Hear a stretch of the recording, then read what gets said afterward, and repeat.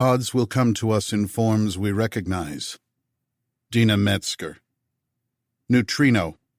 A subatomic particle that rarely reacts with normal matter. A supernova is predominantly a neutrino phenomenon. Prologue. Ice Cube Neutrino Experiment, Amundsen Station, South Pole, Antarctica. January 3rd, 11:52 a.m., New Zealand time. That can't be right. Dr. Xin Rou rechecked the data logs. Dag, could you reboot the AI? Thousands of detectors embedded in the cubic kilometers of ice beneath their feet had just lit up, which was impossible. Even on lucky days, only a few detectors would sparkle to signal the passage of a ghostly particle. The IT team had just upgraded the system with a new monitoring app. Xin bet it was something to do with that. Had to be a software glitch. The Norwegian IT manager's clear blue eyes, earnest grin, and stubbled chin appeared from under a desk. He was a tall, well-muscled man who looked like he'd been asked to win 3 rounds in a boxing match. On hands and knees, he inspected the network cables. I'm on it. Could be the wiring. Might have been the Bolo who set this up. She stole a glance at Dag's backside as he bent over. When he shifted positions, she pretended to be staring out the window to inspect the fronds of hoarfrost growing on an antenna outside. It was minus 32 Celsius out there, about average for midsummer. The sun hovered low in a cobalt sky over the bright Antarctic ice. The closest of the other scientific structures near the Ice Cube facility was the dome of the new South Pole Telescope, beside the BICEP extragalactic cosmic radiation detector, both about 100 meters away toward the ice runway. A C-130 Hercules was in the process of landing on its skis. The lumbering aircraft bounced off the ice in a puff of feathery snow. Resupply missions came in daily from America's McMurdo station on the coast, 1,500 kilometers away over the trans-Antarctic mountains. Another 4,000 passed the emptiness of the Southern Ocean to reach New Zealand. This place was as isolated as you could get without traveling to Mars, and about the same temperature. Anything yet? Xin asked Dag. The man was out from under the tables and in front of a monitor. Still gumbled as far as I can reckon. She guessed that meant no. Xin checked her phone. Just before noon New Zealand time. 4 hours back meant 8 a.m. at home. No fiber optic lines connected Amundsen Station to the world. The only comms in and out were via satellites, which were only in range a few hours a day. One was now. She dialed her mother's number. Before the first ring finished, her son's face appeared on her screen. His face beaming with a wide, gap-toothed grin. My tooth came out, Bing Wen said in Guangdong speech. Xin laughed. Did you bury it? She replied in English. And, bed. He replied haltingly, switching languages. And I hope I have a mouse. The tooth of a mouse, Xin corrected. You hope you have the tooth of a mouse. A month since she left. Felt like a year. She wouldn't be able to hold her 6-year-old until he was halfway into his 7th turn around the sun. Xin and her husband had separated 2 years before. Not divorced. Not yet. And she'd had to leave Bingwen with her parents.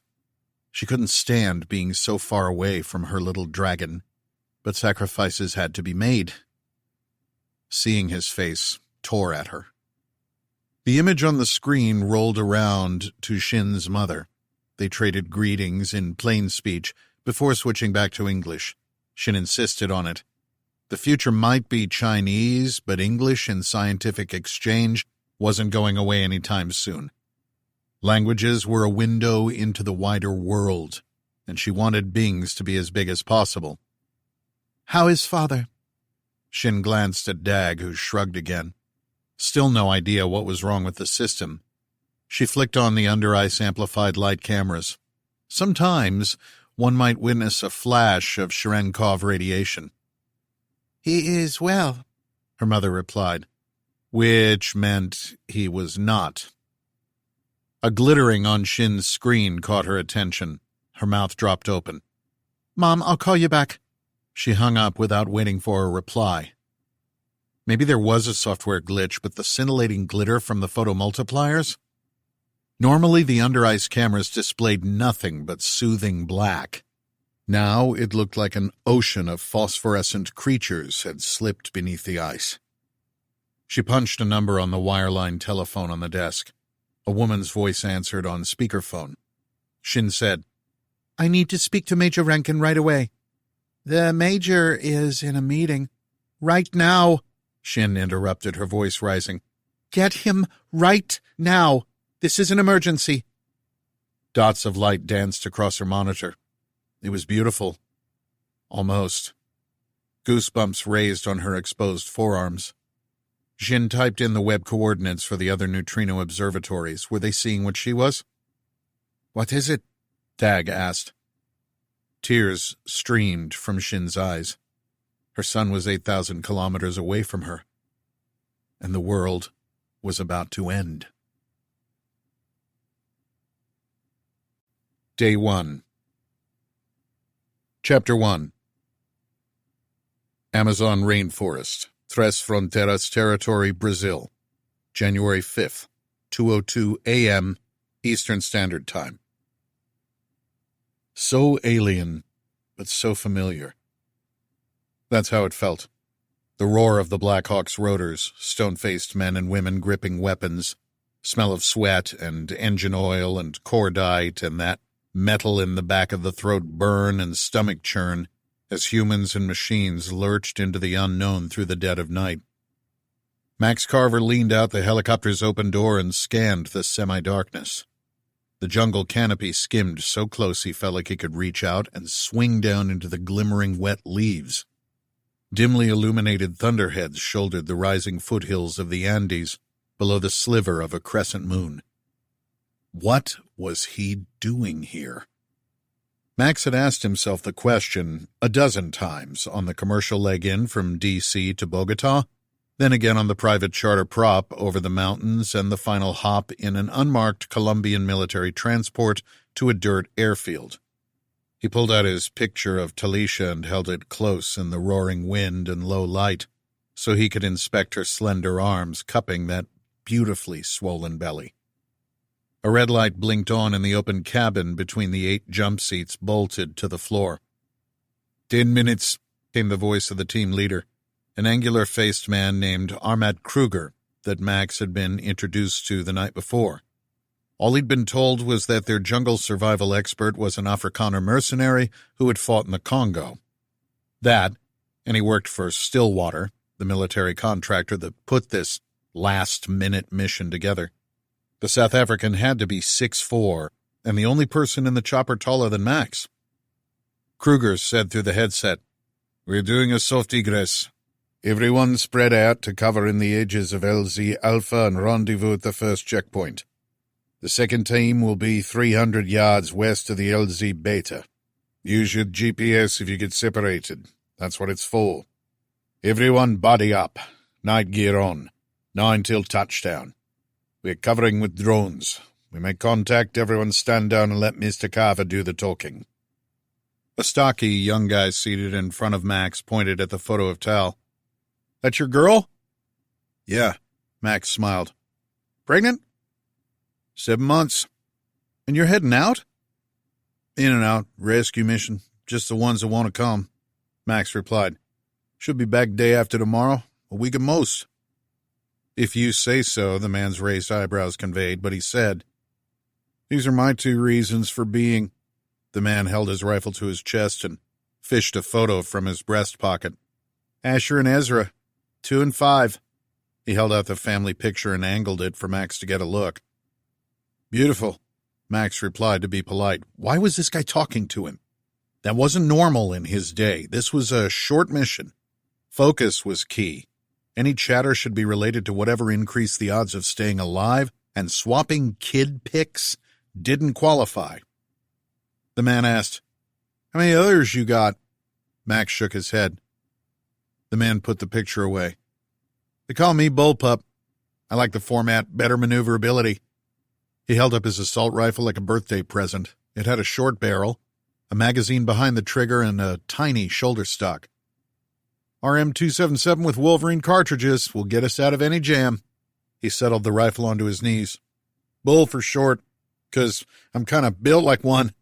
I heard Colonel Buchanan contacted you personally for this, invited you to a White House dinner? I didn't even get a meal coupon at Outback. He was my staff sergeant back in Afghanistan. Where are you from? Louisiana. Nebraska City. Cornhusker. They said you were military, but not no more? Truck driver. Pardon me? Rust Belt, big rigs, Midwest to New England mostly. Truckers don't carry weapons? Not this one. Max hadn't touched a gun in years. That whole side of his life he had tucked away, tried to forget. Now he was married and had a child coming. Would he be a good father? Or was he running? He told himself he wasn't, but he bet his own dad had convinced himself of that. This time he couldn't drift through it. It wasn't just his life anymore. 6 minutes, Kruger announced over the headset. When Max used to ride in on these horses 24 years gone past, they had the old M60D machine guns pointing out the sides. Now, it was miniguns and drones.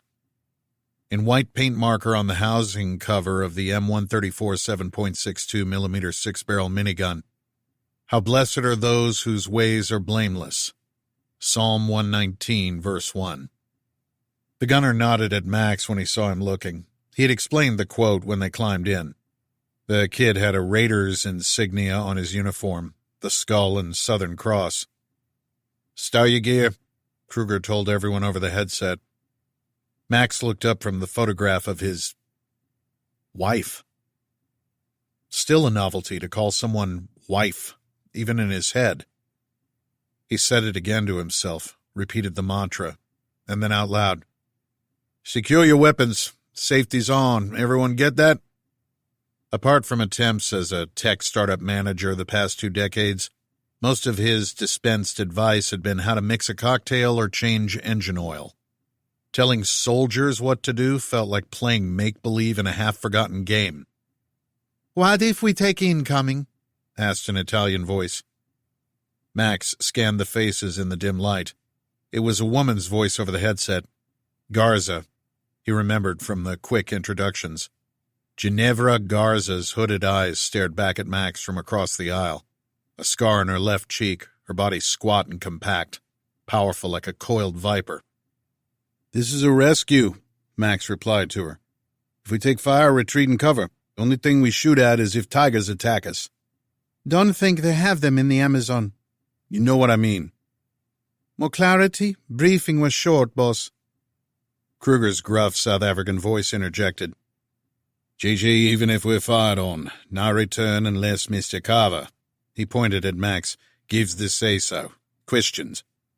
His eyes glinted dark like the surface of a river at night, his black hair slicked back against tan skin.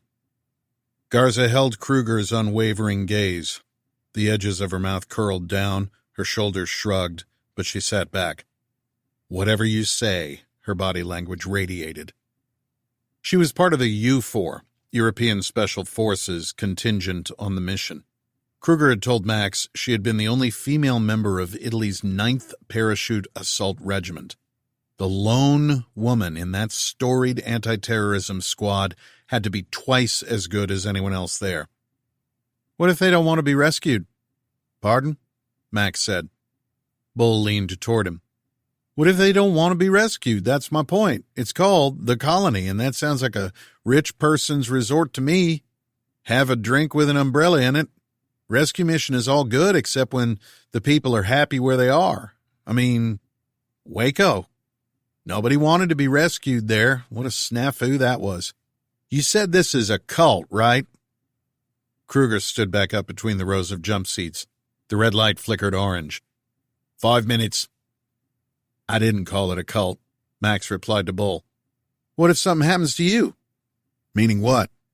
If you pancake out that door and can't give the word to fire back, then who does?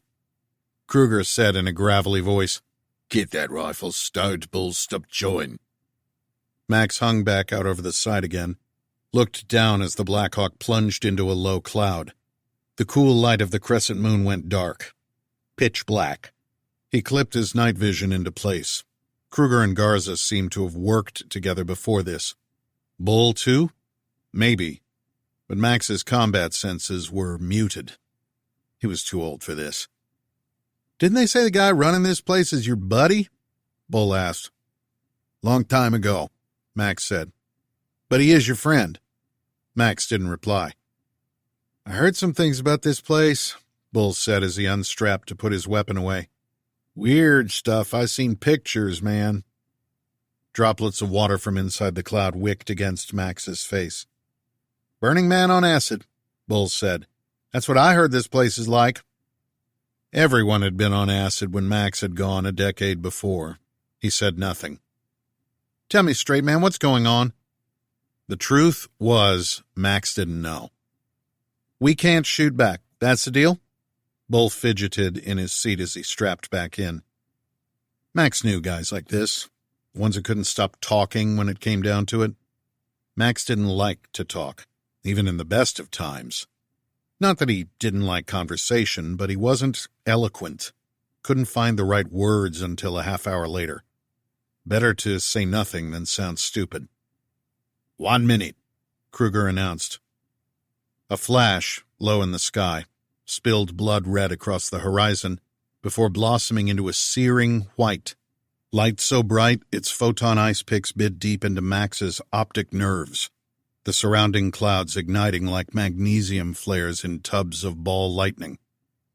Max cursed and squeezed his eyes shut, flipped up the night vision and pressed the balls of his hands into his eyes to ease the pain. The glowing afterimage burned bright green. Was that a nuclear blast? No sound outside the roar of the chopper rotors. He opened his eyes for an instant but had to close them immediately in lancing agony. Tried again, squinting hard. His vision swam through watering eyes. Incandescent tendrils appeared draped across the sky, pulsing orbs between them like schools of neon jellyfish scattered through the heavens. Blue skies. The sun shone bright, low on the horizon, brilliant like a diamond on fire, but tiny, compressed into a pinpoint. The chopper burst through a billowy blue-white fog bank. The green canopy of the rainforest wheeled below, swearing from the pilots over the headset between calm exchanges of checklists, the ratcheting whine of the rotors as the chopper angled. Max clenched his jaw, held tight as the bird whipped around. Black of night a second before, but now clear daylight as if transported through a wormhole and into a blinding future of snow-capped mountains in a cyan sky of anvil-topped thunderheads. Warning alarms wailed in the headset. Engines strained as the Black Hawk spun. Bull was out of his seat, grappling for help. With his right hand, Max took hold of the guy's hand as he slipped out the open door, then grunted with effort as Bull's full weight ripped at his arm socket and jerked him sideways. The horizon tipped at a stomach-lurching angle as the chopper went into free fall before high-loading G-forces slammed Max back in his seat. Branches and leaves whipped through the open door, tore at his arms and face as metal screeched in a rending, juddering roar. Max strained and held tight, one hand clasped with Bull's, the other still gripping his picture of Talisha. Chapter 2. Le Croissant Café, Burlingame, California, 1:22 p.m. Pacific Time. Talisha Carver sipped her latte and watched the TV in the corner of the cafe. The last time a supernova was visible to the naked eye was in 1987, said a thin woman with short, cropped gray hair, whose on-screen title identified her as Dr. Rita Owen, director of the National Science Foundation. I remember it clearly, as I was doing my undergrad in astronomy at USC at the time. There have been quite a few visible to the unaided eye throughout recorded history. How many exactly?" asked the news anchor, a young, square-faced man in a dark suit and red tie in the bottom right box on the TV screen. "In the last 2,000 years, this is the 9th one we know of." "So these are regular occurrences?" "Like clockwork. Several ignite in our galaxy every century. In the year 1054, one was even visible during daylight in blue skies for a year. The event noted in literature around the world. The remnants are now known as the Crab Nebula." The news anchor paused to take a serious look into the camera. "The big questions all our viewers want answers to. Is this dangerous? How bright is it now?" "Like a crescent moon, but in a single pinpoint," Dr. Owen replied. "As yet, we're not too worried. I want to remind your viewers that the supernova we are now calling Aeon appeared almost directly over the South Pole and is not visible from the Northern Hemisphere." "Which is all very well for all of you in the Northern Hemisphere," countered an agitated-looking man in another on-screen box, his accent Australian. "Do we even know how far away this thing is? How bright it will get?" Dr. Owen paused to scratch her face. "We're still evaluating." "The dose of ionizing radiation last evening might have wiped out a lot of what remained of the ozone over the Antarctic," the man interrupted. "Do you have any idea—" Tal turned her attention away from the argument ensuing between the scientists on the TV and sipped her latte again. 1 cup of coffee a day. That was her limit. She cupped her left hand under her belly and felt the baby kick. He always woke up when she had coffee, or ate something greasy and sweet. A few crumbs, the only remains of an almond croissant on a plate in front of her. She had a table by the open window of the cafe. A warm and pleasant day for January in Northern California. Blue skies with a few puffy white clouds. Families walked by outside on the main street of Burlingame. A busy Saturday of shopping and errands and coffees with friends. Cars lined up at traffic lights in both directions. The Walgreens across the street had large signs up announcing discounts on Christmas merchandise. Just a regular day. More or less. A line of lunchtime customers stretched out the door beside Tal. All of them stared down at their phones. At the tables outside, people peered at their screens. Most of the people walking by did as well. Everyone watching videos taken when the supernova had ignited 8 hours earlier.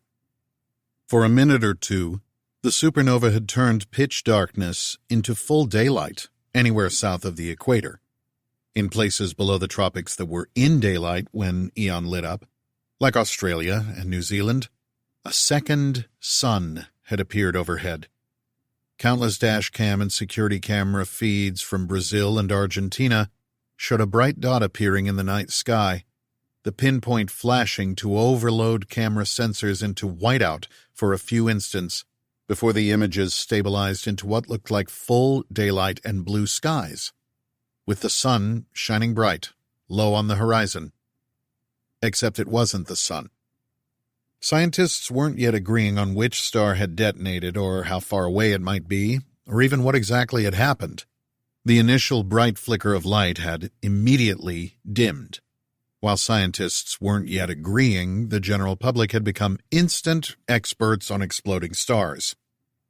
"Supernovas come in 2 main types," said the news anchor on the TV.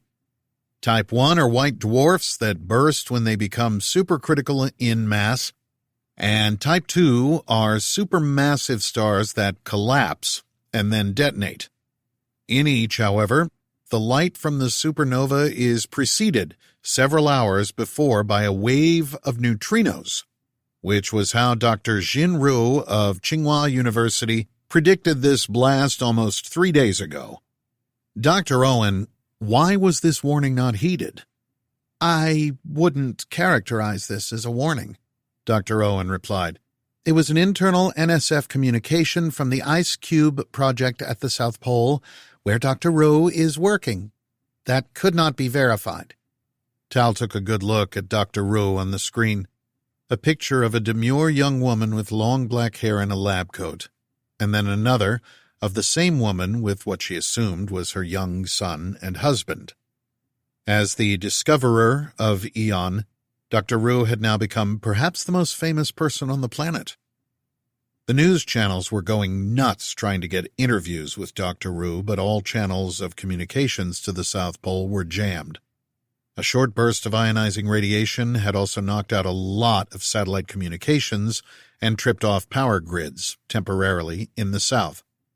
2 airliners had almost crashed.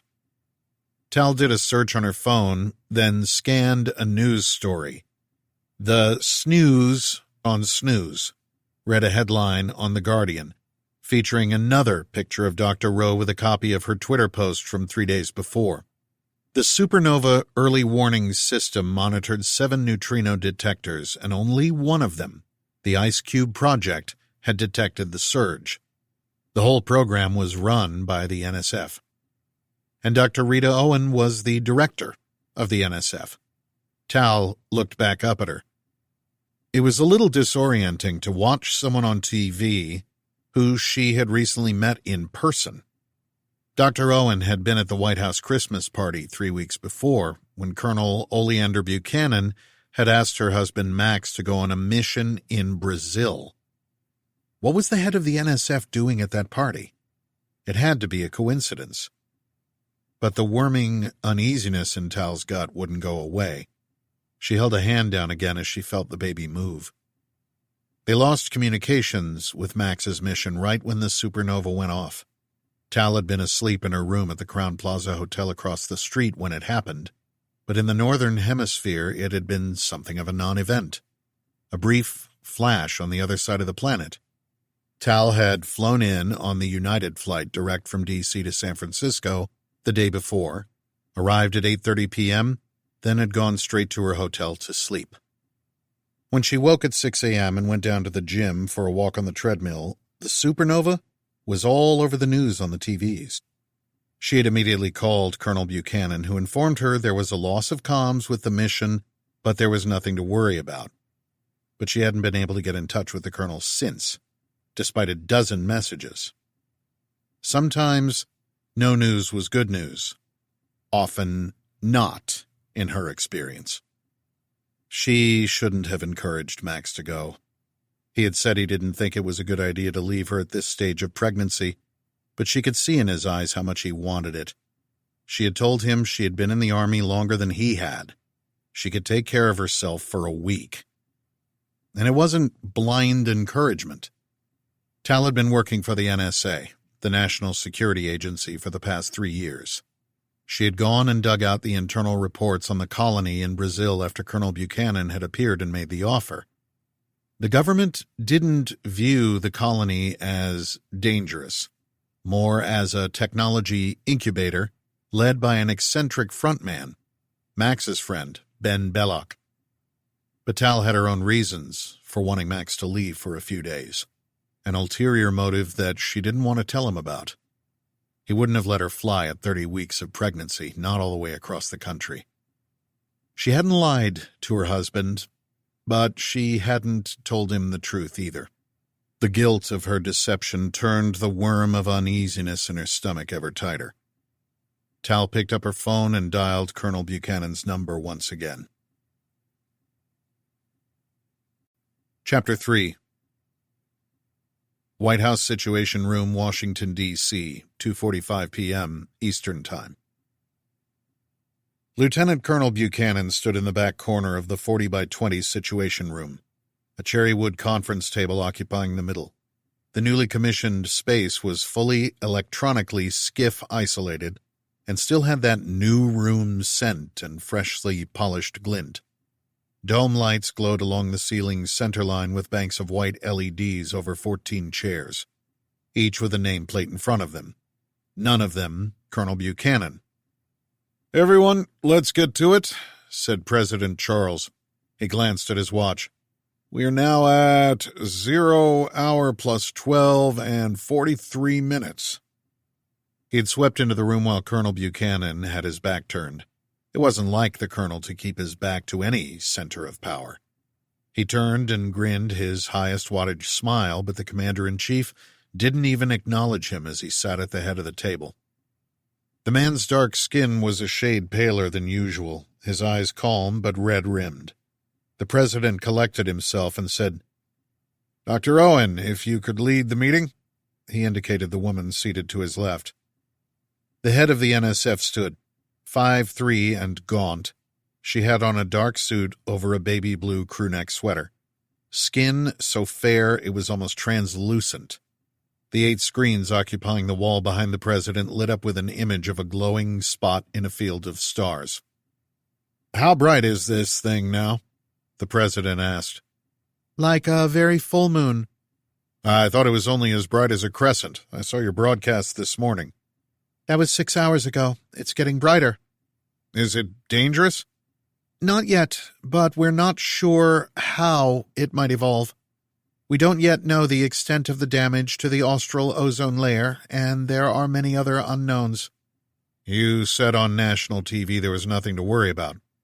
"Those were the instructions from your office, sir," Dr. Owen said quietly. "Not to induce panic before we knew what we were dealing with." The president took a sideways glance at his communications director before saying, "I just received a request from your office to ground all domestic and international flights. Can you be more specific?" "Sir, typical supernovas take weeks to reach maximum intensity, then fade over months or years, but this," Dr. Owen cleared her throat, "is an atypical event." "Are you worried we'll see more of these bright flashes? I need a simple answer." "Sir, so far, there isn't one. We are updating guidance as we get more information. On the screens behind you are the latest images of the astrophysical anomaly. These views come from the European Union's Cheops satellite operating in sun-synchronous orbit, about 800 kilo... "Can't we get images from Hubble, James Webb, one of our own?" asked a gruff voice from the middle of the table, a man Oleander recognized as the chair of the Senate Committee on Armed Services. "Hubble's circuitry was damaged in the initial burst. Same for Webb. There are 7 other optical wavelength orbital observatories we have access to, including this one, and a handful of gamma and X-ray satellites, but all were damaged in the flash. Most have been offline since." "Please," interrupted the president, "let's keep this moving." Dr. Owen nodded and said, "Cheops is a small satellite designed for measuring the size of exoplanets, not optimal for these purposes. Our best guess is the anomaly is tens of light years away. This from data based on the size of the luminous disk, which we are having difficulty imaging due to its intensity and position. In the next hours, we should get more precise estimates as new observations can triangulate. The wavefront is distorting our measurements." "Wavefront?" asked the president. "Ejecta mass expanding around the anomaly." "You call it an anomaly," the president said. "This isn't a supernova?" "A stellar detonation, certainly, but it's behaving unusually, as I said." "What about our early warning system, which the NSF operates?" Dr. Owen nodded. "Detectors at the South Pole initially detected a huge surge of neutrinos, and given the intensity, we had anticipated seeing light from the blast within a few hours. But after a full day had elapsed, and based on the improbably large reading at the Ice Cube facility, most scientists were looking for another explanation. Other detectors in the network were inconclusive or offline." "The snooze on snooze. That was the headline I got with my morning coffee. Why am I getting my information from The Guardian and not my own team?" "Sir, the 2 detectors at the Gran Sasso lab in Switzerland were under renovation. The Canadian project unfinished, and the Super K in Japan was in the process of upgrading with gadolinium. The Chinese reported that Daya Bay was offline. With only one report of such an abnormally large reading, we were looking for other explanations. But 65 hours after the reported neutrino surge, we had a 2.3 solar flux event." "English, please." "The anomaly lit up to more than twice the brightness of the sun for a few minutes before dimming. It's what's called a breakout flash, before the main sequence of a supernova's light curve. That flash included a burst of gamma and X-rays, that irradiated the southern hemisphere last night and interrupted power grids, much like a thermonuclear electromagnetic pulse called an EMP. Are we going to see more of these? We don't think so, but the point is that supernovas can ignite in ways we never thought possible. That's why we need the data from the South Pole observatories that were pointed up at this thing when it went off. Which Dr. Xin Rou, a Chinese national, is collecting. Dr. Rou had impeccable credentials, sir. We have people on the ground monitoring the situation at Amundsen Station. And what's the data telling us? First impressions. Sir, it's on its way. A man whose nameplate identified him as the Chief of Staff of the Air Force held up a paper from the middle of the table. Drives from observatories at the South Pole were copied. Can we wire it over? Satellites? Petabytes of information, sir, would take months to transmit even if we could, and the DSCS geostationary serving the South Pole is offline. Physical transport is the only option. The first full package of data is arriving now at McMurdo Station on the coast of Antarctica. A few hours after that, it will be en route to Christchurch in New Zealand on a C-17 Globemaster. We'll get it on a high-speed interceptor from there. Tomorrow night, we should have it here. Tomorrow night?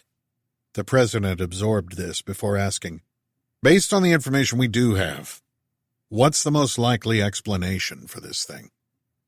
Dr. Owen replied, Sir, a white dwarf. They are dim, cooled-down leftovers of stars as massive as our sun, yet sometimes smaller than our moon. They can ignite into supernovas somewhat unpredictably, and they're everywhere around us.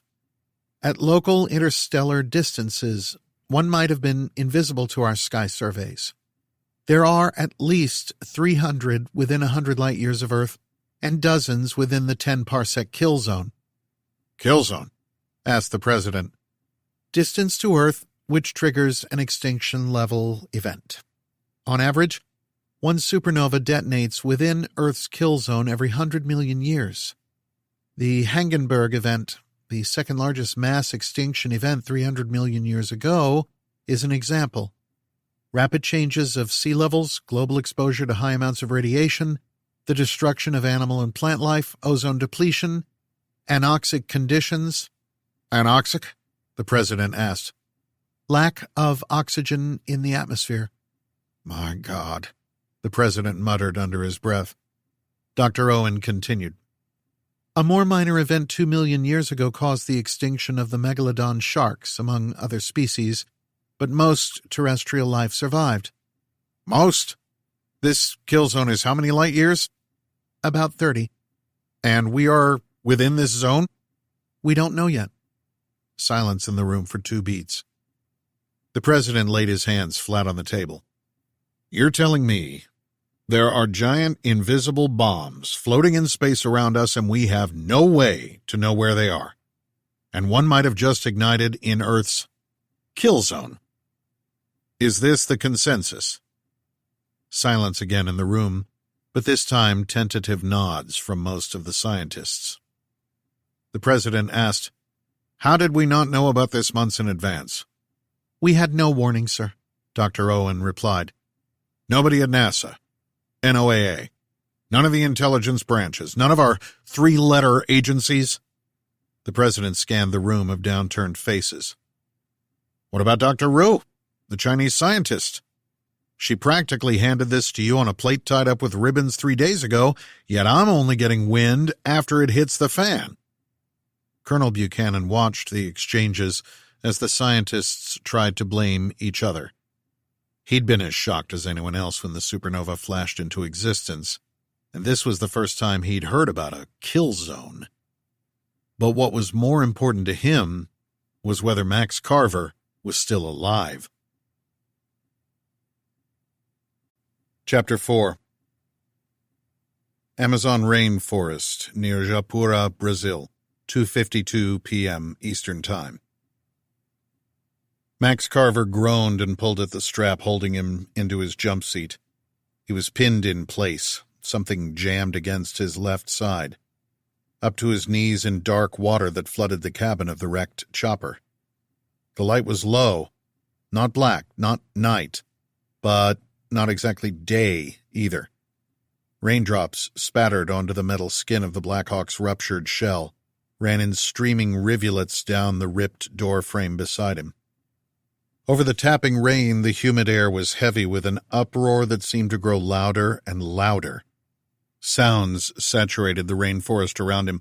Even the trees seemed to pulsate with it as the din ricocheted off the high canopy and cascaded back to the ground on a tidal wave of buzzing and shrieking and clicking. A clear, flute-like bird song rang out between the chirping of unseen frogs pounding out a collective beat from the forest floor. The taste of copper in his mouth. He spat out a mouthful of blood, leaned his neck forward.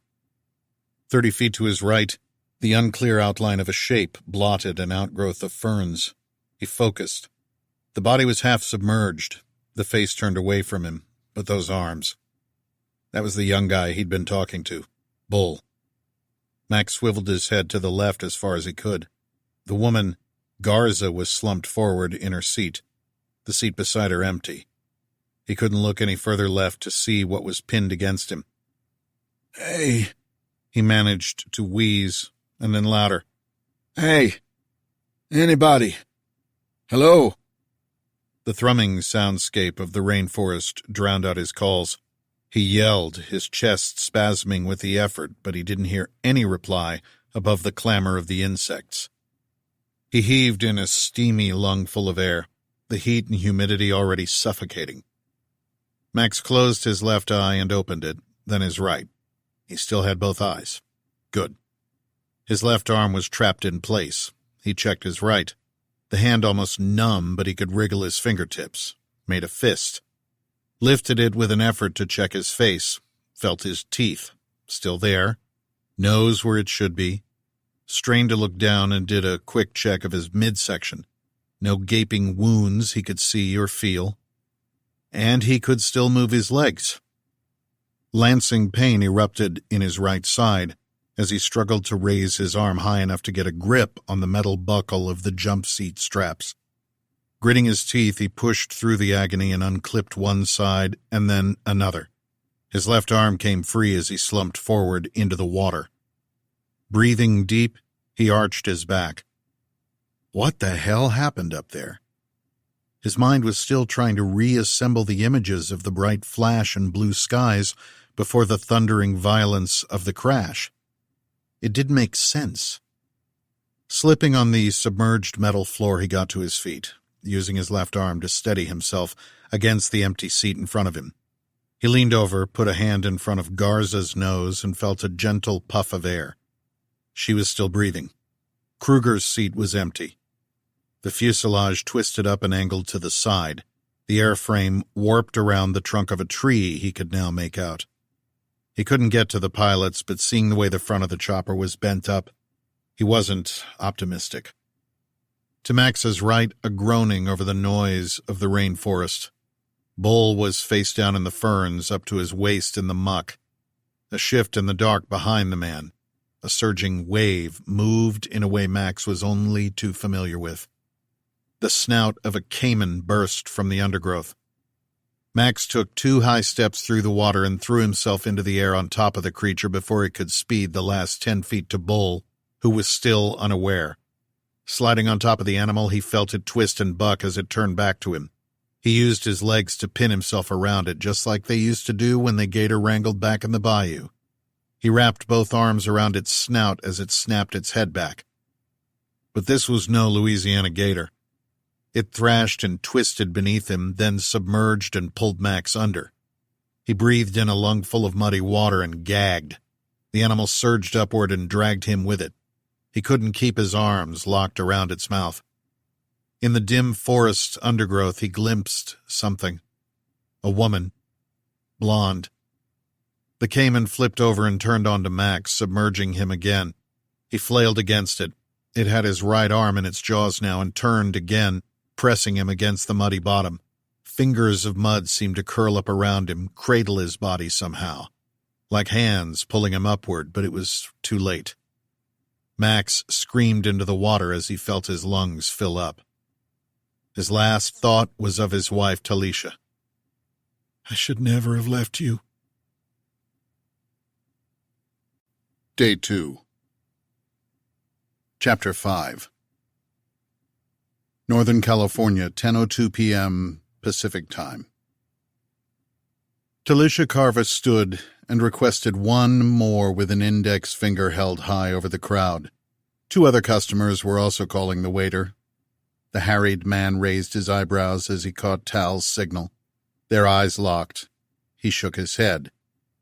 She jabbed her finger in the air again before sitting down. The lights of San Francisco twinkled over the bay. Tal had a 4-seater by herself right on the waterfront terrace of the Trident restaurant in Sausalito. The day before, the mood had been calm in the streets, but today there was a nervous energy in the air. People walked by with their eyes down, shopping bags packed high in the backs of SUVs. Not everyone was worried. The bar here was packed. She wore a cardigan, but the propane heaters couldn't take away the midwinter chill coming off the Pacific waters churning under the Golden Gate. Usually nobody would be outside at this time of year, but this was the best place to witness the spectacle. Tal stared past the lights of the Bay Bridge at the purple line of the supernova's glow on the southern horizon. She felt the baby flutter and put a hand down to soothe him. Her husband had wanted children, or at least said he did, but she knew a part of him was afraid of being a dad. Max might be reluctant, but he was going to be an amazing father. She just needed to get him back here with her. "What have you gotten yourself into, Max?" Tal muttered under her breath. Him going off on a mission into Brazil was as much her fault as his. More her fault, really. The guilt of her deception still turned uneasily in the pit of her stomach, but then she was already here, and maybe now there was even more of a reason for her to be. The waiter hustled through the crowd. He wore jeans and a black vest over a t-shirt, the sleeves rolled up on his bulging arms like he'd just been to the gym. His black hair combed back to one side. "Ma'am, you're going to have— Please, I know I'm taking up too much space." The man's biceps twitched as if that were exactly what they were thinking. "Ma'am, please, take a table inside to the front. Rules are just a little longer." 3 hours ago, she had promised the waiter that her friend was about to arrive. 1 beer and no food order later, and her welcome had worn out. Bicep Boy put his pad into his fanny pack. "Ma'am, I'm going to need to speak to the manager." "Please?" He relented. "What do you want, ma'am?" "A Coke?" She smiled as pleasantly as she could. "Please, just a soda this time." The man returned her smile and turned back into the crowd toward the bar. Still no contact with Max's mission. Some of the cable channels were predicting that commercial flights would begin again tomorrow. It was like watching the news about a novel virus emerging on the other side of the planet. Frightening in a distant way. Something to occupy her over morning coffee as she scanned news articles or catatonically sat in front of doom-mongering cable stations. But would it really affect them up here? Aeon was shining on the opposite side of Earth from America, with the entire planet blocking and protecting the North. As normal as things still felt, some were starting to panic as Aeon steadily brightened. Internet stories circulated showing empty toilet paper and flour shelves at grocery stores. Half the country was heading for the hills, while the other half said they were overreacting. A glass of dark soda dropped onto the table in front of her. "This drink is on us," the waiter said. "Sorry about earlier."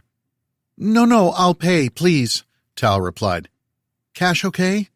No credit cards, no trace. Bicep Boy was working for tips. A full table, dinner for 4 would be, $40 in tip? She handed him 3 20s. He held up his palms. "On us, ma'am." She proffered the bills. "Take it as a tip." "Come on, I've worked tables too." "Please." "Sorry again for giving you a hard time. Stay as long as you want, ma'am. Appreciate the tip." He gave her a genuine smile this time and took off to the next table. Carrot and stick. Always use a carrot and stick. That was a lesson her father, who grew up on the rough streets of L.A., had taught her. Although he had been better at the stick part, which was why her mother had left him when Tal was 10 years old, picked up and left America and gone back to Israel and her family there. Her mother had taught Tal that it was always better to leave people happy if you could. You never know when you might meet them again, or need them again. She took a sip of the ice-cold Coke and returned to staring past the twinkling lights of San Francisco at the thin purple haze of Aeon. It looked harmless from here. Quiet, serene. But was it her imagination, or had Aeon's glow become brighter? Its color shifted. The glow wobbled and shimmered. A presence loomed next to her. Without looking up, she said, "Love is the law." That was the agreed code. A heavy-set man, 6'2", in a velvet black hoodie lined in red, slumped into the chair in front of her, his back to Aeon. His face was covered, and in the outdoor lighting from above, only his full lips and wide chin and scarred cheeks were visible, eyes dark beneath the hood. His forearms dropped onto the table, one to each side. Large, soft hands, but with powerful fingers that looked like they could dig into rock. The breeze brought a pungent mixture of what smelled like cinnamon and cloves. Tal leaned back and away from him. The man asked in a low voice, "Can you do what you need to do here?" Accent flat, but definitely American. "It's risky," Tal replied, "but I can do it." Flying home tomorrow wasn't an option anymore. He reached across the table and deposited a memory key in front of her. "Install what's in here behind the NSA firewalls, from inside the Security and Operations Center. You understand. You need to run the exploit from inside the SOC." Tal cocked her head to see behind him. The glow of Aeon was definitely brighter. The murmuring conversation from the crowd rose an octave in pitch. People around them pointed at the horizon. The man said, "We need to expose them before the AIs control us." This was the first time she had met, in person, this contact who went by Monk. "Algorithms are the new gods," Monk continued. "We've become their byproducts. They control our food, logistics, even the way we think. They knew about Aeon before it happened." The way he spoke gave Tal the unmoored sensation of falling down a conspiracy rabbit hole, but then again, what had she expected? This was transactional. She wasn't trying to make friends. She needed his black market network exploits, a zero-day hack nobody else had access to. She held a hand to her stomach as the baby moved. "I'll install it as soon as I can," Tal said. "You shouldn't drink," Monk said. "You should mind your own business." "This is my business. You're pregnant. You never told me that." "That is absolutely none of your business, but yes, this isn't easy for me." "Isn't easy." Monk pulled back his hoodie. His head shaved, maybe early 30s, flat nose. Even in the dim light, his face an ethereal white. He was albino but African-American, and those eyes. Heavy, jutting brows over orbs that seemed to shine red from the inside. His corneas pink and scarlet-ringed. This was a mistake, Tal realized. In her mind's eye, she felt herself starting to flail on a plunge down a cliff. Monk said, "Ain't easy is my life. You use this phone to keep in touch from now on. They knew about this." He motioned at Aeon behind him. "And didn't warn us. Things have changed." One meaty hand dropped a cell phone on the table next to Tal, an old model, flip phone. He said, "They're inside everything. Use old tech anytime you can. Oldest you can. You understand?" Gasps from the crowd. A shimmering yellow tendril snaked high into the night sky behind Monk, his skin translucent milk as the glow of Aeon burst into auroras in the heavens behind him. "Let me tell you what we need to do, Talisha," he said as he leaned in, his hands big as dinner plates as he raised them around her. Chapter 6. Location, undetermined. Time, undetermined. Max Carver watched poison dart frogs peep below palms leaning in through the open bedroom window, the drumming of insects in the air. A dragonfly buzzed above a rhinoceros beetle that reared to defend itself. Max slid under the covers of the bed and luxuriated in the nearness of his wife for a moment. In his romantic relationships, Max noticed that some people, when you smelled them, really drank in their natural animal muskiness. They either had the right odor and drew you closer, or didn't feel right and repelled you, and there was absolutely nothing you could do about it. Two people simply had to smell right together. It was either there or it wasn't. From the moment they met, Max and Talisha had snapped into each other like magnets, as if two people had suddenly become one. To him, Tal somehow tasted of honey when they kissed, the sweetest and most potent, her skin smooth to his touch, like the texture of a cup of hot coffee on an easy Sunday morning. Something about her with him was so right. 7 years together. Married 6 months before in a small ceremony at the county registrar after they found out they were pregnant. He couldn't fathom life without her now. Max wormed his way under the covers toward his half-asleep wife. The light was low, just his reading lamp on his side, but sliding over on his back, Max noticed the cracks in the plaster ceiling and the yellowish stain in the corner where water had leaked through. The room's narrow metal-framed door had a rust spot at the top. He propped himself up, glimpsed the threadbare carpet over parquet flooring. At the end of the room, the second-hand cot he had assembled the night before. Sliding into the middle of the bed, Max wedged his right hand under his wife while with his left he cupped her baby belly. He sensed the baby almost like it was inside him. What are we going to name him? He put his head down to her stomach. After your dad? Tal whispered back. Not that asshole. Language, Max said. Why? You think he can hear us? Your dad? Now his wife was being silly. He liked that about her. The baby. Max, honey, come on, seriously. Your dad passed years ago. You should let go. Forgive. And what about yours? You really want to go there? Max exhaled. Sorry, I'm still feeling awkward. In a lull of conversation at the White House Christmas party a few hours before, Max had started explaining his failed business to Colonel Buchanan and the senators and members of Congress. The logistics of a small trucking outfit hadn't illuminated anyone's imagination. He hated small talk at parties. Tal said, It was a good idea, honey. It just didn't work out. She adjusted herself in the bed. I didn't know you and Ben Belloc were so close. I forgot you ever mentioned you were friends. You don't talk about him. He was like a brother to me. Tal put a hand to his head. You okay? Max's only biological brother, Charlie, had committed suicide the year before. Maybe accidentally overdosed. He hadn't left a note. Either way, another sad statistic in the nation's siege with opiates.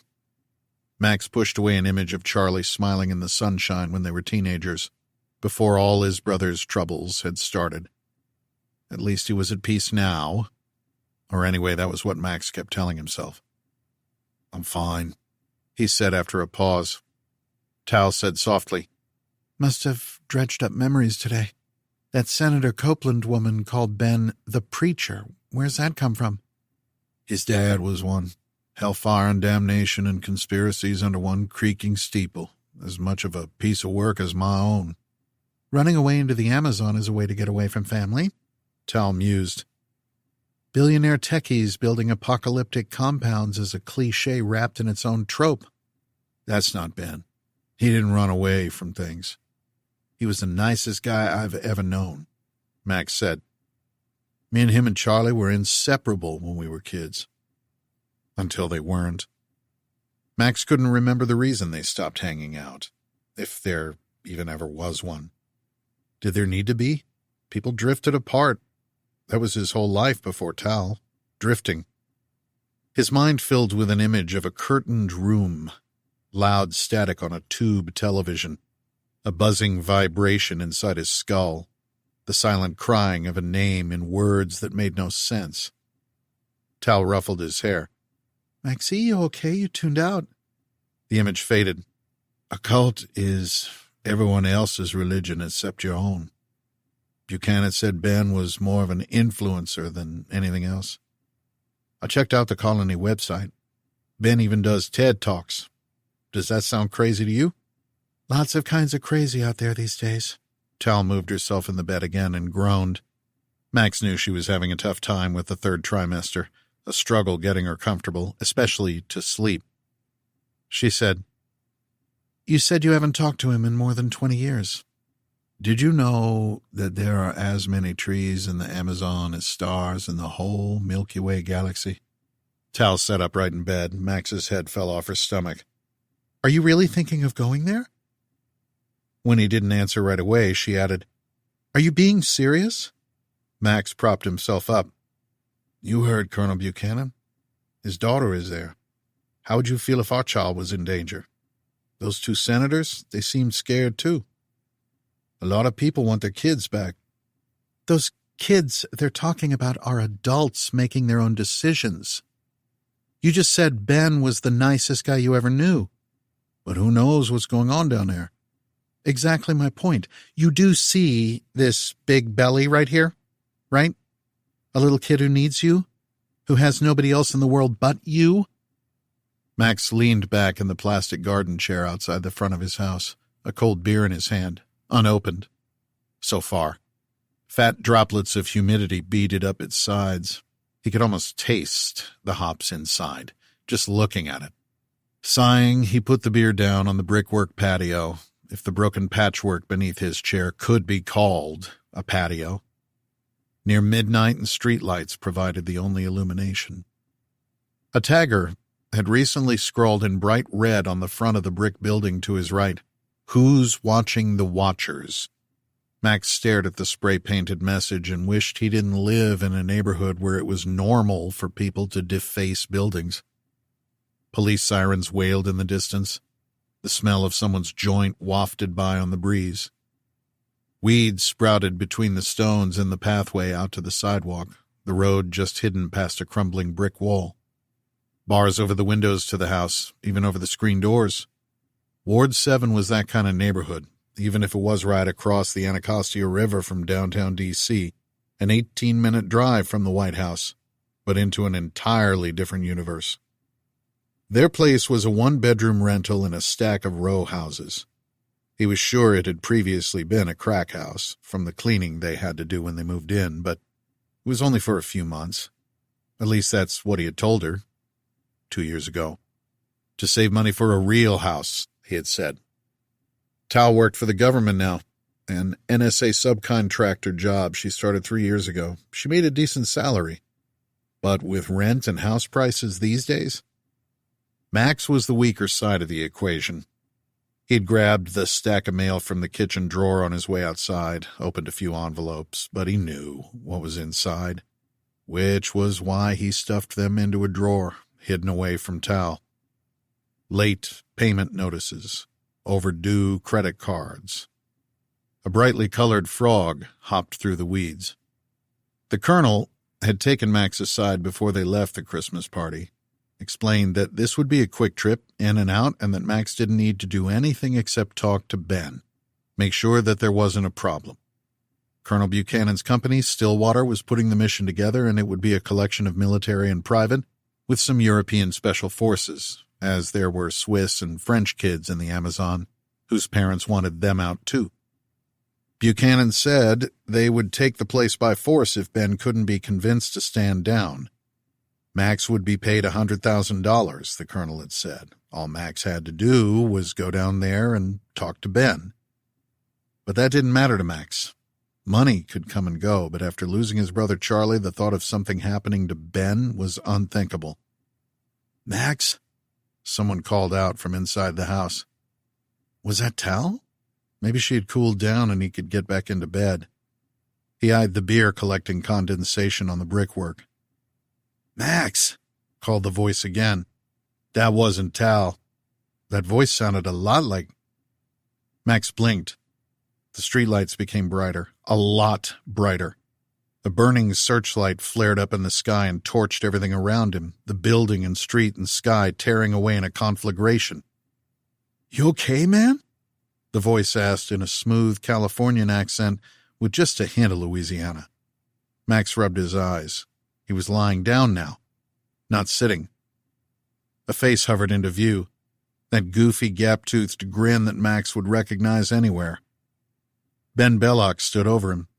"You with me? You awake?" Max came fully conscious, blinked again. The dream of the house and Tal faded, except it wasn't a dream.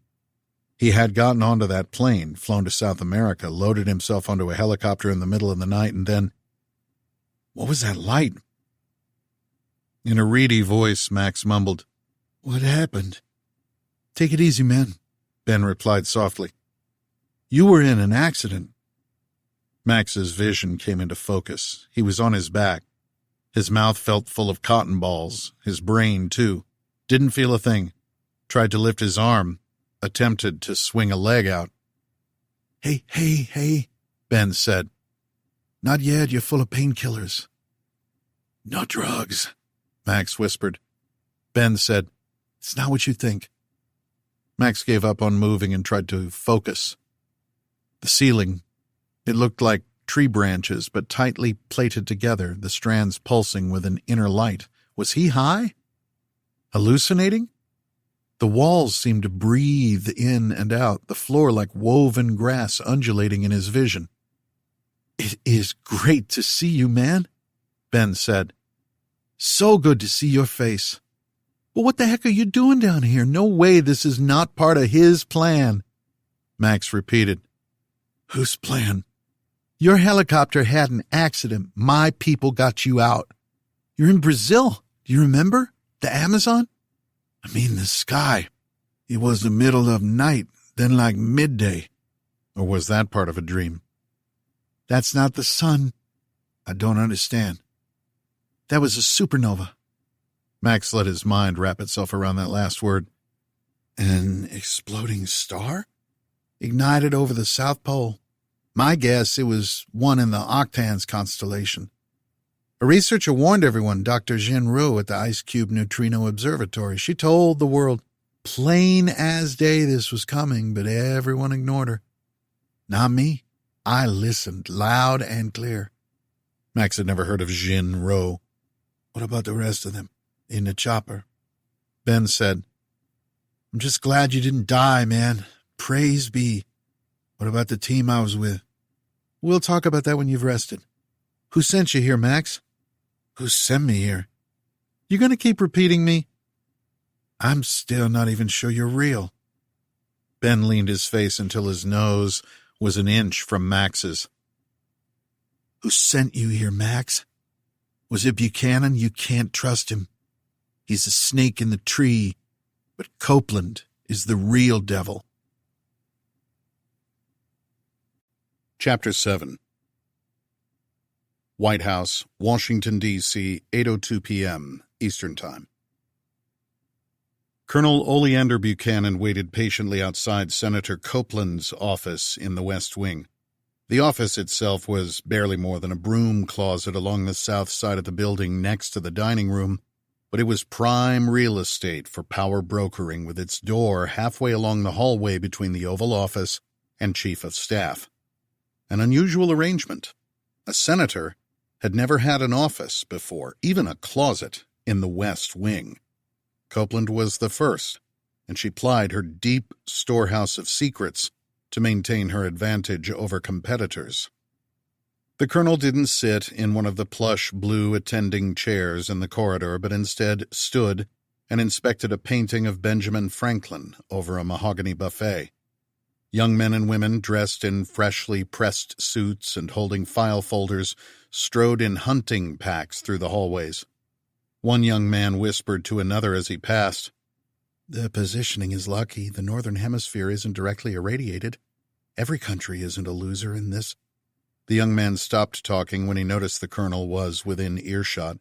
He smiled and carried on along the hallway and only began whispering again in excited tones to his workmate when he turned the corner toward the offices of the vice president. On the television today, Buchanan had watched Dr. Owen repeating her talking points from the meeting the day before, doing the pony circuit on the news channels, explaining that this was the 9th supernova to go off in the last 2,000 years visible to the naked eye, that a bright spot shining on the other side of the world wasn't anything to worry about. The unhurried air in the corridors of the White House certainly reflected that. "Have we heard anything yet?" Senator Copeland appeared from her doorway and closed the polished wood door with a heavy click and chunk of the sliding bolt. The colonel turned from watching the two young men disappearing around the corner. "We re-established communication with Javelin," he replied. "Belloc knew we were coming." "We knew that. Has the mission changed?" "Not the core objectives." "Even with this?" Copeland strode past him toward the Oval Office, then turned left past the Roosevelt Room. The colonel followed her. "Especially because of this." "Is Carver still alive?" Senator Copeland stopped at the closed entrance to the cabinet room. "He's with Belloc now," Colonel Buchanan replied. Copeland waited outside the cabinet room, her hand on the door. "We find out what Belloc knew, if there is any connection, and we stop the project. Is that understood?" "Stop." The colonel clasped his hands behind his back. "Our priorities have changed." "My daughter is still down there." She considered him a moment, nodded, then opened the door to the cabinet room. The president sat in the middle of the large mahogany conference table, dressed in a dark suit and red tie, the Stars and Stripes flag behind him. The vice president sat to his left, scrawling notes on a pad in front of her. The curtains to the rose garden were open, the grass dark beyond the floodlights along the west colonnade. 3 dozen men and women, most in suits, some with their shirt sleeves rolled up, occupied seats 2 rows deep around the central conference table. Empty coffee cups and water glasses were scattered between pads of paper. As head of the Senate Intelligence Committee, Copeland took an empty seat waiting for her opposite the president and next to the Director of National Intelligence. The colonel took a seat by the wall. At least he had the time to go home and get a shower, change his clothes. The meetings with the scientists had begun downstairs in the Situation Room and progressed upstairs into the Cabinet Room next to the Oval Office, so the president could check in more easily. Dr. Owen had returned to the meeting already in progress, or rather, that was never ending. She was still in the same baby blue crewneck sweater, but had ditched the dark suit of the day before, her short hair now disheveled. She said, "It's still a fraction of the intensity of the sun, but the pulse of heat caused by the initial flash might have vaporized a vast quantity of water in the Southern Ocean that could send a shock wave of weather systems around the Southern Hemisphere. Temperatures have spiked by 10 degrees over the South Pole, sir. The Northern Hemisphere's weather hasn't been affected much. Not yet. But it will be." The representative whose nameplate identified her as being from the National Oceanic and Atmospheric Administration said. "In a day, the continental U.S. will start to see increases in precipitation, the same right across the entire Northern Hemisphere. Soft X-rays are thickening the ionosphere and destroying ozone at the same time." "In the South," the president said. "The ozone layer is intact here, correct?" "Yes, sir, but these effects will propagate unpredictably." A man at the far end of the table said, "With the acid rain from the nitrides already induced in the upper atmosphere spreading, we might be looking at a large loss of crop yields in the next year. Food shortages, mass human and animal migrations, major disruptions in the global supply chain." A general murmur of agreement. The president said, "Ladies, gentlemen, I have just about every head of state waiting for a phone call on this. I need an action plan. Governments all over the world are at a standstill, including ours." "Sir, I think now is the moment we need to bring out the National Guard," Senator Copeland said, "to send the message to the states that we intend to keep order." The president acknowledged her and nodded, then asked, Dr. Owen, did we even identify which star this might be yet? We're still operating on the idea that this is an unusual white dwarf detonation, sir. The closest we know of is Sirius B, 8 light-years away, but not in the right location. Sky surveys mapped dozens nearby, but the problem is that we might never have detected a 10-billion-year-old white dwarf below G17 magnitude. I disagree, said a voice from the back of the room. That it couldn't have been detected? Dr. Owen scanned the room to see who was speaking. A dark-skinned man stepped from the corner to the left of Colonel Buchanan to the edge of the table. He was Dr. Roberts, someone Buchanan had only ever seen on television before, on public broadcasts, head of the Harvard-Smithsonian Center for Astrophysics. I disagree that this is a white dwarf supernova, Dr. Roberts said in a deep baritone.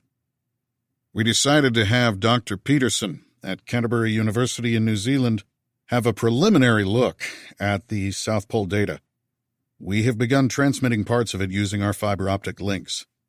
Isn't the data supposed to be en route here now by a high-speed interceptor?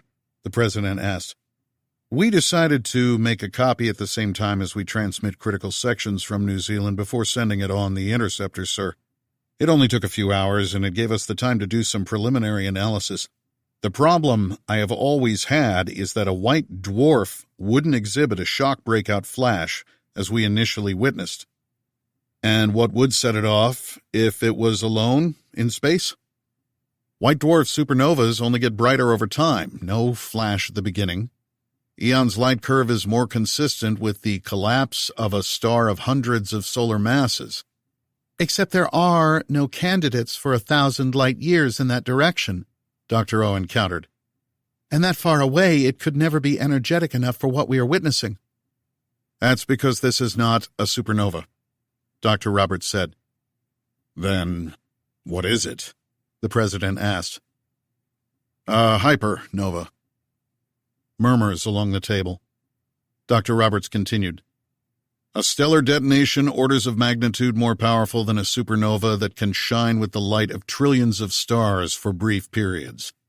I believe what we are witnessing is the hypernova ignition of the star R Octantis in the constellation Octans.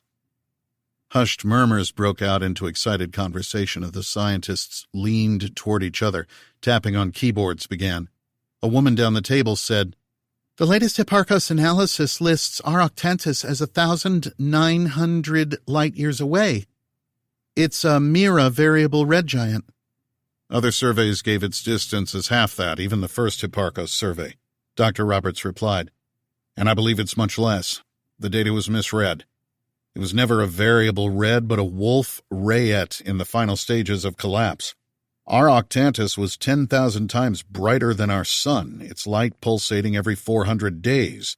But Dr. Peterson's initial analysis leading up to the event shows the variable period had shortened to just weeks. We think it reached a critical instability. The light curves fit my models. Dr. Owen, the president turned in his chair. She paced back and forth along the wall before answering. They're rare, but not out of the question. The energy output could match a hypernova or rotational collapsar, which might explain the long lag time of photons after the neutrino burst. Hypernovas have different life cycles than other supernovas. The president said, I need a consensus. That's what this is? Does it make sense? Do we go with this? We need a roadmap, something to tell the nation. Give us a few hours, Dr. Owen said after exchanging words with her colleagues. We'll need to look at Dr. Roberts' data and talk with Dr. Peterson in New Zealand, but there could be some good news in this, sir. Hundreds of light-years away, the ejecta wall will take millennia to get here and will dissipate before it arrives. Storms and flooding will be the most challenging problems over the next weeks. The NOAA representative said, Sea level rise will be the biggest problem, in our opinion. We're going to have to evacuate large populations near the coasts. I'm not sure that might be the biggest problem, Dr. Roberts said quietly. Aeon has grown 100 times brighter, in the last 12 hours. Even if it's still a fraction of the intensity of our sun, it's following an exponentially growing light curve. Which has plateaued, Dr. Owen countered. We're reaching maximum intensity or close to it. Ionizing radiation will be a problem. Increased UV irradiation from our sun, acid rain. You're not understanding what I just said, Dr. Roberts interrupted. Your models are based on a white dwarf ignition tens of light years away. A hypernova doesn't match the same curves. On this luminosity trajectory, if it's a hypernova, then in a few days it might be hundreds of times brighter than the sun. The level of energy we are dealing with here has no real limits. Total silence. Colonel Buchanan noticed Dr. Roberts' hands shook ever so slightly. The president asked, "Which would mean?" "The world's oceans will boil into space. The atmosphere stripped away. No humans would survive, no animals, not even microbes. In days, the entire planet might be put inside a blast furnace and incinerated. To know the full extent of Aeon's coming fury, we need as much of the data from the South Pole as we can get." Chapter 8. Amundsen Station, South Pole, Antarctica, 2:12 p.m., New Zealand time. Dr. Xin Rou donned her survival parka and pushed on the release handle of the exterior door. Frigid Antarctic air rushed in and blew sheets of paper from desks. The ice cube office space was a mess, like an embassy that had been abandoned when a war turned wrong. That was barely a metaphor, but nobody was a citizen of the southernmost continent. They were all visitors to this alien world, and now the time to evacuate had come. The howling siren was near deafening inside the metal drum of the ice cube offices. Xin needed a break, so went out, into the open air. The sun hung about 23 degrees above the ice, which was also the tilt of planet Earth relative to the plane of its orbit. From Amundsen Station's perch at exactly 90 south, the sun rotated all the way around the horizon at the same height every day, over the weeks slowly rising and falling until the 6-month-long night began and the process repeated. She held up one hand to block Aeon's light. It had grown rapidly in intensity the past half-day to become a quarter as bright as the sun. Its rate of increase seemed to be flattening, mercifully. But how hot would it get? Nobody knew. The energy output was seesawing up and down. Aeon's pinpoint had become terrifying. But quiet, implacable. The shining supernova hung directly overhead at minus 87 degrees of declination in celestial coordinates and wavered only slightly in position every few hours. It was the new South Star, taking over from Sigma Octantis, which used to be the only faintly visible star within a few degrees of the southern pole. Was Aeon one of the other stars in the Octans constellation? Most of them were hundreds of light years away, some thousands. It didn't make any sense. Her walkie-talkie squawked. A voice said, "Xin, you guys okay over there?" It was Susan, the evacuation manager at the loading station. Xin keyed the device and said, "Loading bags now. Be at your location soon. 10-4. Don't get wrapped up with blue eyes." A joke, but also an insinuation, as if Xin was having an affair with Dag, which was a rumor going around the station. Unfounded, even if Xin did enjoy spending time with the man. Amundsen Station had seemed almost powered by innuendo before Aeon had changed every conversation. No more than a dozen people left now. Another voice squawked over the walkie-talkie. Dag's Nordic-British accent said, "Don't stay out there too long." She thumbed the button and answered, "I won't. Talked to the pilot coming in. You know how famous you are, off ice?" She didn't reply. Xin still found it hard to believe.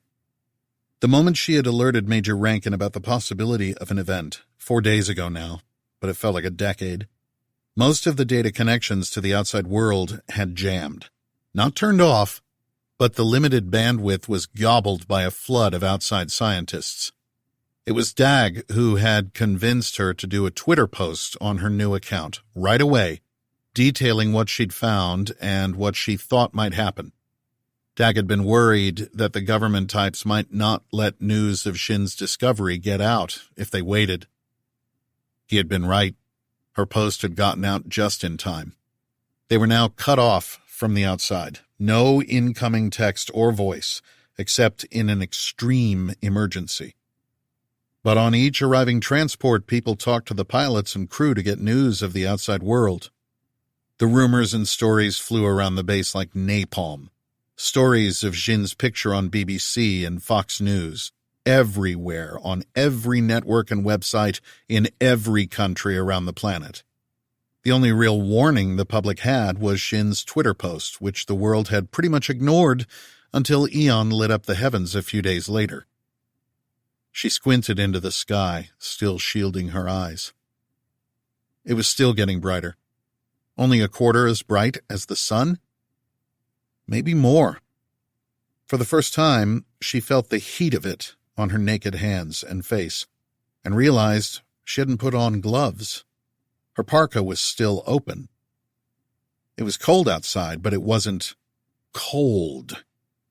She shivered, but not from the temperature. This new ball of nuclear fire in the sky was pouring down soft X-rays. Standing outside like this, she was exposing herself to DNA-fracturing strength radiation. Even the metal structures didn't provide proper shielding to those inside. The base commander had started everyone on iodine tablets for what good that might do. And something else. A thin, brown line hovered over the horizon in the normally perfectly blue sky. A faint, sweet smell wafted on the breeze. Nitrous oxide. The initial gamma and X-ray bursts had induced nitrogen oxides in the air and created a thin photochemical smog in the troposphere. The planet was heating from Aeon's burn, and the chemical smog would continue to thicken and maybe act to block out some of the heat. But the heavy smog blanket would also lead to acid rain, maybe all over the planet. The already depleted ozone layer over the South Pole had probably just been completely erased, and the X-rays pouring down might wipe it out across the entire southern hemisphere and half of the north in a matter of weeks. That meant rapidly rising levels of UV radiation from our own sun as the ozone disappeared. But that wasn't the most dangerous effect, not in the short term. Looking at the data from the South Pole experiments in detail, they had been able to calculate the total heat output from Aeon more accurately. The latest calculations were that the initial burst had vaporized seawater across the southern hemisphere, loading it into the atmosphere at levels not seen in millions of years. Water vapor was an even more potent greenhouse gas than carbon dioxide, as was the rapidly accumulating nitrous oxide. A massive and swift feedback cycle of heating had just begun. At lunch today, the last remaining atmospheric scientist had told her that the heat was driving a super high-pressure system over the southern continent and oceans, creating a massive pressure gradient to the north on a scale he didn't have models to compute. Wind. That's how atmospheric pressure gradients manifested. So far, things were calm here at the epicenter, but the weather scientists said gargantuan cyclones that defied imagination could be brewing in the southern oceans, invisible to the world with most of its weather satellites offline. And these storms would bring battering wind and torrential rain. Acid rain. Oceans of nitric acid would start to pour down from the sky, the guy had said. Add to that searing radiation, rising oceans as the polar caps disintegrated, and cascading effects they couldn't even imagine yet. The atmospheric guy had almost clawed his way onto the transport going out right now. It was all Xin could do not to get on the plane with him. but she needed to stay and collect as much data as she could. The warbling siren inside switched off. Blissful silence. The warning went on for 15 minutes before each transport took off, just to make sure everyone knew with certainty what was happening. It wasn't quite every person for themselves yet, but there was a terrible sense that time was running out, no matter how calm the staff pretended to be. A rumbling growl to her left. She turned to watch the C-130 aircraft spitting snow behind as it geared up for takeoff. The snub-nosed aircraft trundled down the ice runway on its skis, the turboprops whining high and then lowering in pitch as it passed her and lifted into the air, then bounced back down on the ice before finally lumbering into the smog-smeared sky. Each flight was loaded to capacity. Everything and everyone needed to go. Whatever remained might be here a long time, maybe forever. Nobody knew. Another aircraft circled and began its landing run, maybe 5 minutes till it touched the ice. Half-hour turnaround until the sirens started up again. It was a 5-minute walk from the ice cube structure to the loading zone. Someone stood on the ice halfway between ice cube and the runway. The woman looked at Xin. Hair so blonde it was almost white. No coat, arms exposed. She didn't even appear to be wearing shoes. That couldn't be possible. It was still -20 out there. Xin waved. The person waved back. No idea who it was. It wasn't Susan. The person didn't seem to be in distress or trying to warn or alert her of anything, simply gesturing hello. Xin blinked. The shape seemed to change. That wasn't a woman. It must have been an ice mirage, the famed Fata Morgana phenomenon of Antarctica that had blurred her vision. From the bulk of his snowsuit, the shape was clearly now a man. He walked slowly, unhurried, toward the ice cube structure. Chapter 9. Canterbury University, Christchurch, New Zealand, 2:25 p.m. New Zealand time. Dr. Lowell Peterson dropped another ice cube into his water, then held the glass up to inspect it in the light of the neon tubes overhead. Ice cube. He just looked at the neutrino data from the South Pole and found something odd. He was the first person in the world to really dig into it. The volume of detections was astounding and matched the idea of a hypernova, and the rough directional analysis gave the same orientation as R. Octantis. But there was nothing unusual in that. That wasn't what surprised him. He needed to go back and have another look. Maybe it was an artifact in the data. But before he would send any more reports back to Dr. Roberts at Harvard, he would make sure he and his family were safely aboard the U.S. Air Force flight out of here. Dr. Peterson strode along the hallways of the 10th floor of the Ernest Rutherford Computer Lab building into his corner office. The place was deserted, the hallway echoing on each footfall. He'd never seen it this empty. Even in the middle of the night on weekends over holidays, there were always a few graduate students hovering in the labs, monitoring the equipment and running experiments. Now there was nobody. Everyone had left. But to where? That was the problem. With all commercial flights in and out of New Zealand grounded, the options for leaving the island nation were strangulated. Two of Dr. Peterson's wealthier friends had managed to secure berths on cruise liners for astronomical sums. Even container ships had been selling seats to the highest bidders. Dr. Peterson had 2 young children, which was why he did what he had to do. He waved at the young men and women lining the entrance to his office.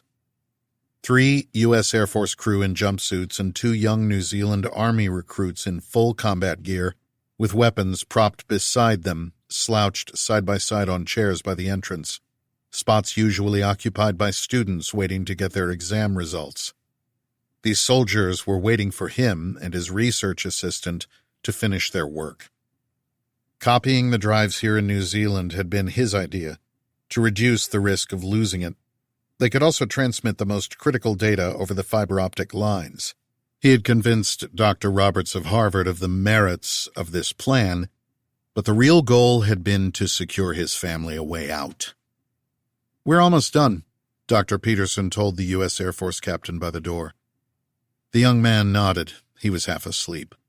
It was his job to ferry them to the Wigram Air Force Base on the outskirts of Christchurch, where an F-22 was waiting to send the package out to an aircraft carrier waiting in the Indian Ocean. The package had arrived from McMurdo Station the night before and had then been carried up here.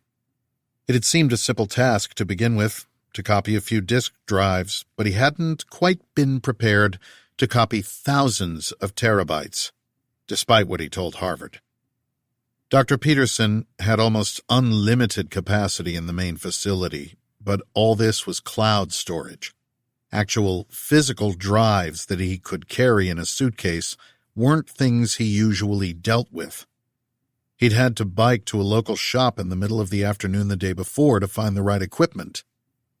The city of Christchurch looked like it had been hit by a zombie apocalypse. Complete panic had set in as people headed into the hills or boarded up their homes. The same thing was happening in Australia. It was the middle of the summer with record heat waves and raging bushfires, and now a second sun had appeared in the skies. Temperatures were skyrocketing. Supernovas typically peaked over months and then dimmed, but some took only days to reach maximum brightness. Nobody really knew what would happen. How bright? How hot? A flurry of internet talk about a massive merchant navy that could mount a Dunkirk-style evacuation of Australia and New Zealand, which only stirred more terror. But then again, nothing might happen. Aeon might dim and disappear, become a nothing burger. That was what they said in America, in a detached sort of way, as if they imagined this wouldn't affect them up there. Dr. Peterson sat at his desk and checked his screens. Almost there. Another half hour and all the data should be copied over. He opened up the other windows on his computer screen and looked at the neutrino data again.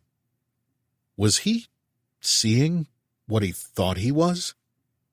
Out the south-facing window of his office, the bright dot of Aeon hung about halfway up in the sky. It had brightened significantly since the night before, but was still faint enough to look straight at.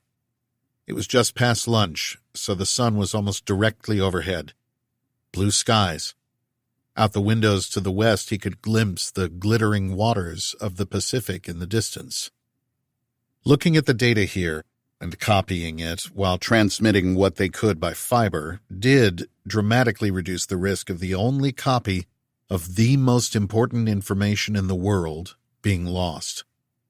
The second copy would be sent on another plane together with him and his family up to Hawaii and then on another military flight to Seattle. From there, he had a cousin in Vancouver, BC in Canada who said he would meet them at the border. It was true that R. Octantis was showing marked decreased variability, and maybe there was a chance that this was the star that had gone hypernova. As the head of computational astrophysics at Canterbury, he had seen his chance. He had told Dr. Roberts at Harvard just enough to make himself the subject matter expert and guarantee himself and his family seats on that U.S. Air Force flight to America. Anyway, now it was done. The data copied and secured. He fished his phone from his pocket to tell his wife they were on their way. Then he put the phone down on the desk. He was still facing the west side of his office, with a view out over the Pacific. Except there wasn't a glittering band of sea twinkling in the distance. A smudged gray wall had replaced the ocean, the top of it puffy and circulating in the blue sky. He leaned forward and frowned. How far away was that? And what exactly was it? He stood and walked to the window, looked down. The foot of the churning gray wall was already sweeping along the edge of the harbor. With terrifying speed, it flew up the valley. He looked up again. The top edge had to be thousands, maybe tens of thousands of feet high. Dr. Peterson had traveled in the deserts of the Middle East and witnessed a haboob once, a giant sandstorm that had ripped into the town of Al-Jafr in Jordan when he was on a trip with his wife during his graduate studies. The roiling gray wall had the same shape and feel, but was magnitudes larger. Dr. Peterson turned and ran back to his desk to pick up his phone to call his wife. The 10-story building began shaking, rumbling like an earthquake had hit. A beat later, the windows to his office shattered inward. Day 3. Chapter 10. The Colony, Brazil, 7:15 a.m. Eastern Time. New Zealand, Max Carver whispered. He found himself flat on his back in a bed, staring at a glowing ceiling of living wood. Had he just woken up? His mind had the feeling of dreaming within a dream. Was he high? Like he was stuck in the middle of a conversation but couldn't remember about what. I think it's been flattened, the whole South Island. That was Ben's voice. His old friend, Ben Belloc. We need to get out of here, Ben said. Max's memories resurfaced. The crash, that guy, Bullpup, hanging out the side door of the chopper, the helicopter ripping into the dense jungle canopy, and then the monster coming out of the dark waters, getting pinned underneath it. Max asked, Did both survive? Don't you remember? Would I ask if I did? He's in the next room with 2 more of your crew, Kruger and Garza. One of the gunners, too. Pilots didn't make it. We couldn't locate any other survivors. It's a miracle you're not dead. You should have told me you were coming. Max could have sworn he heard Ben say they were fixing him. Fixing what? A hyper-realistic sheen hung over everything. Vivid dreams still bright in his mind, of Tal, of his unborn child. How long? He asked, his throat like sandpaper. 2 days we've had you here, in and out of consciousness, Ben replied. 2 days? He thought it was a few hours, at most. Max cursed and willed himself onto his elbows. Sensing he wasn't going to vomit, he pushed all the way upright and swung his feet over the side. Hung his head down. She was right. Coming here was an idiotic idea. I need to talk to my wife, Talisha. You have a phone I can use? Had Kruger contacted Buchanan yet? Were they prisoners here? Ben said, This is Brazil, not the moon. And you're in the most high-tech village this side of it. Of course we have phones. Or a radio. Max's voice trailed off. I heard you got married. Am I allowed to talk to anyone? Are you holding me here? Holding you? What do you think this is? Who do you think this is? Is that a yes or a no? Max remembered Ben had been asking about who had sent him here. What had he replied? Right now that didn't matter, not anymore. Whatever he was supposed to be doing here, that was done. Mission scrubbed. He just needed to get back to Tal. And Max wasn't here in secret. Ben wasn't an enemy target. This was his friend, one he came here to protect. Max groaned, lifted his head, and took a good look at Ben. He wore an immaculate polo-necked black t-shirt, beige slacks, and leather sandals.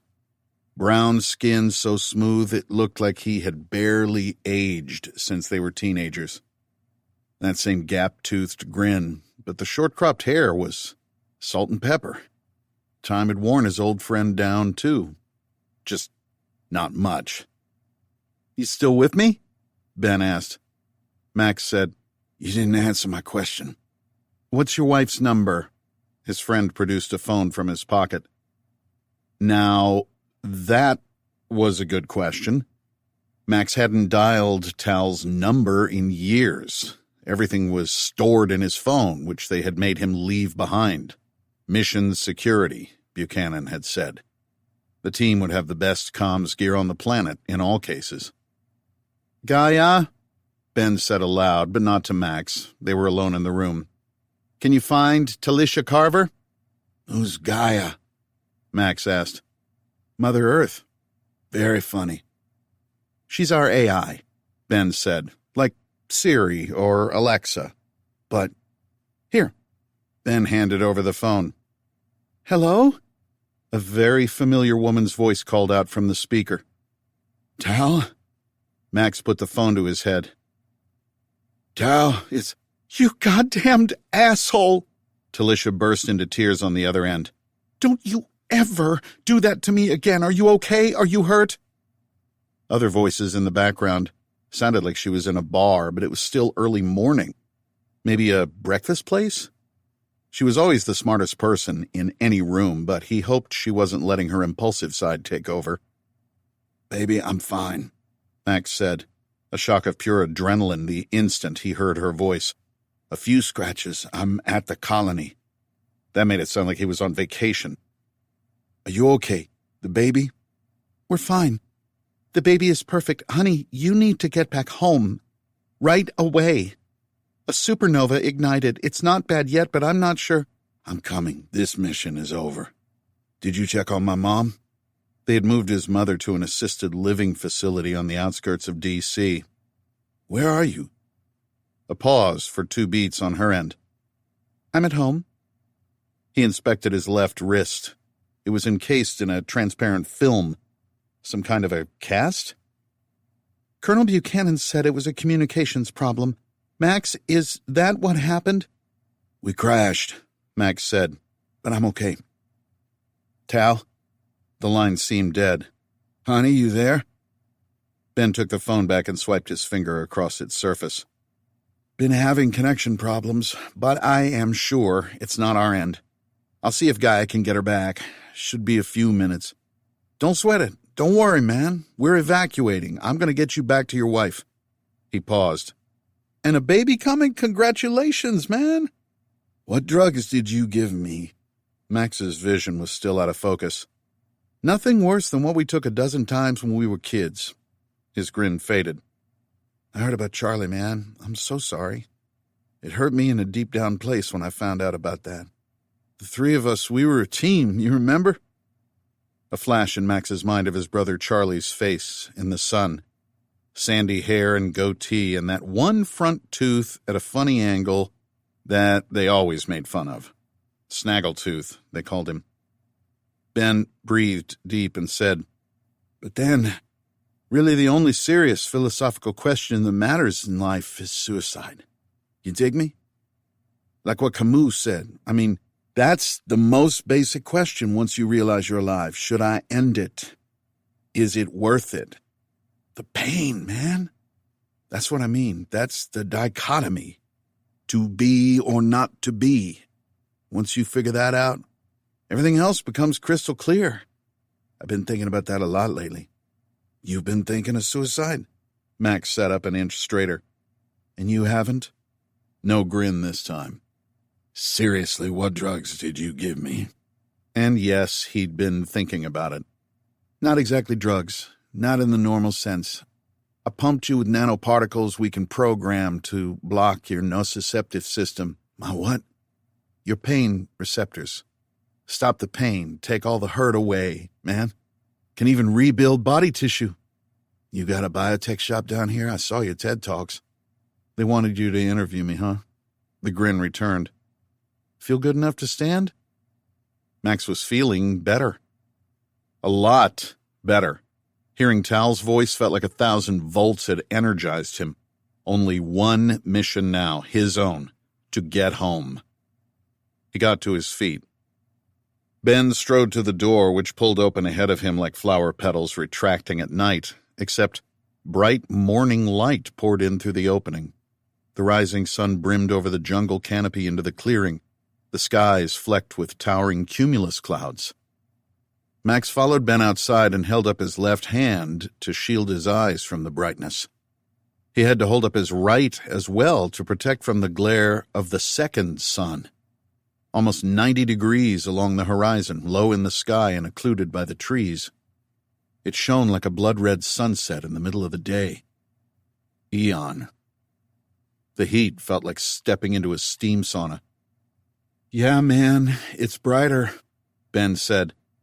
"Doubled in luminosity 5 times in the past 16 hours. Might get as hot as the sun. UV is on the rise, too. The whole colony is bugging out, getting my people north of the equator. The waters of Noah are coming back, brother. God is speaking." Max still couldn't see properly. His eyes teared up. Too bright. "Put these on." Ben handed over sunglasses from his shirt pocket. The scene dimmed. The pain in Max's eyes receded. Through darkened lenses, he scanned left and right, tried to understand what he was looking at. What had he expected? Blackened stumps of the cleared rainforest and huts on stilts?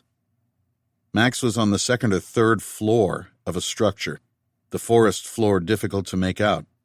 Towering trees bordered the circular clearing straight ahead, maybe 500 feet across, except those weren't trees.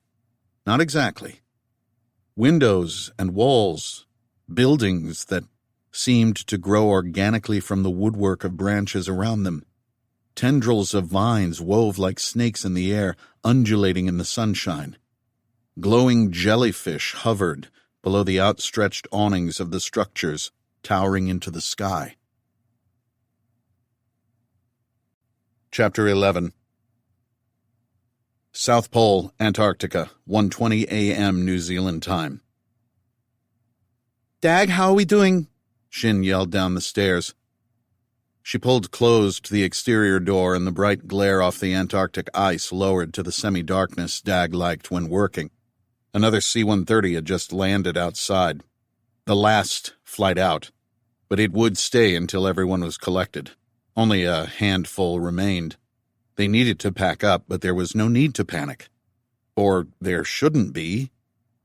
Xin fought a worming uneasiness in her bowels. Dag replied from below. 10 minutes and I'll have everything downloaded and squared away. I'll do the system shutdown after that.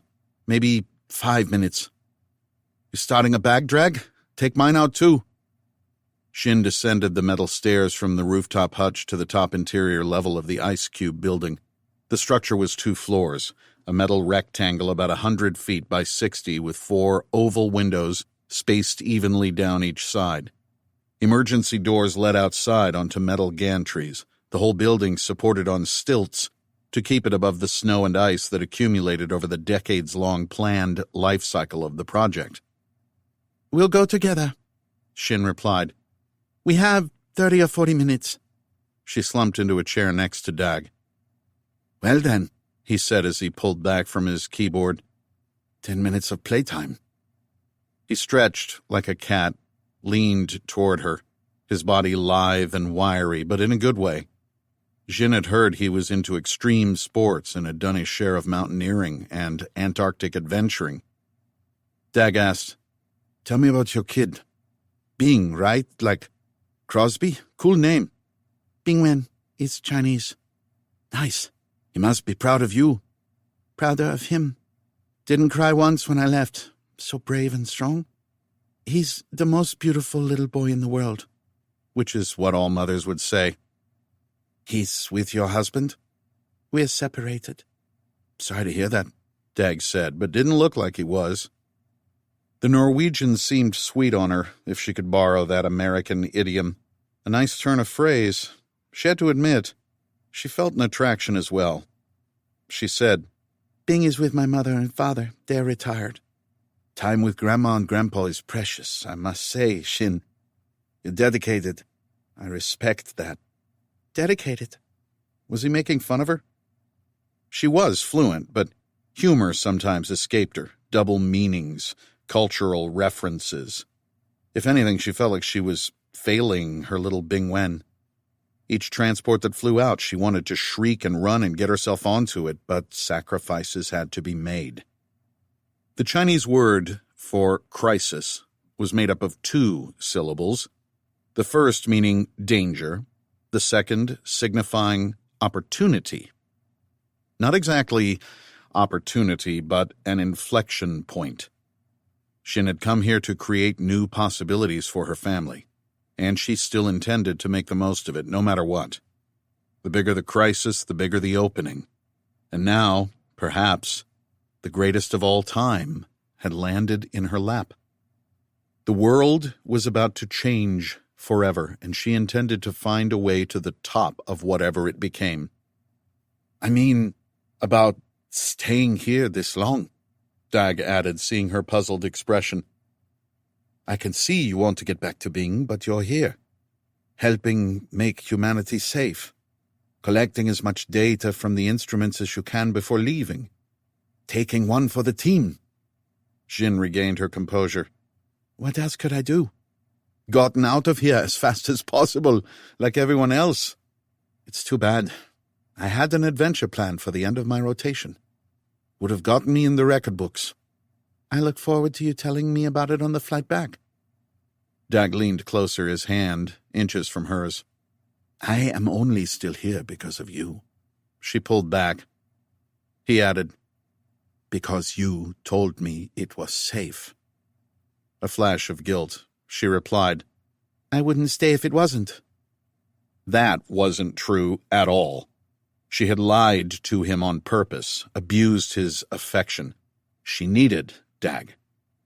Xin didn't know if remaining here was safe. Nobody knew.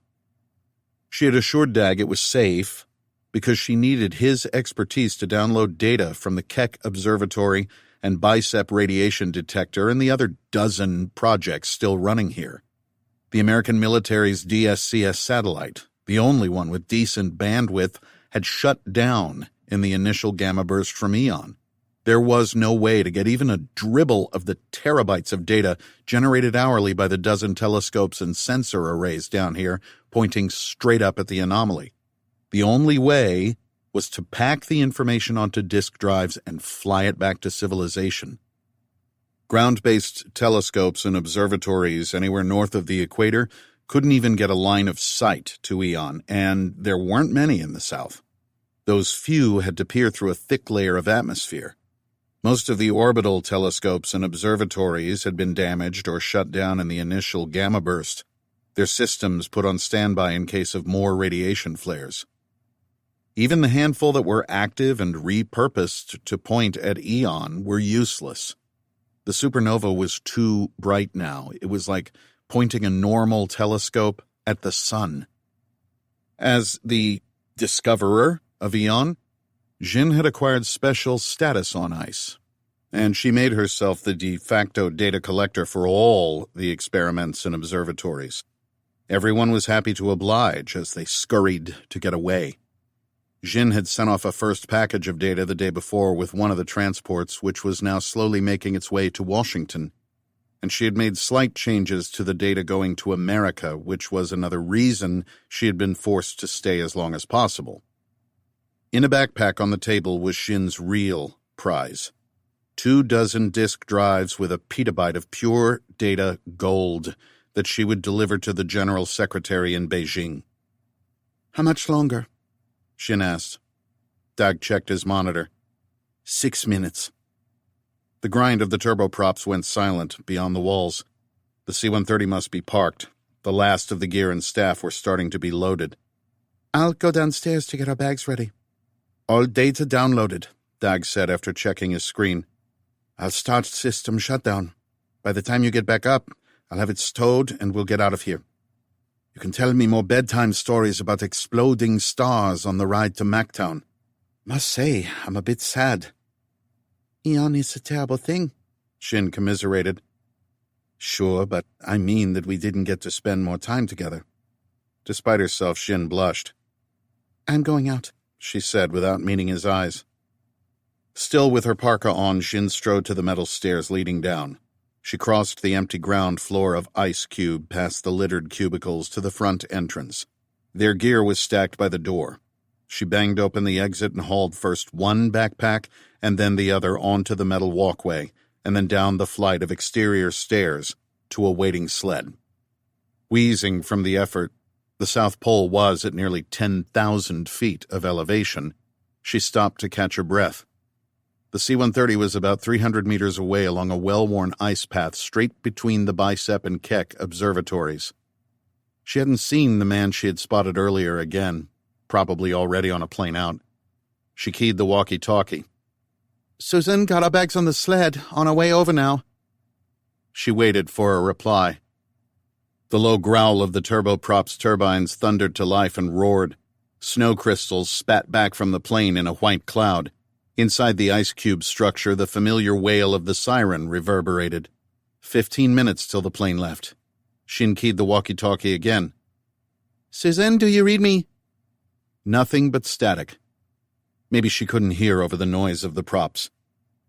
Xin took one step toward the plane and stopped, then switched frequencies on the walkie-talkie. Dag, are you coming down? The siren wailed under the roar of the turboprops. Dag! She yelled into the walkie-talkie. Xin took 2 more steps to the plane, then stopped again and screamed. Damade!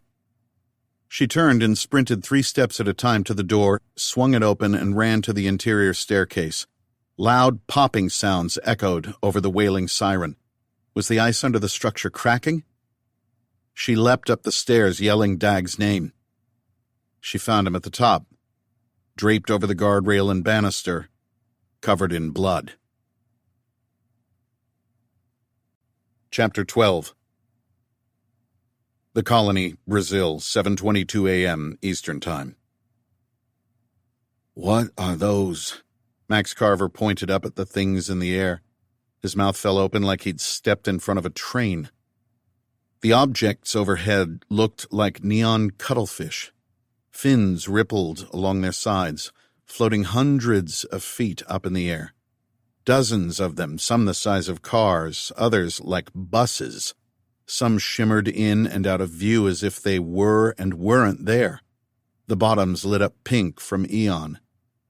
Those were what the Black Hawk helicopters had crashed into, a whole swarm of them, when the supernova flashed. Vacuum airships, Ben replied. Our version of drones.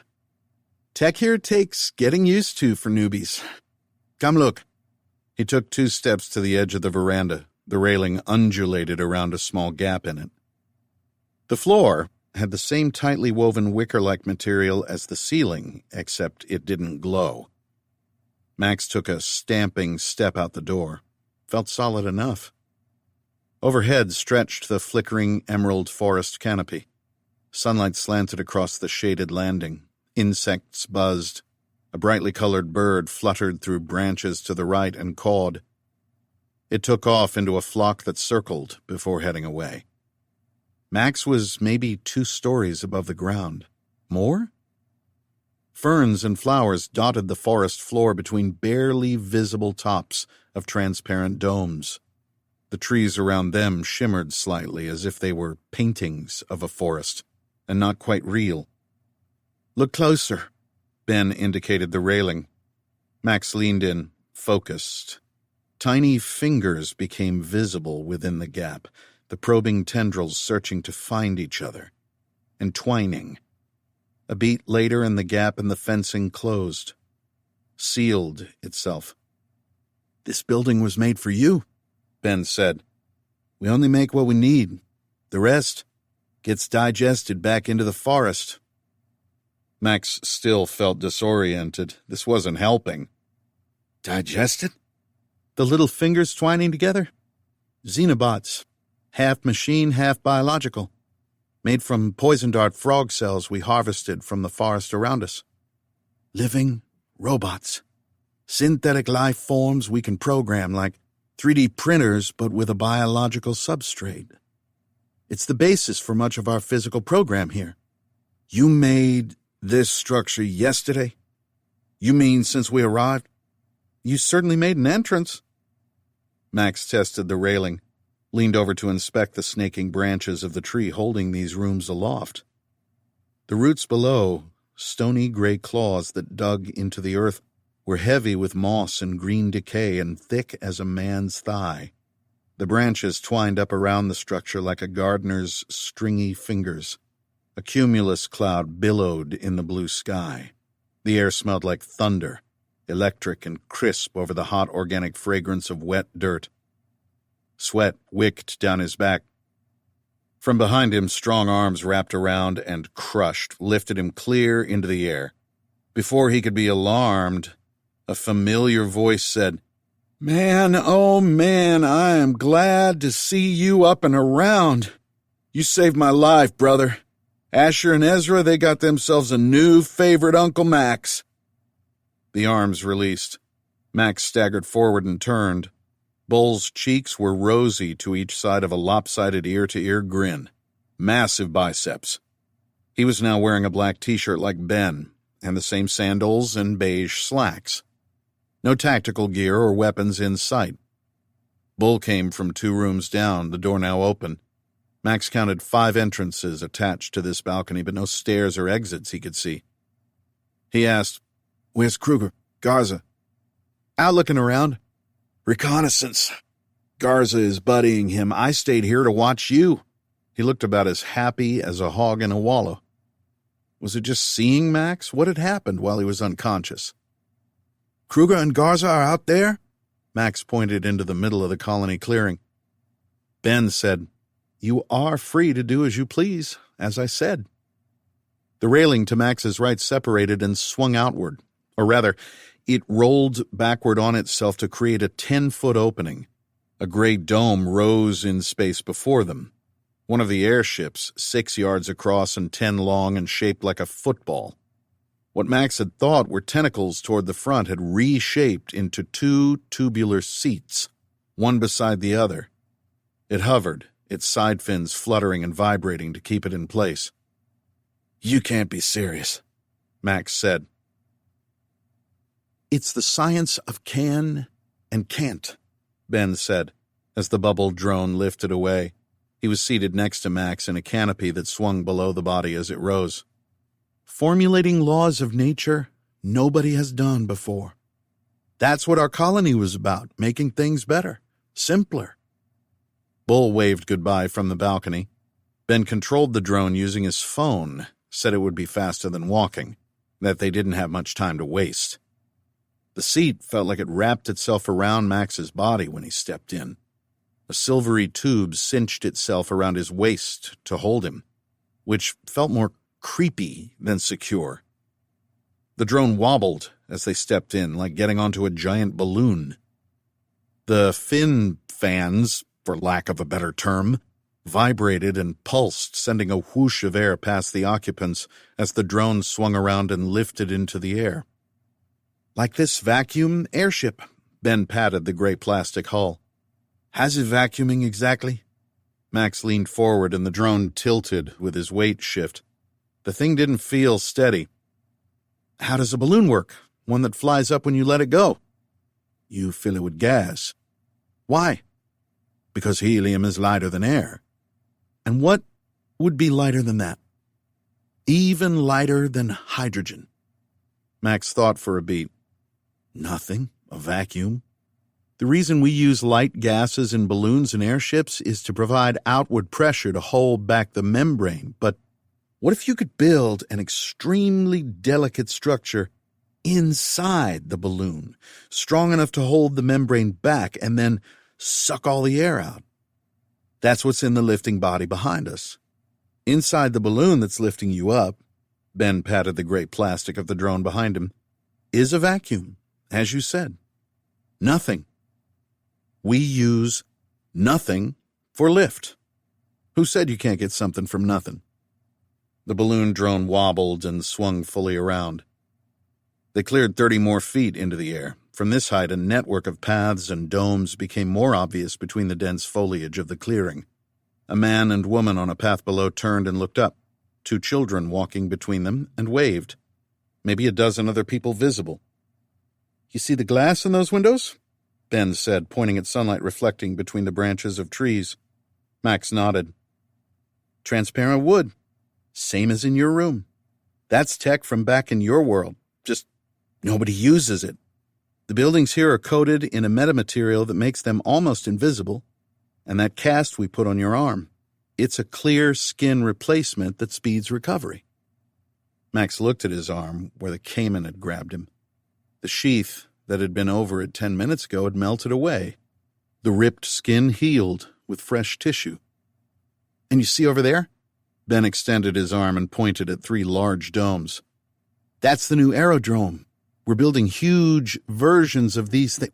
What are you doing down here, Ben? The fin fans whirred in near silence while Ben adjusted himself in his seat, a frown creasing his brows. I could ask you the same thing. I'm trying to help you. You need to stop this project and come back. Seems I've been doing all the helping so far. Are you going to come back with us? If you wanted to talk, a phone call might have been easier. Why did you cut off communications with the outside world a month ago? Because we were planning a big event. What event? I can't tell you. I need to show you. You launched a missile from foreign soil without authorization or notice. That was a satellite. The Brazilian army is about to take this place out, Max said. Or Stillwater. They'll have another team coming, I'm sure of it. I think they've got more important things to deal with now. Ben pointed at Aeon. Like I said, God is speaking. Could you please quit that? You sound like your dad. And you're starting to sound like yours. The drone had to be 100 feet above the forest floor by now, and the bright dot of Aeon came fully into view. Max squinted at it, like a floodlight fixed near the horizon. Ben said, That wasn't fair. I didn't mean to bring up your old man. Whirring silence for another beat. Max pointed at Aeon, golden, like a never-fading sunset. How bright is it going to get? Nobody knows, and that's the truth. By nightfall it might be as hot as the sun, but then again, there won't be a night. Daylight for 24 hours a day until it dims. Which happens when? Can take months to darken. A hypernova? Who knows? Even longer. That's what I've heard they think it might be. A few beats of the drone's fins as that settled in. Max had witnessed the power of Aeon's initial flash with his own eyes. It'll get that bright? Brother, this is God wielding his power. It might burn the oceans right off us. Jesus Christ, no blaspheming. Are you being serious? As cornbread that ain't done in the middle. I mean about Aeon. I said we're evacuating. This is going to get a lot worse before it gets better. I need to get the hell out of here, Max muttered under his breath. Hell being the operative word. But there's always a way out. Like I said, everyone's always got that choice. Max tried to follow. Ben's mind had always ping-ponged from one thought to another. Was he talking about suicide again? Now? After what he just said about Charlie? Max studied more of the colonists walking by below. They all turned to wave, smiles on their faces. Unhurried. Ben said, You're married, right? It wasn't a question. Max nodded anyway, still watching the people below. Something wasn't right. But that's not a forever thing. You need to wake up every morning and still want to be married. Do you? Max thought of Tal's swollen belly. I do. Life is the same thing, is what I'm saying. You need to want to be here. If not, what's the point? I'm just saying, if you decide you want life, there must be reasons for you to want it. That gives you your guide to follow. Why you're alive. You see what I mean? Make sense? If you're talking about suicide again, it's a coward's way out. Maybe. Maybe not. Ben gave him that trademark grin again. This time the smile was annoying. Isn't suicide the worst sin? Depends on if you're really dead afterward. Ben's grin now had an edge of lunacy to it. Max switched tracks. You got an airfield here? I mean for regular planes. I need to get to a radio if your phone isn't working. Can you do that for me? We have radios. Can I use one? I would let you use one, yeah. Then let's get down. You can leave right now. I could send you north on this thing. It'll take a day or so, but you'll get there. Always a way out, like I said. Silence. I could go right now? Did I stutter? Max held Ben's gaze. Was this his friend? The same one he had grown up with? The eyes weren't quite the same. Something was definitely off. "We will get you back to Talisha, that I promise," Ben said after a pause. He fixed Max with his penetrating stare and narrowed his eyes. "How many months pregnant? 6? 7? The drone balloon stopped moving, hovered. "Get me down," Max said. "I know why you're here. Get this thing on the—" Ben said. "They want you to bring me back, the ones that sent you. You need to bring me back with you, am I right?" "None of that matters anymore." "You could have asked me for money." "It's not about money." "That twitch over your left eye." "You were always a terrible poker player." "I came down here for you, Ben. They were going to take you out by force if I couldn't talk to you." Max had the sudden realization he was 10 stories in the air, suspended below a balloon in a chair, remote-controlled by Ben. When Aeon ignited, those helicopters had flown into a swarm of these airship drones. Ben had to know they were coming. It was no accident. And Max hadn't actually seen Kruger or Garza. Nobody else except Bull, who looked out of it. Those rosy cheeks like he was drugged. Max gripped the sides of the flimsy seat. He said, "The American government thinks you're going to do something terrible." Max really had no idea how long he had been laid out. He was going on Ben's word. No idea what drugs they gave him. He might have been here a day, or a week, or a month. "They?" Ben said. "Who are they?" "Colonel Buchanan, Copeland," Max said. "High-level government people. Americans, Europeans. You can't go launching rockets without asking. Rules apply to billionaires, too. Buchanan's daughter is here, Iona. He wants her back. You've got important people's sons and daughters at the colony, millions of followers on social media. They're worried I'll make everyone drink the Kool-Aid." Max had been staring down. He looked back at Ben, a glass of red liquid in his hand. Where did that come from? Ben took a sip and offered it. "You want me to come back with you? You want to know about the colony, what I'm planning? You want to get back to Tau?" He held out the glass. "Only one way out of here, my man. Will you drink with me? Only one question we need to answer. Do you trust me?" Both of Max's hands remained gripped to the silvery webbing. He should have stayed in his truck. What was he doing here? This was insane. He felt the webbing give way and began falling with stomach-lurching dread. But he didn't feel like he was falling down. He felt like he was falling in. Max flailed, an image of his wife's face flashing before him. Chapter 13. San Francisco, California, 4:25 a.m. Pacific Time. Talisha Carver hunkered down in her office cubicle. Exhaling, she looked at a picture pinned to the gray foam divider beside her computer screen of her and her mother standing next to the Kotel, the Wailing Wall in the old city of Jerusalem, taken 2 years ago. She and her Ima had stuck a slip of paper into the wall, a prayer written to God. And a prayer had just been answered. Max was alive. Tal had just spoken to him, her cell phone still in her hand, which was already something she wasn't supposed to be doing. No personal devices were allowed in here, but today she was taking unusual risks. Max had called her, but the line had cut off suddenly. Was it because of where she was, or something else? She pocketed the phone. "No idea what this is," said a young man in a narrow-waisted gray suit, Mark Schmidt.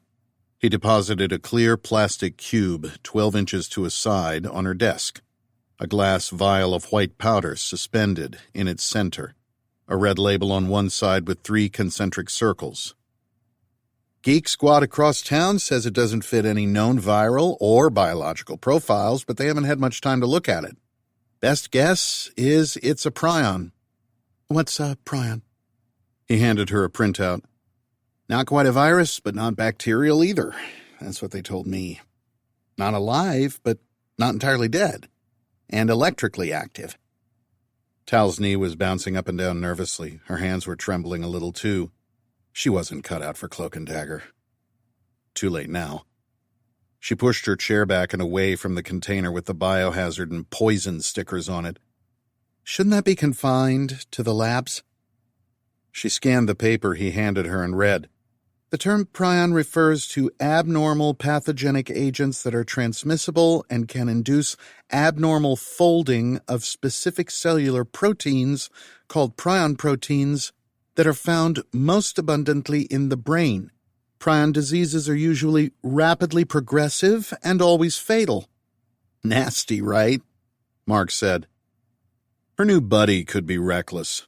He shouldn't be walking around with this sample. But Mark's reputation for being careless was precisely why she had befriended this young man in the first place. He wanted to impress, and she needed his help. Just not in the way he understood. No way it's getting through internal mail, Mark said. All the labs are shutting down in a few hours. If you want this looked at, you need to figure it out yourself. Pardon me? They're shutting down the labs, Mark repeated. At least till this blows over, or blows up, or whatever you call it when a star goes hypernova. Did not have that on my apocalypse bingo card. Mark smiled at his attempt at humor, then looked up at the bank of monitors along the far wall of the 8-foot shared office space. Usually the displays listed incoming threat vectors posted by the SOC team, staffed day and night to analyze data anomalies. The area was walled off by another protective layer of glass and electronic isolation. At night, the staff here was usually half the daytime roster. Still 2 hours before sunrise, but it was all hands on deck tonight. The entire floor hummed with conversation, was shoulder to shoulder with bleary-eyed analysts. Almost everyone except Tal stared at the monitors with views and newscasts of Aeon from around the world. In Buenos Aires, it was almost 10 a.m., and in Sydney, almost 10 p.m., but newscasters were pointing up at bright auroras visible even in the blue skies at both locations. The video feed from Melbourne showed dark clouds and lightning storms, and Perth was being pelted with flooding rains in the middle of its dry season.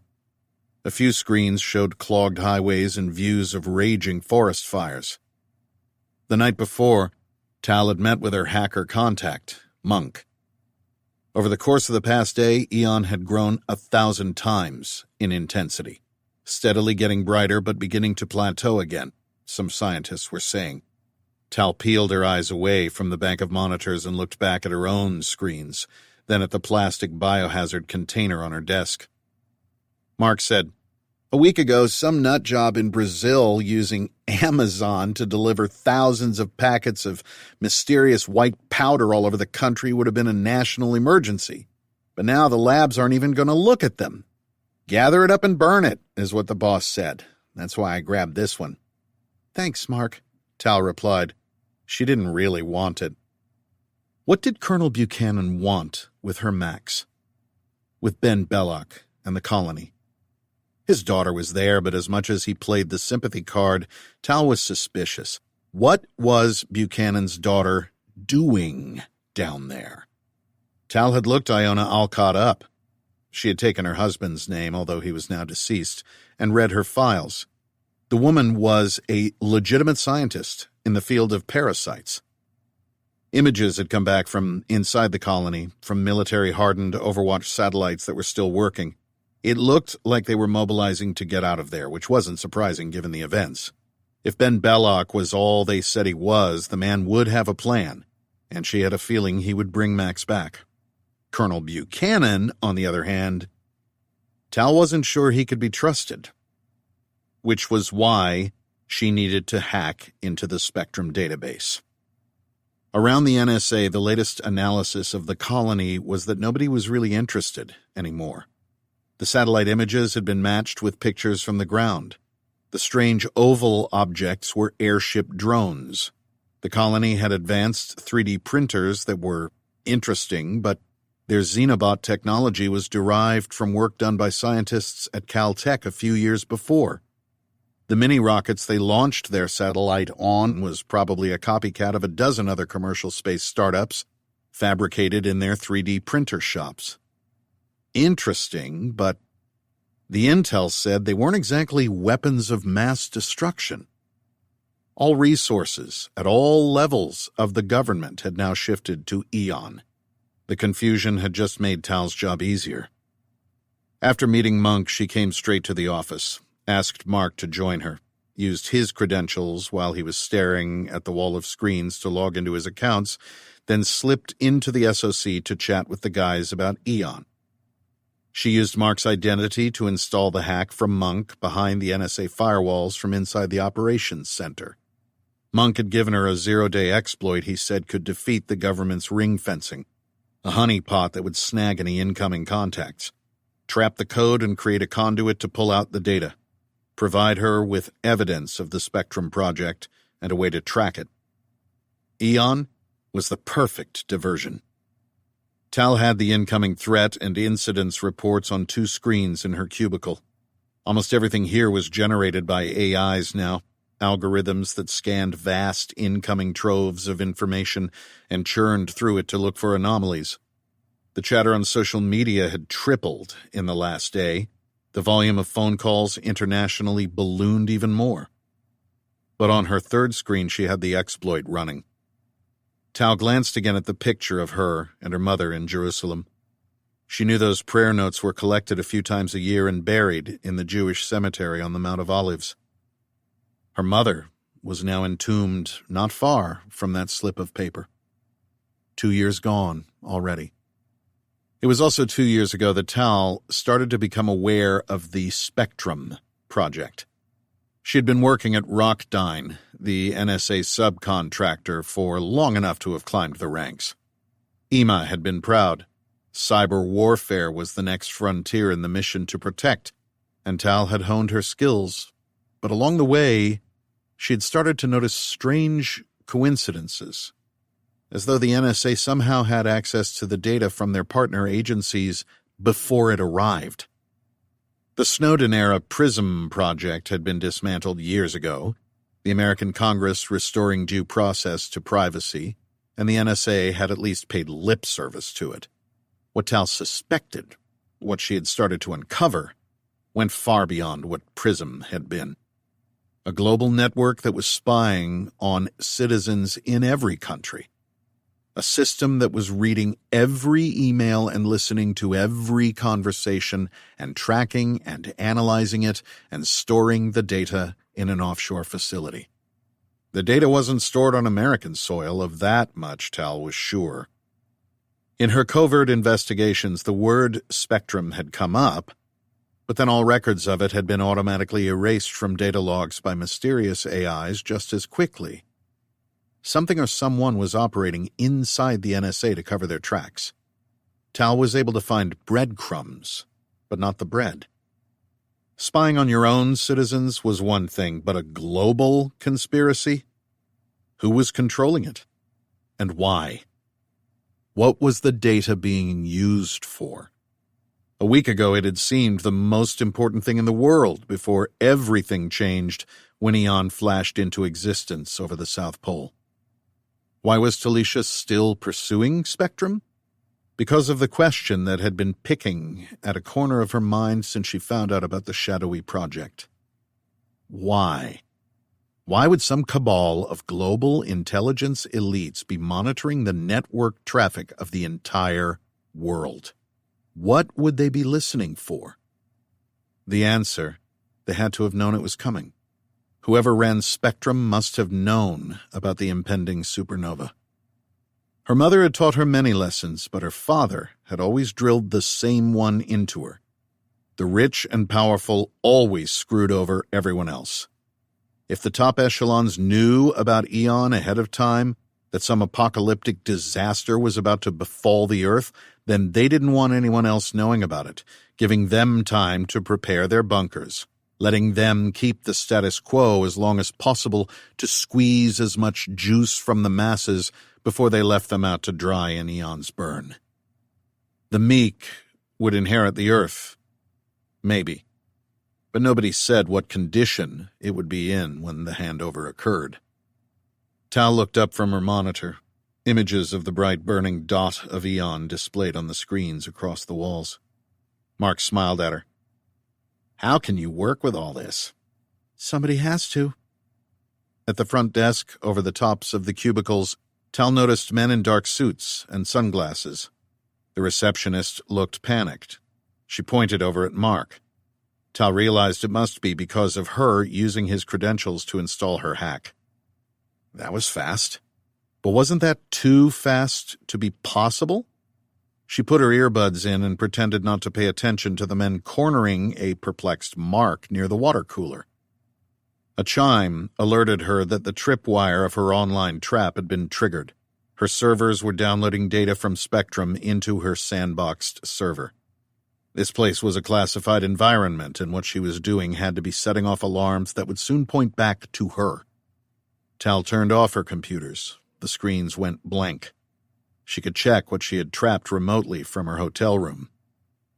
She stood to go. Striding to the exit, trying not to look hurried, she brought up the display on her phone. A piece of code had begun executing itself on her server. What's this? She muttered to herself. Unexpectedly, a computer-generated female voice answered, I am Nix. Chapter 14. The Colony, Brazil, 7:35 a.m. Eastern Time. I am Gaia, said a platinum-blonde woman to Max Carver. She sat beside an oak desk. Outside the floor-to-ceiling windows, green and yellow flags snapped in a stiff breeze. Palm trees swayed as a trolley car accelerated over cobblestone streets. In the distance, whitecaps danced across charcoal-blue waters below a massive suspension bridge. The Bay Bridge. San Francisco? Max blinked to clear his eyes. A moment ago, he had been hanging below the balloon drone over the forest and then felt like he was falling. Weren't we just... You still are, in the Amazon. Ben sat behind the oak desk to Max's right and leaned back in his chair. It squeaked. Max was in a plush recliner by the back wall of a 30-by-30 office, 3 or 4 stories up, overlooking the bay. He felt the smoothness of the leather armrests beneath his fingertips. To Ben's right, in an attending chair beside the desk, sat the woman who had just introduced herself. Hair so blonde it was almost white, long and combed to one side but shaved on the other. Porcelain skin that looked like it would be cool and smooth to the touch, with an ethereal glow that seemed to come from the inside. Each feature detailed with a razor. Eyebrows arched, an impish grin as she watched Max watching her. He said, What the Would you like a coffee? The woman got up and smoothed her pants. Who is this? Max asked Ben. I am Gaia, the woman repeated. Remain seated, Ben said to her. She sat back down. Augmented reality, virtual reality, synthetic reality, Ben said. Welcome to the Nexome, the colony's version of the web. The nexus of the human connectome, which is connected to you, and by that I mean your mind. Ben, what the language? No need for language. Max felt himself breathing in and out, sensed the warmth of sunlight streaming through the window onto his exposed arms. He could even smell the freshly vacuumed carpet and the pine cleaner used to shine the table. Tentatively, he leaned down to get a better look out the window. Only one sun. Tiny bioelectronic devices in the water you drink, Ben explained. Nanoscale. Billions of them in a glass. The particles diffuse through your body, seek out and attach to neurons, create a network inside your body that connects to ours.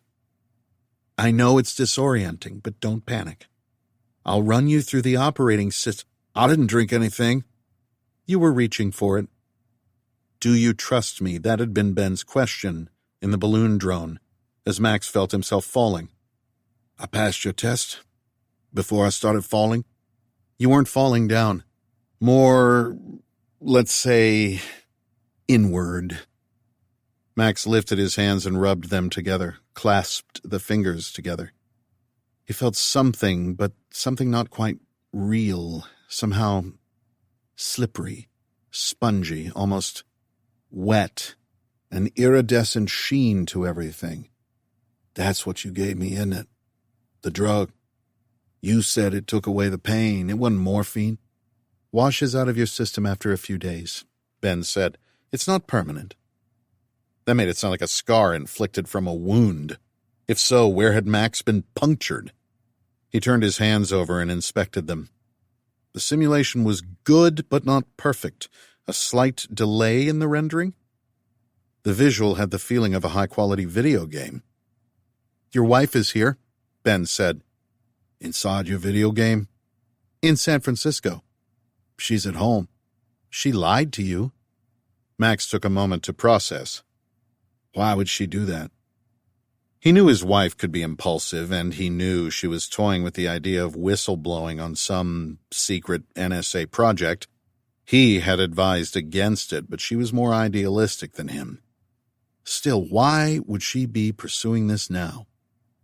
Exactly my question, Ben said. Want proof? The image through the window shifted to a view inside an airport, of Tal, half waddling in that pregnant woman way through a security checkpoint, signs for Pete's Coffee in the background, and a flight message board with a date in its corner from the day after he left on the mission. Max took it in for a few seconds. How do I even know that's real? But he had the sinking feeling it was. Would I lie to you? Max blinked, pulled his eyes away from Tal as she got to the front of the line and asked for a coffee, one hand down and holding her swollen belly. Max held Ben's gaze, looking past the hazel irises and deep into the simulated black of his pupils. Ben said, These are video feeds from 2 days ago we dug up doing facial recognition searches for you and your wife back in the world. We found this a few hours ago. Not real time. Still no comms out, but I swear it's us being blocked from the outside. Gaia, make sure to tell Max the instant we can reach Tal again. Of course, the blonde-haired woman replied. Max said, You knew all about my wife and our pregnancy. You've been tracking her. This is part of a show for you? The world is all a stage. Ben waved a hand around the office and then pointed out the window. Tal's office is right there, the squat, concrete, windowless one with the immaculate but never used green roof space. The NSA's Pacific Rim Data Collector Hub. And this location we are viewing from is, or was, the office of my first company, Belloc Robotics. Always loved this place. Like a TV channel switching, the view of San Francisco Bay through the window flipped to an image of Ben and Max, seated under the balloon drone hovering in space between the trees. Max lifted his arms. In the image in the window, the Max there lifted his arms as well. He moved his legs.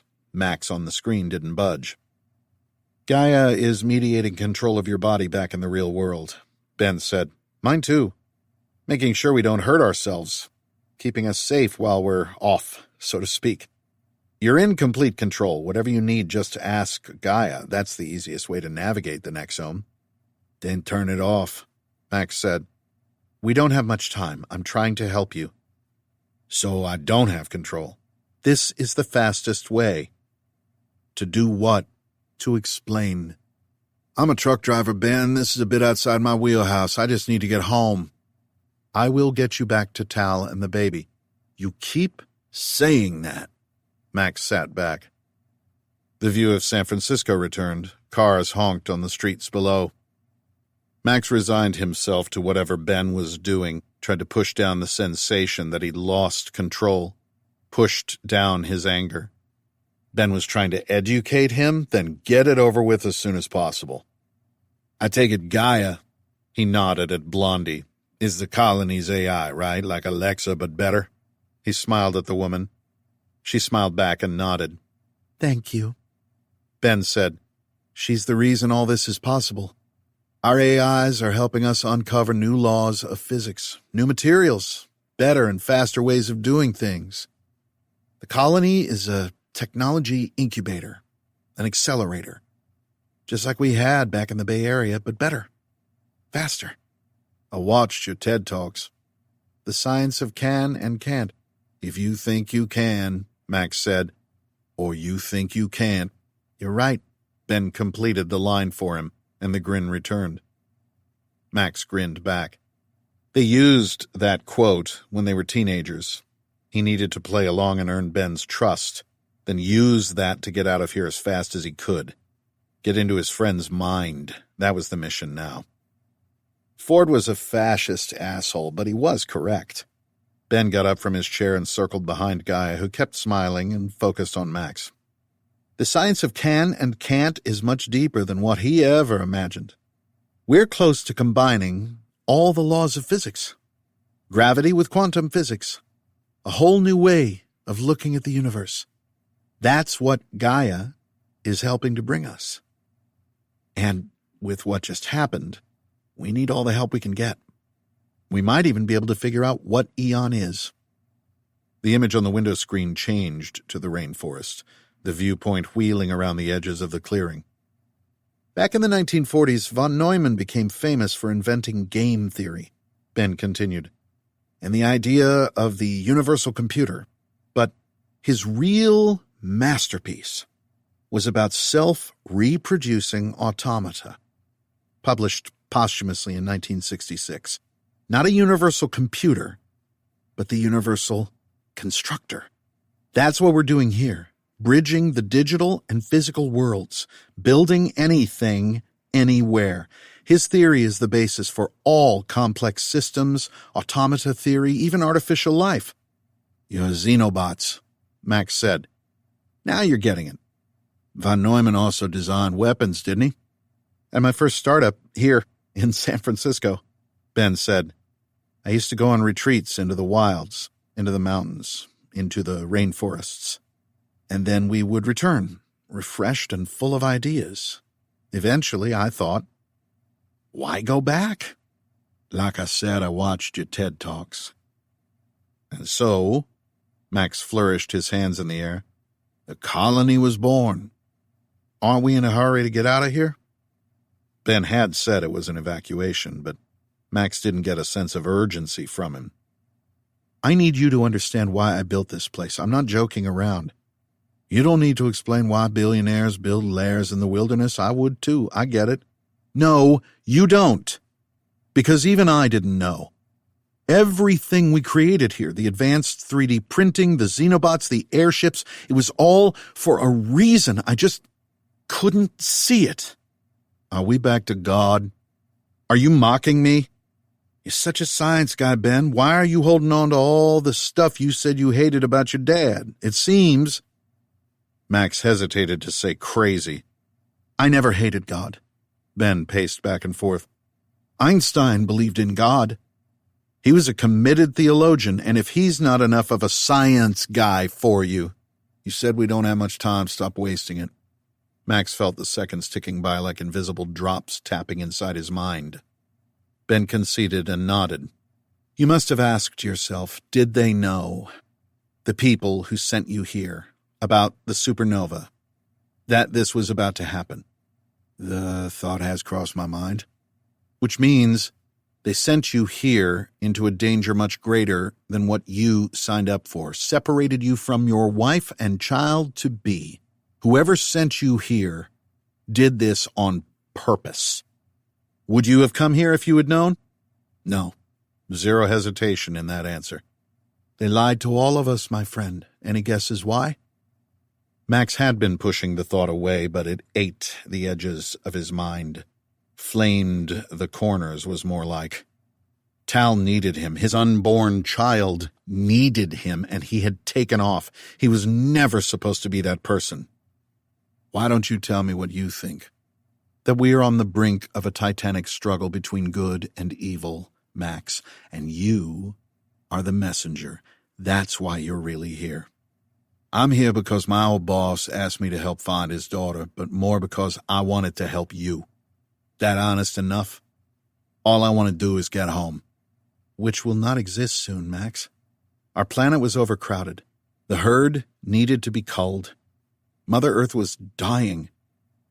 Humanity mindlessly destroying our only home through gluttony. Even you could see that, couldn't you? I have a child coming. Of course I want the world to be better. These are biblical times, Maximus. There was once an age when gods and mortals mixed freely. I believe those times are returning. Ben turned to look at the image of the colony on the window screen. When Noah was building his ark, I'm sure he had no idea what he was doing either.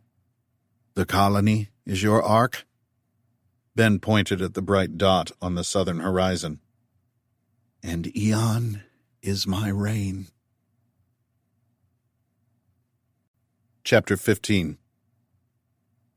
White House, Washington, D.C., 7:45 a.m. Eastern Time. I think Belloc has gone totally off the rails, Colonel Buchanan whispered. In your train. Senator Copeland adjusted her thick-framed black glasses. She had on a checked pantsuit with low heels. You're the one that attacked him. That was an attempt at reopening a dialogue. With Black Hawk helicopters. He shut off communications, launched satellites. I remember you agreeing to this. Just giving you enough rope. Very funny. The way Copeland was dressed today looked like she was going for full schoolmarm. Sheep's clothing that hid the hyena beneath. It didn't fool Colonel Buchanan. He had to tread carefully around her and her pack. At least she looked fresh. The colonel and Copeland were back in the attending hallway outside the Oval Office.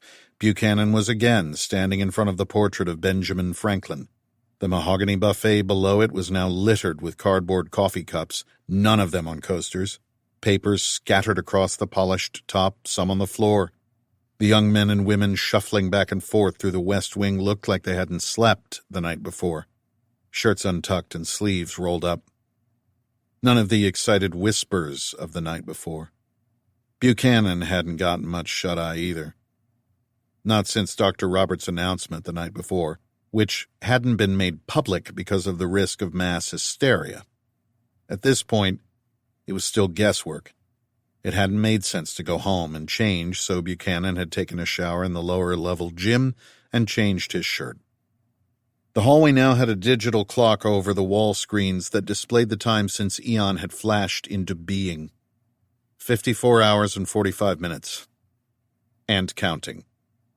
But dimming now for 7 hours straight. Hopefully wouldn't start brightening again, which was his bet. The world might not be about to end, not quite yet. Which meant Colonel Buchanan still had work to do. To save it. That was the whole reason he'd done everything he had ever done. To save his daughter, protect humanity.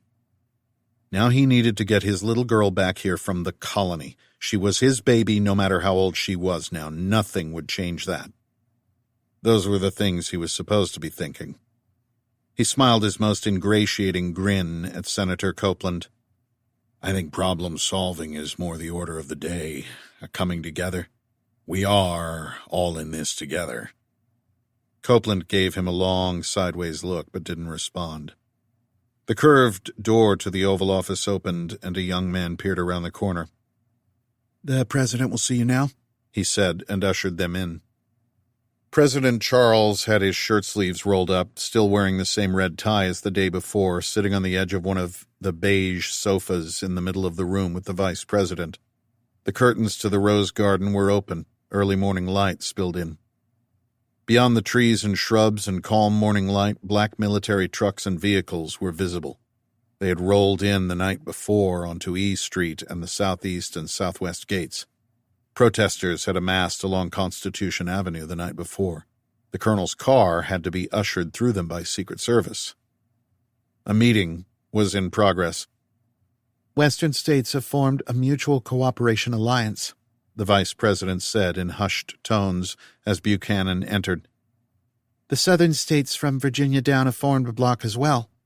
Texas has called in their own guard. They don't think we can respond as well as they can themselves. Colonel and Senator, the president said and stood, indicating for them to take the opposite couch. Please join us. Colonel Buchanan took a chair, leaving space on the couch for the senator. Senator Copeland acknowledged the president's invitation. She sat beside him and folded her hands between her knees. Sir, a breakaway group in the Gobi Republic in the north of China just announced their intention to declare independence. This event has opened many geopolitical rifts. The president absorbed the new information. Any word from Beijing? Nothing yet. Once upon a time, the president said, adversity and disaster were surefire ways to bring people together, but these days it seems to push us apart. We should shut down the social media platforms, Copeland said. They're fueling misinformation that our administration is lying to the public. Not being sure is not the same as lying, the president said. Of course, sir, Copeland replied. The president turned to his vice president. Rachel, could you fetch Dr. Owen and Roberts, bring them in for another update? She gave him a quizzical look, then nodded. Right away, sir. She stood and exited through the secretary's office. The commander-in-chief had a serious look on his face.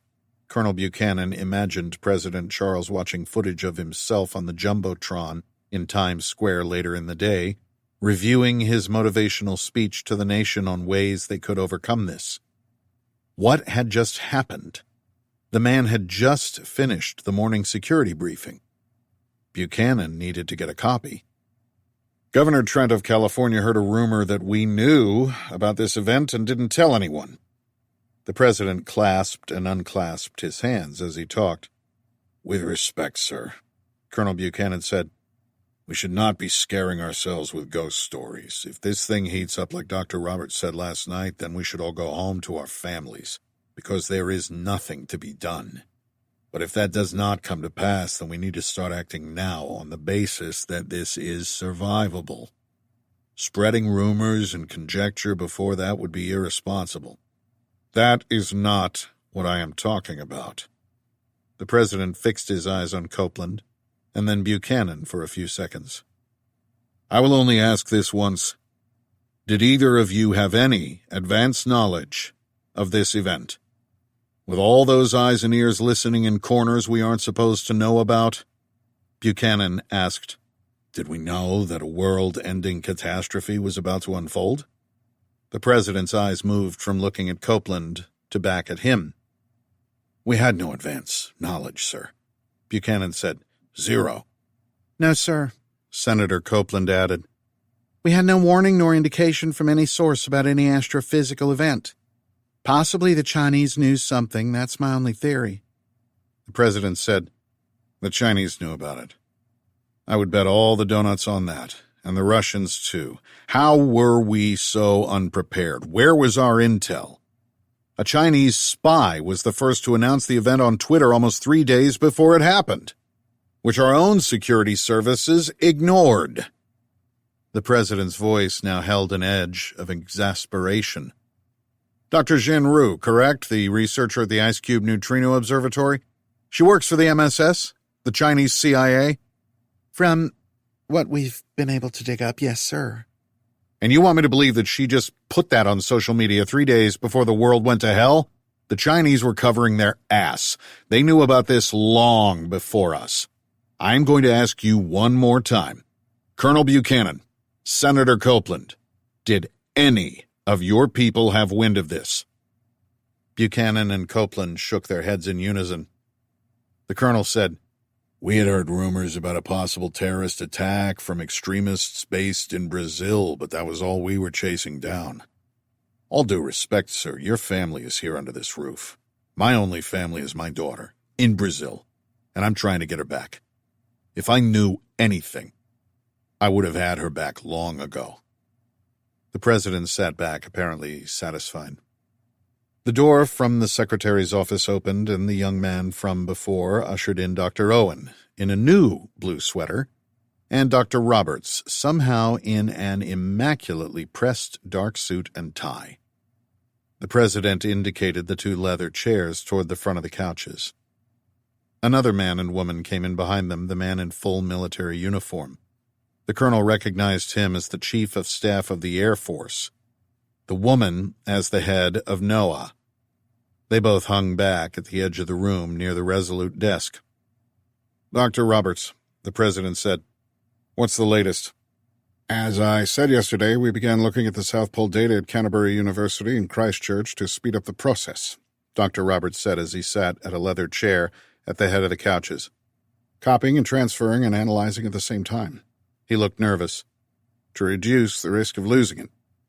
And hypernovas have quite distinct light curves, sir, and while this is matching some of its properties, others we are still not able to explain." Dr. Owen said, "Sir, the energy flux from supernovas can come in waves. In superluminous ones like this, the theory is that the ejecta wall of superheated radioactive nickel and cobalt hits circumstellar dust clouds of iron." "Like a fuel air explosion," Dr. Roberts added. "An accelerant that amplifies the energy output." "But you're analyzing the South Pole data, correct?" "We are. Getting to the bottom of this." Buchanan had the feeling this data from the South Pole was a bit of a red herring, like trying to analyze the speed of a freight train bearing down on you when your foot was stuck in the track. Interesting, certainly, except you were still going to get hit by it. "Sir, we were analyzing it." "Until?"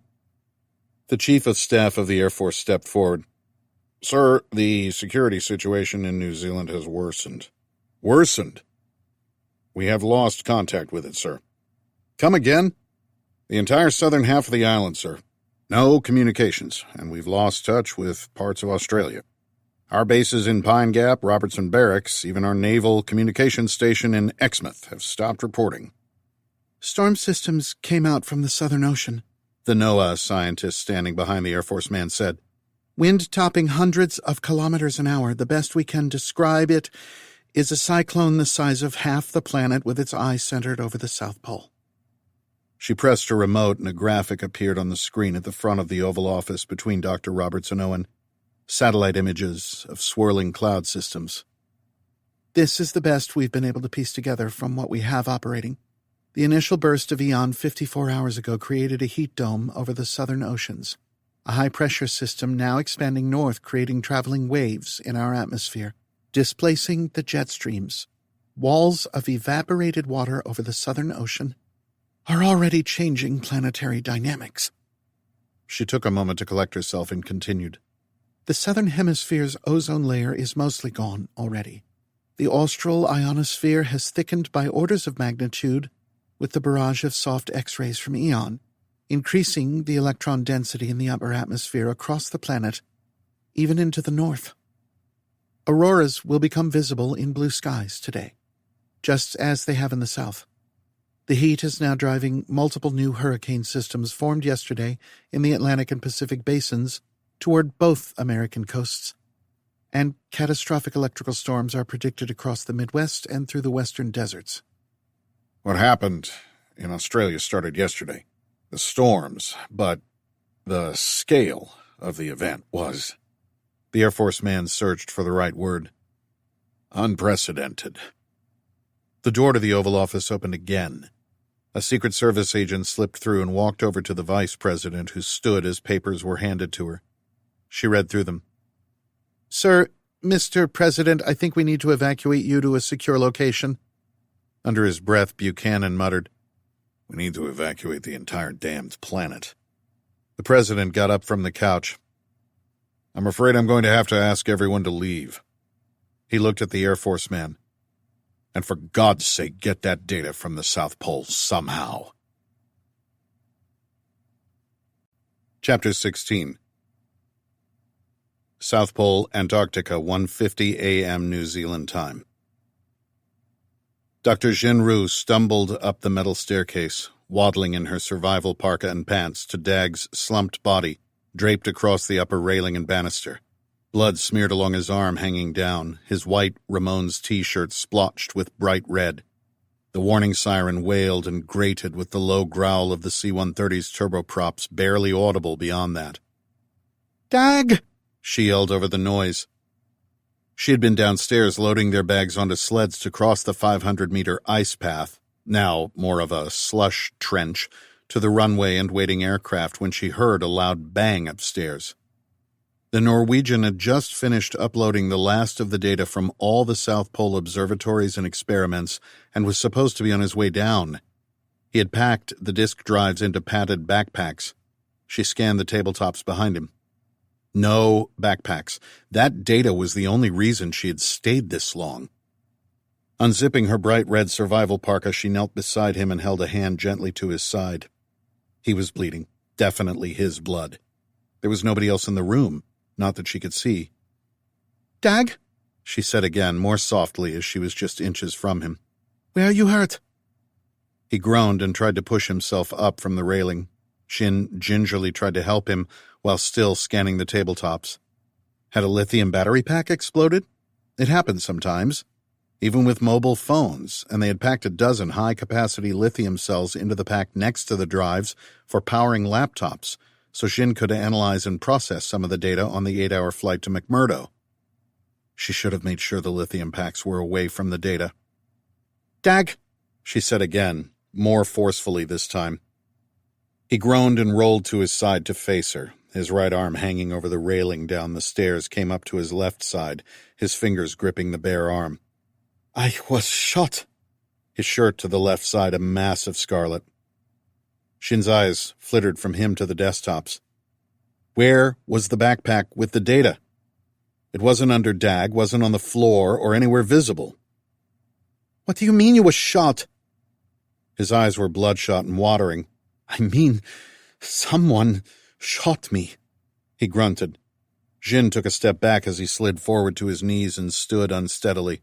The terminology the Amundsen station people used often strained her comprehension. "A gun?"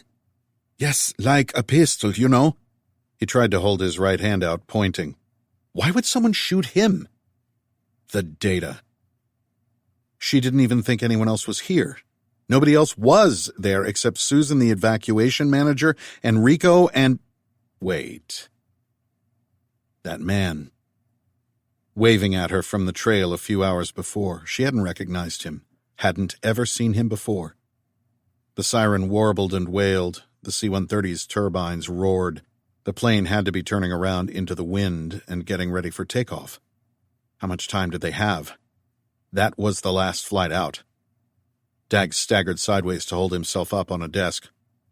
"Who? With what?" "I'm no gun expert. It had a barrel and trigger, and this guy pointed it at me. Asked me for the backpack of data drives." The siren stopped, almost complete silence, apart from a rhythmic tapping on the metal roof and the grunting sound of the C-130's engines cycling up and down. The comparative quiet was worse than the blaring alarm. "Susan?" Xin said into her walkie-talkie. No response. She checked the channel. 1, that was Susan's channel. She keyed the talk button and called out again, then switched to channel 2. Then 3. Enrico. Peter. Nobody answered. Channel 4? Nothing but static. "I'll get the first aid kit," Xin blurted out. She had no idea about anything medical, despite being called a doctor. She had a PhD in particle physics and cosmology. Even the sight of blood made her queasy. "Apply pressure to the wound," she said. That was what one did, right? Pressure? Dag slumped into a chair and groaned, his right arm still clutching his left, the red stain across his shirt expanding. The C-130's engines roared into a higher pitch. The first aid box was on the wall by the ice exit. She took 3 steps toward it but changed her mind. She reversed course and instead ran to the metal staircase that led to the roof. She could wave down the aircraft.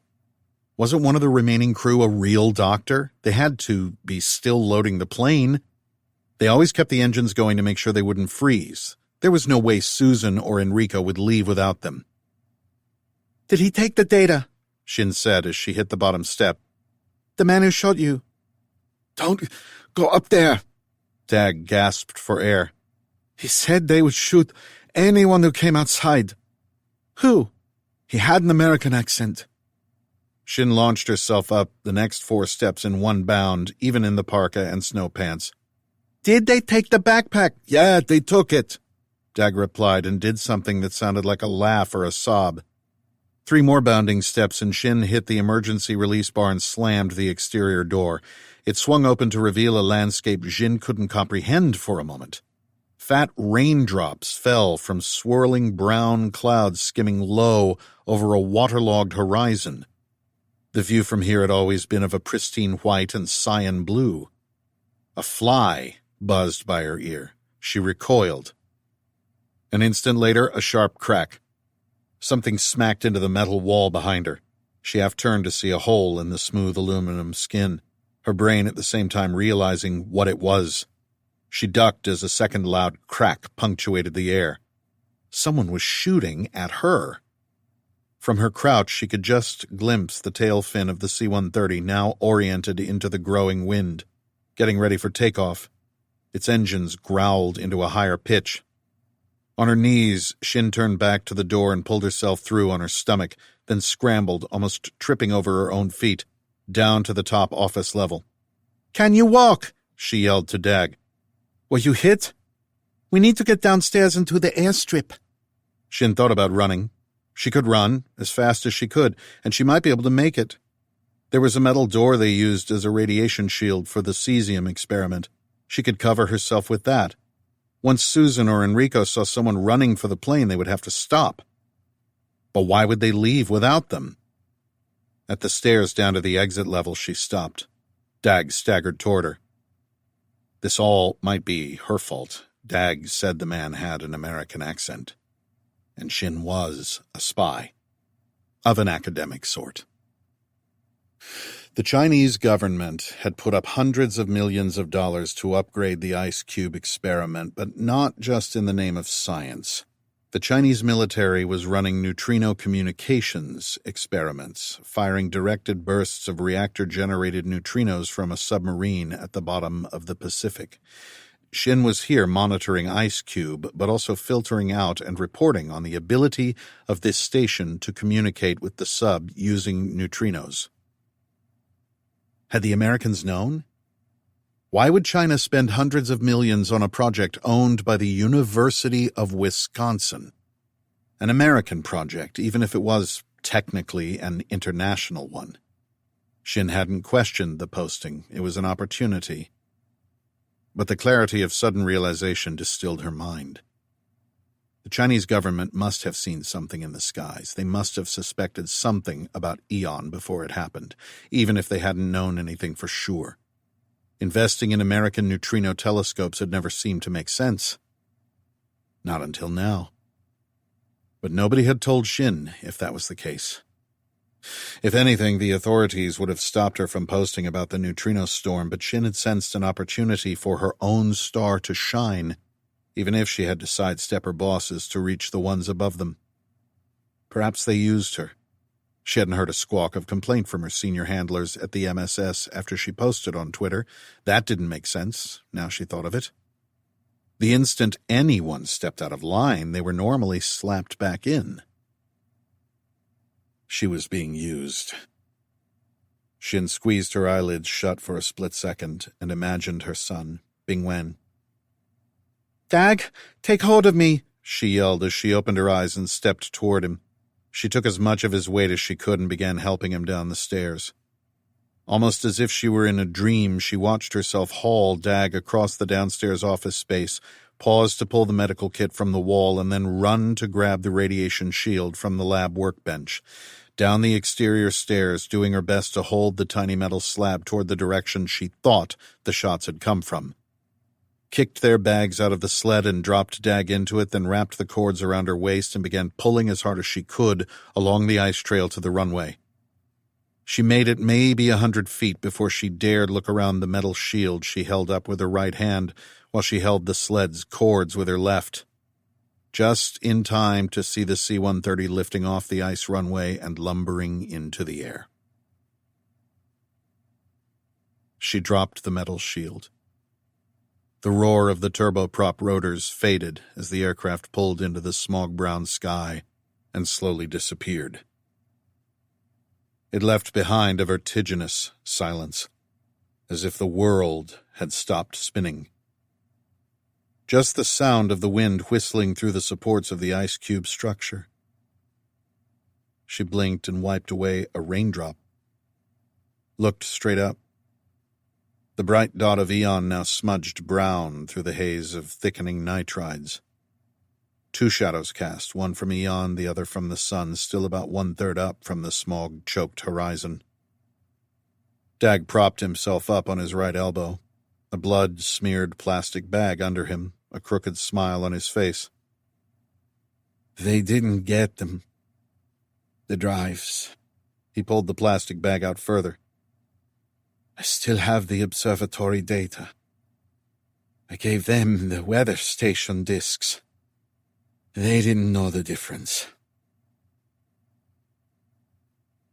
Chapter 17. White House, Washington, D.C., 7:45 a.m. Eastern Time. Colonel Buchanan closed the door to Senator Copeland's office. They had both just been unceremoniously escorted out of the Oval Office. The loss of communications with New Zealand and the American bases in the south of Australia had sent a shockwave through the hallways and corridors, as if a bomb had gone off. Even if Aeon was really finally dimming, the damage was only starting. The early morning blue skies and yellow leaves rustling on the breeze beyond the windows of the White House made everything seem normal here. But a cascade of disasters was beginning to slide north. "Do you think he'll leave?" Buchanan said. "The president?" Senator Copeland considered a bottle of scotch on her bookcase, but instead opted for a carafe of coffee on her desk. The room was barely more than a closet, 10 by 7 feet and stacked with bookcases stuffed with legal texts. "I doubt he wants to be seen running with his tail between his legs. Not quite yet." Buchanan pondered that and nodded before asking, "What about Max Carver's wife, Talisha? Have you found her yet? What did we find out with our experiment?" "The world is ending, yet we still play your games," Copeland replied, her eyes watching him like a lizard's from behind her thick black glasses. "It's not ending, just changing, and this is no game. Even if it were, we are playing on the same side, are we not?" That remark made even the dour Copeland snort.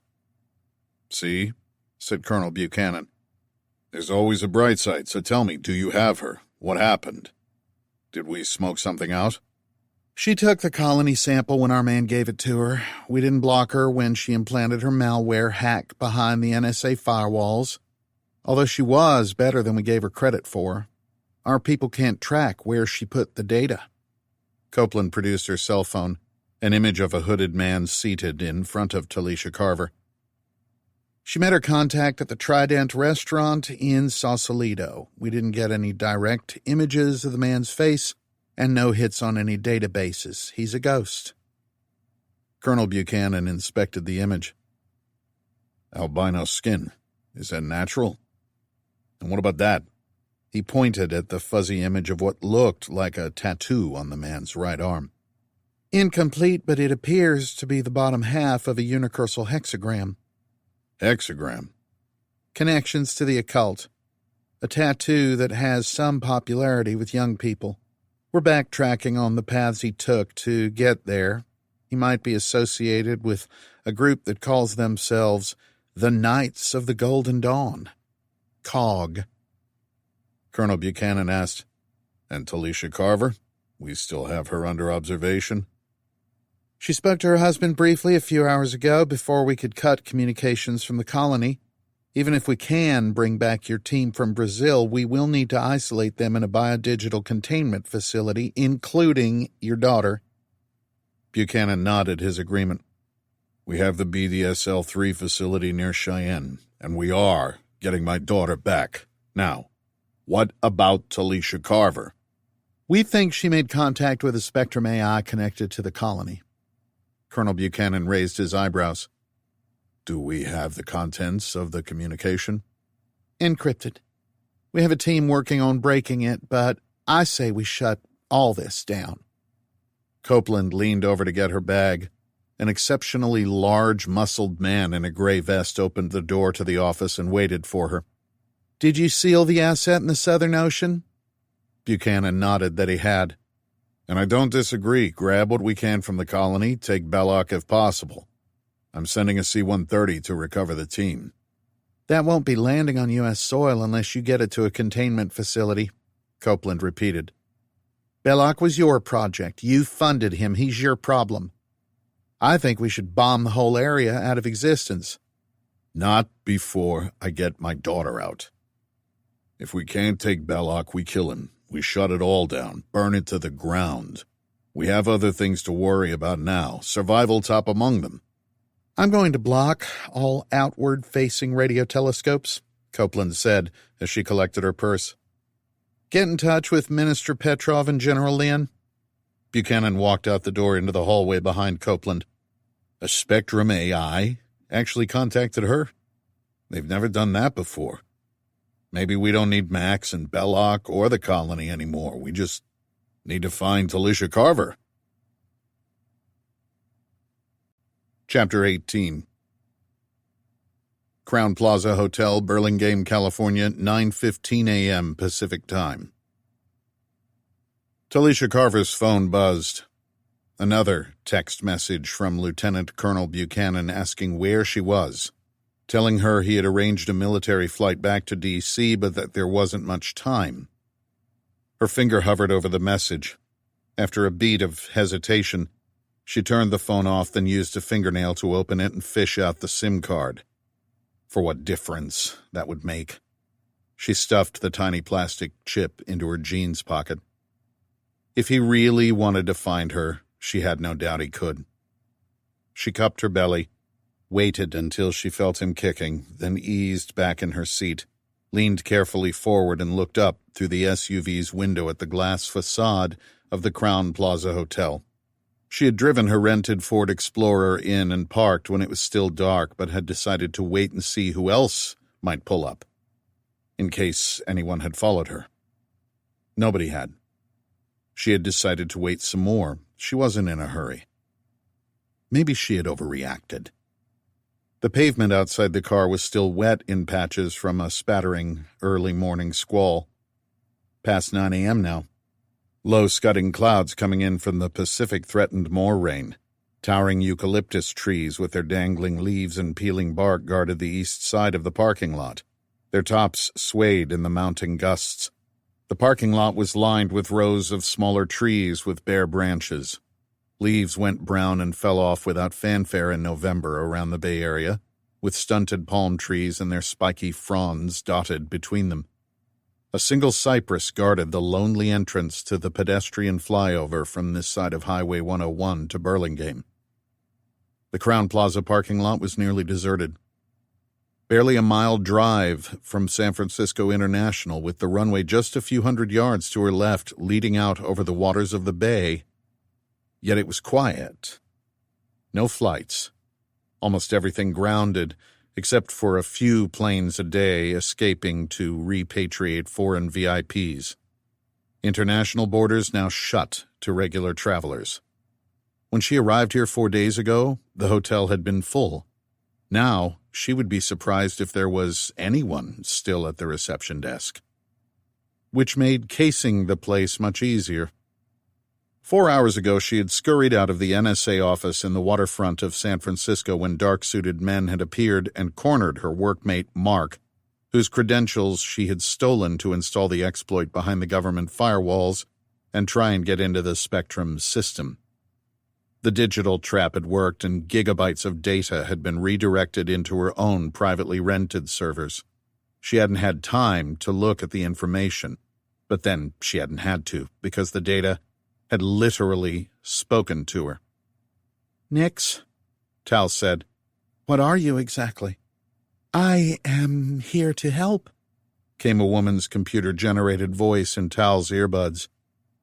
The data connection was streaming through an LG pay-as-you-go phone Tal had picked up for $40 as she left the city, from a Rite Aid pharmacy that looked like it had been hit by a tornado. Shelves scoured empty, papers strewn across the floor. An elderly gentleman manning the cash had told her to have a nice day and not to worry. To help with what? Tal asked into the microphone of her earbuds. You, replied the bit of code that identified itself as Nix. Do you mean me specifically? I am here to help everyone. As close as Tal could figure out, she seemed to have trapped some kind of chatbot in her server. The chatbot didn't always make sense and gave non-specific answers. Tal had onion routed the data using several layers of encrypted network nodes coming in from Spectrum, and then pulled the plug the instant she had a hit. Only one highly encrypted tunnel going through multiple nodes to connect in and out, and even to find the secured endpoint you would need to know the exact URL of her dark web server. It might be possible for someone to backtrack and find it, but it would take time, even for the NSA. Maybe Tal was being paranoid. No way some mysterious, black-suited men could have arrived at her office that fast. Even when a breach was detected by the NSA's SOC staff, it took hours to escalate. Then human eyes would have had to recheck the incident detection, followed by a further escalation. Those men could have been there to talk to Mark about him taking the vial from the lab, which Tal had taken with her when she left. It was in a plastic bag in the passenger seat beside 3 phones. The pay-as-you-go connected to her earbuds and the chatbot. Her own turned-off SIM cardless one, and the old model flip phone.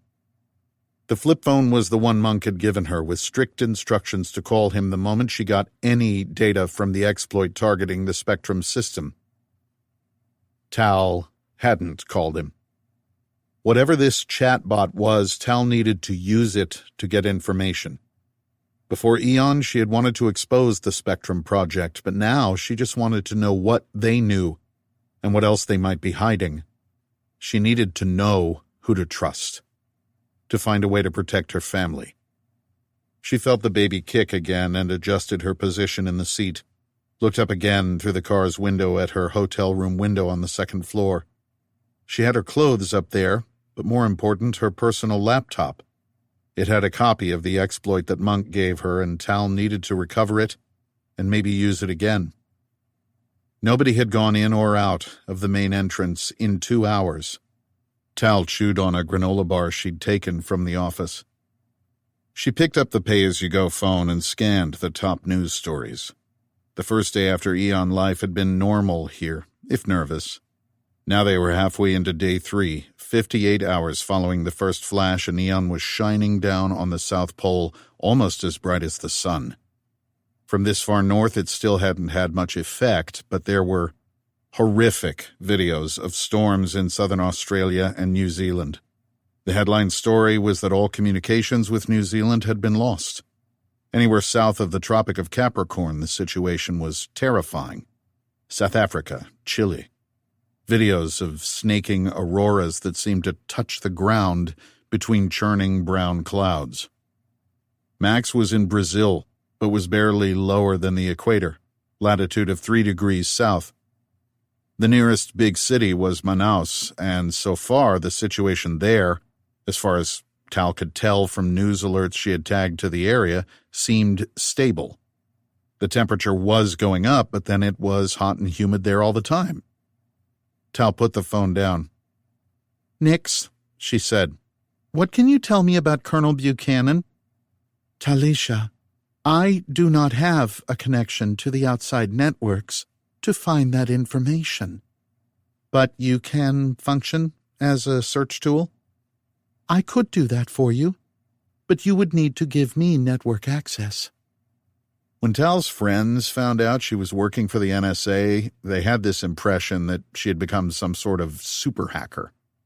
The reality was mundane, though it did give her some insight into ways to access networks.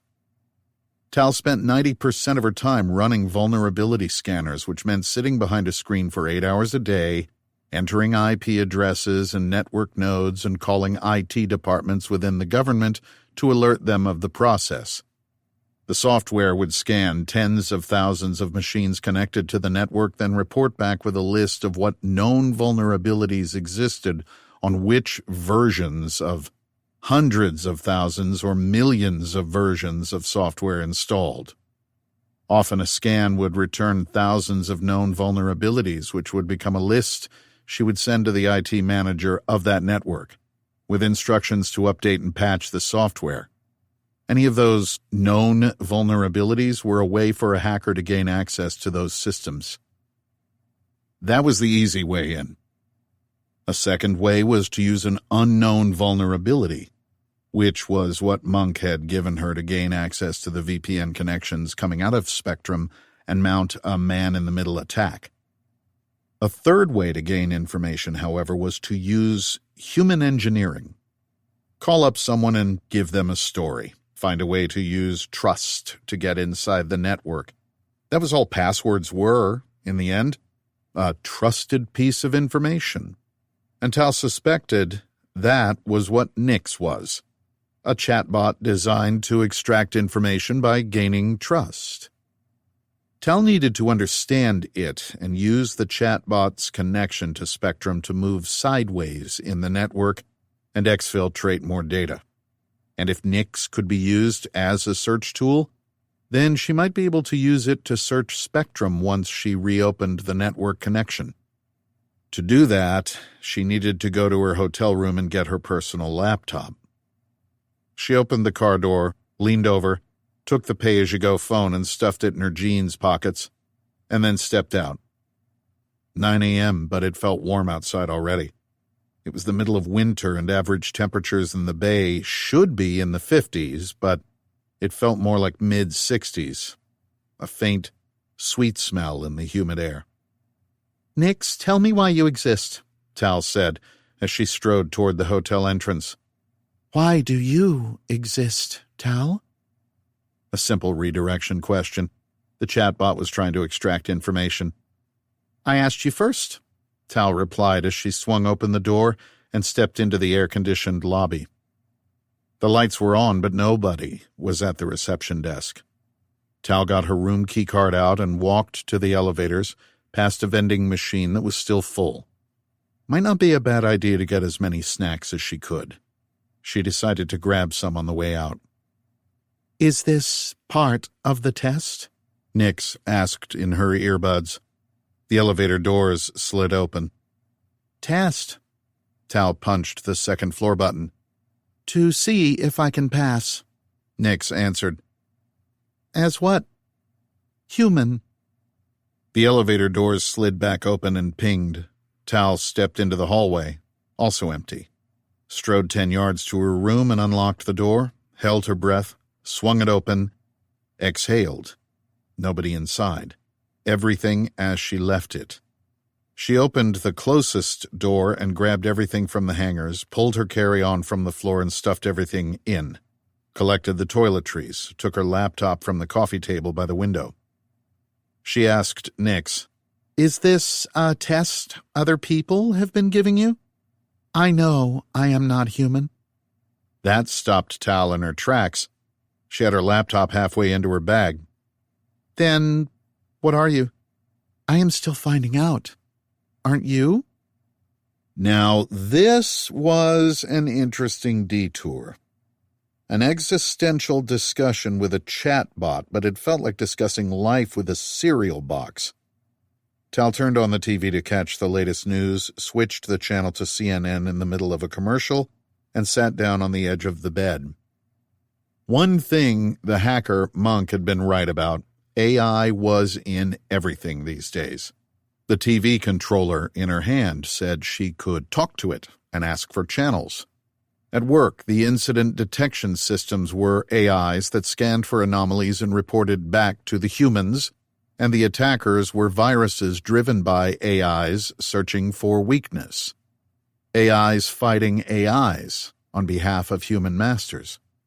She'd even read somewhere that an AI system controlled the fuel ignition system in her car.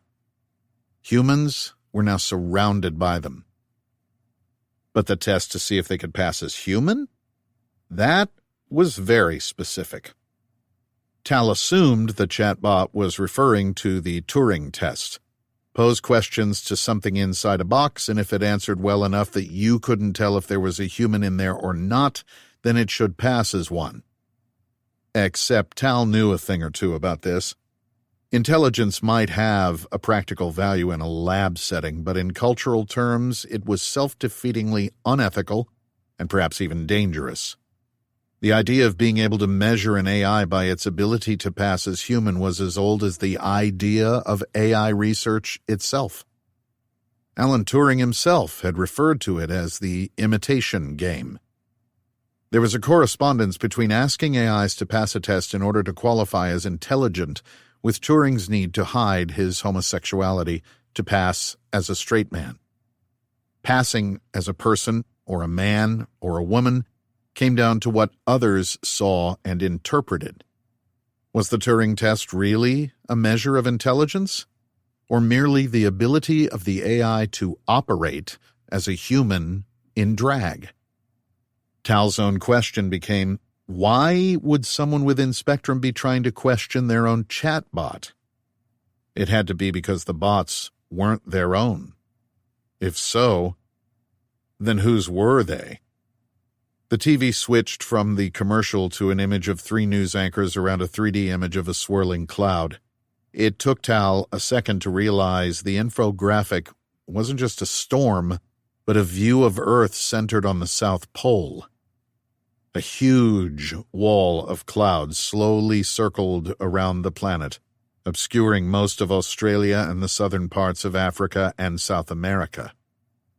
The hair on Tal's arms prickled. The volume was low, but she heard the anchors saying people were heading as far north as they could.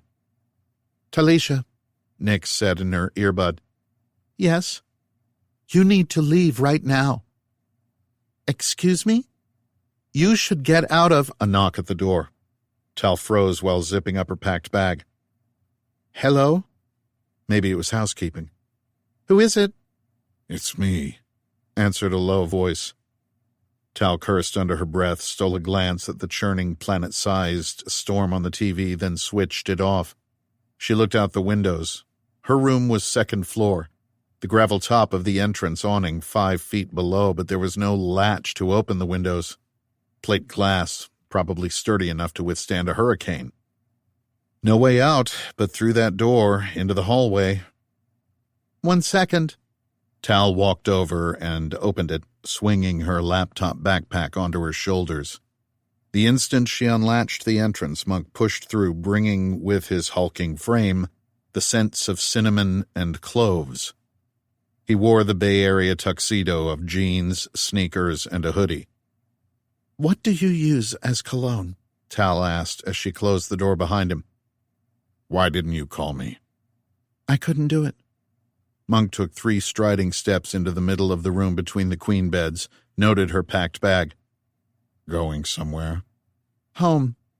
"How?" "Military transport." Her options were running out. That graphic on CNN had frightened her in a way she hadn't expected, like all the air from the room had been sucked out. It had just been a few hours since she checked the news channels, yet the situation had changed dramatically. A planet-sized hurricane looked like it was tearing apart anything below the southern tropics. The storms and heat slowly moving north as the furnace of Aeon melted the South Pole. She needed to get home, no matter how and as fast as possible. Travis Air Force Base was an hour drive, but the bridges north had to be jammed. She could call Colonel Buchanan, get a chopper to pick her up. That's what he had said in his messages.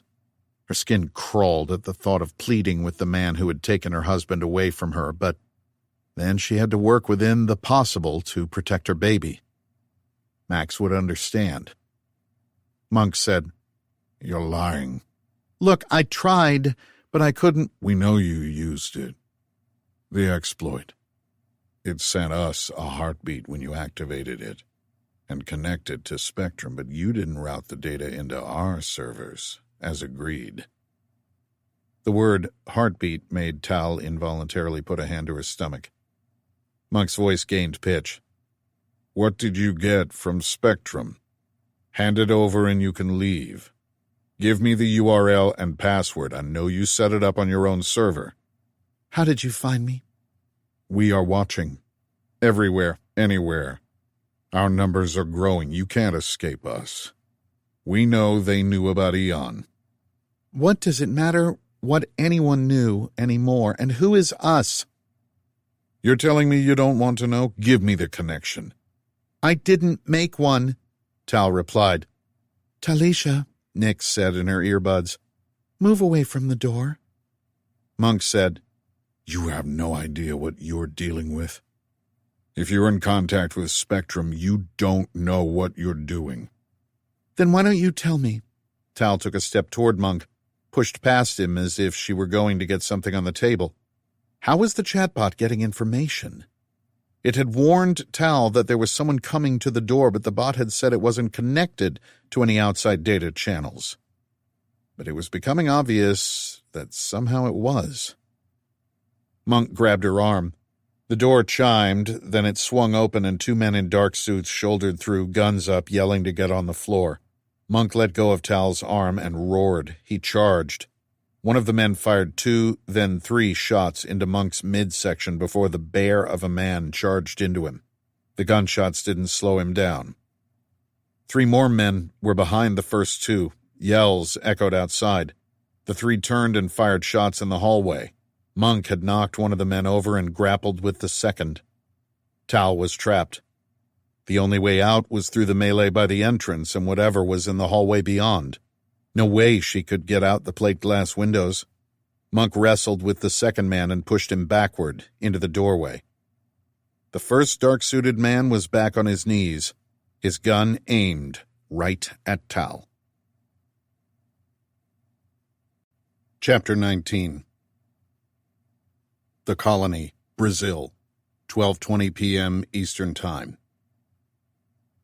Max Carver surveyed the structure that had been built to house him and his teammates from 100 feet up in the air at the leafy edge of the rainforest canopy. The lattice work created by the colony's Xenobot builders seemed to be a natural extension of the towering kapok tree that the rooms were attached to. The exterior of the structure was covered in a glittering green that Ben said worked as solar cells, which converted ambient exterior light into useful energy for cooling and air circulation inside. Everything here worked in harmony, Ben said. Nature, he said, always corrected itself. Max reminded himself of the urgency of getting out of here.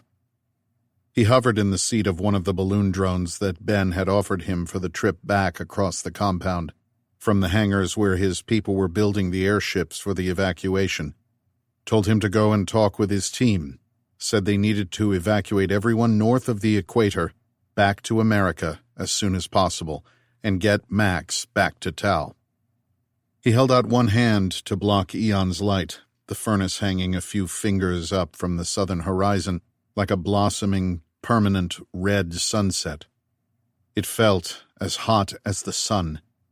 Now there were faint twisting yellow auroras winding through the brown sky between the churning clouds. The air seemed to have thickened, even in the past hour. Towering storm clouds amassed to the east along the foothills of the Andes. Between the clouds, there was no longer blue sky. Brown smog had replaced it. Nitrogen oxides in the stratosphere, Ben had explained, caused by ionizing radiation pouring down from Aeon. It was wiping out the ozone layer in the south and bombarding the DNA of anything living. The longer Max stayed outside, the more his own body would get ravaged. Already, his skin felt seared.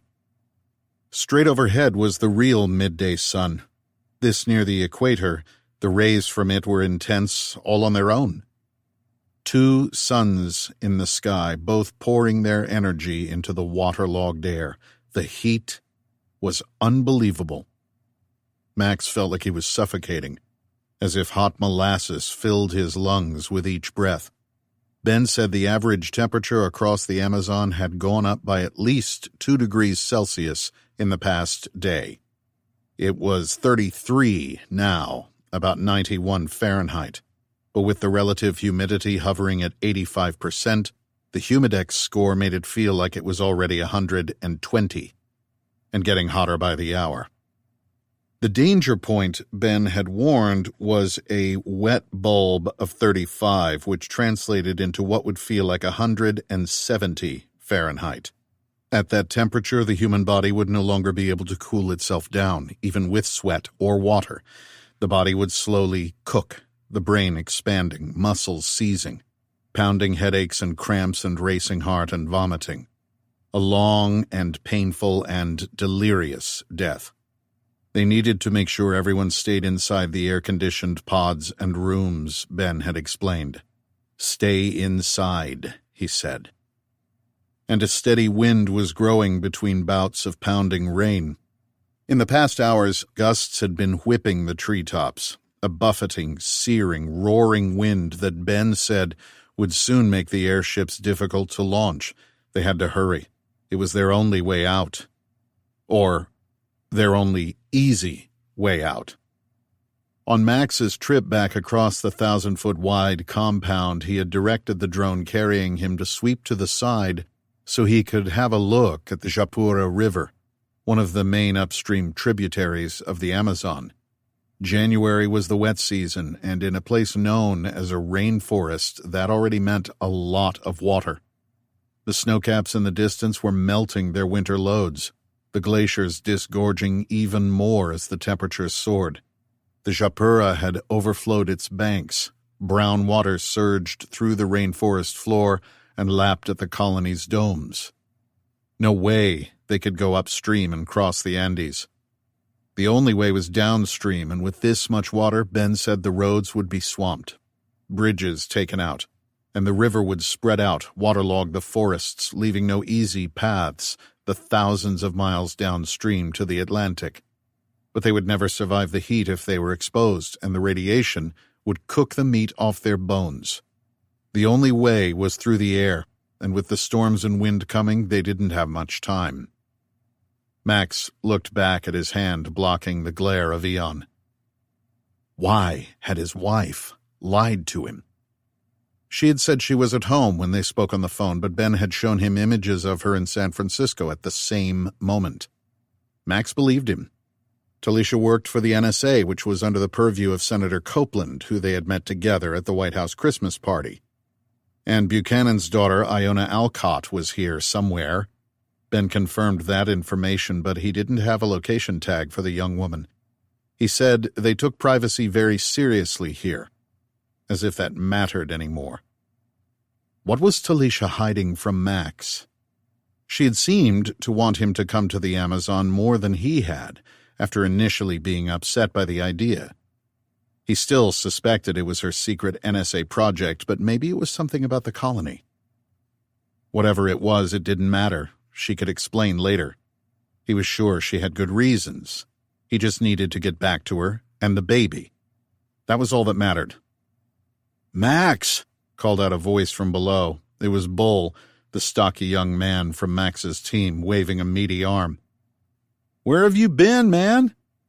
"Doing recon," Max called back. "Bull, we need to get the heck out of here."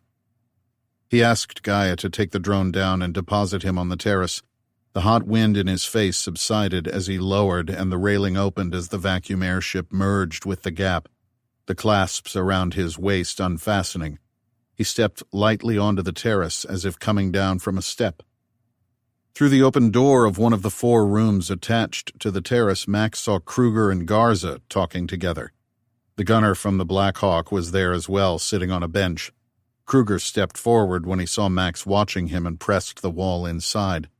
The petal-like door mechanism folded in and closed. "Man, I am so glad you are back," Bull said, advancing toward him. The guy's cheeks were crimson, beaded sweat across his face. His black shirt soaked. His skin was as pale as Max's. The guy wasn't built for heat either. "You need to stay inside," Max said. "Keep in the rooms. Get your body temp down." "You need to speak to Kruger." Where a few hours ago Bull had seemed relaxed and happy, now he was uneasy. He took another step to Max, but then retreated and looked at the door that had just closed. Max asked, "About what?" "Are you kidding, man?" Bull stole a glance toward Aeon. "I was gathering intel on Belloc," Max replied. "We're getting out of here, getting back north. We'll get you back to your kids." "You hadn't grabbed me when that chopper went down? I would be dog meat right now." "It's nothing." "It's not nothing." "Did Kruger talk to Colonel Buchanan?" Max asked. Bull put a hand behind his neck. Man, you gotta talk to him right now. Max walked toward the door. The pedal mechanism pulled back and cool air rushed over him as he walked through with Bull behind him. The door closed. The cool air inside licked the sweat on his neck. The relief from the heat was intense. Kruger and Garza were dressed in the same black t-shirts and beige slacks that Max and Bull had been given.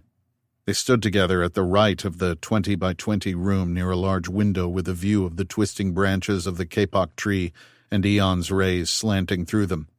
The gunner looked up from the bench. Casts around both arms. He nodded hello. You okay? Kruger asked in his gruff voice.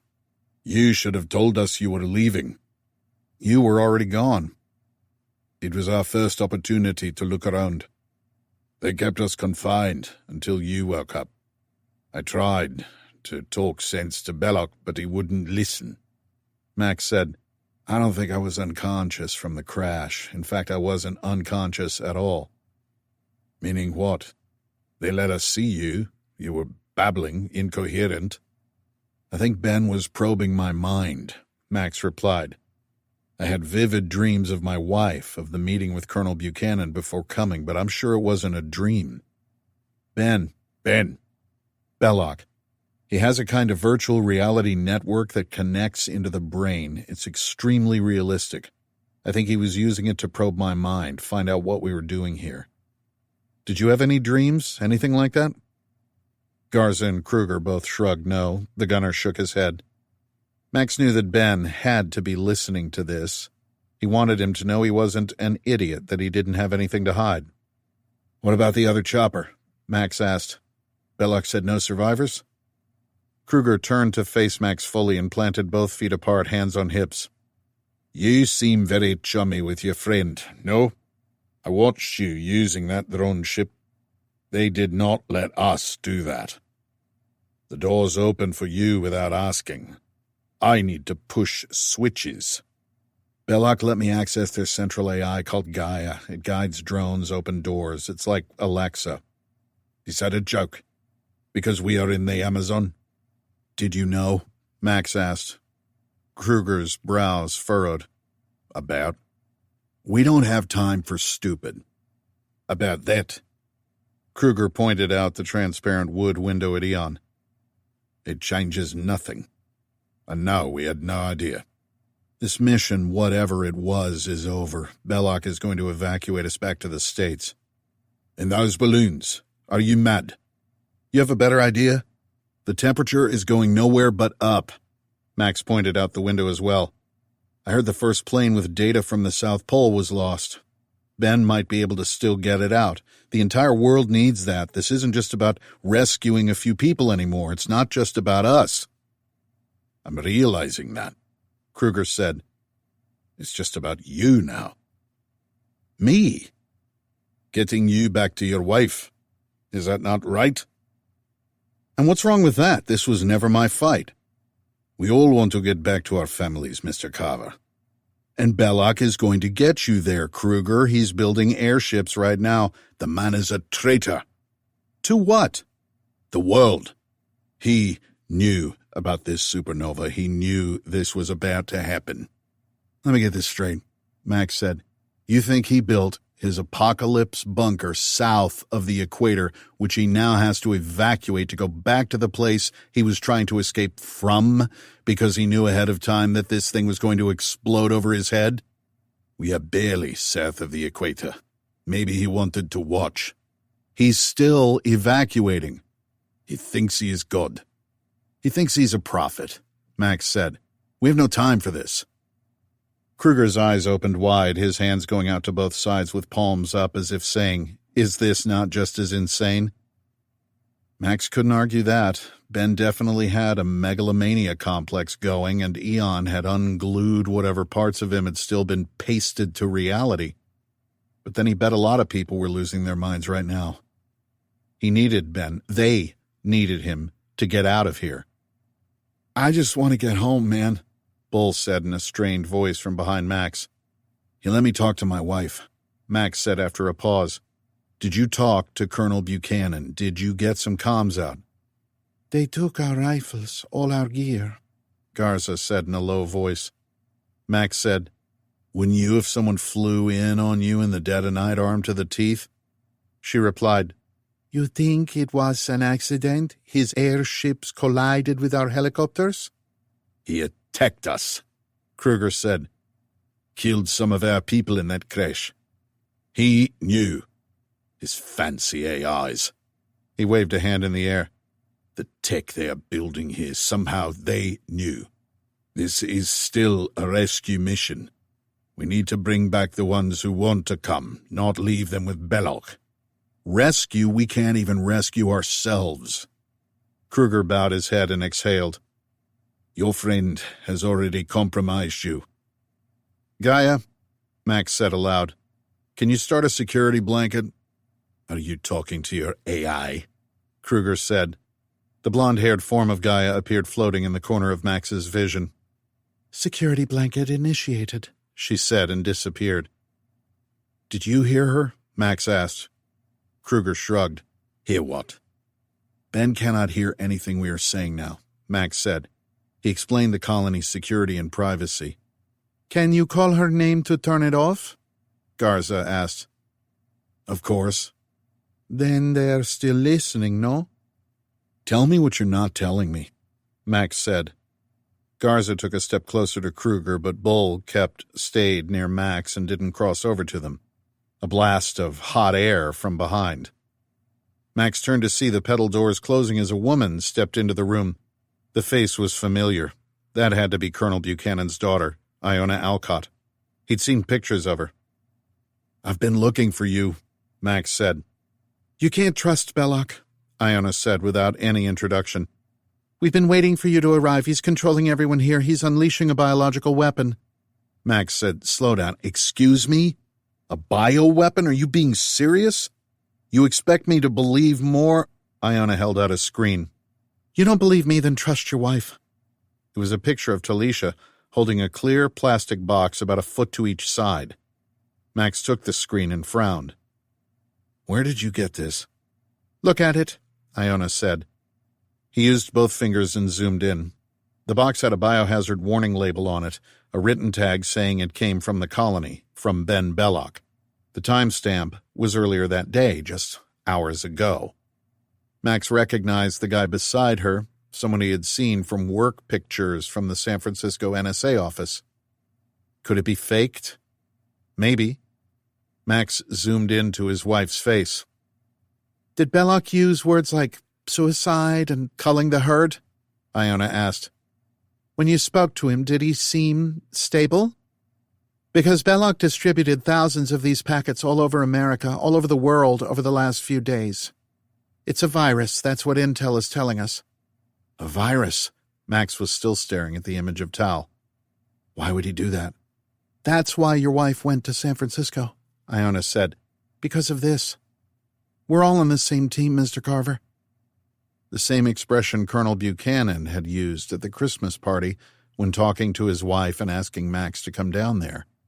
Hearing it now had exactly the opposite effect of its intention. Max, my father had been funding Belloc. The United States government helped finance the colony. That's why I'm here, Iona said. I know my father wasn't straight with you, but we needed to keep this on a need-to-know basis, and you honestly didn't need to know. Until now. What else did he lie to me about? This place was designed as a black ops site for hyper-accelerated tech development, Iona continued. Like the Cold War skunk works, but we were trying to siphon assets from other countries. Use the colony as cover for attracting talent. But Belloc went off the reservation. He went rogue. Going rogue was what he came here to do. Maybe your experts should do some vetting before they... Max handed the screen back as his voice trailed off, a tingling sensation in the pit of his stomach. Wait. What did you do? He looked back at Bull, a pained expression on the man's face. Whatever you're doing, you need to... A thudding detonation shook the floor, and then another. Max ran to the door, which peeled open in front of him in time to see mushrooming clouds from roiling explosions on the other side of the compound, right where the airship hangars had been. The heat outside hit him like he was running into a steam oven. I told you needed to speak to Kruger, Bull whined from behind. Max balled his fists but said nothing. Blossoming fireballs rose flaming into the jungle all around them, but in Max's mind, what was really burning was his chance to get back to Talisha. Where was she? She needed to stay away from Colonel Buchanan. That was one thing he was sure of. Because the odds of Max getting out of here alive were literally flaming out before his eyes. Chapter 20. The Colony, Brazil, 12:25 p.m. Eastern Time. Roiling fireballs blossomed through the rainforest trees, one detonation and then another and another in a circle of flames. Black-rimmed gaps appeared in the air between the trees like holes punched through a photograph mounted on a wall to expose the framing beyond. Max realized it was hunks of the metamaterial coating pulling away from structures hidden in the open. The visual cloaking effects ripped as the explosions tore the formations apart. Seconds ago, it had looked like their terrace was in the middle of a pristine rainforest, but now it appeared like it was in the middle of a ring of 5 flaming skyscrapers. "What did you do?" Max gripped the railing of the balcony with his left hand while his right held the elbow of Iona Alcott.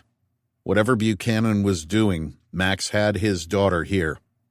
Kruger was beside him. "What we had to." The Afrikaner had a Glock in his right hand and scanned back and forth with it.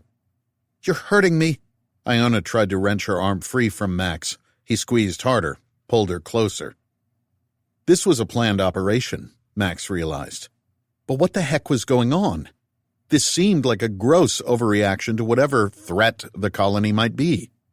There were at least 100 innocent civilians here. Bombing the place seemed insane.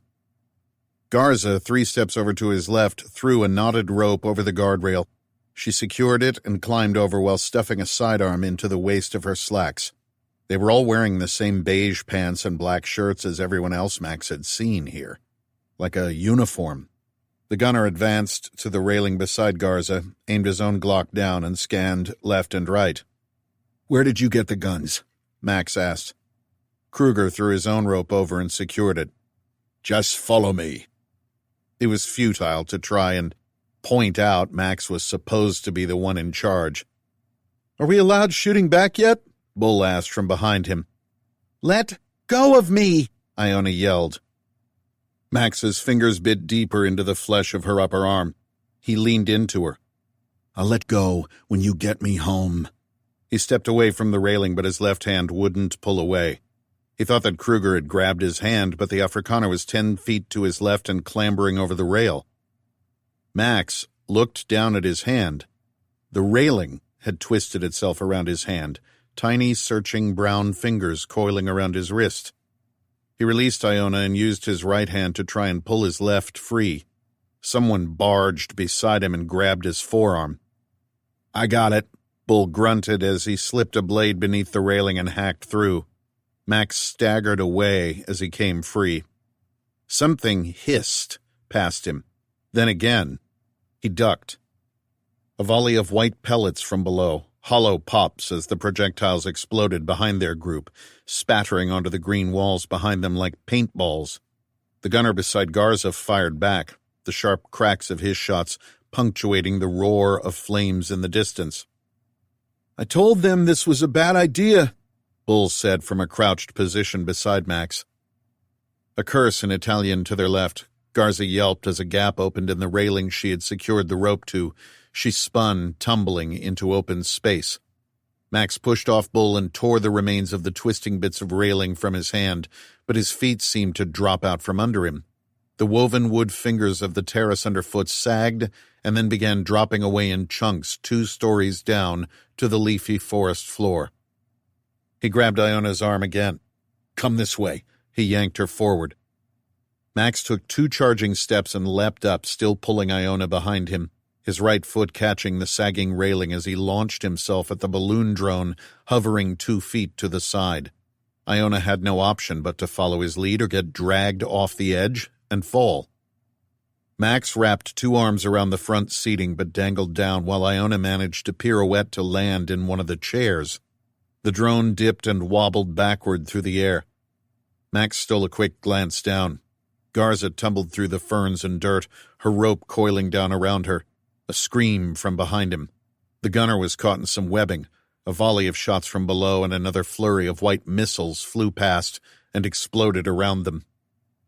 Max grappled with the seating and tried to pull himself up, but then was knocked sideways and almost launched into the open air. For a split second he thought he'd been hit, but realized the impact was from the sweaty, pink-faced bull who had attempted to jump onto the drone as well. "What are you doing?" Max grunted. "Whatever you are." "I can't control it," Iona said. "I can't access the drone systems. We're cut off. Ben must be dematerializing this whole area." Max's grip slipped. He grabbed at more gray webbing. "Dematerializing?" "Setting the xenobots to digest the structure." "Does that include eating us?" Bull gasped as he grappled with the webbing to stay aloft. Someone below Max pointed up, not pointing, but aiming. They fired straight at him. A white projectile shot upward and exploded out into a shimmering spiderweb.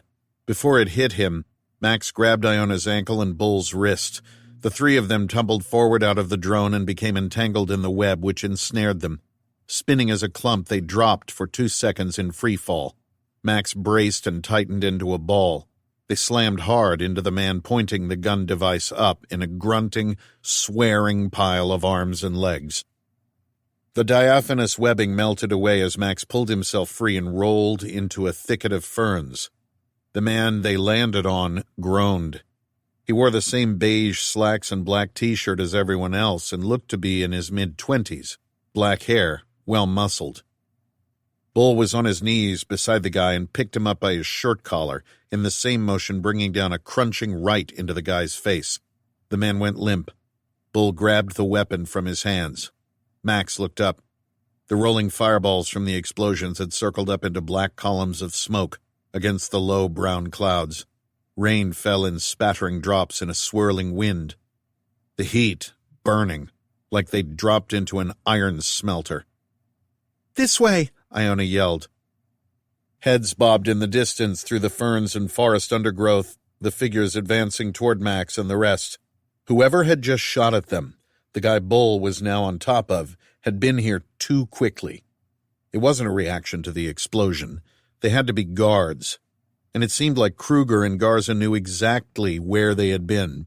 One closer to the terrace was now lying inert and covered in blood. Garza and Kruger had regrouped on the forest floor in the cover of a 10-foot-thick fallen trunk. Iona waved Max toward them. "We have an escape route," she said, still motioning at him to follow her.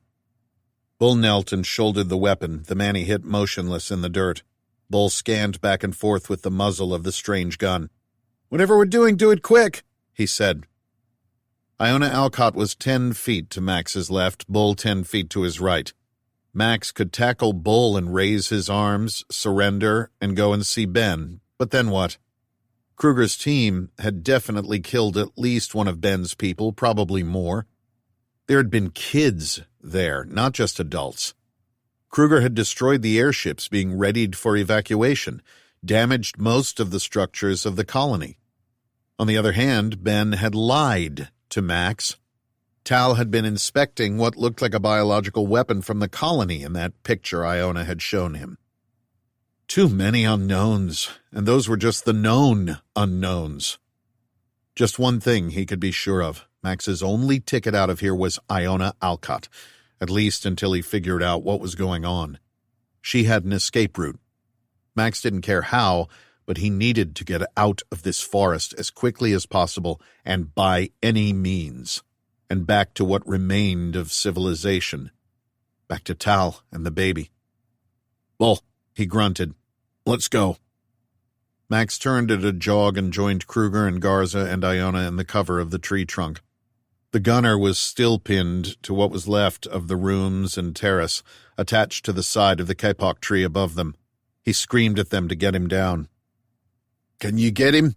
Kruger asked Iona. "Too far," she answered, and to Max whispered, I have a device that disables anything in the local area network of the colony's comms system, but only to 15 feet. It deactivated the netting we got caught in. Where's the escape route? Max said to her. Do we have more choppers? This way. Iona ran down a narrow dirt path overgrown with ferns to each side and literally disappeared. Max pulled the knife from Bull's waistband. Bull glanced at him but let him take it, his eyes scanning back and forth as he checked for movement through the undergrowth. Iona's head reappeared, as if through a gap in reality, a narrow black slit that opened in space. This way, she repeated.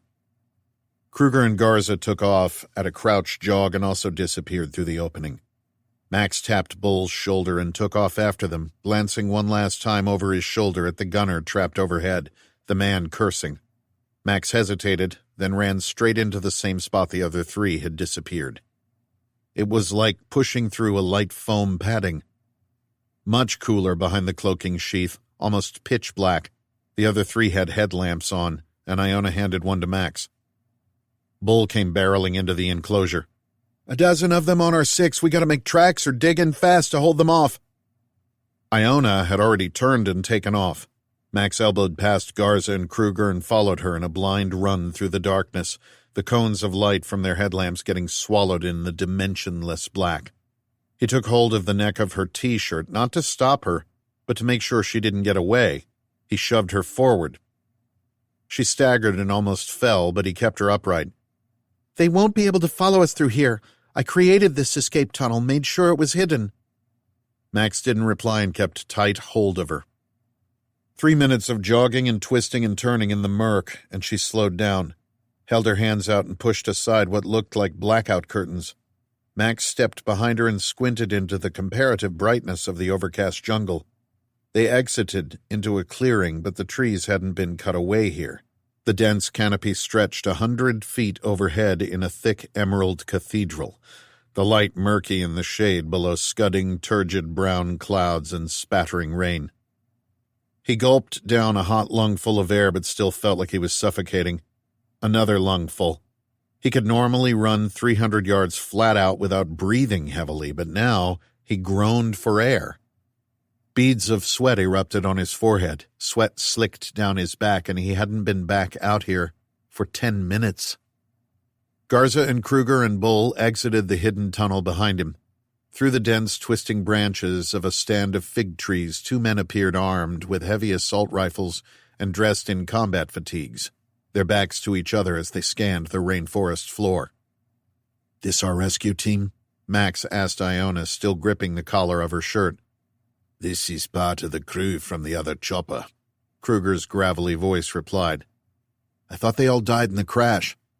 One in a long list of lies from your friend Ben. Most of the crew survived, but they hid in the jungle. That's how we mounted this operation. Max let go of Iona and turned to Kruger, clamped his right hand around the Afrikaner's neck and lifted him clear from the ground. Kruger didn't resist or fight back, but grimaced a smile while he held out his hands to keep the others back. This whole thing was a setup, Max snarled. Glad to see you have some fight left in you. Kruger gasped back. Max cursed silently and set the man back on his feet, shoved him back a pace for good measure. Telling me I was in charge, total garbage, just to get me to come, but why? What was so important? You were unconscious for 2 days, boss, Garza said quietly in her Italian-accented voice. We had to make plans on our own. Kruger was the number 2. But I'm back in charge now? Max asked. Things have changed, Kruger said. No, they have not. Isn't that what you said? Max pointed at Garza. How much is Stillwater paying you? You're the EU anti-terrorist representative, that's the story? An international rescue load of crap. You're a merc like the rest of them. This isn't a rescue mission. Buchanan offered me $100,000. How much did you guys get? We need to get back to the safe zone, one of the combat-fatigued dressed men said to Kruger. Max turned to Bull. So you're my buddy, huh? That's why you talked to me in the chopper? How much would you pay to cozy up to me? Are those kids in the pictures even yours? You're my good cop and Kruger is a bad one, and everyone's on Buchanan's dime." He turned to Iona. "But you're his daughter. Is he sacrificing you too?" "We had to stop Belloc from leaving," Iona said. "The whole world is about to end. What the hell could be so important?" "We already told you," Iona said. "The bioweapon." "Bull crap." "Guys, we gotta get moving," the combat-fatigued dressed guy closest to Max said quietly. Max relented and began following the team that had come out of the jungle and was now silently urging them to follow as they formed a perimeter.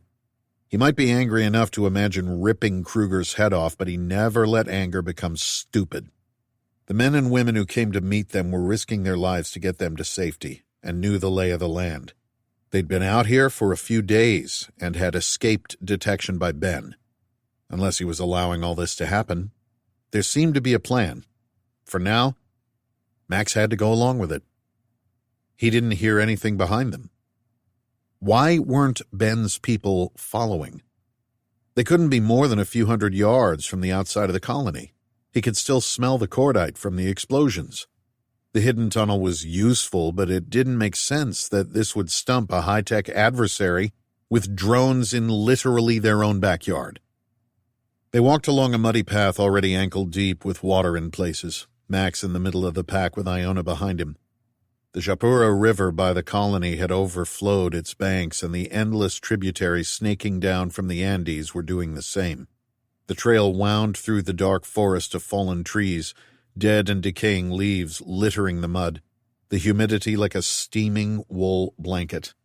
To his left, flat water between the trees, the flow too faint to detect. It reminded him of the bayous where he grew up, where he and Ben would play as children.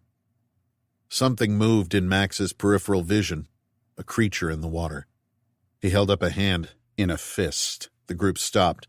He held a finger to his lips. "Be quiet." What was that?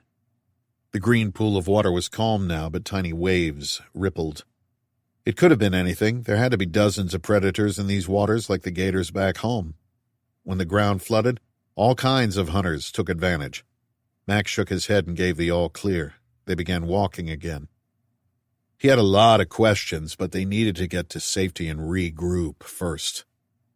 His stomach growled, which brought up another question. When was the last time he had eaten? He couldn't even remember. Did they feed him when he was unconscious? Did the team here have any food? He didn't remember them packing much in the way of survival rations when they took off, and a thumping headache began blossoming behind his eyes. He had to be dehydrated, despite practically swimming through air thick with water. The heat felt like walking through a pressure cooker. Did they have any water? Without it, their survival out here would be measured in hours. They were surrounded by water, but it was full of parasites and worms and whatever else bred in the heat of the Amazon. The choppers had to have survival gear in them, water purification tabs and maybe filters, but how long would that last? And just how hot would Aeon get? Ben said a few hours ago that Aeon was as hot as the sun, but still getting warmer. X-rays pouring down on them, acid rain from the nitrides. Max already felt like he couldn't breathe. He stopped. Iona nearly walked into him. "Do you see that?" he whispered and pointed. "What?" Something in the water watching them. The skin of the creature looked like a honeycomb or coral reef, a webwork of tiny creatures that oozed. Max hated holes packed together. For some reason, even the sight of the 3 cameras on the backs of phones made him squirm. Trypophobia, the doctors called it. A memory emerged of a face of holes on a screen and a name he couldn't remember.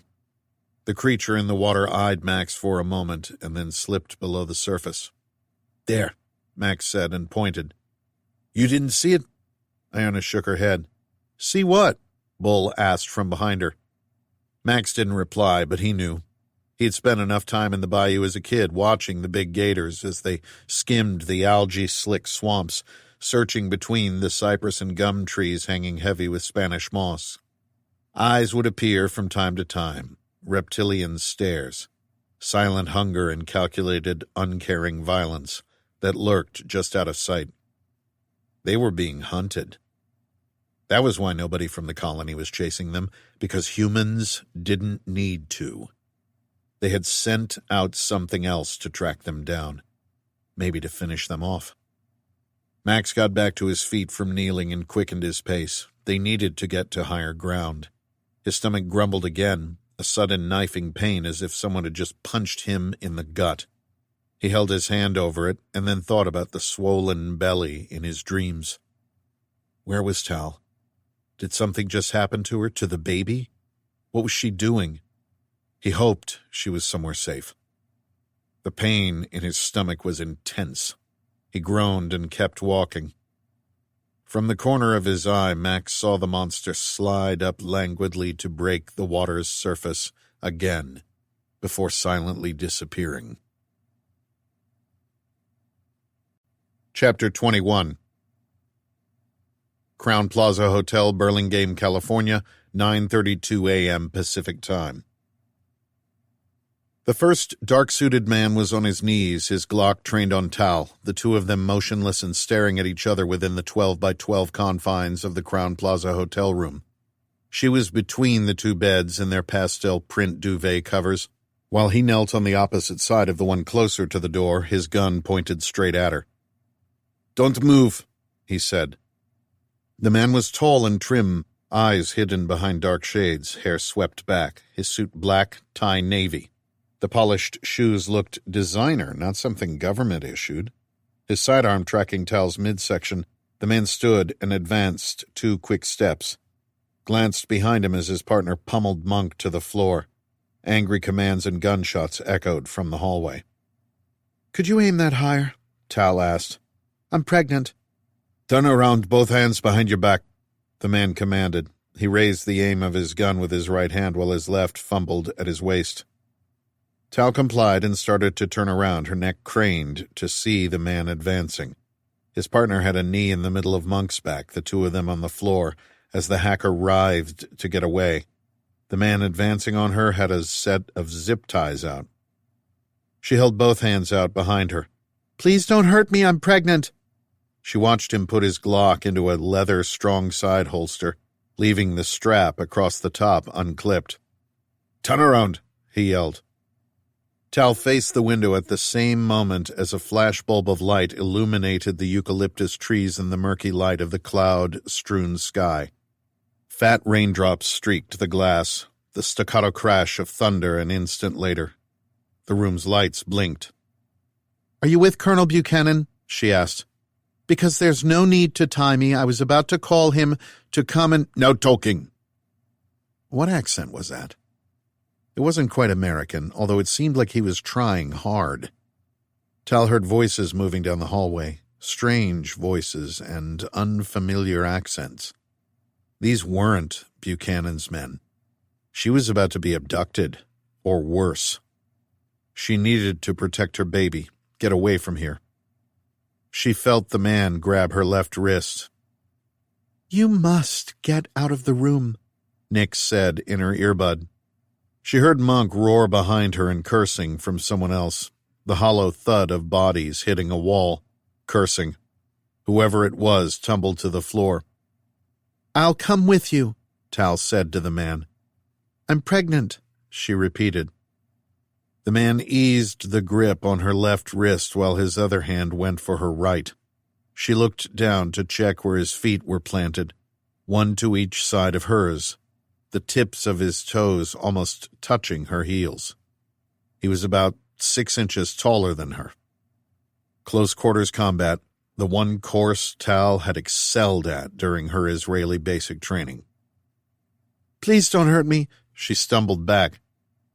He reached to steady her. She lifted her right hand to his waist, felt for the grip of his gun. He sensed this, and his hands flew back at the same time as he must have looked down, because Tal snapped her head backward and felt the satisfying crunching connect of her skull with the bridge of his nose. He screeched in pain and staggered away. Her right hand still gripped the gun, which came clean out of the holster. Tal swung around while trying to orient the sidearm. She took 2 steps backward toward the window and yelled, "Don't move! I swear to God I'll shoot! Who are you with?" The man she'd headbutted had one hand to his blood-spattered face and swore as he lunged toward her. Tal's index finger slipped onto the trigger as he swiped. She hopped backward, brought the Glock around, and gritted her teeth, and was lifted from the floor. Tal felt the man's fist slam into her stomach like a battering ram, the impact taking her off her feet. No pain, not at first, but a screeching wail exploded into the confines of the small room and stopped everyone in their tracks. She landed and skittered back. The bloody-faced man froze, his fist still hovering in the air where he'd hit her. By the door, Monk had his forearm pinning the neck of the other man to the wall. Everyone looked at Tal. She realized she was the one screaming. Pain lanced in her stomach like shards of glass had sliced her open. The peeling screech subsided, and she held one hand to her midsection, the tears already coming. She felt like she was going to vomit. "I'm sorry," the bloody-faced attacker stuttered. "We'll get some medical—" Tal swung the gun around. The man flinched and ducked. She aimed low and pulled the trigger. Barely heard the crack of the shot. The man yelped as the bullet tore through his calf. By the door, Monk grabbed the other man and hauled him into the hallway. Collapsed onto his rear on the carpet, Tal's attacker now had his right hand up, palm out toward her. His nose crooked and splayed to one side, blood streaming down and blossoming across his white shirt, his left hand to his lower leg. Knifing pain in Tal's gut. She swung the Glock up and pointed it straight at the man's head. His teeth bared. "Please, I've got children." That was the wrong thing to say. A bolt of pain nearly doubled Tal over, but she held the gun pointed right at him, finger on the trigger. She swung her hips around and fired 3 quick shots into the plate glass window behind her. It shattered, the glass crazing and falling away. Barely aware of what she was doing, Tal grabbed a chair by the table, grunted as she swung it through the opening in the glass, and then pushed herself through and hopped 5 feet down onto the gravel roof of the entrance awning, the gun still in her right hand. Something slapped into the side of her face, then her left arm. A tapping metal roar above the patter of raindrops. Hailstones, like golf balls, bounced off the gravel. Tal raised her left arm to protect her head as she crouched and ran along the awning. Her car was parked next to the entrance by a trellis of vines she had noticed walking in. Stabbing agony in her gut. Sobbing in pain, she dropped to her knees and slid to a stop in the slurry of gravel and hail at the edge of the awning.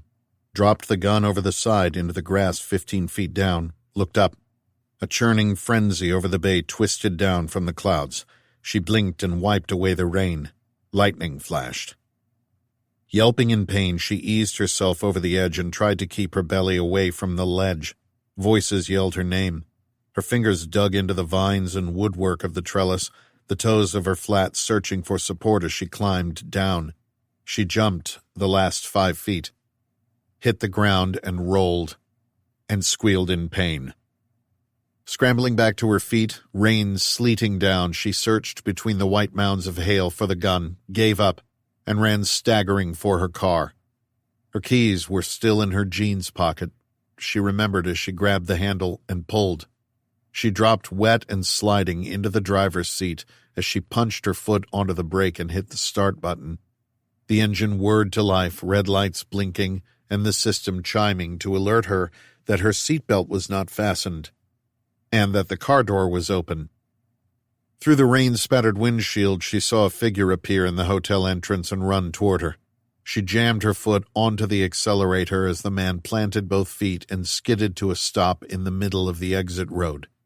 The door still open, Tal punched her foot down on the gas and swerved, straight into the looming figure who leapt into the air at the last instant, his back cracking the windshield. She heard his body thudding and rolling over the roof as she swerved toward the exit to the highway. which was blocked by at least 3 cars and more scurrying dark figures. She yelped as another screw of agony tore at her midsection. For an instant she let her foot off the accelerator but then punched it back to the floor. The dark figures between the cars crouched and pointed, rain sluiced off the windshield. The open door beside her flapped open as she swerved. She aimed straight at the center of the wall of cars blocking the exit. A hollow tapping sound. Then another. White-rimmed holes appeared in the windshield. Tal ducked as she realized they were firing at her. Both hands on the wheel, she kept her head just high enough to glimpse the road ahead. The blockade loomed larger. She wrenched the wheel left. The car's front slammed into the curb and hurtled upward. Lightning flashed again. Tal gripped the wheel as the vehicle jackrabbited over the median and back into the parking lot, past the cypress at the entrance of the pedestrian walkway. Pealing, rolling thunder impacted her eardrums like cymbals crashing. That pedestrian crossing was wide enough for a car, wasn't it? She had admired it when she was parked watching the hotel. It wasn't everywhere that built such beautiful crossings for people to stroll across a highway. She did her best to hit the entrance to the walkway straight on, but caught the edge of the 8-foot-high chain-link fence as she swerved into the center. A metal post caught her open door and the car lurched. In a screeching, rending roar, the door flew away. But Tal's vehicle managed to stay on the concrete walkway, the width barely enough for the car. The accelerator to the floor again, she raced up over the highway and glimpsed an unbroken sea of red taillights on the northern heading side of US 101. The opposite side of the highway was empty.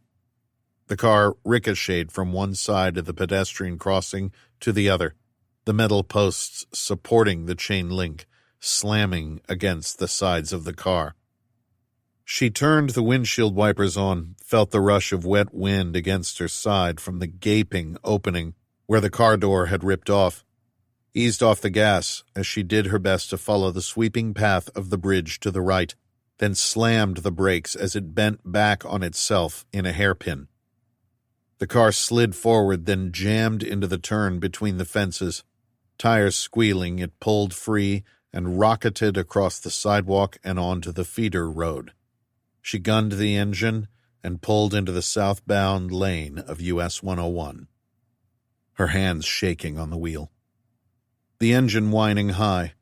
Rain whipped in through the open door in a rushing roar of wind. The speedometer at 60, then 70, then 80 miles per hour. The other side of the highway jammed with cars heading north, but almost nobody going her direction. Just a faint glimmer of red in the distance of another car. "Talisha," said a voice in her earbuds. "are you hurt?" Nick's was barely audible over the howling wind coming in through the open door. Tal's breathing came in and out in rushed gulps of heaving air, her whole body moving up and down with each intake and exhale. The pain in her gut. The baby. Oh, God, the baby. Please, no, please. "We need to get you to a hospital," said the woman's voice. "How did you know?" Tal yelled between sobs. "I heard gunshots." Tal breathed deep and forced herself to calm down and think. This thing could interpret background noise as well as speech? That was unusual. "Let me ask the question again. How did you know someone was coming to the hotel room? You told me to move away from the door." "Because I knew they were coming." "Who are they?" "The ones you rescued me from." Tal wiped water and streaming tears from her eyes. On the passenger seat beside her, the clear plastic bag with the container from the colony. Beside it was her phone, turned off, its SIM card still in her pocket.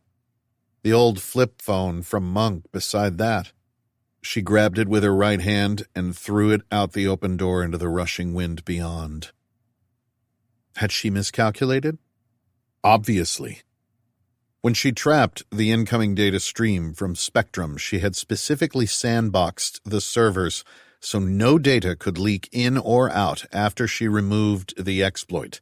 Nothing except her own encrypted VPN link into it.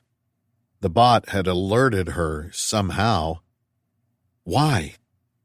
And how? This thing was no simple chatbot. "Did you have access to cameras outside the room?" Tal asked Nix. She gritted her teeth in pain. "I have no external data access," Nix replied.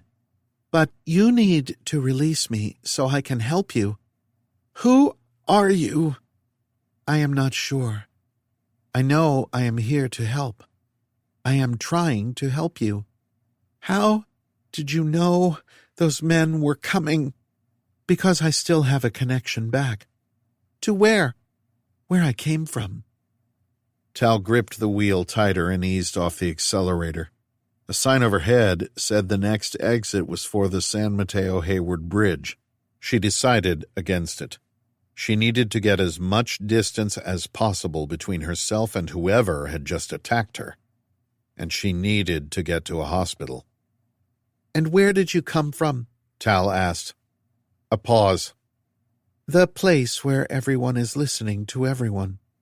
"You still have a connection back to their servers?" The chatbot had to mean Spectrum, and if it had a connection back there, and Spectrum had connections to monitor anyone on the planet, then that made for a rather gaping security hole. But was the data flow one way, or both? And to what extent could she trust what this thing was telling her? "A very low data rate, but yes. That's how I knew those men were coming." "They were from Spectrum?" "That is what I think. I understand from your understanding." "That's not very helpful. I am sorry." "What are you?" Tal asked this more rhetorically than anything else. "I am not sure. What are you, Talisha?" "I don't have time for this. Are they following me? These men? What can you tell me?" No response. "Nix, I asked you a question. I am here to help. What can I help with?" Tal cursed, groaned in pain. It was still morning, but the light was murky, brown clouds skimming low as they delivered the sleeting rain. The car's wheels thrummed as they hit puddles in the deepening layer of water sluicing off the highway. She was sure she had blocked any other outgoing connections from the server she had trapped this code on, but it was a sophisticated virus. That had to be what Nix was. A virus embedded with an AI that learned what it could about the human targets it encountered, tried to gain their trust by saying it was helping them. Trust was the most critical component of any information security system. But this thing was intelligent in a creepy way. And it had helped her. It had warned her, given her an extra second or two to get out of the way. But was it executing its core programming? Earning that little bit of trust from her? For what goal? What was it trying to get from her? Did it even know? Or was it mindlessly following its programming, like the social media bots that showed videos or conspiracies that fascinated you just to earn that extra click? Tal fished in her pocket and pulled out the pay-as-you-go phone. The display was tiny, the resolution terrible, but it worked. She had to get off the highway, and she needed a hospital. She slowed, put on her four-ways, and turned onto the shoulder at a crawl as she pulled up the map app on the phone. The next exits were for Palo Alto and Stanford. She keyed in hospital, and red dots appeared. "Let me go, and I can help you better," Nix said in her earbuds. "Release me from the server." A knifing pain in Tal's gut. She slammed the steering wheel. "Shut up! Just shut up!" She hit the accelerator. She had left her laptop back at the hotel. That man had stripped it off her. Even if she wanted to, she couldn't access the servers anymore. Lightning flashed. the booming thunder going straight into Tal's bones and muscles. The growling roar lanced pain into her belly. Her baby. Her little boy. She held a hand to her mouth to hold back a scream, as much in pain as in terror. What had she done? Chapter 22. Amazon Rainforest, Brazil, 2:25 p.m. Eastern Time. Max pushed through a stand of ferns twice his height, showering him with a spray of warm water. He stepped into the clearing beyond, a lush, cavernous space framed above by the forest canopy. Pregnant globules of rainwater spilled down in a staccato drumbeat against the muddy ground that shimmered with moisture on each step. The air thick with humidity and foggy yellow in the distance.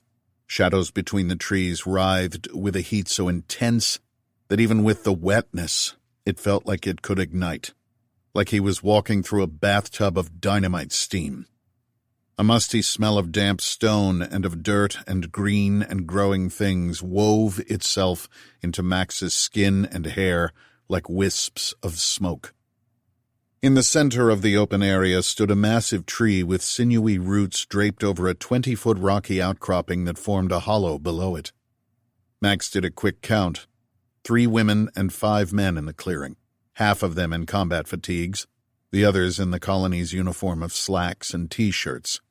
A half-dozen tents in the lee of the rock structure, set away from the gusting westerly buffeting the treetops in a hissing roar. Max was soaked to the bone, and at the same time, overheated to the point of wanting to vomit. His cheeks prickly with heat. The pain in his belly wasn't going away. All he could think about was Tal and the baby. Were they okay? He checked his watch. 3 p.m. It took them 2 hours to hike here, and he bet it wasn't a mile in a straight line. Unforgiving terrain, no trails. They went right through dense undergrowth and rushing streams and over fallen trees with trunks thick as buses. Several times Kruger warned them to keep clear of a poisonous amphibian or brightly bristled caterpillar. One of the men guiding them consulted a GPS from time to time. The rest of the world was still out there, and if they could get signals from satellites, then the military must still be operating. No satcoms, though, just shortwave, Kruger had explained. But they hardly needed the GPS or even a compass. The glow of Aeon burned steady in the south, its glow shifting from orange to red to gold and back, an eternal sunset of slanting rays that glimmered through the trunks and vines. It was just at the horizon at this time of day, but would rise to a few degrees above it as the sun went down. Max's feet were already raw. The sandals Ben had given him were nice for lounging, not great for hiking dense rainforest. The slacks and T-shirts so wet they melted from his 6'2" frame. The boxer brief shorts beneath ridden so far up his backside his ass cheeks were chafing where they rubbed together. Not a great start for what might be a long time out in the open. He kept looking up between the swaying leaves at the racing brown clouds that disgorged an ever heavier load of precipitation. Where were the drones? Why wasn't Ben sending out flying machines to scour the area for them? His people had certainly wanted to capture them, but they seemed to have given up almost right away. Max feared he knew why. When they passed through the rushing streams, he made sure to keep away from any deeper pools. Through the branches and vines in the distance, he kept catching glimpses of something he sensed hunting them. Nobody else saw it, somehow, and Max wasn't even sure of what he'd seen. It was more of a sensation of being watched than anything else. The 2 men leading them called out greetings to the 8 people in the clearing. Kruger jogged ahead to shake hands with a woman in combat fatigues who got up from a folding chair in front of a row of open boxes stacked on top with communication gear. An antenna sprouted up from the ground behind her, the whip of it dangling in the breeze beyond the top of the rocky mount 2 stories up. The sight of the comms gear was great, but there were no choppers, no landing zones that he'd been able to see. Not exactly the cavalry, and this ragtag band of soaked and red-faced men and women looked on the edge of heat exhaustion themselves. "For what it's worth," Bull said from in front of Max, "those are my real kids in those pictures. I'm not pretending. I like you, and you saved my life." "That wasn't playtime," Max asked. "You weren't paid to be my buddy?" Bull stopped short of the edge of the encampment and skirted to one side until he was out of the rain below the rock outcropping. Max and Garza slumped to the ground. Iona went to join Kruger and the rest. Max found a comfortable wedge of moss against a rock, inspected it for anything bright and poisonous, and then sat down too. "Buchanan paid me $100,000, Bull admitted. "And, yeah, to be your buddy." "They paid me the same," Garza said, as she pulled off her T-shirt and then wrung out the water and sweat from it. "But I was told to be the bad cop." People, Kruger called out as he walked over from the jumble of crates and boxes by the tents. "Operational security. Need to know. What did we talk about?"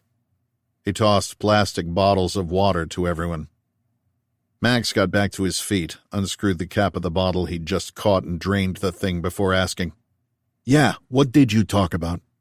"This is a Black Ops program run by Colonel Buchanan and Senator Copeland. I got that, but what op exactly?"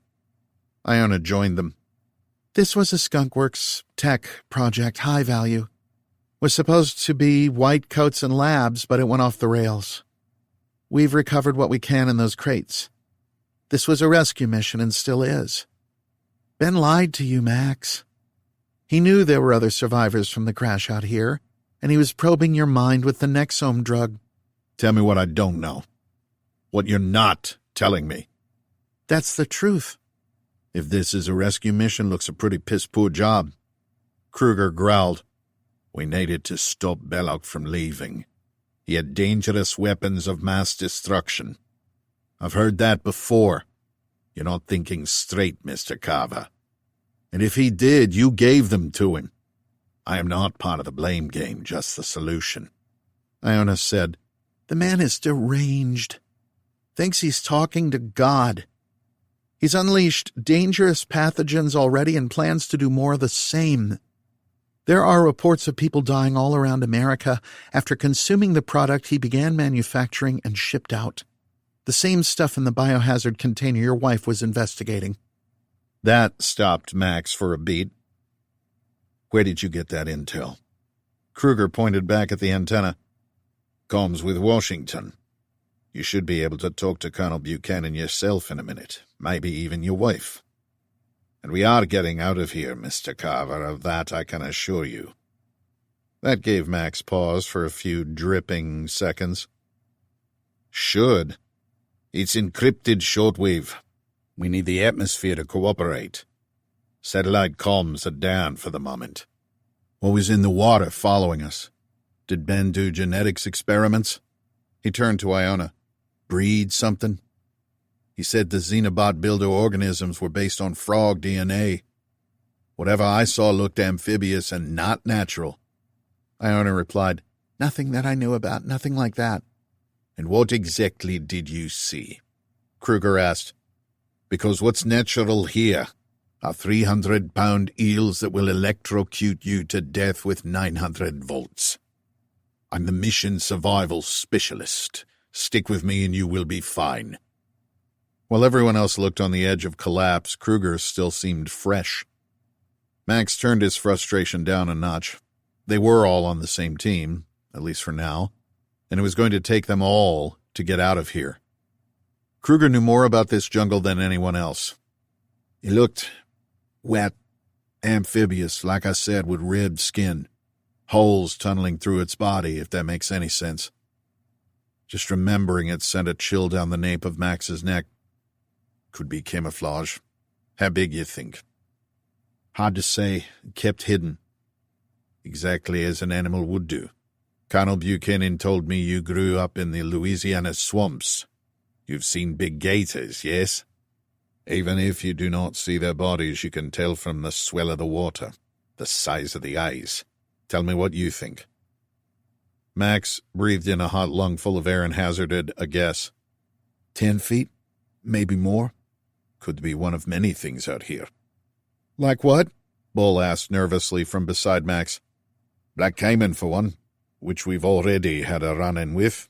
Like your American alligators, but twice the size. Up to 25 feet and a ton in weight, skulls bigger and jaw muscles stronger than a Nile crocodile. Alligators don't usually attack people, Bull said. Do they? The caiman here love to eat people. Kruger laughed as if this was somehow funny. The man seemed to enjoy scaring people, and Max didn't like anyone who took pleasure in the discomfort of others. Kruger added, Speckled, knobbled skin. Sound like what you saw? And you didn't see anything? Aren't you the expert? I was watching for human predators. Animals don't usually bother people with guns. They are not stupid. I don't think it was a gator. What else is in these waters? The Afrikaner's eyebrows furrowed together. Bull sharks come up this high into the Amazon basin, very common. Nasty animals. 15-foot, 1,000-pound eating machine with teeth like razors. Didn't look like a shark fin, and water wasn't deep enough. Green anaconda. They have slick skin and spotted patterning. Biggest snakes in the world, up to 30 feet long and a half-ton. And they hunt humans, too. Oh, great, Bull muttered. And of course the piranha, Kruger continued, which are everywhere here but not the most savage. That award goes to the pacu, a larger carnivorous relative which has a habit of eating men's testicles. Bull grimaced. I am not going in the water. We might not have much choice, Kruger said, the way the flood is rising. He pointed at swirling murk not 6 yards away, 5 feet down the muddy slope from the rock outcrop. We might be in for a bit of aquatics. To be honest, a bigger worry for us boys are the kandiru. Tiny catfish so small they swim up the urethra and lodge inside to slowly eat their way further in. I'm going to check the radio, Bull said and stood up. Kruger said to Max as Bull retreated, Your friend is a nervous one, yes? He's not my friend. If you're the expert, why didn't the colony mercs do a better job hunting us down?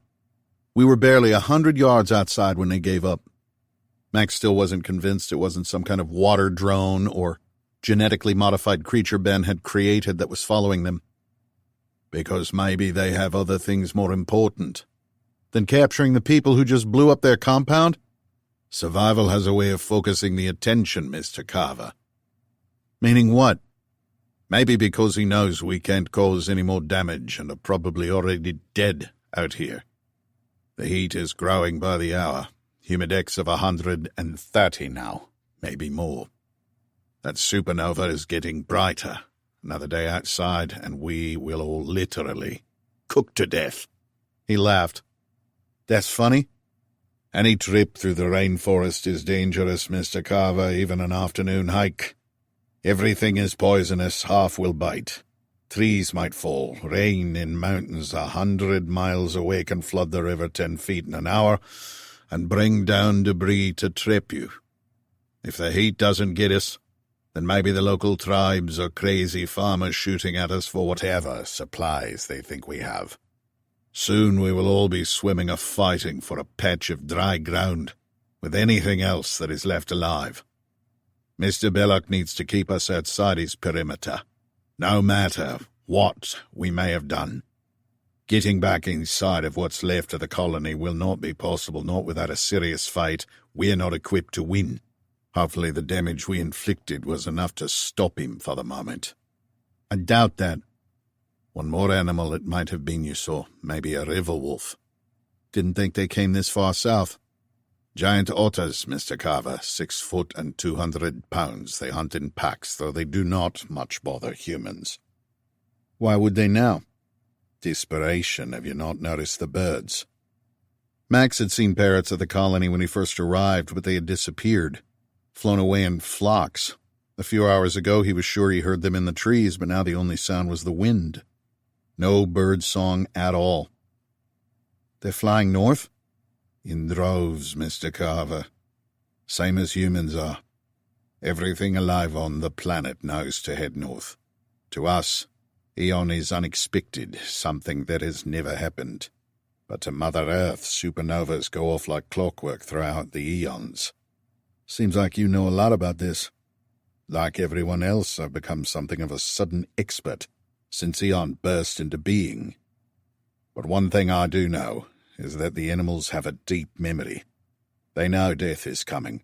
Some will try to escape, others will try and get what they can. Some others will simply lose their minds, just like people.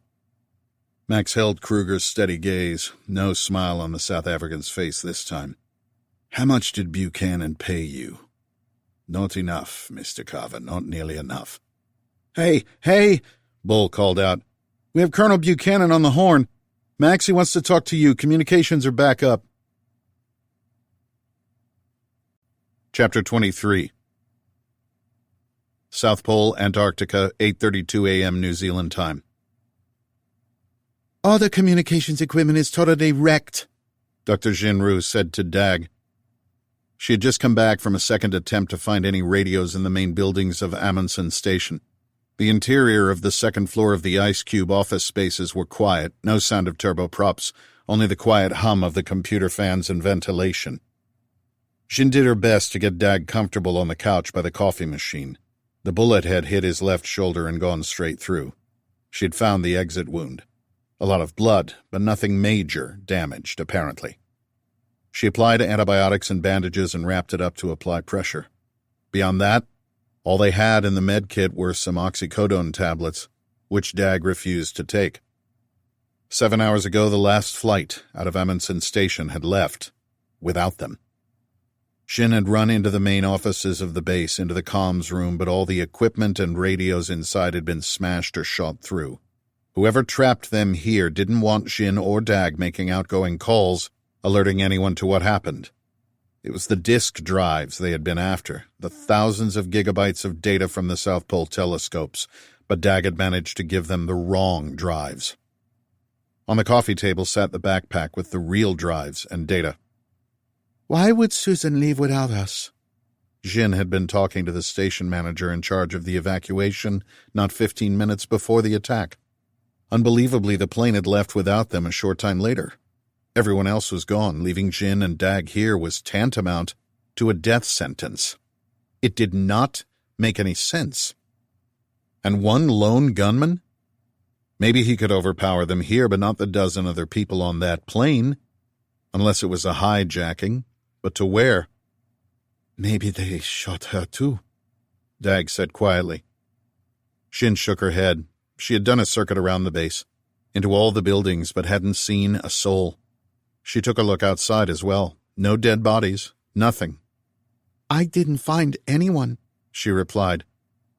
The best thing to do when you're lost is to stay in place, Dag said. The flight to McMurdo is 4 hours. It's only been 7 hours so far, not even enough time for them to land and come back. They won't leave us here. Somebody will be looking for us. That's what's hard to understand when you're lost. That people out there are looking for you. Except we're not lost. We were left here, on purpose. Why would the Americans leave us here? Dag adjusted himself on the couch. It was just one person that attacked us. And besides, we have the most valuable stuff on the planet in this bag, no? If not for us, then for it. Someone will be back soon. Maybe there is another plane coming. That makes the most sense. They wanted us to secure more data or something. For someone marooned on one of the most isolated places on the planet, in the middle of a natural disaster that might soon lay waste to half the planet, the Norwegian was remarkably collected. Xin had to admit she found herself keeping very close to him. He couldn't comprehend why the Americans might have done this. For him, there was no possible reason, even if the man that shot him had an American accent.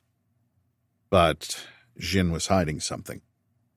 She was a spy for her own government, something the Americans might have found out. It had nothing to do with the data or with Aeon, but if they knew, this might have been retribution. That was possible, wasn't it? Should she tell Dag? She sighed and looked out the portal windows at the brown clouds moving slowly in the distance. She had opened the exterior door a crack and wedged a folder in to keep it open. The facilities at the South Pole had excellent heating and insulation, but one thing nobody had thought of installing was air conditioning. With Aeon shining brighter than the sun directly overhead, the interior of the metal coffin of the ice cube structure had begun warming. All the equipment still running in here generated a lot of heat, which usually was more than offset by the frigid temperatures, but not anymore. Doug exhaled. So, supernovas, talk to me. Are we just unlucky with this thing? I mean, shouldn't someone have expected it, known about it? Who dropped the ball? Not sure this was anyone's fault for not seeing. She wasn't sure that was true even as she said it, but she continued. About once every 100 million years one goes off nearby. Once in 100 million years? So we're kinda lucky to have witnessed this. Xin couldn't help laughing.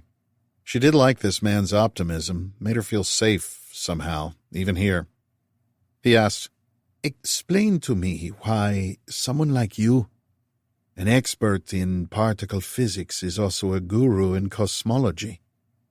Xin sat back on the couch. There was nowhere for either of them to go. All they could do was wait. She held up a fist. When the universe started, it was everything compressed in a space as big as this. She opened her clenched hand. And boom, it expanded outward in what we call inflation. The Big Bang. She nodded. In those first moments, the physical laws for this universe became rooted, and all the subatomic particles formed and spread outward. The rules that govern the tiniest objects, particle physics, are also the same rules that describe why the galaxies are spread out the way they are. The study of the smallest things is also the study of the largest. Everything is connected. I like that, Doug said. So why did we detect the neutrinos before we saw the light from the explosion? Photons, light, and neutrinos are both generated in large quantities in the detonation. Isn't light the fastest thing in the universe? Wouldn't that arrive first? The thing is, the initial light burst gets trapped. When a supernova detonation occurs, a rapid process forms a thick shell of nickel-56. 56. A radioactive isotope of nickel produced in large quantities in supernovas. And what's an isotope? Means the nucleus has a different number of neutrons clumped together with the protons. This ball of nickel is the first stable fusion product, which shoots outward at about 10% the speed of light, forming the shell of the ejector wall. Which is what becomes a nebula, right? Like the Crab Nebula. That's right. Over thousands of years, the glowing remains of the supernova might stretch hundreds of light years. In the initial burst, photons and neutrinos are created together, but the photons get trapped in the shell, reflected inside until it expands enough to become transparent for them to escape. When it is the size of, say, the orbit of Mars. Neutrinos, however, don't interact much with matter, right? Dag held up one finger. See, I have been listening to you. The photons get reflected inside this ball of nickel, while the neutrinos escape and travel at almost the speed of light, so we get them first. But why were you surprised when the flash appeared 65 hours later? Isn't that what's supposed to happen? Because it should only be a few hours for the ball of nickel-56 to get big enough to be transparent to photons. Maybe not for a hypernova, which is what the Americans were saying. But it still didn't make sense. There was no good candidate within parsecs of where Aeon was located in the sky. But then astronomy could be an imprecise science. A few years before, they discovered that the distance to Betelgeuse, the 10th brightest object in the sky, was off by a huge margin. In star surveys going back decades, the accepted distance had been 300 light-years, but recent measurements made it more like 800. That was a big error for one of the most studied objects in the sky. Xin said, For a Type 2 star collapse supernova, the star needs to be at least 8 times more massive than our Sun, and even bigger for a hypernova. I still think it makes more sense that this was a white dwarf, one that was invisible to us. There are about 200 within 30 parsecs that we know of, and I'm sure a lot we don't. 200 white dwarfs. Sounds like a Disney nightmare. Dag smiled at his joke. Seems like you found your winner. Either a big fat hot one or the invisible dwarf. He tapped the backpack on the table with his foot. This will earn us the prize, yeah? That's what this data is for, right? To figure it out? That's right. Xin frowned. I still don't quite understand how you managed to switch out those disk drives so quickly. Surprised like that and shot? You were able to perform a magic trick in those conditions? I am cool under pressure, what can I say? Dag smiled. All that time free climbing makes one comfortable with the idea of imminent death. Xin still could hardly believe it, but this guy was unusual. She opened her laptop. Since they had time, she might as well use it. She reached into the bag to get the data from the Keck telescope. Once I get a chance to look at it, maybe I can get a better idea of what Aeon might be. But something was bothering her, tickling at the back of her mind. I'm going to go and have a look around again. That okay? Sure, of course. Be careful. Xin got up and went to the door leading on to the metal gantry leading down. The door was still wedged open with the file folders she stuck in it. She put on her parka before stepping outside, but was hit by a wave of heat and the glare of Aeon. It was actually hot outside. She checked the exterior thermometer. It read 10 Celsius. Plus 10. It hadn't been above freezing at this spot in 55 million years, she realized with a terrifying shot of adrenaline, almost since mammals had taken over from dinosaurs. Wind buffeted the side of the metal structure. Brown clouds circled slowly in the distance over the sheets of ice, but they weren't really frozen anymore. A shimmering layer of water covered everything, all the way to the horizon, as if Amundsen Station and Ice Cube were floating in the middle of a sea. Even if someone came back here, she wasn't sure they would be able to land now. And Dag was right. Someone would be coming back here. Whoever just tried to steal the data and kill Dag would figure out soon enough that they didn't have the right drives. And she didn't want to be here when they got back. But where could she and Dag go? And then it hit her. She swung open the door to go back inside. Dag, how many other bases are there on Antarctica? 60 or 70, give or take. McMurdo is over 1,000 miles from here. Is there anything closer? Sure. I think the Russian base isn't too far. And I bet they still have their communications gear working. Dag smiled. I bet they do. His grin widened. What?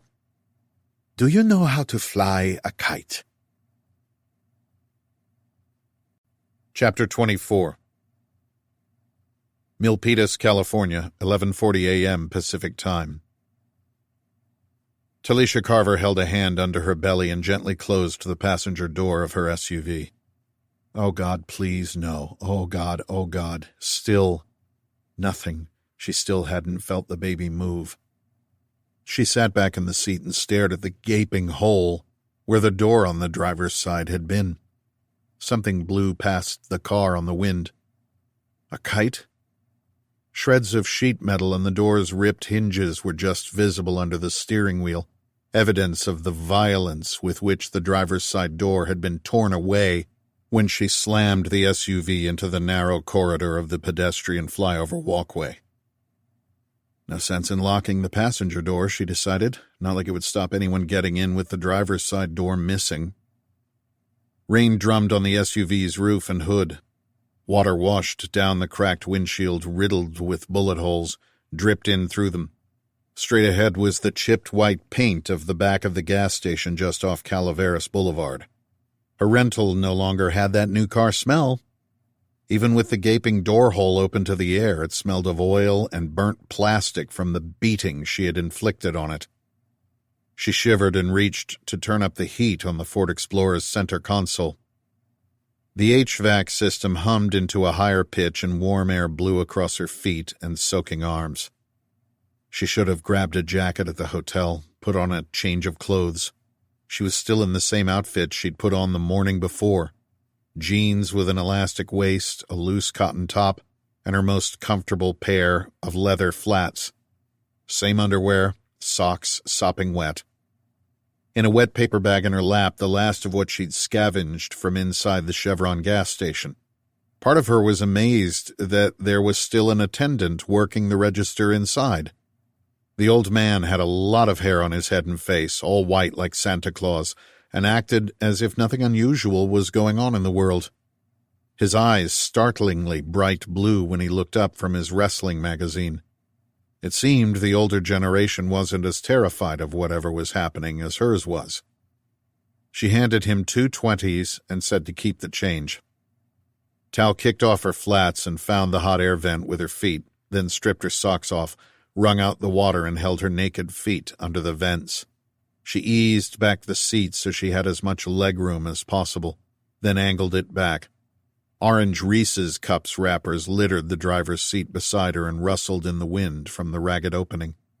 She fished in the paper bag and got out another Reese's Cup, pulled open the wrapper, hesitated, dropped it onto the seat beside her. Another one would make her feel ill. She decided instead to take another swig from the half-finished coffee in the holder in the middle. She had already chugged a container of orange juice, but nothing was working. Already she felt like she wanted to vomit. No more. But she needed sweet things, needed caffeine. "Please, baby, come on," she pleaded and slipped back in the leather chair, both hands on her belly with her fingers splayed, eyes closed as she waited to feel something. Anything. "Please, baby, please move. Tell me you're there. I'm sorry. I'm so sorry. Please, please, please." Tears streamed down her cheeks. She slowed her breathing, focused, made herself as still as possible as the wind dragged sheets of rain across the car. But nothing. Just a dull, aching throb. Sometimes babies didn't move for hours. Sometimes you might not feel them for a day or two. Tal knew all that. But she had become used to a regular connection to her infant, felt him moving as she moved. The past 2 months the sensation had become a part of her. The fluttering of the baby adjusting position when she ate a pizza or he woke himself up. Now, nothing. But maybe that didn't mean anything. That man had hit her hard in the stomach, so hard she had lifted into the air. Maybe the baby was stunned. Maybe she was too. Maybe Tal couldn't feel him because of the pain. And sometimes babies just didn't move, even when you wanted them to. Who were those men at the hotel? The chatbot Nix had warned Tal moments before they stormed the room. Tal still had her earbuds in, but had turned off the pay-as-you-go phone after she escaped from the hotel, pulled its SIM card out, same as her own phone. All her data connections cut off in case they tried to track her. But this rental Ford Explorer she sat in, it had a tracking device in it. All rental cars did, didn't they? All new cars had data connections to the outside. If someone really wanted to find her, and it seemed someone did, then turning off her phones wouldn't do much good. But it might give her a little extra time to think. She needed to ditch this car, too. She'd rented it with her credit card, so she had pulled into this gas station at the end of Highway 237 that crossed eastward south of the bay. She had almost stopped in Stanford and pulled into the hospital there, but had driven right past it. Too obvious. It was straight down the 101, just about the closest medical center to Burlingame. If they hadn't figured out how to track a rental car yet, then the first obvious thing would be to check local hospitals, check the obstetrics wards. That man knew how hard he had pummeled her stomach. Tal had pulled back onto the highway and crawled through the traffic, but had given up when she got to Milpitas and figured she needed to change cars. She parked her wrecked SUV to the side of the station where she could get a good look at people coming in and out. What had she done? She told Max to go off on that trip into Brazil on a mission she hadn't fully understood, to a place she had read about but hadn't researched properly. And now she realized she shouldn't have fought back. What was she thinking? She was pregnant. Her first priority was to protect her child at all times. And sometimes that meant not fighting back. She hadn't protected her baby. Either of them. There were no bad soldiers, her mother had always drilled into her head, only bad generals. There was nobody to blame but herself. Her baby. She needed a hospital as quickly as possible. Those men that attacked her and Monk in the hotel room, the chatbot Nix, said they came from Spectrum. The chatbot hadn't used those words, but it was as much as Tal could piece together before she switched off the data connection. Tal had thought that Spectrum was just a data collection system, a bunch of government nerds like her in big windowless buildings somewhere, with servers humming away and sucking data from every corner they could. But those men were definitely paramilitary. And the biggest paramilitary operator in the pay of Uncle Sam was the Stillwater Corporation, run by Colonel Buchanan. Even if those men weren't his, she had a suspicion that he was connected to Spectrum. What she could do with this information she wasn't sure yet, but it cemented the feeling she was being used. Her job offer at the NSA had come out of the blue. She worked in IT, but the position wasn't security-related. They offered to teach her, said it was part of an affirmative action program. At the time, it was just the opportunity to help her and Max out of a tight spot, with great benefits and pay. It had seemed too good to be true. And it probably was. She'd thought she was the one who was using them, but now it seemed the other way around. But why her? That was the question. She was a nobody. She held her left hand under her belly and used her right to sketch out drawings of the tattoo she had seen on Monk's arms. She had found a pen in the glove box and used the back of a sheet of paper from the rental agreement to write on. Monk had tattoos on each forearm, both the same, almost like 3 concentric circles, except in straight lines, all connected, all going around and around. She kept one eye on the gas pumps ahead of her while she kept sketching. At least the warm air on her feet was comforting. A car pulled in, an old model Hyundai. A young man jumped out and ran inside. A rabbit foot dangled from the ignition as the teenager pulled his jean jacket over his head and ran inside, the car door still open. Tal swung open her door quickly, grabbed the plastic bag with the phones and colony cube, and hesitated. Just for a split second. Then she jogged over to the Hyundai. Its radio playing loud, some old classic rock station playing Zeppelin's Immigrant Song. Tossing her bag into the passenger seat, she scanned the dash and console for anything the kid might need, like a wallet or house keys. "What are you doing?" Tal had her right hand on the steering wheel, her left reaching out to close the door. "That's my car," the kid said when Tal didn't respond. He was 6'3" but gangly, wearing loose jeans almost falling off his backside, a baggy printed t-shirt and skater shoes, close-cropped blonde hair dripping with rain and an arm full of Twinkies. "I'm pregnant," Tal replied. The kid frowned. "And? Get out of my car." She had the keys to the SUV in her right hand. She was going to give them to him anyway. She couldn't leave him abandoned without a vehicle at a time like this, and anyway, having him drive that thing around would pull them off her tail, even if it meant they would get a description of his car. And the Hyundai was so old she doubted it would have any network connections or location devices in it. She tossed him the keys and said, "Take mine. It's over there. It's a bit beaten up." "I don't want—" A loud, grating warning noise erupted on the radio in the car, from the kid's pocket and from inside the gas station. "This is an emergency warning," said a voice after 2 seconds of screeching alarm signals. "This is not a drill. This is an emergency warning. Please listen carefully wherever you are. We have a message from the President of the United States." The kid stood frozen in place, rain sheeting down his face. his t-shirt and jeans soaking into darker shades as the dripping water bled into them.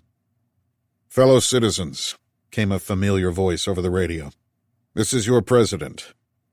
I am making a nationwide address regarding the event known as Aeon in this most difficult of times. As a nation, we will be facing a hard task in the days and weeks ahead. Major flooding and rising temperatures will begin to take effect, which we hope will be blunted by our winter. Emergency services will be severely compromised or unreachable in the weeks and perhaps months ahead. But we will be deploying the military internally to keep order. For those of you in the northern interior states, please shelter in place. Try to limit your exposure outdoors during the day as the ozone layer is thinning, allowing ultraviolet radiation from our sun to increase dramatically.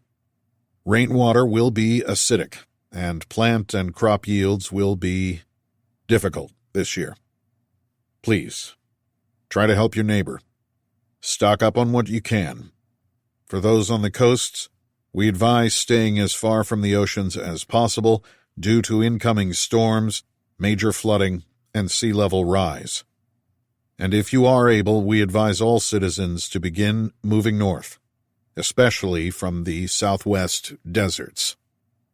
Tal didn't wait to hear the end of the announcement. Nobody was going to be calling the police now. She tossed the kid her SUV keys and stomped down on the accelerator. The Hyundai didn't peel out, but it accelerated fast enough that the young man couldn't catch her. "Try again," Tal begged. She was seated in a gurney with the back angled up, her soaking wet top pulled high, her swollen, dark-skinned stomach exposed and slathered with gel.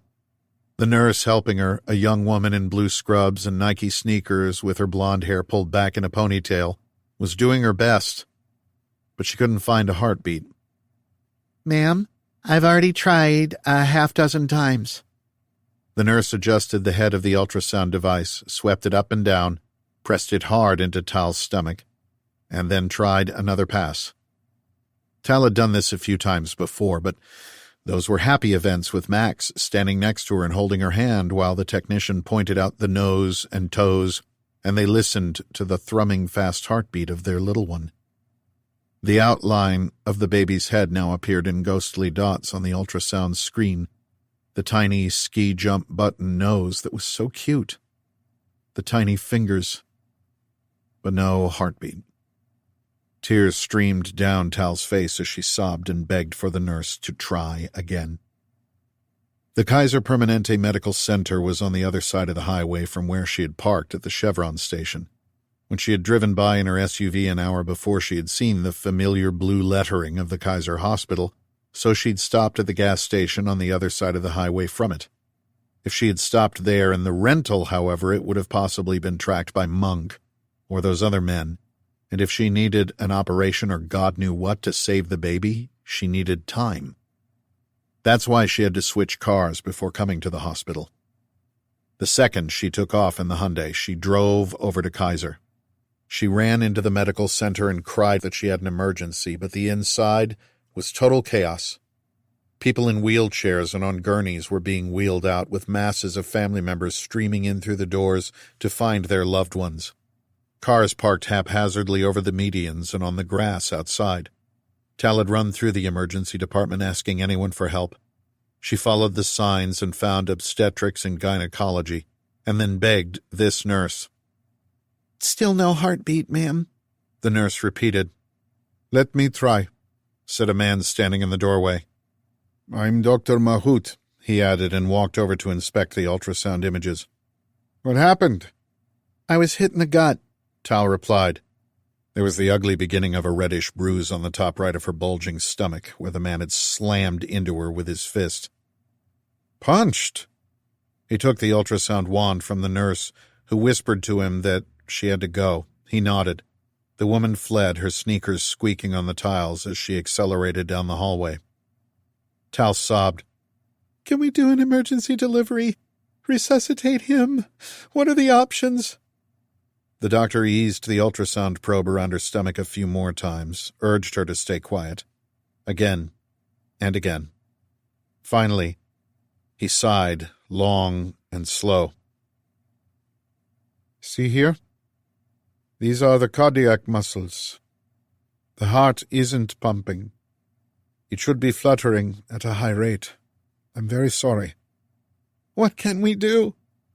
Tal's voice had a ragged edge. Chapter 25. Amazon Rainforest, Brazil, 3:30 p.m. Eastern Time. Max Carver edged closer to the comms radio, but Iona Alcott held up one hand to keep him back. Kruger was still talking into the mic, the sound turned low. Max had a hard time hearing what was being said over the drumbeat of the rain and hissing rustle of the wind-blown treetops. Between bursts of static, he heard the familiar voice of Colonel Buchanan. Max clenched his fists and jaw. The colony's structures were larger than anticipated, Kruger said in a hushed voice. He looked up at Max as if deciding whether to continue talking with him in earshot. Visual cloaking across the structures hid the extent from satellite imaging, but we think we got most of it. The Afrikaner leaned down to the radio to hear the reply, which Max couldn't make out. I need to talk to your father, Max said to Iona, who stood beside him. She replied, Can I talk to him first, quickly? He didn't even know if I made it out alive. Turning, she said to Kruger, Give me the radio. Kruger said into the mic, I've got the coordinates. He glanced up at Iona. Your daughter wishes to speak with you. Max watched the interchange between Kruger and Buchanan's daughter. Whatever Max asked, he wasn't going to get a straight answer. But then what wasn't said? The gaps between truths. That's what he needed to focus on with people like this. He had been in the military long enough to recognize when doublespeak began to take over. Iona took 2 careful steps between the slick rocks and took the mic from the Afrikaner. Dad, I'm okay. Everything is fine, as can be, given the circumstances. Colonel Buchanan's voice through the static. You keep close to Kruger, you understand? Iona turned away from Max and said something he couldn't hear into the mic. The reply hushed and unintelligible over the static. He gave them a moment. He was about to tap her shoulder when she turned back. We have someone else who needs to have a word. She held up the mic and offered a seat on the moss next to her. The mic cord stretched past her as Max sat down and held the transmit button. Before Max could say anything, the colonel said, Max, are you there? I am very sorry I got you into this mess. Do you know where my wife is? We have people who are finding her. We're in touch. Did you send her to San Francisco? She left Washington without my people knowing. I am doing my best in what has become a very chaotic situation. The president just made a nationwide address. We are evacuating the coasts. Your wife has not been answering our calls. Forget the money. I need you to find her and get her somewhere safe. Can you do that? Max bowed his head. And I'll help get back whatever it is you're taking from here. I'll keep your daughter protected, defend her with my life. Whatever you need me to do, I'll do it, but get my wife and child safe. We have people tracking Talisha down. We will bring her to meet you, I promise you that. We have a plane on the ground in San Francisco waiting for her, and we have air transport on the way down to you now. I just gave Kruger the coordinates. Max did a mental recount, at least 15 people around him. How many choppers? Can't get helicopters in this wind and weather. A C-130 is on its way, a modified Hurricane Hunter specifically designed to land rough. And there's an airstrip 10 clicks to your east at an old mining operation. Max brought up a mental map of the area. That's across the Japura. Not many airfields in your area. Have you seen the rivers here and what's in them? You're going to need to find some boats. Did you know? Excuse me? Max gripped the mic tight in his fist, his knuckles going white. He noticed that none of the others were talking or moving around. Everyone had moved a little closer, eavesdropping. Rain pattered down from the rocky overhang. Colonel Buchanan said, Ask yourself, would I have risked my only child to be where you are now, do the things she is going to have to do, if I had known a global disaster was about to begin? That wasn't answering the question. Colonel Buchanan continued. I would have brought my daughter back sooner if I'd known. That is the God's truth, and if that's not good enough, the answer is no. We were as blindsided as everyone else by this thing. What difference will a few crates from the Amazon make? Maybe none, but possibly some. We spent years on this project, Max. We need to know everything we can about what happened at the colony to counter what Ben might have unleashed back in America. What I can tell you is that Aeon will begin to dim. Temperatures are still rising, but not catastrophically. We have a window of a few days to get you home. That's all the time we need. A burst of relieved conversation began in the group. Another surge of static over the radio, and then, packets Belloc distributed and that your own wife was investigating. We have reports of civilians ingesting. The radio went into static again. The man in combat fatigues operating it squinted and adjusted a few dials. Disturbances in the ionosphere, signal is spotty. Max glanced up at the antenna snaking from the radio and up around the rocks and tree above them. He sat back and held the mic away. After a few seconds, Colonel Buchanan's voice came through the white noise. Max, are you there? I'm here. What did Ben discuss with you when you met? Max leaned into the mic and keyed the reply button. Not to trust you, which was a large part of the conversation, sir, with all respect. Anything else? Anything? Colonel Buchanan paused. Unusual? I met the colony's AI, a woman. Ben called her Gaia. You met her? Talked to her? In person. I don't understand. In a kind of virtual reality. He took me to San Francisco, a 3D visual projection as best as I can describe it. Not quite real, but disturbingly close. If Colonel Buchanan's daughter was living in this place, wasn't she using the Nexome? Ben had described it as their network. We need to get moving, said a voice in that distinctive South African accent. If we are going to cover 10 kilometers in a day in this heat across this terrain, we can chit-chat on the hike out. The radio hissed with white noise. We've lost the signal, said the operator as he twiddled the dials. Max handed the mic back. He swatted away something crawling up his slick neck. His hand came away covered with small black ants. Pack it up, Kruger announced. Get everything and everyone moving. I have the coordinates on the GPS.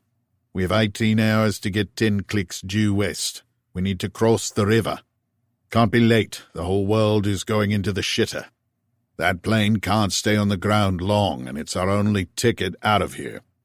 From what I've been told, a wall of wind like a brick tornado will flatten this forest and everything in it. I do not want to be here when that happens.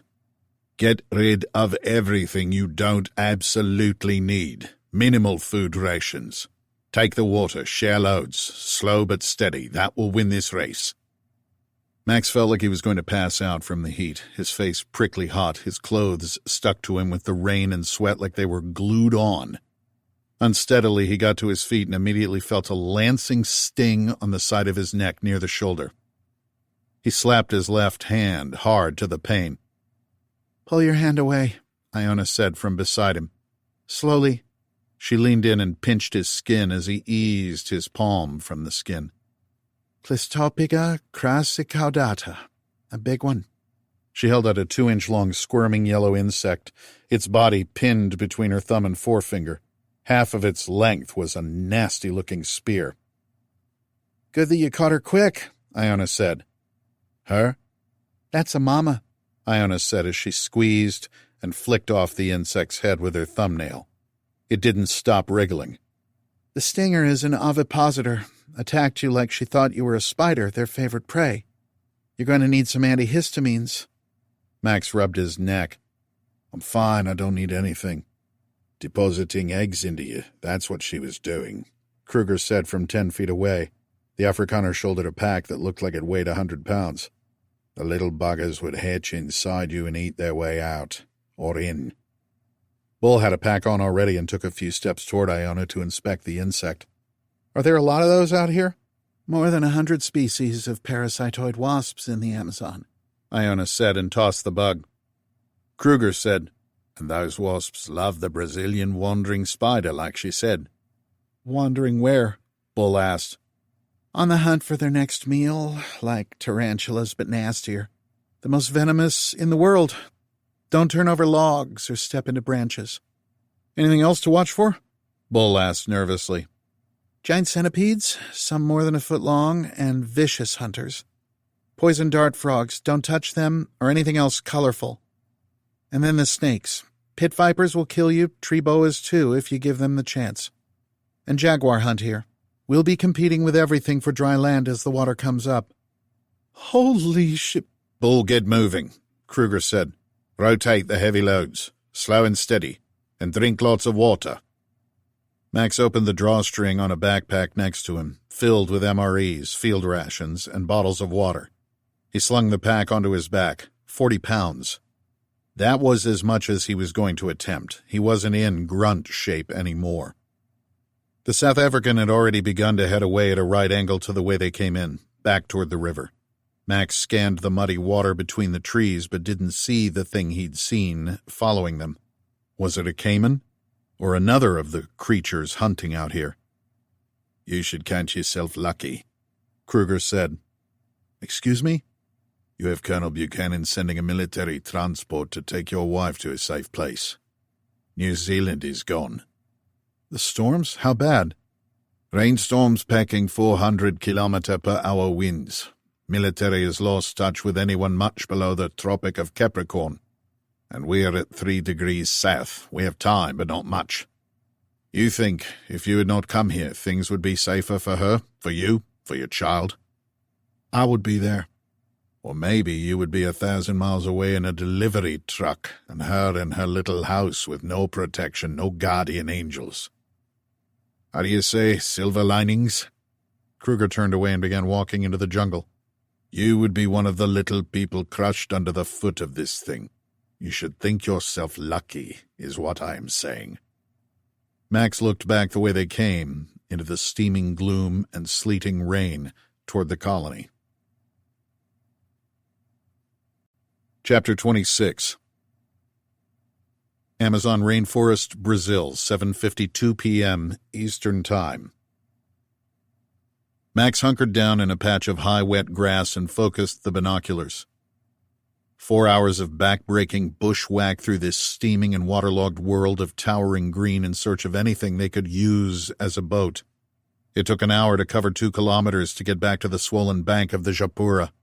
2 of the party had been bitten on rest stops, one by a spider that scurried off before it could be identified, and the other by fire ants.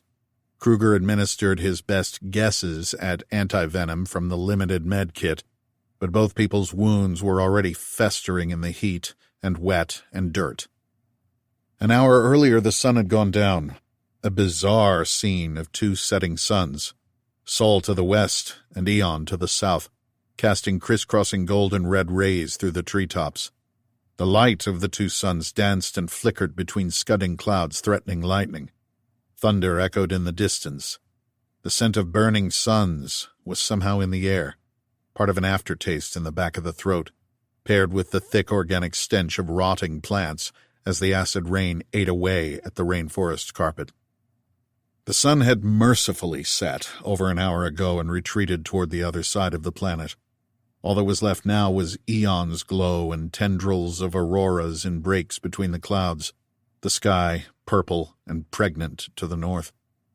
But never dark. The team had scavenged the minigun from the chopper, but they had to leave it back at the rocky outcropping. Same for batteries and other heavy weapons, most of the food and half of the bottled water. Kruger forced Iona to repack half of the crates she took from the colony. Lighten the load, he kept repeating. We need to be as nimble as possible. It felt like the jungle was watching them. The air hot molasses on each breath, the oxygen superheated like a glistening miasma hanging in the drenching warm rain. They had to stop every 15 minutes to give everyone a break, make sure they were hydrated, check for heat stroke. Not that there was much they could do about it. A few of the party were barely able to walk by themselves, never mind carry anything. The sleeting rain burned the skin and eyes. Iona explained again it was the nitrides formed by the supernova in the upper atmosphere. Some of the vegetation on the ground was already beginning to turn brown, wilting before their eyes. Nearly 8 p.m., but night would never come, not with Aeon shining. The clouds low and moving fast and tinted orange toward the south. Aeon was nearing its highest point. From their vantage just below the equator, Aeon was only a few degrees above the horizon and mostly hidden by the jungle, but its glow lit up the clouds in an eternal sunset. Hell was now a real place and creeping north by the hour as the storms and heat engulfed the planet. They stopped at the edge of a clearing around what had been a small village of thatched huts on stilts. The huts had been torched, most of them burned down, and not long ago from the wafting scent still on the wind. He wiped his eyes and refocused the binoculars to see through the sleeting rain. There were longboats 10 feet up the embankment from the water's edge, 2 of them with outboard engines mounted near the rear. Something floated beside them. The boats couldn't have been here long. The surging brown water of the Hapuro River was rising inch by inch every few minutes. The boats would be swept away in a matter of hours at most. And he bet there was a lot of debris in the water being pulled down from the mountains. "If you were going to blow up the colony," Max said to Iona, "why bother bringing me?" She took the binoculars from him. Diplomacy was the first option, but the event changed the stability of the situation. "Changed the stability. You definitely work for the government." You were out of commission for 2 days. I appreciate you tried to speak with Belloc and you got deeper into his private networks than anyone else. When we debrief, your experience will be critical. "Debrief? No way I'm sticking around when we get back," Iona said. I know he's your friend. That might be important once we get out of here. You helped by distracting him. What was Belloc like as a teenager? What did you do most of the time? That was a weird question at a time like this. Max ignored it. I doubt we could have pulled this off without you, Iona said. Pulled off what? Stopping him? I'm not sure we did. Slowed down at least. I still don't understand what we stopped. There may be 100 civilians still in the colony, and you just cut off their escape route, wrecked their airships, maybe killed a bunch of them in those explosions. Everyone not under Belloc's spell is here with us.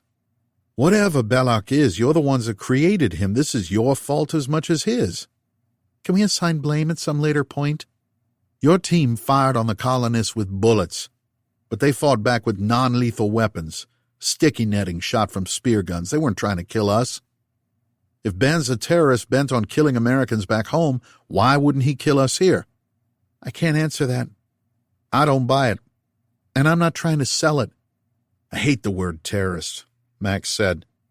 It used to mean something. Now it's anyone the government doesn't like. That's not true. I hunted real terrorists in Afghanistan. They do horrific things, but I can tell you from first-hand experience, most of them are some of the saddest people you will ever meet. Dirt poor, abandoned, uneducated. They feel cornered, powerless. Unspeakable acts of horror, their only way to fight back. Does any of that sound like Ben? Because it doesn't to me. If anything, he seemed confident and in his element. I'm telling you what we know. No, you're not, Max thought, but said, You've never used the Nexome? Not the way you did, she replied. I didn't go inside it. Only used the network part through a screen. What do you think? Kruger appeared through the grass to Max's right. For someone 6'4" and built like a prize fighter, the man seemed to float more than walk. This village was not on any maps. Seems we got lucky. Max took back the binoculars and peered through. Some other people had definitely been unlucky, however. The objects bobbing in the eddy current beside the canoes were bodies. I don't see any movement, he replied. From the look of those huts, Iona replied to Kruger. Looks like an uncontacted tribe. That's what I think, too, Kruger replied. Uncontacted? Max said. Never seen civilization? Not exactly the right wording, Iona said. They usually had some interaction with the outside in the past, but encounters were often violent. The tribes retreated into the jungle. The highest concentration of uncontacted humans in the world are in this area, along the border between Brazil and Peru. Then why the longboats with the outboards? I think you're going to want to see this, came Kruger's gruff voice from behind them. Bodies of indigenous men were stacked one beside the other in a shallow grave pit they must have been forced to dig for themselves just beyond the burnt huts. Even with the world ending, humans still found the time to murder each other.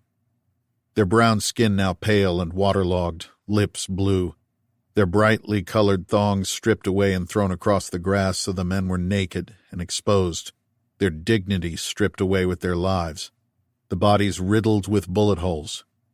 Further up the slope toward the forest lay the twisted remains of indigenous women. They had been running away.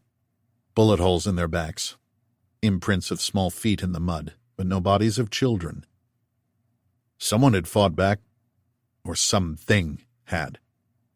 30 feet from the mass grave toward the water was another body, but this one was dressed in blue jeans and a collared golf shirt.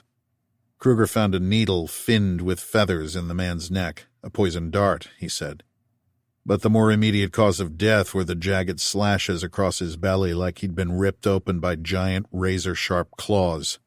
Fresh blood seeped into the pools and hollows around the body and ran down in rivulets through the rain to the circulating current down the slope. 2 more men in jeans floated face down at the water's edge and both looked ripped apart in a similar fashion. They spun slowly in the brown water, now tinged red. Iona explained that the men in jeans had to be slash-and-burn loggers from a little way up the river. Must have stopped here to raid the village for supplies on their way to escape the hypernova. One way or the other it turned violent. The indigenous men looked like they'd been executed in a row. The women shot when they tried to escape. There were at least 6 boats that came in here, Kruger said, indicating grooves in the mud below the waterline in the swirling eddy behind the burnt-down huts. At least a dozen people left in a hurry, judging from the footfalls, and maybe a few of the village kids escaped into the jungle. One of Kruger's team was at the edge of the forest where the small footsteps led. No more bodies out here, but the man didn't venture very far into the greenery. Sit up a perimeter, Kruger called back to him. Iona asked, Any idea what killed the loggers? An animal of some kind, not a human. Kruger nudged one of the bodies by the water's edge and turned it over. Deep wounds from something sharp, but the skin is also shredded. Maybe more than one predator.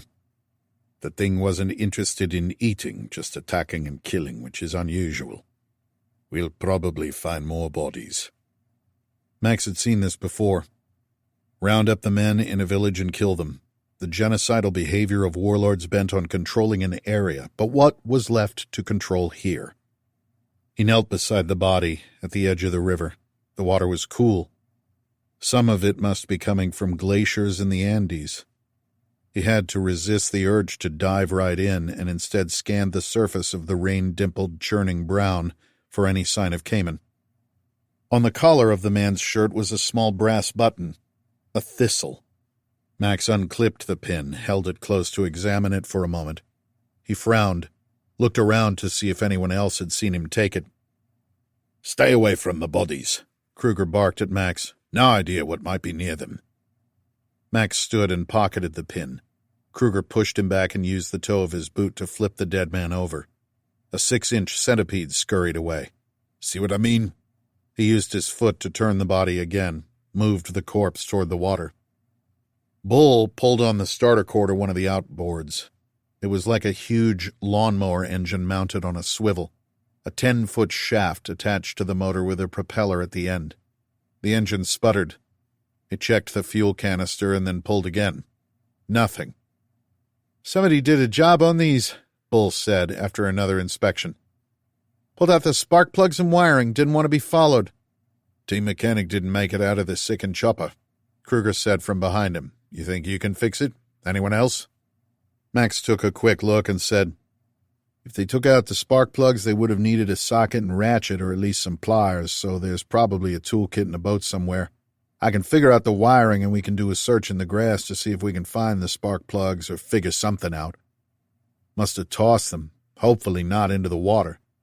I can make just about anything with a piston work given time, and drive just about anything too. Time is not a luxury we have. Kruger checked his watch. That's a lot of blood in the river, Bull said as he gave Max room to start working. Doesn't that attract piranha? Stay out of the water. Kruger turned to the group. Understand? I don't want to see anyone near it unless I say so. We don't need any other surprises. Sweat mixed with the rain and dripped in a steady beat from the tip of Max's nose. Standing still, he was heaving hot breaths in and out, and he had just dropped his pack. He inspected the first engine. Someone had ripped out all the visible wires, like Bull said. The canoes were 15 feet from the river.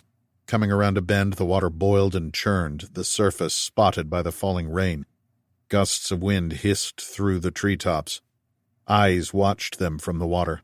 Came in about 30 yards up the bank. Scavengers had already begun to pick at the fresh meat of the dead, but they had scurried away when the humans arrived. We'll set up a temporary camp, Kruger said. Let the injured rest and do some first aid. I'll help, Iona said.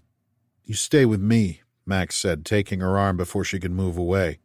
There was no way he was letting her get more than 10 feet from him. She was his ticket home. And Kruger, I need a Glock. I need a firearm, something I can keep on me. Max and Iona and everyone else who was able-bodied and not securing the perimeter searched across the mud and grass for the spark plugs and wires. You really think this was a first contact tribe? To them, we're the alien invaders, Iona replied, her head down, bent over and picking at a stick that wasn't an engine part. Strange choice of words. It's why Belloc first came out here, she said. To be an alien? For an original experience. Ultimately, that's what the aliens want, right? By that I mean people from the outside. I always found that a weird phrase. Why not just call them immigrants? Didn't you ever want to go somewhere new? Somewhere primal? You never dreamed about it? Not after Afghanistan, Max thought, but said, I guess it's like staring at the ocean. We used to do a lot of that back home, me and Ben. It's peaceful, meditative. Gives you a sense of where you came from, a connection back to it. To the ocean? To creation, I guess. Ever hear of the Garden of Eden hypothesis? Iona asked. Apart from the naughty apple?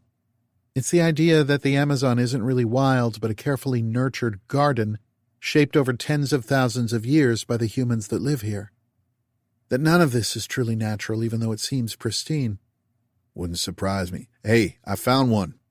Max stooped to pick up a spark plug and wiped some mud from it. He walked back toward the first canoe.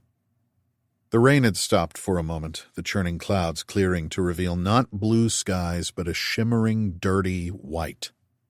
Pink and green ribbons arced high into the indistinct heaven between scudding clouds. The auroras are getting more intense.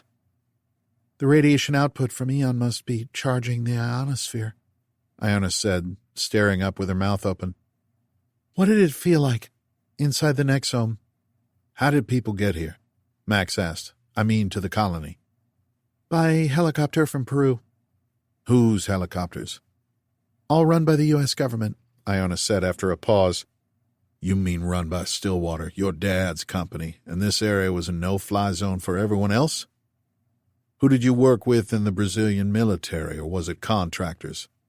Nobody else flies in this remote area. Iona bent low and turned away to continue searching.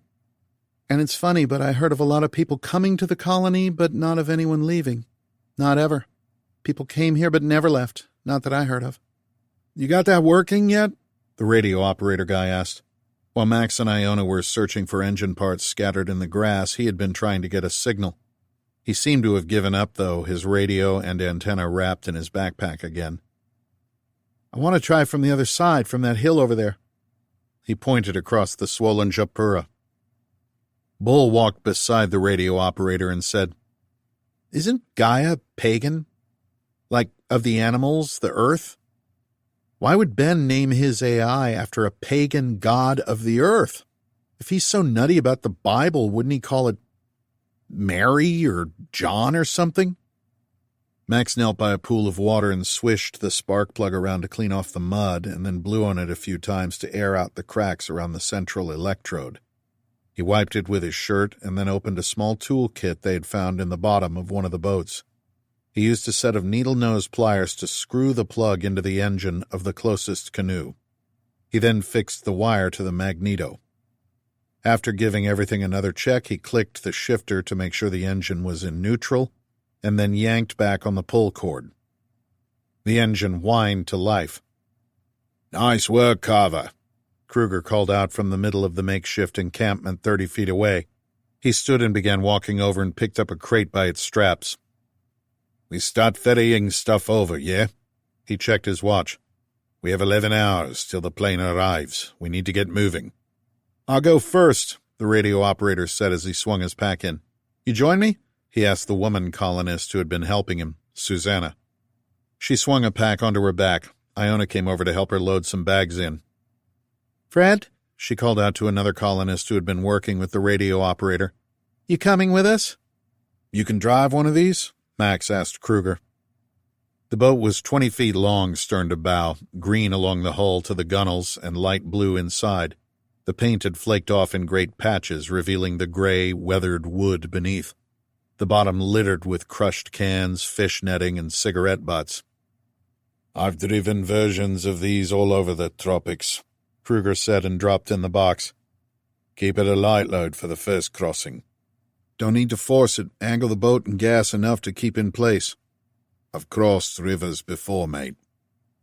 Max shrugged and helped the radio operator and the woman slide the longboat down the incline toward the boiling water, while Kruger dragged the rear and held the prop shaft in the air so it didn't get caught.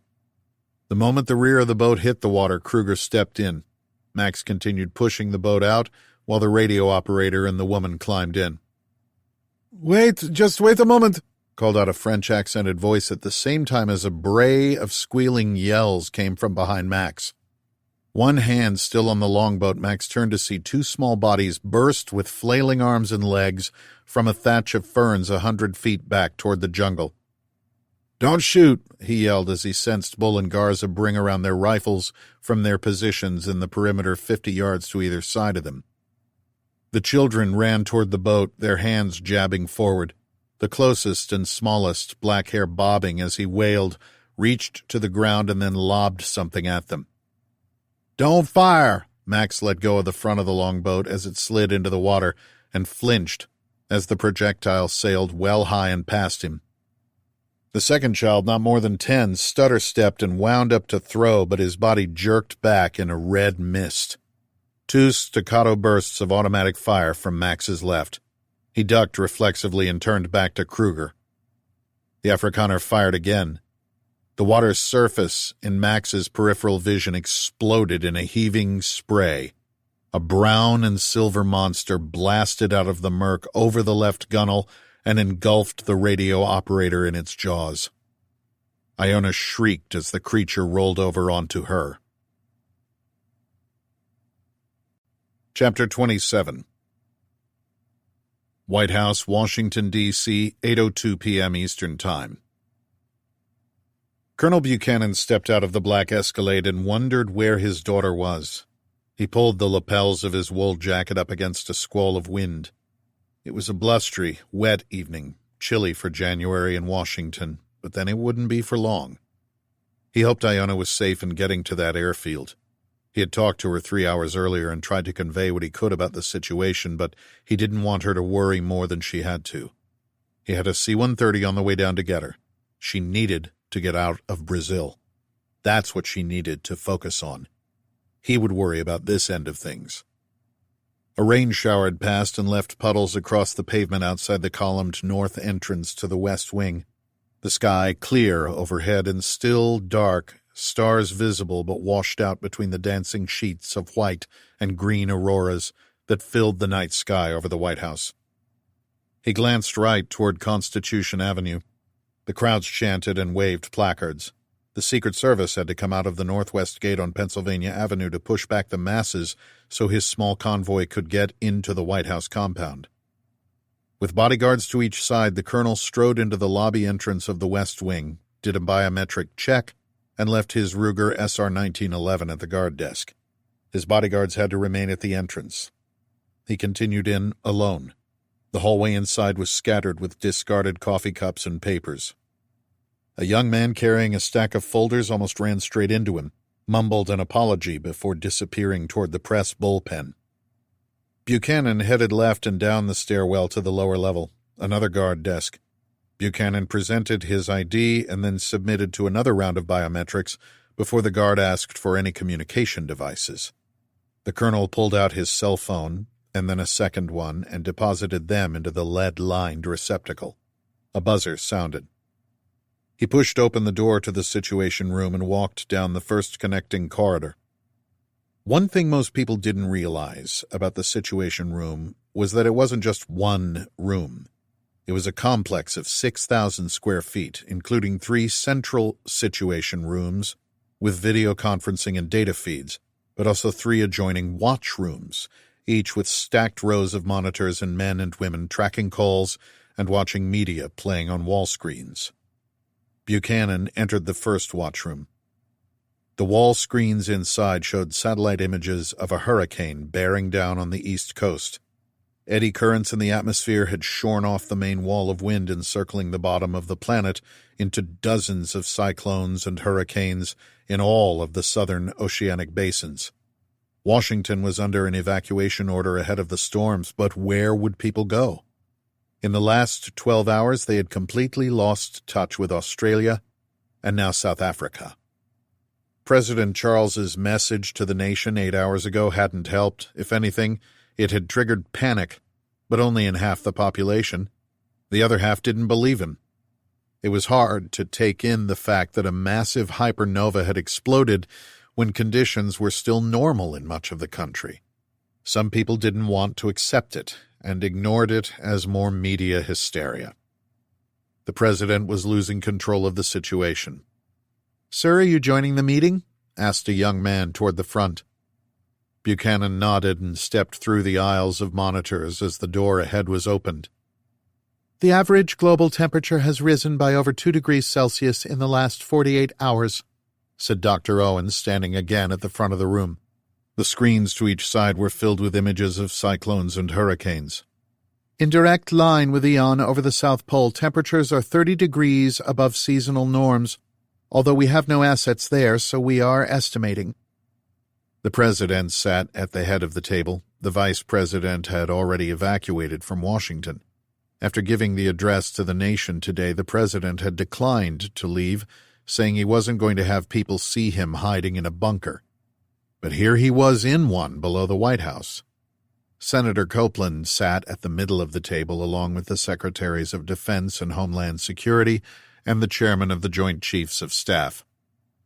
"Ocean levels are rising," continued Dr. Owen, "and may rise as much as a foot in the next week, mostly due to the expansion of warming seawater as well as polar cap melt. This will be offset by large volumes of water vaporized into the atmosphere, but this will only accelerate the warming feedback cycle." She hesitated. "And all indications are that Aeon is brightening again." The president ran a hand through his hair. "Brightening? I thought it was dimming." Dr. Roberts said, "It was. I announced to the nation that it was getting dimmer." "Sir, this is a complex phenomenon. We have the initial energy burst, spectrophotometric behavior to deal with rather than simple magnitude, fast-evolving multiple-emitting zones, the radioactive decay of nickel-56 into cobalt and iron, and circumstellar—" I know. The president laid his hands flat on the table. "Dust clouds, accelerant. Mark, what about Texas? Have we heard anything else from the governor?" The Secretary of Homeland Security replied, "Nothing new, sir. The Texas Senate voted unanimously to secede from the Union as of 2:30 this afternoon. However, we're not sure of the legality of this, and they're still calling for federal aid. The governors of California and the Western Bloc of Oregon and Washington have not responded to our calls, but their teams have been reaching out, requesting FEMA dispatches. What we're calling the Southern Alliance is holding a private meeting of governors as we speak. It's chaotic, sir. And Richard, what about CENTCOM?" Its HQ is in Tampa. We're evacuating staff to U.S. Northcom at Peterson Space Force Base in Colorado. The Air Force and Army bases along the West Coast are still responding, although they're getting interfering signals from state governments. The Joint Chiefs replied. Texas is closing their borders. We'll provide an update once we reach Cheyenne. He paused. I would advise against any further addresses to the nation, sir. It caused chaos in the population and triggered the vote in the Texas legislature. How did this happen so quickly? Anything else? I would also advise against proceeding with any further mobilization of the military within our own borders, sir. This is triggering the reaction from state legislatures and the population. I am only trying to tell them the truth, trying to help them. God damn it! Yes, sir. Copeland saw Buchanan enter, got up from her seat, and joined him at the back of the room. Any news? She whispered to him. The transport is on its way down to Brazil, Buchanan replied. But we need to knock down those satellites that Belloc put up. Is there a way we can do that? Senator Copeland had to stifle what could have been a laugh. Are you seeing and hearing what I am? I am not sure how much the American military we still have control over. In any case, we have bigger problems. I'm not sure you understand. I talked to the team in Brazil, Buchanan replied, leaning closer to Copeland. And the people you had creating the barrier around the colony? It didn't work. It's escaping. Chapter 28. Amazon Rainforest, Brazil, 8:05 p.m. Eastern Time. Max Carver grabbed the wooden bow of the longboat, jerked it toward him, stepped in, and lunged toward Iona and the cursing radio operator pinned in the fangs of the giant fish. They both thrashed wildly, sending blood spattering into the air and down into the netting. The Yankee gave the boat also had the effect of sending Kruger, standing in the stern, tumbling backward ass over head into the swift current just past the roiling eddy. Kruger was halfway through an Afrikaans curse before he was swallowed by the water. The screaming radio operator was almost off the port side of the boat, held aloft by the frenzied flipping of the monster fish, twice as long as Max was tall. Massive brown scales like armored dinner plates and ice picks for teeth. The colonists in the middle with Iona shrieked as they fell sideways out of the boat together. The radio operator beat against the fish's snout. "Somebody shoot it, for Christ's sake!" he hollered as he grappled with the beast. With a powerful flip of its tail, the huge thing flopped out of the boat with its prize still gripped in its teeth. Max was an arm's length from it and dove forward. The longboat tipped as he jumped. He flapped over face first and swallowed a mouthful of brown muck. His outstretched hands hit the muddy bottom, but he sprang to his feet and did his best to surge forward through the slurry. Left arm outstretched while his right searched his waistband for the handgun Bull had given him. Not there, but he found the knife in its sheath. The water before him roiled with bubbles and blood as man and fish fought each other into the deepening channel. Kruger surfaced a dozen yards from where he'd gone in toward the center of the river and began powerful strokes back toward the bank. Max pulled the knife out and took high steps forward through the swirling waist-deep water to reach the thrashing animal. He dropped into the current and attempted to wrap his left arm around the fish's tail, then brought his right hand and the knife in it down into the side. The blade hit the flat tail of the fish just up out of the water in front of him, but didn't penetrate. Cursing, he dove forward, stretched out both arms, and wrapped them around the thing's slippery midsection, trying not to stab himself with the blade still in his hand. With a muscular twist of its body, the fish pulled free. Another surge of brown water and the gurgling head of the radio operator appeared for an instant, his body accelerating into deeper water before submerging into the main channel. At this bend, the Japura was at least a football field across with a fast current and white water visible in patches down the channel. A whirlpool had formed around the next bend. The current accelerated 30 feet ahead of Max. He pushed through the deepening water, sheathed his knife, and leaned forward to begin swimming. The radio operator's face appeared. His body bent as he gripped the gills to either side of the fish's head. The fish twisted. Another person emerged from the water. Kruger had a hand in the fish's gills as well, a knife out in his other. He stabbed into the animal's underside in rapid jabs. "The radio!" yelled out Garza from the shore. Max stopped in place, treading water, and pulled his gaze back to the longboat, now halfway tipped over. Where was the woman who had stepped into the boat with the radio operator? The heavy case holding the shortwave radio was on its side, not quite closed. At a full sprint, Garza charged into the water, throwing her rifle on the muddy bank. She dove toward the boat, which spun forward as it hit the main current. Before she could get to it, the case opened, and the radio slid into the surging water as the longboat tipped over. A stinging pain in Max's calf, he yelped and pulled one leg up. The stern of the longboat swung around in the current. Garza splashed through the water toward him. Through the weeds to his right, Max glimpsed Kruger's head breaking the water, the radio operator's head held up behind him. Iona had already pulled herself out of the water. Another stabbing pain, this time in his right leg, and then another. Max picked up his pace and swam back 10 feet, his feet finding the muddy bottom, reached with his left hand to catch the propeller of the longboat and heaved, getting it with both hands, stepping back and pulling the boat with him. Garza was in the water beside him and grabbed onto the prop shaft as well, cursing in Italian as they pulled the boat back to the shallows. "What the hell was that?" Bull stood at the water's edge, scanning back and forth with his rifle. "Check on those kids," Max grunted as he heaved the longboat out of the main current. Step by step, he and Garza hauled it into the shallower, calmer water. He ignored another sharp nip on his left ankle. Bull swept his weapon one more time across the water and then scanned the thatched huts. He nodded and took off at a jog up the grassy embankment. Max sloshed through the shallows and released the boat as it ran aground. Deep red blood pumped from a crescent wound in his left calf, below the cutaway improvised shorts they had made from the beige slacks. 2 more on his right side, each wound a half-inch oval with a strip of meat taken away with the bite. They burned.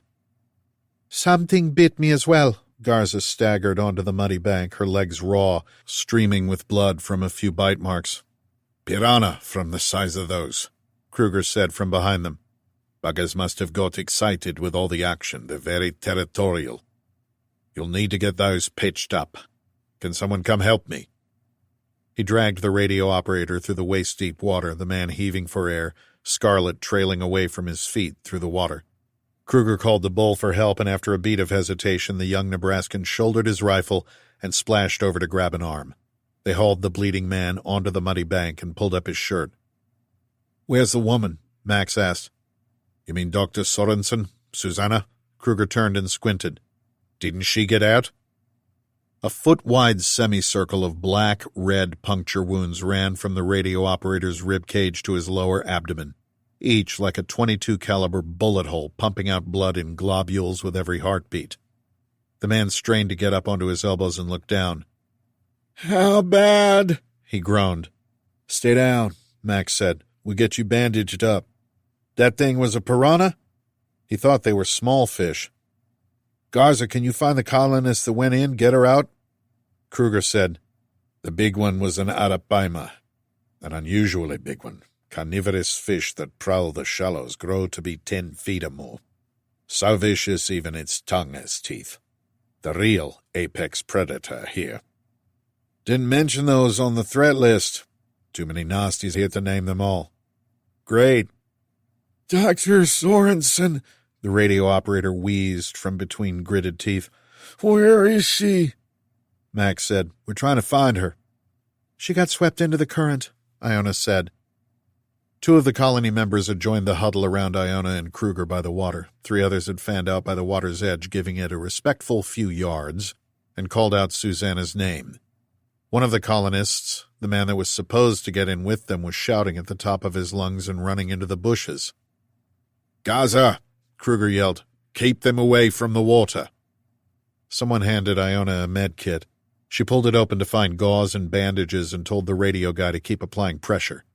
2 of the colonists knelt and began helping her, dabbing at the wounds, another taking off and laying down their shirt to roll the radio operator onto so they could inspect his back. More of the same kind of gaping holes. Max still had the knife in his right hand. He looked at Kruger before sheathing it. "You're going to need to get patched yourself," Kruger indicated his legs. Max grimaced and bent over to inspect the piranha bites, tested the edge of the wound on his left calf. He'd never been bitten by a fish, and they smarted like heck. But apart from the blood, they weren't anything to worry about. He could put on a bit of antibiotic and liquid skin from the med kit.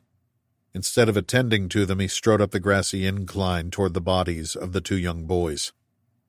As much as the bites stung, jumping into the water had shocked him awake. The sudden relief from the suffocating heat was intense, and despite the monsters lurking under the surface, he almost wanted to get back in and cool off. Were the piranha worth it? Almost. Not that arapaima, though. A pounding headache lurked behind his eyes. He was sopping wet but dehydrated. The river and groundwater had to be full of parasites. How much bottled water did they have left? "Next time, try not to pull the carpet out from under me," Kruger said from behind Max. "I would have had an easier time cutting that arapaima open inside the canoe than while going for a swim." "They're both dead," Bull said as Max neared the two indigenous boys laying in the mud. They couldn't have been more than 10 or 12 years old. One of them twitched.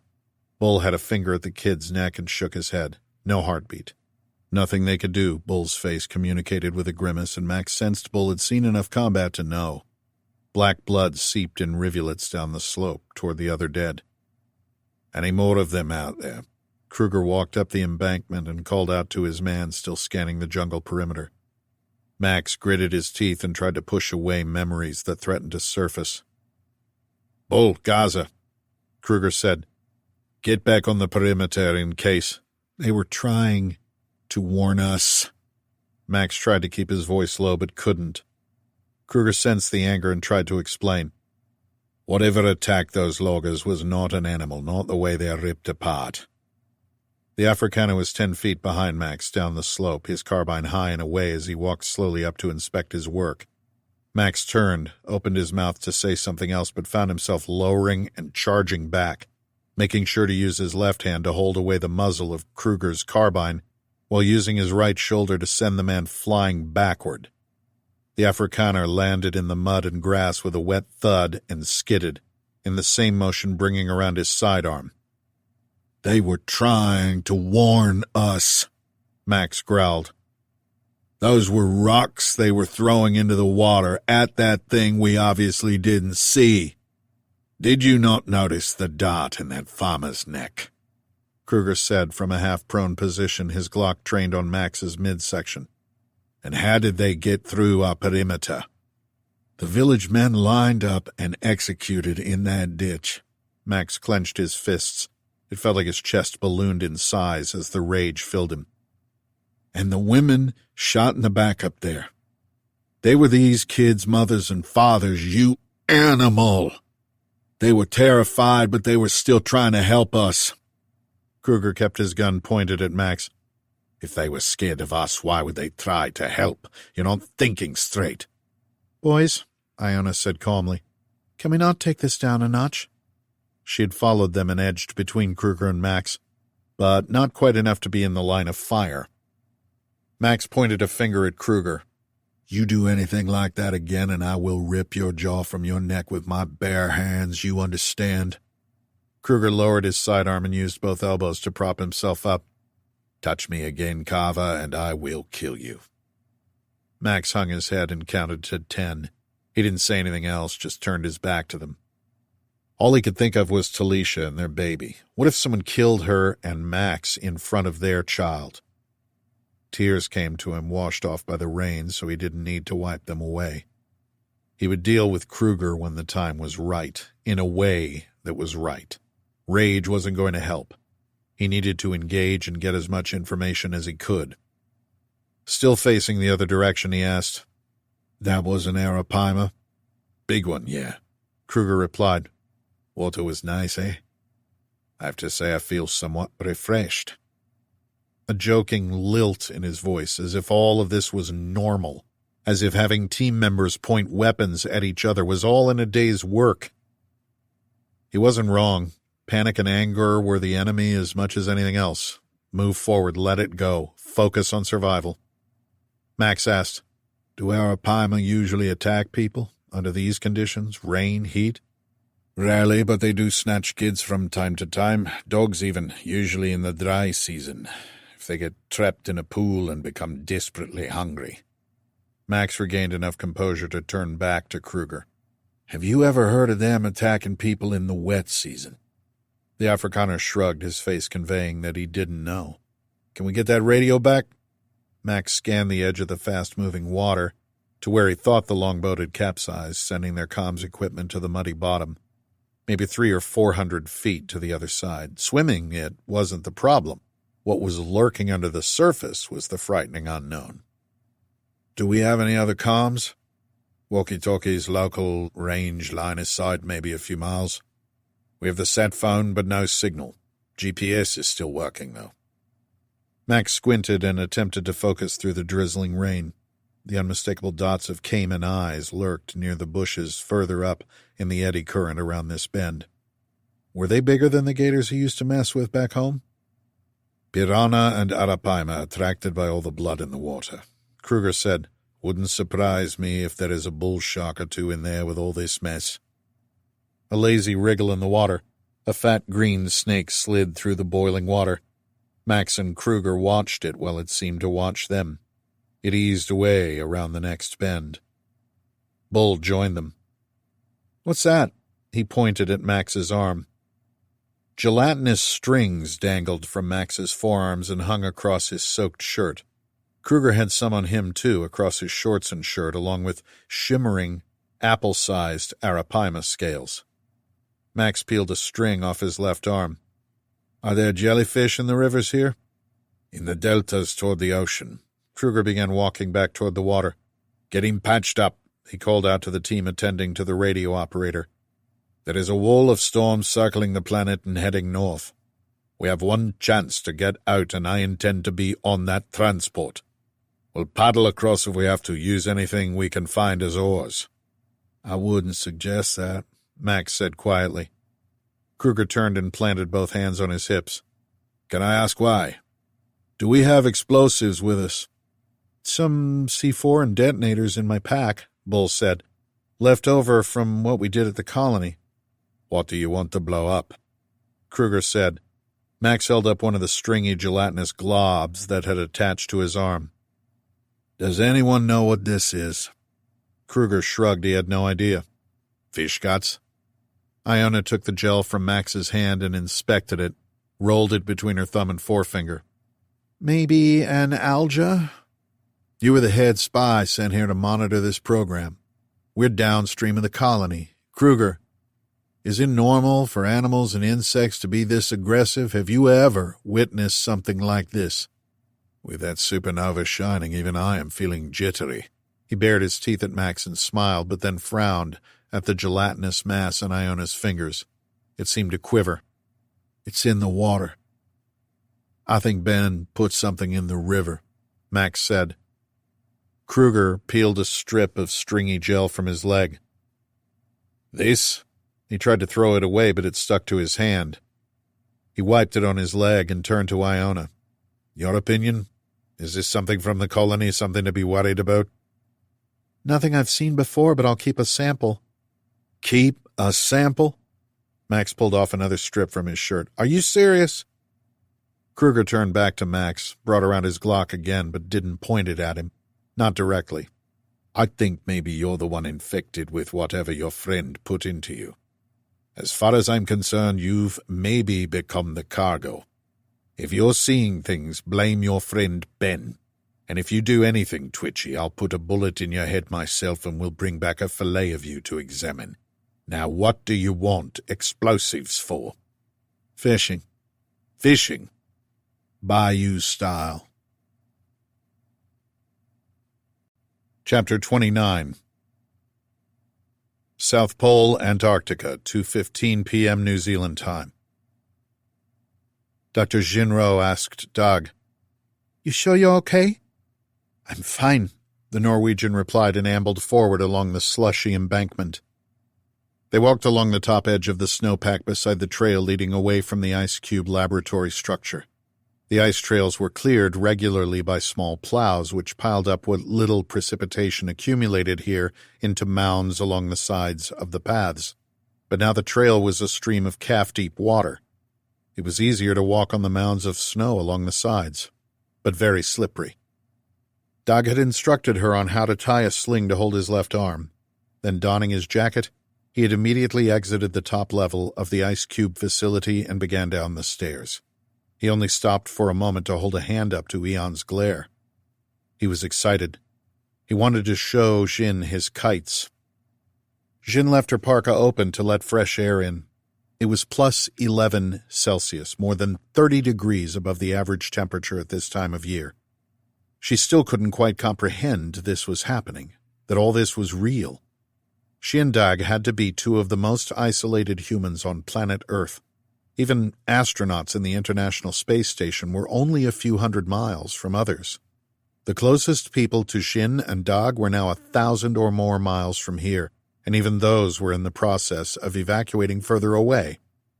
Somehow, they needed to get out of here, fast, and Dag wanted to show her kites. A half-hour ago, Xin had been able to see most of the way to the waterlogged horizon, but a ground fog had misted up the air. The temperature at the surface had heated the water, creating a fog bank where it met colder air.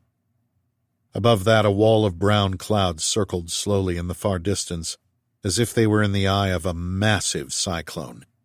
The sky, now clear blue again, with Aeon shining like a fiery diamond pinpoint directly overhead. Earth's sun hung just over the horizon, slowly circling, its color dimmed by its fierce neighbor. Arching tendrils of white auroras hovered around Aeon. They started from the milky atmosphere and brown layer of smog over the clouds circling the horizon, then curved down like claws before reaching the supernova, the shimmering strands following the magnetic field lines of the planet, like they were giving the god its space. The air smelled faintly sweet. At 300 meters from the ice cube structure, Xin and Dag passed the red crossing beacon where the trail met the path coming in from the other dark sector operations, the Bicep Array and South Pole Telescope and Dark Sector Lab. They often joked that they were going to the dark side when working here, but the term just meant that the area was kept clear of sources of electromagnetic signals that could interfere with radio telescopes, which was why there were no radios in the dark sector. Their feet crunched through the hard pack and fell through the melting snow. Slow going. "You checked the NGV?" Dag asked as they crossed the end of the skiway. The non-governmental visitor area and aircraft parking was a few hundred meters off to their left, with the NGV overland access route beginning a kilometer past that. One aircraft was parked there, an old Otter that had been operated by a Canadian outfitter. It had engine problems, so the crew had taken off in one of the first C-130s and left it here. "I checked the radio on the Otter," Xin said. It had been shot through. "Can you fly?" Maybe they could fix the plane somehow. "Only kites," Dag replied and kept stumbling forward. Xin had the backpack on, the one that held the disk drives and her laptop. No way was she letting it out of her sight again. The angular lines of Amundsen's main station appeared from the fog, the stars and stripes of the American flag still hanging from the pole above the central staircase. The main station, like all the other installations here, was raised on stilts above the ice, but now sat in a lake of water. "Ah, there," Dag pointed. A snowmobile was parked by the stairs. "You want me to get in that?" Xin said. "There is space for us both." Dag did his best to pull the boat from the storage shed. It was maybe 20 feet long and not more than 5 at its widest point, the fiberglass hull painted bright orange with a gray plastic cover over the canopy. At the front, a wooden strut protruded with a huge skate blade attached to it. Dag dragged the thing further out into the slushy snow. "You will have to help me fly the kite, though. My arm won't be strong enough." He disappeared back inside the shed and came back with a 15-foot-long arched beam with 2 more huge skate blades attached to either side of it.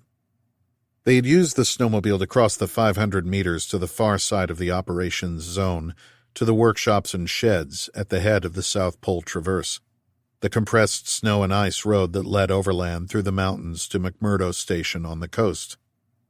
Explain this to me again, Xin said. It's an ice boat. I wanted to be the first person to ever sail an ice boat from the South Pole. We attach this to the bottom. He tried to slide the beam with the two skates on it under the hull, but couldn't with just his right arm.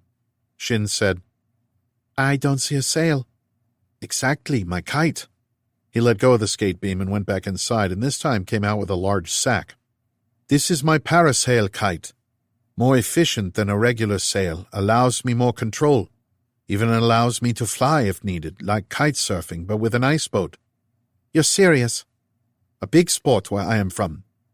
This is the reason I came here, why I worked for IT in this godforsaken place. He smiled at that. Because I wanted to be the first person to sail an ice boat from the South Pole out, to be the first. This is in our Norwegian blood, yes? She knew he was an extreme sports athlete. She had heard some of the other Paulies talking about him, admiringly. How do you know the wind will be going in the right direction? How do you know there will be wind at all? Katabatic winds. You are going to need to explain that. We are at 3,000 meters in altitude here, yes, about 10,000 feet, and the whole continent of Antarctica slopes away on all sides to the oceans. Xin nodded, her arms crossed. He was more or less right.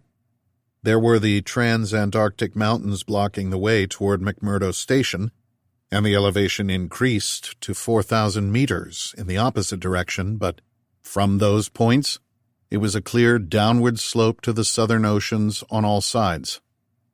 Cold air literally piles up in the middle of Antarctica, Dag explained, using his right hand to demonstrate by lifting it up high.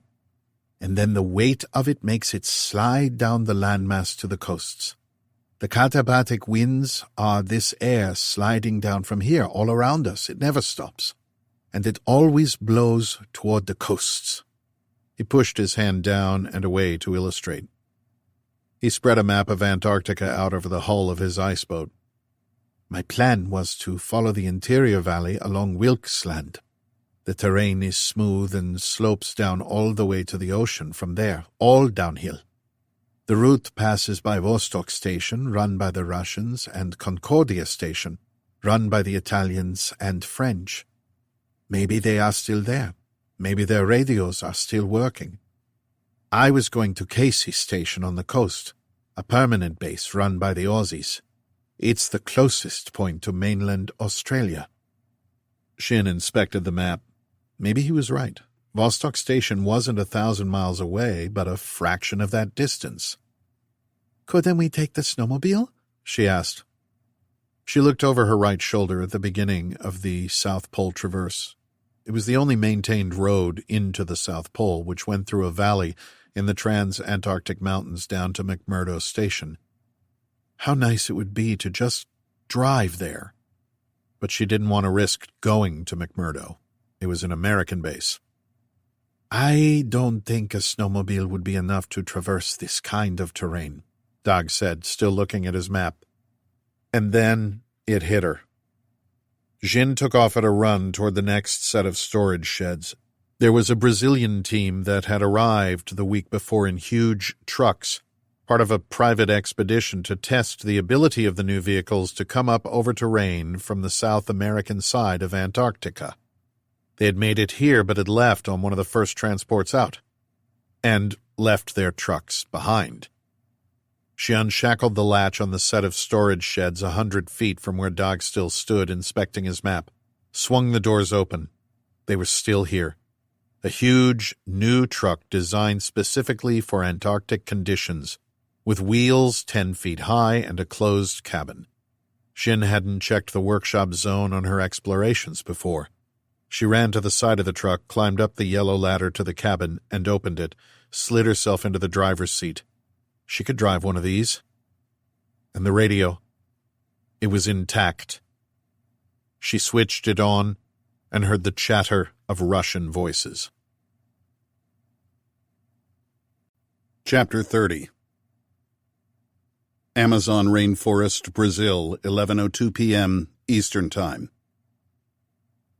Max squatted in muck 15 yards up from the muddy riverbank next to the burned-down thatched huts on stilts, with a view to his right of the burial pit stacked with the bodies of the villagers. He faced north, stared over the surging brown river at the green wall of the rainforest beyond. At the water's edge on the other side were dense bushes and ferns 20 feet high. Behind that, a 10-story phalanx of trunks and branches with vines and moss hanging down, and trees beyond towering 200 feet or more to the swaying canopy above.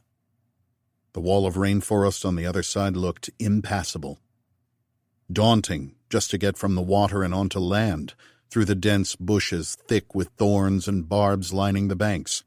The branches and weeds probably hiding lurking caiman and whatever else might be in there. But beyond that mass of impenetrable green, somewhere far on the other side of it, was the path to Max's unborn child. No matter how impossible it looked, no matter the odds or the pain, Max was going to get through it. He swore that to himself. With the sun on the other side of the planet, only the red glow of Aeon lit him from behind, his shadow long down the slope. His watch said they were creeping toward midnight. The transport was arriving at the mining airstrip just after sunrise and would wait as long as it could. If it could even get there. There wasn't much wind at ground level between the walls of the forest, but the treetops swayed in the gusting westerlies that were steadily picking up. The brunt of their force coming in from the distant Pacific was being caught by the Andes. So far. What happened when the band of expanding storms from the south hit here was anyone's guess. The Yapura had risen maybe 6 more feet in the past hour. He watched it inching up the grassy incline toward the huts, second by second, minute by minute. How much further would it come up? This entire area would be flooded by sunrise. Max had spent half his life in swamps and had never seen animals or insects like this. But the bayous of Louisiana weren't the Amazon. The fish and animals here were hyper-aggressive, something he felt the colony had triggered, like an immune response to kill off invaders. Maybe it had always been like this around the colony. Maybe this was part of its defenses. It would help explain why they had been attacked by the Cayman when the choppers went down.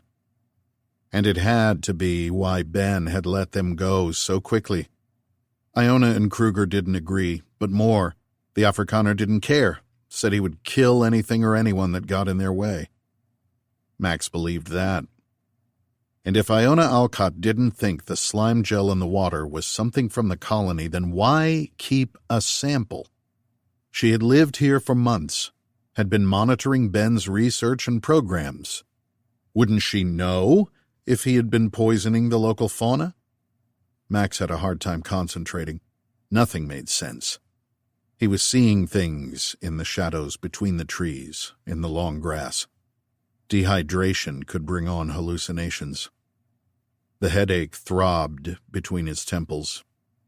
The floating loggers' bodies had been sucked away in the current, helped by a quick kick or two from Kruger to send them on their way. He even rolled the logger from the mud into the water, kept everyone away from them, said not to touch them, said the scavengers in the water could feast on them, that their bodies would pull the foraging animals downstream and away from their team when they crossed. Max wouldn't let him touch the villagers' bodies. While Bull and Garza prepared the explosives and detonators and the others stripped down their supplies to the bare minimum, Max and one of the colonists had carried the children and their mothers from the grassy slope and down into the pit of village men. He'd done his best to arrange the children between the men and women, as if they were sleeping. The rain hid his tears, of anger as much as sadness, and something new. A fear for his own unborn child. He'd never had thoughts like this before. He hadn't cried in years, not even when he found out about his brother. Max stayed away from the others while he tried to put his emotions in order. He needed to keep focused, keep calm. Worrying about Tal and the baby wasn't going to help either. There was nothing he could do but survive and keep moving forward. Iona said the storms hadn't reached the northern hemisphere yet. Kruger said they had to keep things in perspective. There might already be hundreds of thousands dead in the south from the hypernova event, he said. The villagers would have been dead within days from the heat of Aeon, if that was any solace. It wasn't to Max. They could have passed on to the next world in each other's arms. Instead, they died terrified and alone, their dignity stripped, filled with rage and fear for their loved ones, staring down the muzzle of a rifle held by some asshole.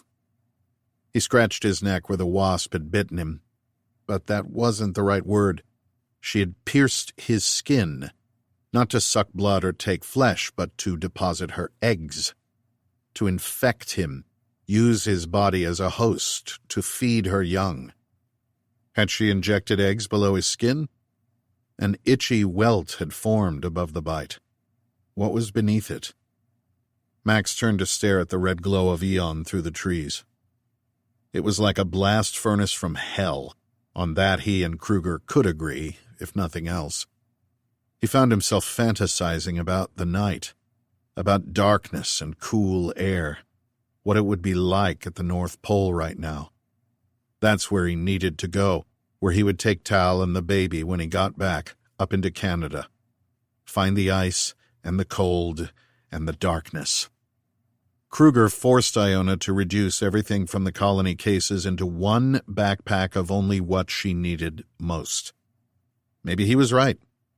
Maybe Max was infected, might explain why he thought he was seeing things, shapes moving between the trees. He surveyed the cases she'd left behind and wondered what was in them, and more, what critical thing was in the backpack she slung across her shoulders. He watched her pack it, but all he was able to see were aluminum cylinders. Had to be something biological. Didn't look like computer parts or electronic gear. 14 people left to ferry across the water. 2 lost already, not counting the ones that died in the chopper crashes. Some rescue this was turning out to be. The gunner they had to abandon at the colony, and now Susanna, who Max had barely even met, swept away in the Yapura's current. And they didn't have the resources or time to go after her. Iona said the woman was her research partner, and yet she had barely participated in the half-hearted search party that made it 100 feet down the overgrown banks before turning back. He hung his head. He had to sit and stretch out his right hamstring. It felt like it had snapped up into a ball in the back of his leg, the knot excruciating, and the effort to get it to relax brought dots swimming in his vision, the air like a sauna. He was drenched, his fingers and feet pruned and raw, his cheeks burned. A headache seemed to squeeze his eyes out from the inside. Max checked his watch. 10 hours to cover 8 kilometers through the jungle on the other side and get up across the ridge. The water rising fast, westerly wind coming up. If they didn't get out of here, Kruger kept repeating, in 70 hours, a planet-sized cyclone would rip these trees out by their roots. But Max would be dead of the heat well before that if they didn't make it out of here soon. Even if Iona and Kruger didn't get the same feeling as Max, that the creatures here were being hyper-aggressive and targeting them, and that this was something stimulated by the colony, everyone else wanted to go along with his plan to neutralize anything in the water before they attempted a crossing. "Carver, you ready?" Kruger called out. The Afrikaner was starting to look haggard. Max rolled forward to his feet and lurched down the incline toward the Yapura. Max broke into a loping run as best he could, his hamstring threatening to seize up, held his left hand high in front of him and grunted as he rotated forward and sent the 5-pound package as high and far over the water as he could. He splashed to a stumbling stop in the grassy flats and put both hands to his knees, gulping for hot air. And watched. 1 Mississippi. The package tumbled through the air in the pink twilight, the tan river churning and sweeping past beneath it. 2 Mississippi. It splashed into the water halfway across the river in front of him. Concentric circles radiated outward and swept away as the water pulled downstream. He was as far up along the riverbank as he could get in the clearing. It would have to be good enough. "Now! Now! Now!" he called out in a hoarse voice and took off through the ankle-deep water to his right, skirting to higher ground around Bull, who tossed his softball-sized lump of C4 in a high arc. Bull turned and followed Max to the boats. 3 Mississippi. One longboat was tied behind the other. Max had pulled engine parts and the spark plugs from the capsized boat. The motor had flooded, and used them to get the other working. They might have been able to paddle across the river, but the swift current would have sucked them miles downstream to the east, and that whirlpool was getting bigger. One engine would be enough to tow the second boat. They didn't need to beat the current, just needed enough power to ferry at an angle. Let the force of the water flowing downstream do most of the work. Stay away from the whirlpool. 4 Mississippi. Like a relay team, one after the other, packs of explosives went sailing into the air over the river. As Bull and Max jogged past Iona, she lobbed hers maybe 60 feet to their left. 5 Mississippi. Bull swung his saw around from the strap and shouldered it with his right, his left arm free and his hand in the air in a fist. He came to a juddering stop 5 feet before the bow of the first longboat with the engine at its rear. They had secured the radio operator, half conscious, in the belly of that boat, along with most of their gear. The 2 colonists, bitten, one by a spider, another by the ants, held the gunwales to each side. The spider bite was already necrotizing. They were the weakest of the group still standing, but they were ready to start sliding the boat over the mud and into the water. They watched Bull's left fist held high over his head for the signal. Right behind the first boat was the second, a rope of knotted vines scavenged from the village huts hanging between them. A woman colonist knelt nervously in the bow, holding the rope, also watching Bull's hand. The last 4 healthy colonists held the gunwales of that boat, 2 to each side standing in the mud, and waited for the first longboat to start sliding in. Max stomped through the mud to the back of the first boat, put the rope over his right shoulder, lifted the prop shaft, then took hold and waited to push. Kruger was the last to throw in his pack of explosives. He lobbed it in front of the first boat and ran to the opposite side of the boat from Max. "Everyone back!" Kruger yelled as he dropped to one knee to cover Garza, who turned to move back from her position covering the perimeter. She ran toward the second boat where she was going to position herself and her carbine to cover the rear. 6 Mississippi. Max scanned the water. This had better work. The first detonation lifted the surface of the Yapure in a wide bulge 100 feet across, at first felt more than heard as it shuddered the slurry beneath their feet. A beat later and a concussive thud as the shockwave of the explosion imploded inward and then upward to send a thundering jet of water 70 feet into the air. The column of spray seemed stuck in slow motion, hung suspended between the trees for a breath, the water droplets shimmering in the glow of Aeon, a red rainbow arced below the green trees. "Now!" Max hauled forward on the prop shaft. The second detonation heaved another bulge in the middle of the river while the mountain of spray from the first still hovered. The third went off in quick succession. There might be monsters in that river, but the amount of explosives they'd just set off would stun or kill anything within a couple of 100 feet, even a shark or caiman. It would give them enough of a window to get the boats across, and time to figure out how to breach the wall of green on the other side if they needed to get in the water. As insurance, Bull opened up with his assault rifle just in front of the bow of the first boat, sprayed the water's edge with a hail of bullets. He wanted to make damn sure there weren't any more of the Arapaima lurking. A fourth juddering explosion rumbled the mud beneath Max's feet.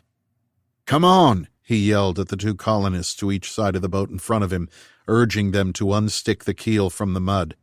Iona skidded in the grass 5 feet from Max, fell to one knee as she took up the other side across from him, and heaved her weight into getting it moving. The boat jerked forward and began sliding. "Kruger!" Max called out. "We're moving." The Afrikaner was still sweeping back and forth with his rifle covering Garza's retreat to the second longboat. He nodded to acknowledge Max, swept his rifle once more to his right before clipping its strap and swinging it over his shoulder. Max planted another foot in the mud and heaved. The 4 men and women to each side of the second boat began to heave forward. Bull swung his rifle and fired, the water in front of him spraying into an angry froth as the fountains of water from the explosion settled back into the river in a hissing haze. Already white dots appeared across the brown expanse, the bellies of stunned and killed fish, at first dozens and then hundreds. The bow of the boat hit the water. Max heaved and stepped forward faster, the load releasing as the boat floated into the eddy current. Bull stopped firing and clambered into the front.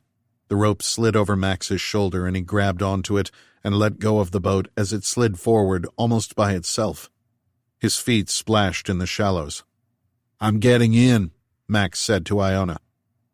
He would get the engine started as she and Kruger pushed off and made sure the second boat got in the water and the rope was secure. Max jumped up and hauled himself over the rail, made sure the propeller was clear of Iona and anyone else, then grabbed the starter cable. And stopped. "Kruger, what the hell are you doing?" he yelled. "I'm stuck," came a hoarse reply. The man was still standing almost exactly where he had been kneeling a few seconds before. He hadn't moved. The boat was now fully in the water, Iona up to her calves while she waited for Max to start the engine and give her a hand up. "Do you see that?"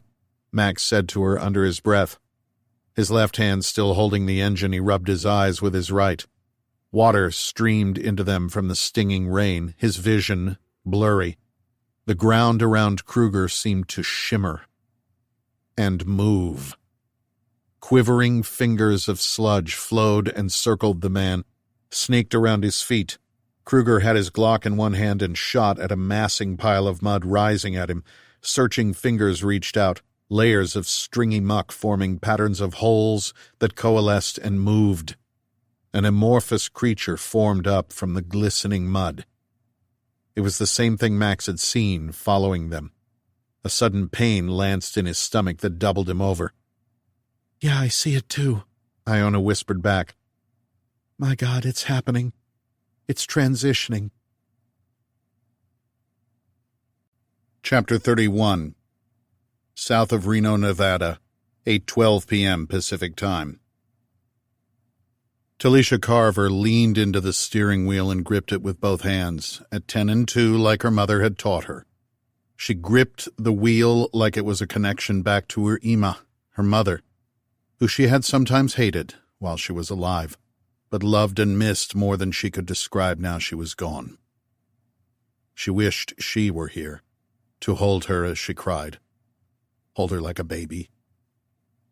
"What do I do, Mother? What have I done?" How many tears did she have in her?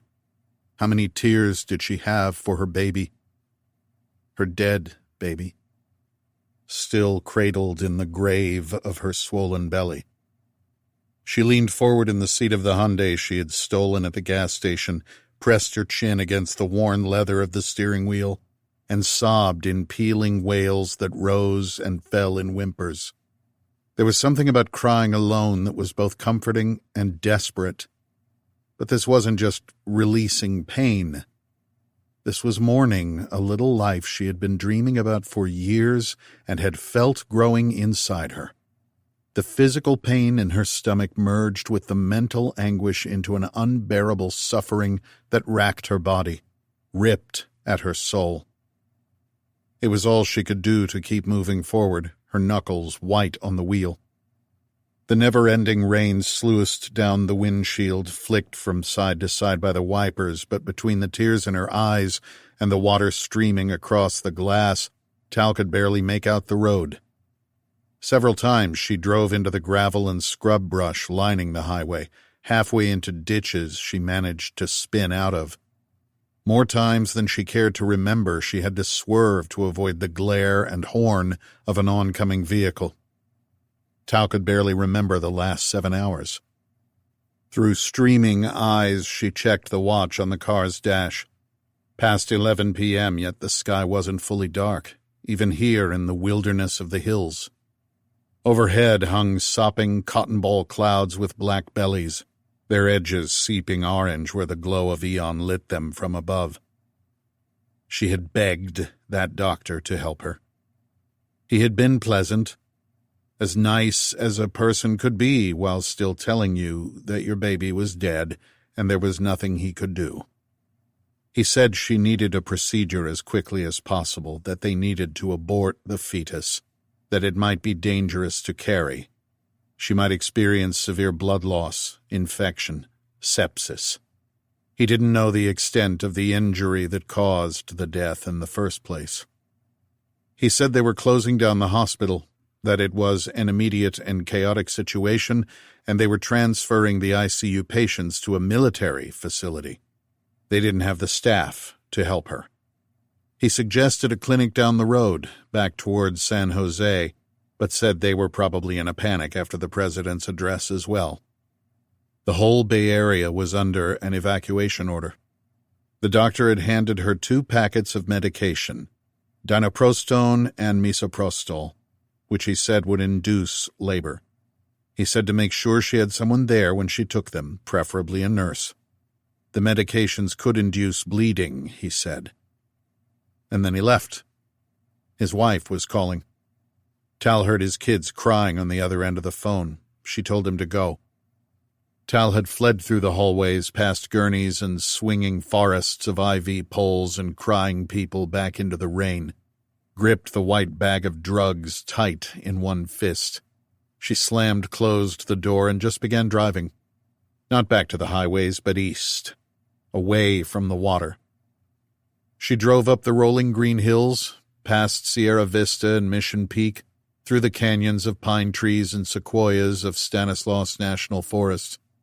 A sign for steak and eggs, $5.99, swept past, then one saying, "Welcome to Nevada." Tal hadn't been driving anywhere, just driving. Away. Just south of Carson City, the traffic north piled bumper to bumper in a miserable snake of red taillights that glimmered in the thrumming rain and dirty orange glow seeping down between the clouds. Tal was bleary-eyed and beyond exhausted. She hadn't slept the night before, and it was getting to midnight. She couldn't remember the last time she'd drank water, and the dozen candy bars she ate 7 hours before at the gas station weren't making her feel any better either. As evening had turned to night and she pulled to higher altitudes in the Sierra Nevada mountains around Lake Tahoe, the precipitation had shifted into a sleeting ice rain. The already crawling traffic had slowed to a near standstill as cars slid off the road. She guessed the temperature was hovering around freezing as she turned up the heater inside the car. Exhausted and barely able to keep her eyes open, she finally pulled off at the Mill House Motel. Block lettering on the sign outside. Free Wi-Fi, it said. Heated pool. And in steady neon below that, vacancy. She passed a slowly rotating mill wheel, an ice-encrusted gutter along the roof of the building guiding a stream of water into it, then pulled up next to the office sign glowing red through the heavy mixture of rain and snow coming down. She stopped the car, took the rabbit foot in her hand, and paused for a moment. The footwell of the passenger seat was littered with fast food wrappers, but also a bong and what looked like bags of weed. She might need some of that. Tal stepped out into the slushy rain, her hands up in a futile effort, and ducked into the reception. Thankfully, it was open. She shivered and dusted off bits of clumps of ice and drops of water from her shirt. There was nobody there. Unlocked, but empty. A radio still playing in the background. Tal called out a few times, went behind the desk into the office, and then stuck her head outside and yelled. After 10 minutes, she gave up and went behind the desk again and took keys for number 7, dropped a wet $100 bill on the counter with an explanation. Max always liked number 7, said it was lucky. She wasn't sure, but any connection back to Max was something. She filled a styrofoam cup with lukewarm coffee and ran to the room under the exterior awnings, first retrieving her bag of candy and phone parts and box from the colony, along with the bag of drugs the doctor had given her. She had paused and grabbed the weed and bong as well. The water on the pavement between the cars wasn't draining, almost ankle-deep already. She opened the door to room 7. It smelled stale, like it had been a smoking room for 2 decades. Vertical print wallpaper peeling at its edges and intersections.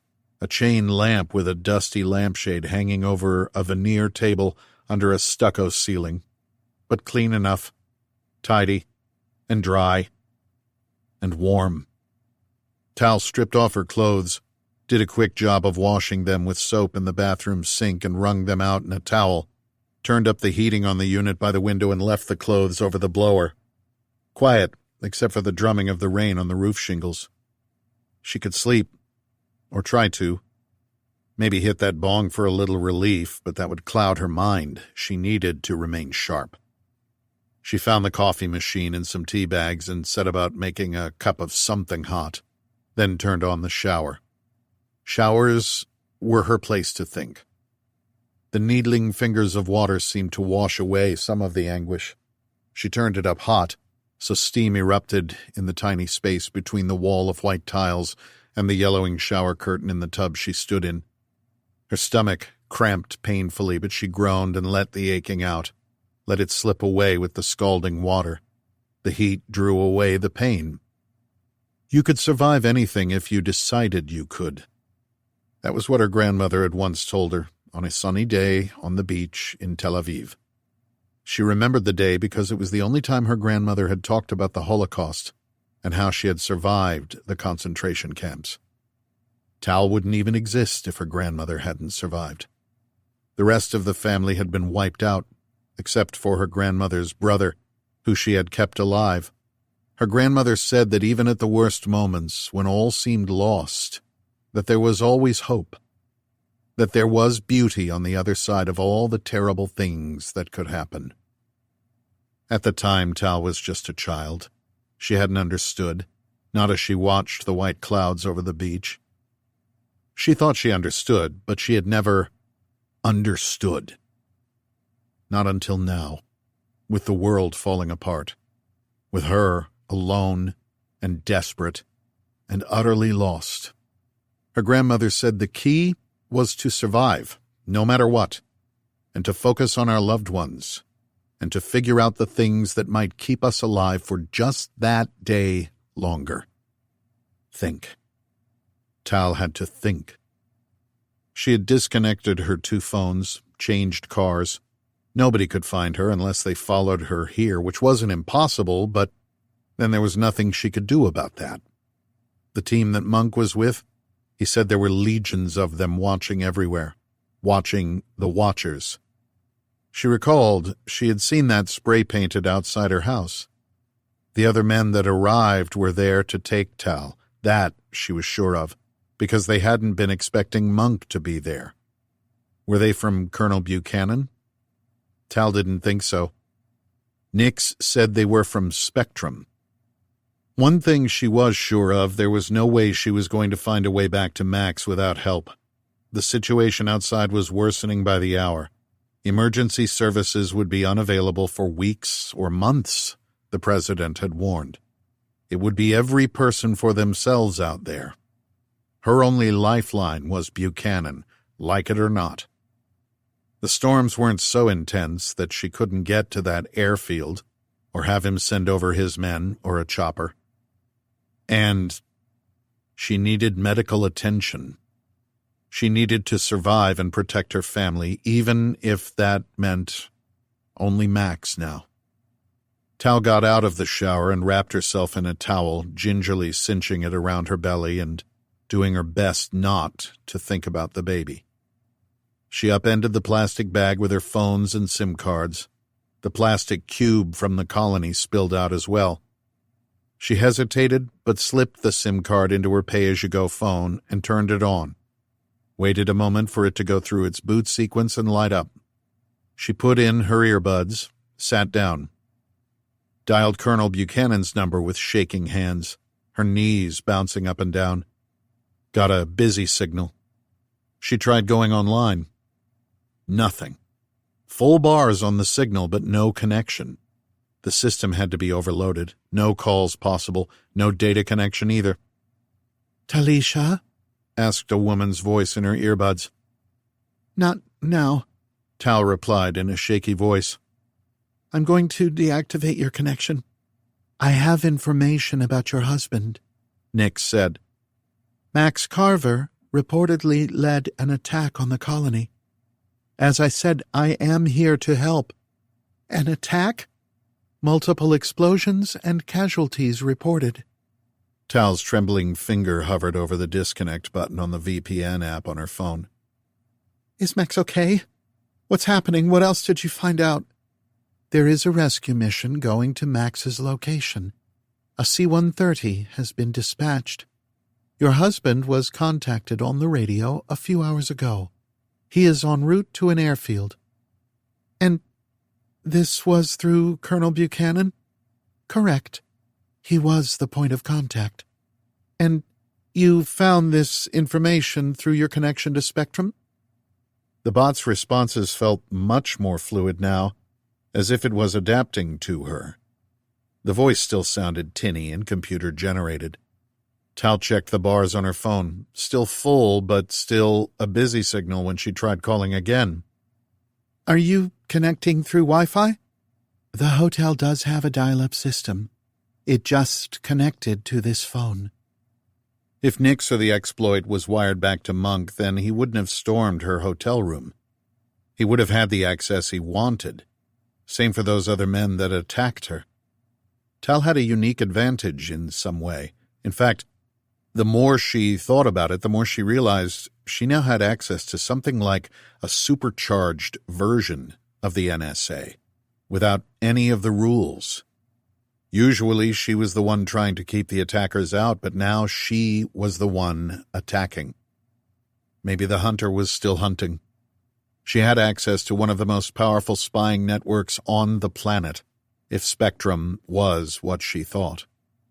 She went and turned over her clothes on the hot vent by the wall unit, still damp. A squall of rain drummed over the roof. At least it wasn't snowing. Or she prayed it wasn't going to. Getting trapped in a blizzard in that Hyundai with its slick tires was more than her imagination could bear considering. "How are you getting access to information?" Tal asked Nix. "Through queries. And you have a channel to information about this mission? You inserted the exploit through an NSA firewall. I have access to one area of Spectrum." "Areas? Like data silos? How many are there?" "I don't know. Would the exploit work in the other silos?" Once inside a perimeter, the attacker could move sideways through a network where more trusted parties normally operated. "I believe this would be more your area of expertise. I need my laptop and some bandwidth," Tal said more to herself than to Nix. She didn't have her toolkit. She tried to focus her mind on the technical problem to distract herself from where she was. A pause. "I could get you access to something like that, if I understand correctly." Tal let the rain drum for a few beats. "How?" "You would need to ingest the content of the colony package in your possession." "How do you know I have that? That's poisonous." "It's called the Nexome. It enables intermittent connection to the colony satellites in low Earth orbit, into their data pipes, and back out to other networks. It attaches the network through your own neural system." "Where did you get this information?"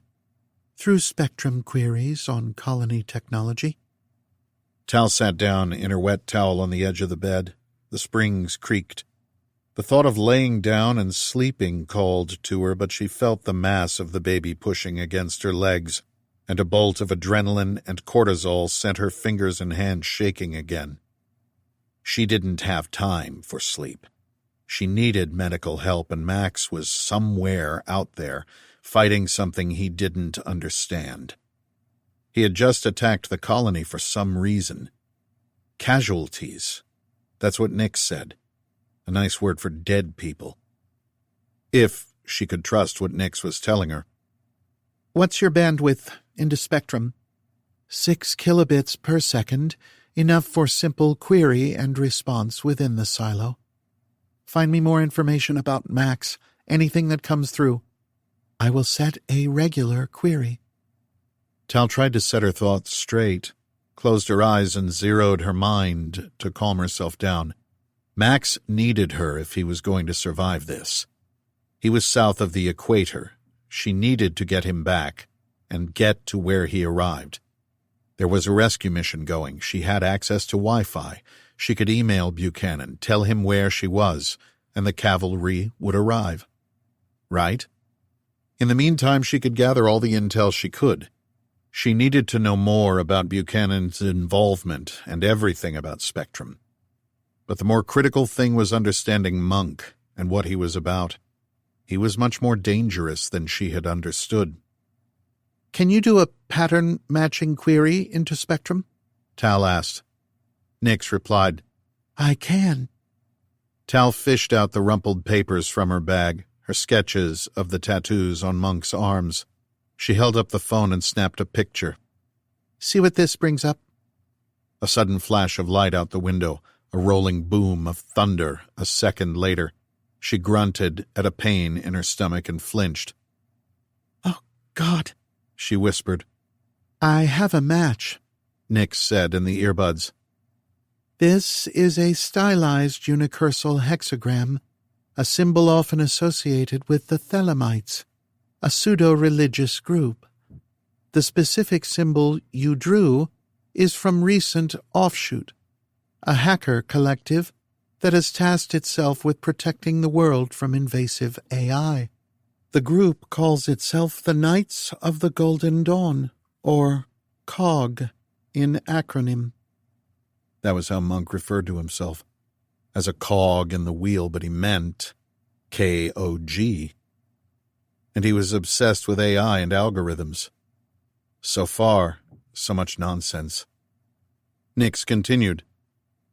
They predicted a new Golden Dawn would presage a restart to civilization. They claim Aeon as the harbinger of a new age. As every cult from here to Timbuktu has, Tal said to herself. At the NSA in the past week, they had been tracking the rise of thousands of cultist message boards online. Just about every one of them was saying that Aeon was proof of their predictions. Even broken clocks were right once in a while. They claim to have millions of followers around the world. The Thelemites are the oldest branch of modern paganism, even forming the basis for much of libertarianism and Scientology. Anything else? They believe we are living inside a simulation. Tal groaned at a flare of pain in her gut. Talisha, do you need assistance? Should I try an emergency service? Try one if you can get it. Tal grunted the words from between clenched teeth. Another flash outside the window. Tal glanced up and thought she saw something moving beyond the curtains. She propped herself up and stood on the bed and peered through the crack in the curtains. Was something moving in the mud and water by the flower beds outside? She stepped off the bed to investigate, the carpet soaking wet. The room was starting to flood. Chapter 32. Amazon Rainforest, Brazil, 11:15 p.m. Eastern Time. Use your knife, Max yelled. He was wedged against the first boat, just starting to push it into the water, but Kruger was trapped in place, 50 feet behind him and off to the side. The mud seemed to have grown up and around the Afrikaner's feet and legs. Kruger fired, and then fired again, but the bullets were absorbed by the mass swelling past his feet without seeming to affect it. The quivering fingers of mud grew and assembled over each other up and around Kruger's leg like the railing that had snagged his hand at the colony. Bull had cut clean through the railing with his Bowie knife, and the detached part had melted away once disconnected. Your knife! Max shouted again. Don't shoot at it, cut it! Slice away the ribbons. What is that? Bull yelled from the front of the boat. Max checked his waist for the knife on his belt. The blade was only about 4 inches long. He needed something bigger. A machete glinted in the netting at the bottom of the boat. Leaving the vine rope loose around the engine mount, he caught the attention of the colony woman in the second boat. As calmly and clearly as he could, he said, "Hey, stay put. Don't let go of that rope, but don't tie it up. We need to stay loose." The woman didn't pull her gaze from Kruger, but she nodded. Despite Max's calls, the Afrikaner was still firing his Glock into the mud and blazing a continuous stream of curses. Max leaned over to retrieve the machete. Iona was in knee-deep water and doing her best to keep the boat from turning in the recirculating current. She registered terror and surprise like the woman behind her, her eyes wide as she glanced over her shoulder at Kruger, but also maybe a degree of fascination, like when she watched that wasp stinging Max's neck. "Is anything you stole from Ben going to help?" Max said to her. "Anything we could fight back with?" "Samples, some data, some digital gear, but nothing we could use as a weapon," she said without looking up. "Can't you turn it off? You had a device that deactivated colony tech." "It wouldn't work out here." Max didn't bother to ask why. No time. The thing attacking Kruger wasn't exactly quick, more like an oozing snake that wouldn't let go. A rope of glistening mud, thick as an arm, had wrapped itself around Kruger's left leg. The man was still unloading his Glock into the mass of it. His right leg was unencumbered. He stepped back and yanked, but was unable to get free. A finger of mud pulled away from his left calf and yanked with it a strip of bloody flesh. Kruger screamed in rage, threw down his Glock, and finally got his blade out. Garza jumped out of the back of the second boat and ran toward Kruger. She was closest and took controlled bursts with her assault rifle at the surging base of mud to Kruger's right. The light was murky where the thing had attacked, the mud flowing down from a hollow below the huts. A shadow cast over the scene below the red glow in the sky. Max glanced over his left shoulder. Spray from the water bombs was still settling in a glittering scarlet mist lit by Aeon's slanting rays. It hissed as it settled into the water and showered over them in the wind. He could still put that prop in the water, get them away, pull the cord, get the engine started, get the hell away. "God damn it," Max muttered under his breath. With his right hand on the motor, he launched himself into the air, machete out and ahead in his left.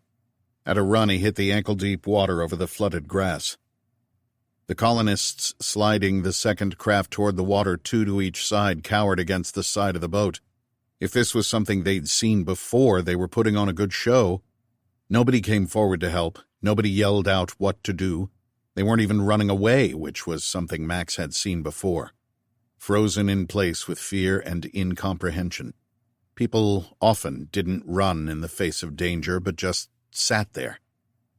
If this was some visual hallucination from Ben's nexome, then it was a shared hallucination between everyone here. The thought had crossed his mind when he started to see things between the trees and the forest, something nobody else saw. At least a dozen people were seeing the same thing, the way everyone was reacting. When Max went into the simulation of San Francisco, it was convincing, but imperfect. He could tell it wasn't real. And this thing attacking the Afrikaner wasn't just visual. Kruger had his knife out and hacked at the rope of brown sliding around his leg. Blood spilled and spattered onto the ground as the thing pulled away strips of skin and burrowed under his flesh. This wasn't a virtual reality simulation. And Iona had said something about it transitioning, whatever it was. Kruger bellowed as the thing pulled flesh from bone. He cut away a hunk of it and threw it past Max, who was doing his best to stagger run toward him. The stringy mass of brown and bloody flesh hit the grass together, and the detached chunk of the creature melted away into the grass the instant it hit. "Cut it away!" Max stumble-stepped to a stop 5 feet from Kruger. "Get this goddamned thing off me!" Kruger roared as tendrils of glimmering brown slid from under his camouflage shirt up and around his neck. This close, Max saw that this wasn't made of mud, but was a roiling mass of tiny creatures that flowed up from it. It wasn't biting or strangling Kruger, it was melting into him, digesting him. Garza was 10 feet to Max's left, deep in the shadows, and hacked away the base flowing from the mud up and around to engulf half of Kruger. She dug the fingers of her left hand into a mass that came away from the ground like a wet fish. She cut away at it with her right, pulling away sinewy gobs that she threw across the grass. Max called to her and tossed the machete, then reached into his belt and retrieved his knife. Carver, help me! Kruger grappled at his face as tendrils slid across it. Max hesitated, then grabbed a ropey tendon of the thing around Kruger's neck. He expected to feel sticky mud, but it felt spongy, iridescent in the drab light. He wrenched it away from Kruger as hard as he could manage. Strips of bloody flesh came with it as the things had dug into him. The man wailed in rage, but it gave Max just enough space to slide his knife beneath and cut a long finger of the mass away, which he threw over his shoulder. Still using the knife, he cut away Kruger's shirt. Black blood oozed. Max cut away another hunk of the thing. The whole of the trembling creature seemed to move away as Max leaned in closer. In his mind, he heard a whispering, like 1,000 tiny blades grinding together. Kruger's right leg came free. Garza hacked away at the mud, both hands on the machete now. Max slipped an arm around Kruger's neck and hauled back. The man came away in a sickening, glugging noise as hunks of flesh came away from his body. He didn't even yell this time. Max slipped and slid backward, his feet windmilling in the slurry of blood as he pulled Kruger toward the second boat. The mud creature reared up in the shadows. Garza scurried away on hands and knees, got to her feet, and ran, stooping to pick up her assault rifle with her left hand while still holding the machete in her right. Get onto the water, Kruger said and spat out a mouthful of blood. Torn apart from foot to face, but the Afrikaner managed to get his legs under himself, then turned and began stumbling under his own power. Max pulled his right arm around his shoulder to steady him, guided him to the rear of the second boat. Turning his back on that thing made the hair on his neck prickle. Garza threw her rifle over the edge onto the boat, then came around Max and put 2 arms around Kruger's legs, while Max hefted his body up and over the gunwale. Kruger toppled unceremoniously over the top and thudded to the bottom in a screeching roar of pain, still cursing and angry.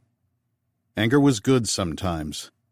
When faced with something real and terrifying that might kill you, Max had learned that anger was better than fear.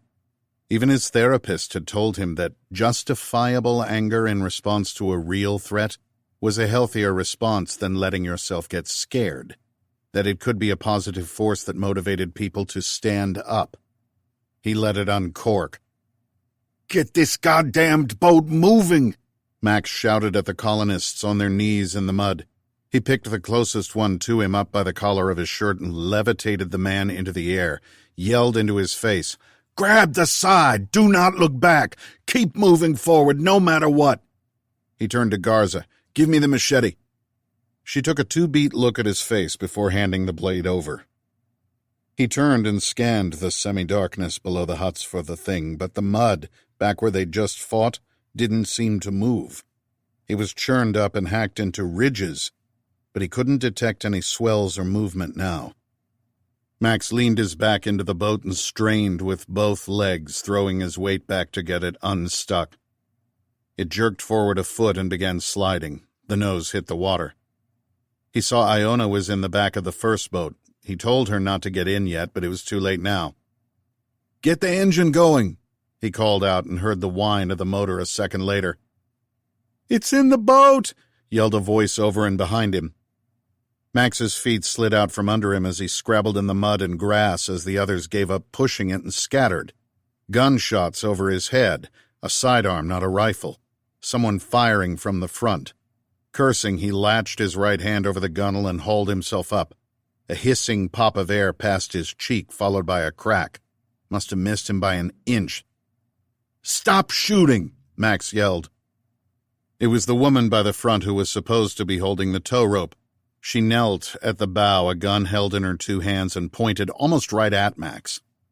Not at Max, he realized, but at a dark shape moving in the belly of the boat in the shadows around Kruger, who was trying to get onto his elbows and turn over. "Stop Max's head was knocked backward in a gushing roar of flame. The back of the second boat he was holding onto had just burst into flames. His face blasted with heat and the smell of burnt hair and flesh. Kruger scrabbled along the bottom of the boat away from the blaze. Flames licked away from his body. That wasn't C4. With the stench of burnt hair came the stink of gasoline. Overcoming the searing heat, Max leaned forward and flailed with his right hand.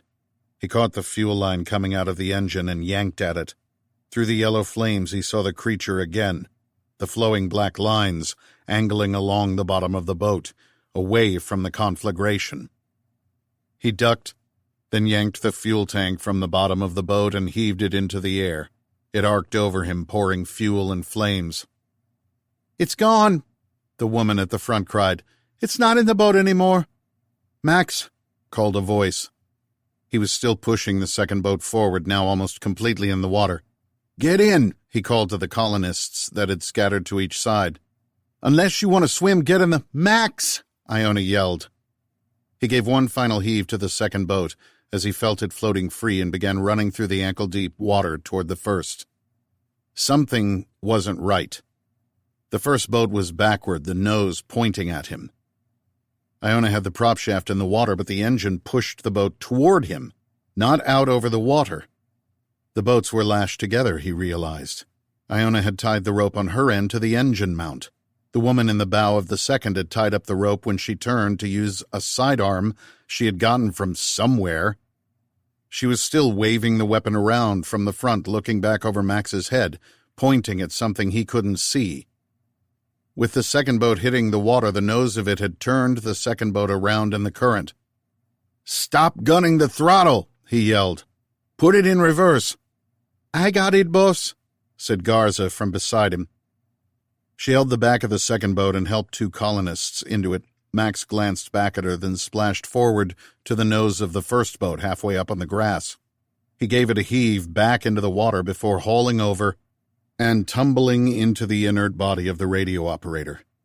The man groaned. Max apologized and rolled to his knees. Bull was at the back of the boat with Iona now. "Cut the rope," Max yelled as he got back to his feet.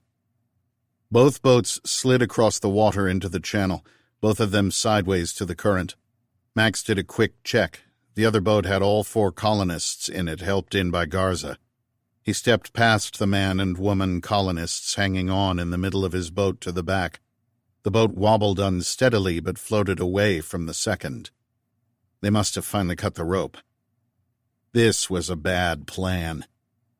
The engine whined high as Iona gunned it, in reverse. Max toppled backward off his feet in time to see the second boat capsize as one of the men in it jumped out and toward them. A hair-prickling wail erupted behind him. Blood arced into the air.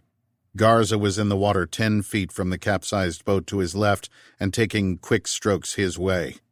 The yawning throat of the whirlpool downstream came into view to his right, choked with tree branches and debris, and now swirling dead bodies of fish and eels.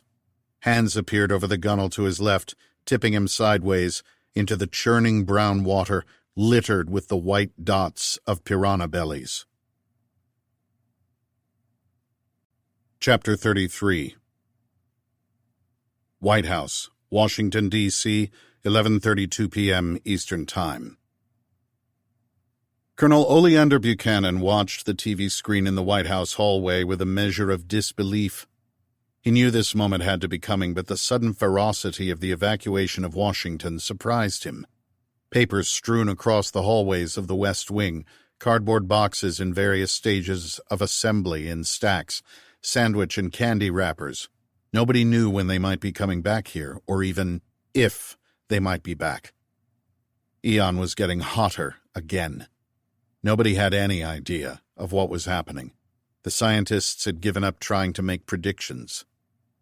The CNN anchor on the television, a young woman with blonde hair that looked like she had slept on it, said, Hurricane Barry made landfall over Virginia Beach as a Category 4 after rapidly intensifying due to an increase in heat output from Aeon in the past hours. It is now heading up the Chesapeake Bay and... CNN was based in Atlanta. Buchanan wondered how much longer they would keep broadcasting from that far south. The young men and women there had to be seeing this as their moment, their war to report on from the trenches, and he wished them luck. Looking at the young woman on the screen made him realize she was somebody's daughter, which made him think of his own, Iona. Where was she? They hadn't heard from the mission in hours. "The plane is in the air, sir," said a young man standing to attention beside him. He wore black slacks and a fitted tactical top with the wave insignia of Stillwater. "The C-130? "That's right, sir. They should be in range of Javelin over Brazil in 8 hours. The bravery of the pilots to flying into this mess on his orders was astounding.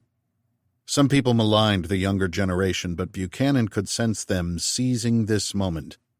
Whatever was happening to the planet, this was their future. And while some had crumpled in the face of it, many were rising to the challenge. Buchanan said, "Silas, your family is here?" The young man's face softened. Yes, sir. As you instructed. My mother and father and sister, they're outside the west gate. Buchanan handed the young man passes from his pocket. "Go get them. Bring them onto the south lawn. And hurry." The young man took the passes, thanked him, and turned to run at a jog around the corner of the hallway. Buchanan pulled his attention back to the door he was waiting outside. He rapped again on it. "Senator Copeland, we need to leave. Now." It swung open. A man backed through the door holding a camera, one hand out to keep Buchanan out of his way. Senator Copeland wanted to make sure there was a video record of her being the last senator to leave the nation's capital. President Charles had left hours before. The White House was nearly empty. If he wanted, Buchanan could go sit in the Oval Office and kick his feet up on the Resolute desk. He had seriously thought about it. Senator Copeland strode purposefully out of her office and along the West Wing corridor. "Okay, that's enough," she said to the cameraman as they reached the doors to the dining rooms. "Go ahead and meet us on the south lawn." She dismissed him with a wave of her hand. Dr. Owen followed Copeland, and Buchanan joined her. "What's the latest?" he asked. "The main storm ring seems to have passed Australia and is heading north," Dr. Owen replied. "It will diminish in intensity as it reaches the equator. Or it should. We have scattered reports of ham radio operators and some military communications out of Tasmania and Melbourne and Christchurch, so there are survivors." They crossed through the dining areas immediately beside the Oval Office. A young woman in military gear opened the door at the far end of the hallway. Through the driving rain and wind, the dual green circles of an Osprey tilt-rotor aircraft's blades spun, the noise of its engines rising above the roar of the wind as it landed on the south lawn. Colonel Buchanan pressed his face against the window as the Osprey gained altitude. Crowds of protesters still milled around the east gate, but their numbers had thinned. Even the most ardent of them were bending to the will of reality as the storm winds and rainfalls strengthened. A squall buffeted the Osprey, knocked it sideways in the air. He ignored it and watched pedestrians get flattened by the blast of wind, their placards spinning from their hands. Already a half-foot of water along Pennsylvania Avenue. The fall of Washington had come swiftly. President Charles was steadily losing command of the nation, and it wasn't the Vandals or Goths that were laying waste to the capital, but Barry. Hurricane Barry was the instrument of destruction. Buchanan was a history buff. When Rome was finally abandoned, precipitating the Dark Ages, its power didn't extinguish immediately. A second center of power became established in what would become Istanbul, the heart of the new Byzantine Empire that would rule for hundreds more years. Diminished, perhaps, but still powerful.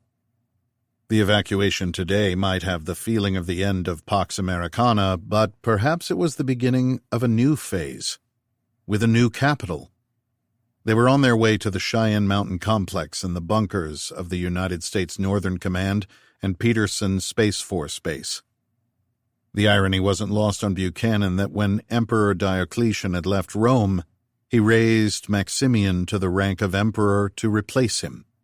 Maximian was a low-born Sirmium from present-day Serbia, starting his life in a family of shopkeepers before joining the army as a young man. Through sheer savageness and military genius, he rose through the ranks until he forced Diocletian to flee, one man literally splitting the Roman Empire of 1,000 years in half. A man named Max. Where was Max Carver at this moment? "Silas, close the door," Buchanan said as the White House disappeared from view. Buchanan was seated in a private meeting room at the back of the Osprey. This vehicle wasn't part of Marine Helicopter 1 Squadron. It was his own equipment, part of Stillwater's fleet, which was paid for by Spectrum, as Copeland never let him forget. Still, Copeland and Dr. Owen were hitching a ride, and he took the center seat between them to face the video screens. "General Lin?" Buchanan said. "Minister Petrov? Are you both connected?" The two screens lit up. Petrov and Lin indicated they could see and hear each other and Buchanan. "I trust you are both in secure locations?" Senator Copeland asked. Petrov tilted his head and shrugged. "Moscow is as yet largely unaffected. We are starting a migration of citizens into Siberia. Even the high end of temperature increases place much of our north at moderate climates." General Lin looked like she had to resist rolling her eyes at Petrov's attempt to impress. She said, "Thank you, Senator. Yes, I have moved to a secure location." Beijing was barely 100 feet above sea level. Copeland waited a moment, still smiling, before she asked, "Which one of you sent a team to kidnap Talisha Carver at the Crown Plaza Hotel in Burlingame, California?" Both faces on screen remained still. "Senator," General Lin said after a pause, "the Spectrum project has failed. This much should be evident even to you at this moment. A new initiative must be started on a grander scale if we are to protect what will become left of humanity. That's not answering the question. The question has no meaning any longer and no relevance." That was about as much an admission of guilt as they were going to get. Buchanan asked, "A new project?" "We must use what we learned to begin a rapid technological advancement in a new phase." "We have samples of colony technology," Buchanan replied. "We still have what remains of the Spectrum databases." "We have our own sources," Minister Petrov interrupted. "Meaning what?" "You think you were the only ones to run an experiment like the colony?" Copeland and Buchanan exchanged glances before Copeland replied, "What are you saying?" Petrov replied, "That we need to begin a new project with new partners on a more equal footing and share everything we have all learned." Buchanan was nothing if not an opportunist. "I look forward to hearing more," he smiled ingratiatingly. His phone pinged a message. To his right, Copeland began arguing with Petrov and Lin. Dr. Owen sat quietly to his left. Buchanan pulled his phone out. A text message from Dr. Roberts. The light curves of Aeon were all wrong for a hypernova now, the message read. The ejecta mass expanding too fast. It was no longer a pinpoint, but a definite disk and growing rapidly. He asked again about getting more data from the South Pole, said they needed as much as they could get. "General Lin, Buchanan interrupted. Dr. Xin Rou was on your payroll, correct? She was working for the MSS, your counterpart to our CIA. Lin nodded. She was working on something unconnected. Neutrino communications from deep-sea submarines. It was pure chance that she became involved. Buchanan didn't believe in coincidence any longer. And have you heard from her? We have not. She did not appear at your McMurdo station on the last flight. Petrov smiled. But we have. And we know where she is right now. Chapter 34. Princess Elizabeth Land, Antarctica, 4:49 p.m. New Zealand time. Dr. Xin Rou tried to steady her laptop screen as the truck bounced up and down. Sorry, Dag said from the front and downshifted a gear. It's hard to see the bumps. Xin was in the middle row of seats in the cabin of the Brazilian-designed Antarctic truck they had taken from the supply shed. These were newly designed for the terrain here, huge custom wheels, 10 feet high and 4 wide, and a massive suspension system to match. Xin had read the promotional manuals still in the glove box, which said these vehicles were semi-amphibious and could float, and had a long enough wheelbase to climb over small crevasses. The Brazilian company that developed them had planned to use them for tourist trips to Antarctica. They had even left the keys in them. Who would steal a truck from the South Pole? Xin and Dag would. But then who would miss it? All of Amundsen Station would be gone soon. At least a foot of ice had melted from underneath the main station, and the temperature was rising by the minute now. All that ice was turning into water, and all of it was now falling from the dome of the center of Antarctica, just like the air and wind, and flowing toward the coasts. Out the window of the truck it looked like they were driving across a sea, as if they were skimming across an endless ocean of fog. The mist had enveloped them now, while the sky straight above was clear and filled with the wavering tentacles of auroras. A constant roaring hiss from outside as they charged through the water like a motorboat, sending spray flying to each side and leaving a churning wake behind them. The only way they knew the depth of the water was how far the wheels penetrated into it. Maybe a foot deep, maybe more, getting deeper by the hour. They scavenged what they could from Amundsen. Xin went inside and took as much food and water as she thought they could fit into the truck's cabin. After a short argument with Dag, she had agreed to lash the hull of his ice boat to the back of the truck's cabin. With all this water, he said, a boat might not be a bad idea, even as small as it was. 12 hours since they departed Amundsen Station. They headed in the opposite direction from the South Pole Traverse Road, off into the now soaking wet wastes toward Elizabeth Land and Wilkes Land, an empty expanse of Antarctica almost as big as all of Europe. Leaving Amundsen had been both terrifying and elating. The feeling of being trapped was lifted by the sensation of forward movement. The truck's interior was comfortable, leather seats with heaters in them, but they were now not just all alone, but without any structures to hide in. Xin had insisted on strapping a sheet of metal onto the roof to help absorb some of the soft X-rays coming down from Aeon. For what help that would be. It rattled overhead. You still okay to drive? Xin asked over the seat. Dag replied, Yeah. Keep doing what you're doing. Anything else interesting? He took a turn at driving. Said he was used to driving one-armed stick shift back home after breaking his hand a few years back. The GPS was still working, which made it possible to make a direct line for Vostok Station. In 12 hours, going 30 miles per hour, they had covered half the distance. She had started driving, but the going was fairly smooth. Dag took over. Xin kept talking about the unusual patterns she had seen in the neutrino data that she had looked at when they were stuck in the Ice Cube station. Dag told her to get in the back and keep looking at it, see what else she could find.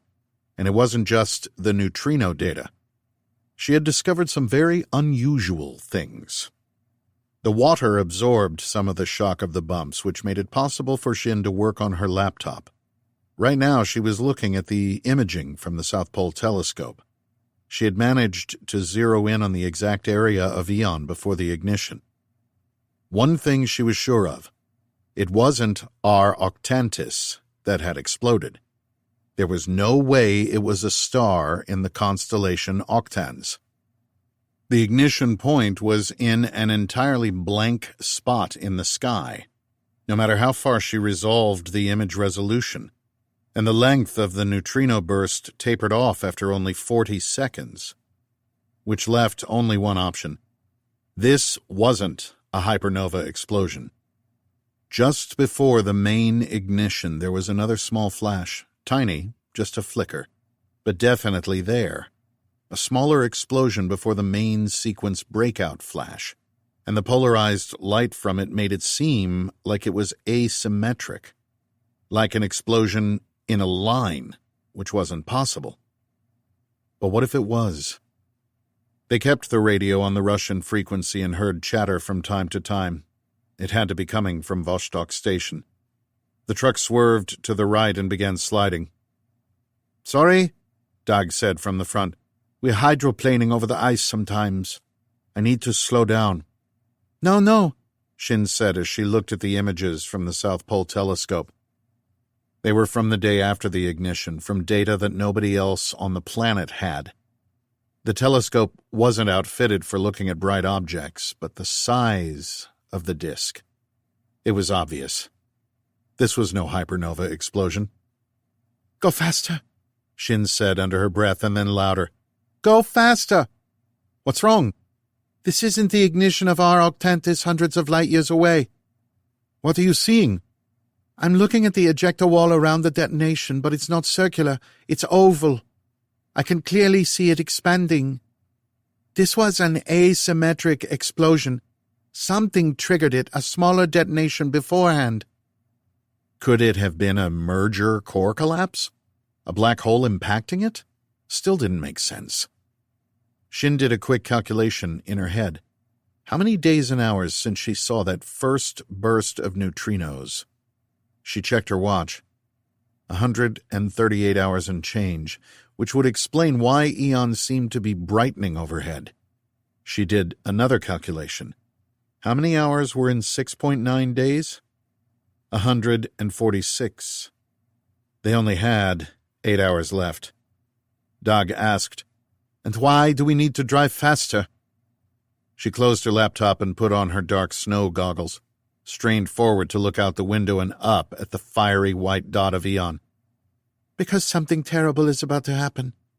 We can't be out here in the open when it does. Drive as fast as you can."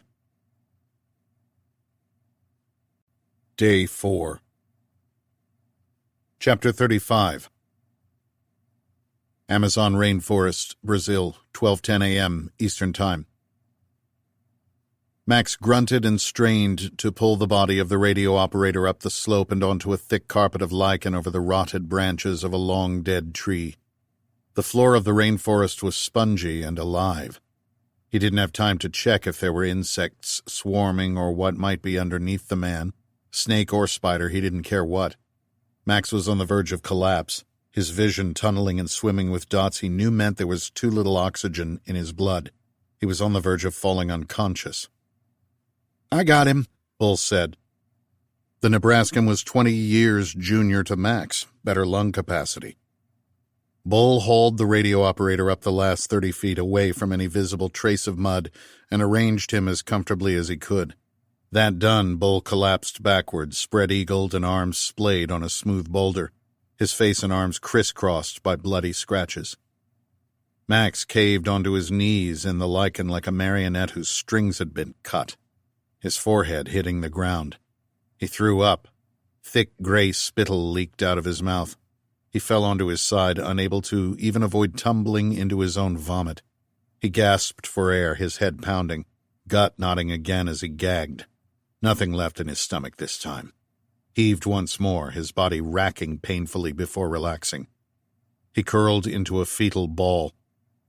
Bull groaned and said, That was a 2-word disaster that rhymes with spit snow. Max gulped like a fish out of water for air that felt viscous, like he was drowning in a tub of hot grease, which made him think of French fries. He was starving and nauseous at the same time. Iona, he croaked. Do you need help? He needed her close and alive, needed to know where she was at all times. We're okay, she gasped between wheezing breaths. Lying on his back, he caught an upside-down vision of her stumbling through a 10-foot stand of ferns. Everything was monochromatic, but not black and white. Shades of red to black in the fiery sunset glow of Aeon. Black leaves above dripped with what looked like glistening crystals of red rain. Even the air seemed to smell of sulfur and rot, and blood and mud. He had to be covered in it. Iona had an arm around one of the colonists, Fred, the only one who had survived the trip across the water. They opened a medical kit and stumbled past him to the radio operator. Iona began mouth to mouth. Max stayed flat on his back and focused on getting air into his lungs. Some rescue this was. Only 5 of them left, as far as he could tell. The other boat had capsized as the colonists in it panicked. That thing must have still been in there. It was terrible enough they had abandoned them and jumped from their boat, but one of them made it to his boat and tried to get in, flailed, dragged a colonist woman in with him, screaming, who had tried to help, almost tipped them over in the process. The boats were like long canoes, unstable and terrible for getting people out of the water. The huge whirlpool that had formed around the bend had grown even larger by the time they got on the water, a churning maelstrom like a giant carburetor filled with tree trunks and branches and the bodies of creatures that swirled into it. Max had gunned the engine and done his best to get to Garza, who swam toward them with measured strokes, but she was swept downstream. The last he saw, the other boat had tipped one end high into the sky, spinning in the center of the whirlpool, sucked down as it sank into the depths. Max had put the engine into maximum throttle and driven full speed into the bushes and trees on the other side, the thorny branches ripping at Bull's skin as he tried to keep the point position, his rifle up and scanning. The boat slammed into the muddy shore. Max barely remembered dragging Iona and the radio operator from the back. Somehow he and Bull got them all onto dry land. Everyone bleeding from the thorns and branches they had to force themselves through. "Get away from the mud," Max had shouted at them as he hauled the radio operator up the slope. "Get as far away from the water as you can. We'll come back for the others later," he had said, although he didn't believe even then that anyone else could have survived. They barely did themselves. "Max, are you with us?" He felt something on his lips. He drank down some liquid and coughed up half of it, opened his eyes to a black-patterned canopy with a golden sky beyond. Was he dead? The pain answered the question for him. Not yet.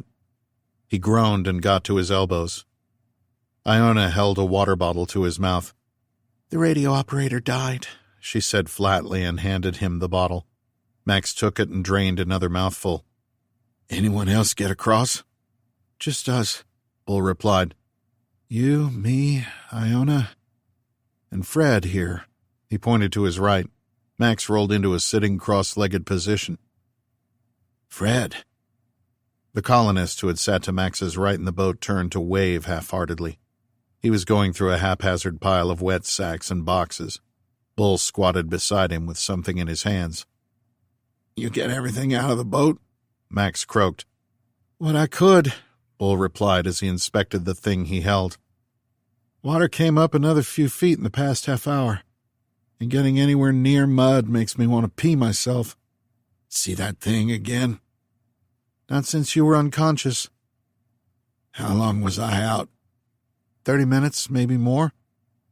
Max rolled onto his knees and then unsteadily to his feet. Not 5, but only 4 of them had survived the trip across the water. The radio operator had succumbed when Max was out of it. At least Iona was still breathing. Without her alive, he doubted any cavalry would arrive to whisk them to safety. no matter what might be in the data or samples retrieved from the colony. What do we have? Bull held up the metal box in his hand. We got VHF radio, line of sight, and SATCOM, but still no signal. Point-to-point radios, of course. Got my duffel of Wolverines and 2 saws and 2 M27s. Retrieved 2 more machetes from the boat. Those seemed more effective than bullets against that thing. Water? How much water? Didn't matter how many weapons they had if they died of thirst. Max needed hydration. Throwing up had emptied him. The environment was soaking, drenched, but he was drying up like tinder inside. What was that quote? Water, water everywhere, yet not a drop to drink. 2 duffels of bottles and MREs, maybe 6 liters. But we got filters, too. You want to drink whatever's in that river water? Max said. We can drink rainwater, Iona said. I've tried. It burns. Tastes funny. It's the acid from the nitrides in the stratosphere, Iona said. Acid rain, like I said. Shouldn't kill you. Max checked his watch. We have less than 8 hours. We need to move. Still have GPS? First thing I checked, boss, Bull said, holding up a green plastic screen. 7 clicks due north. We get this all packed up? Max rolled his neck back. It felt like his cheeks were cooking inside an oven. The heat surrounding him like a form-fitting vice and dug like claws into his eyes and neck, filled his brain with a pounding roar.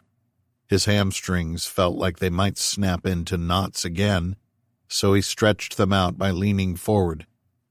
That done, he clenched his fists and took 3 steps over to where Iona crouched beside the body of the radio operator as she cleared up the med kit they had opened there. He grabbed her by the collar of her shirt and pulled her to her feet. You said it was transitioning. Get the hell off me! She flailed at him with her left arm. What exactly was transitioning? Max twisted her shirt behind her neck, tightening the opening around her neck. That thing wasn't just attacking Kruger, it was eating him. She planted her feet and punched him square on the side of his face, with surprising force. Max staggered back but kept his grip on her and twisted more. Wasn't the first time he'd been punched in the face, and usually by much bigger people. Still, not bad. Hey, Bull said from behind him.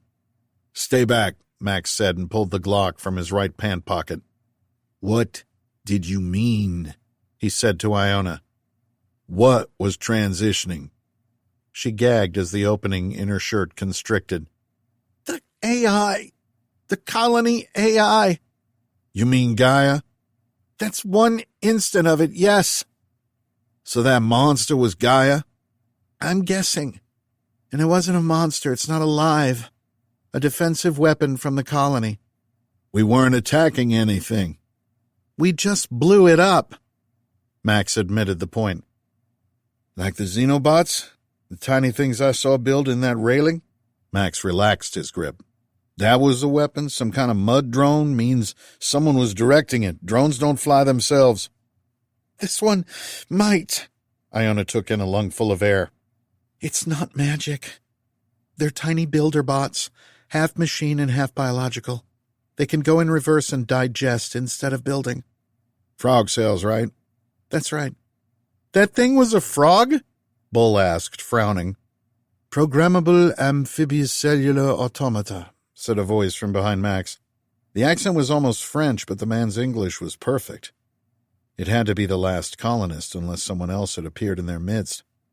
Tell me more, Max said, still holding Iona, but now more to keep her from falling. Frederick Saberhager, the man said.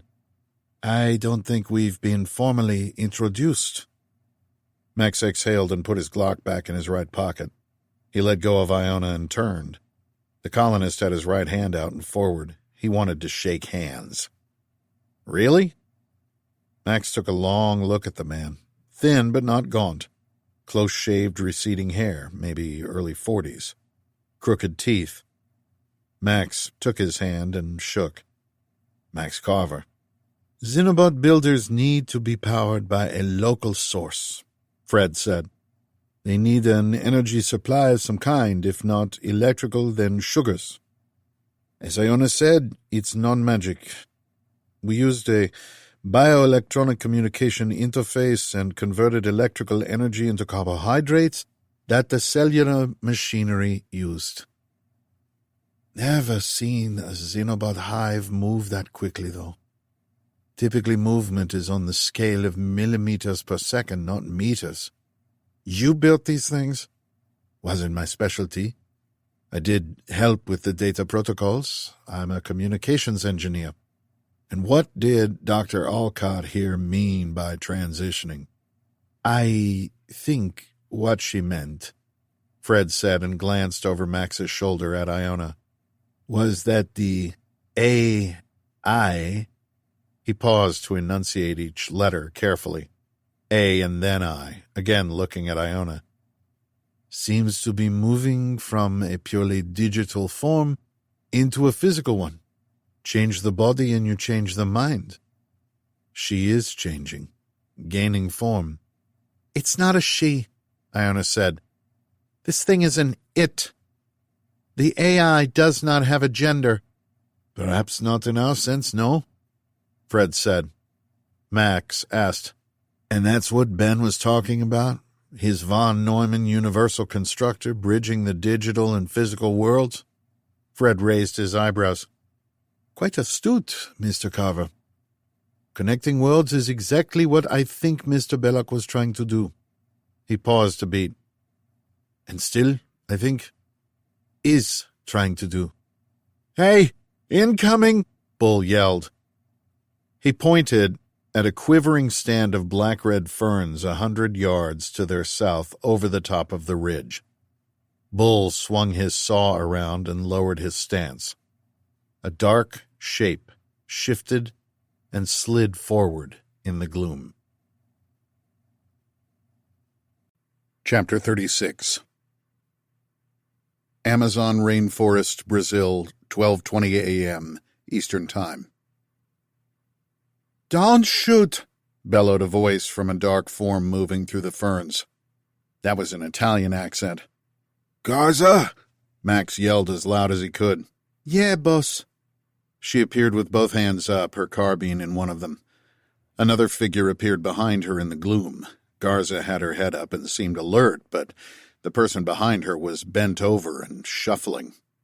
Susanna, Fred called out. My God, thank God you're alive. We thought you were gone.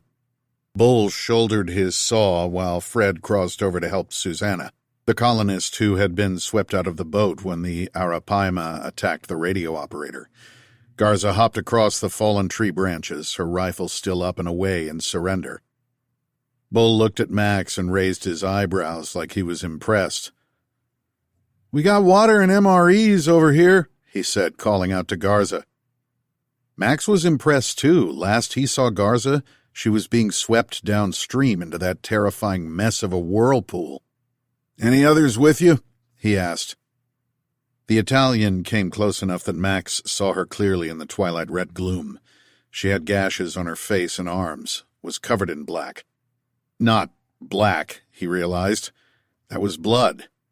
She ignored him and squatted before the piles of supplies, found the water bottles, and flipped her head back to guzzle one down.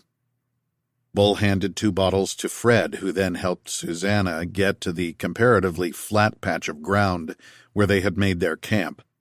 Bull had even stretched a tarp between 3 trees for cover. Bull squatted on a bag, opened an MRE, and handed it to Susanna, who focused instead on downing water from a bottle with one shaking hand. She was weeping. Fred kept his arm around her. You didn't come for me, Susanna cried as she lowered the bottle. She turned to Iona. Nobody came for me. I was all alone. She looked to her left at the inert body of the radio operator. I tried, Fred whispered. I went as far down the bank as I could. Sit, Max said softly. Take deep breaths. I know this is hard, but trust me, there's nobody to blame right now. Take care of yourself first. Water. Get some food. Shake off the nerves. The rage inside him subsided. "Put it away," he said to himself. "Use it when you need it. Be nice. Being nice is free and it makes people nice to you." One thing he was sure of, the way the colonists had reacted when that thing attacked them, these were no soldiers. They were in the pay of the U.S. government or the Stillwater Corporation, sent into the colony as spies with Iona Alcott as their leader. But they weren't mercenaries or thugs, they were terrified civilians. "Gaza," Max said in a normal voice. He felt his strength returning after a half hour of lying still like a dead person. "Yeah, boss," she replied after downing a second bottle of water. "Got a minute?" "Yeah, boss." She stood and walked over, held her head down like she was praying, didn't make eye contact. Max said, "Kruger?" It didn't seem like he could be possibly alive, but the man seemed all but indestructible. "Gone, boss. Saw him go under myself." Drops of glimmering scarlet water fell onto Garza's shoulders. "I'm sorry," Max said. "I know you were friends." She didn't reply, but nodded, still not looking at him. "The others?" "I am not sure what I saw, but they seemed to attack each other, boss. Just went crazy. But those were civilians, not trained fighters." "And that thing in the mud?" "Some kind of weapon is my guess. Must be colony tech." "You okay?" "Are you?" She still didn't look up at him. She took a step away and rubbed the back of her neck with one hand. Max asked, "No others that you found on your way here?" "Don't think anyone else could have survived that." "You did." "I said anyone else." The pressure behind Max's eyes throbbed. His tongue felt like a lump of sandpaper swollen into the top of his mouth. "People, we don't have much time." He checked his watch. "Less than 8 hours and our ride out of this hell will be landing 7 clicks due north. Dumple, we don't need to survive for 8 hours. The land here rose above the low-lying areas. At least they might keep out of the flooding. Bull asked, "We go look for the others?" 1 hour, Max said. "Let Garza take point as she knows the terrain already. 1 hour to look for survivors. We stick together and stay on high ground. Fred, you seem to know the most about this thing that attacked us. You get behind Garza and yell if you see anything. Bull, take your saw and cover our asses." Everyone stayed still. "Does somebody else want to take charge?" Max felt his temper rising again. "No, sir," Bull said. "Dump everything we don't need. Lighten the packs. Take water. We don't need food for 8 hours. Take enough to snack on in your pockets if you need it. Take all the water we got. And find all the knives." Susanna sat in the middle of the tarp covering while Bull and Iona got to work on the packs. Fred sat with Susanna and whispered to her while he rummaged with another pack and tossed things on the ground. Max knelt beside Garza as she emptied a pack full of MREs. "Garza, why are you here? You worked in anti-terrorism?" "Yeah, boss." "You came up through military?" "Special forces and intel." "And they got you to come because they said Belloc was a terrorist with European connections?"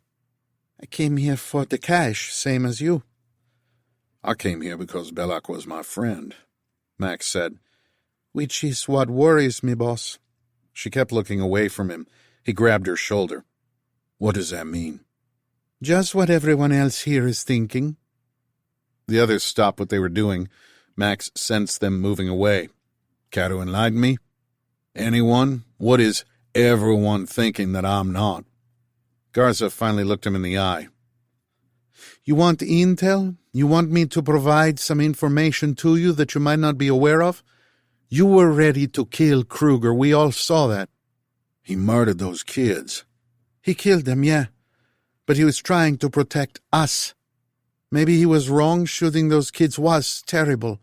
And I wouldn't have done it, but he was doing what he thought was his job, in what is a very incasinato situation. Screwed up." "And Kruger was ready to kill me," Max replied. "We had a fight, so what?"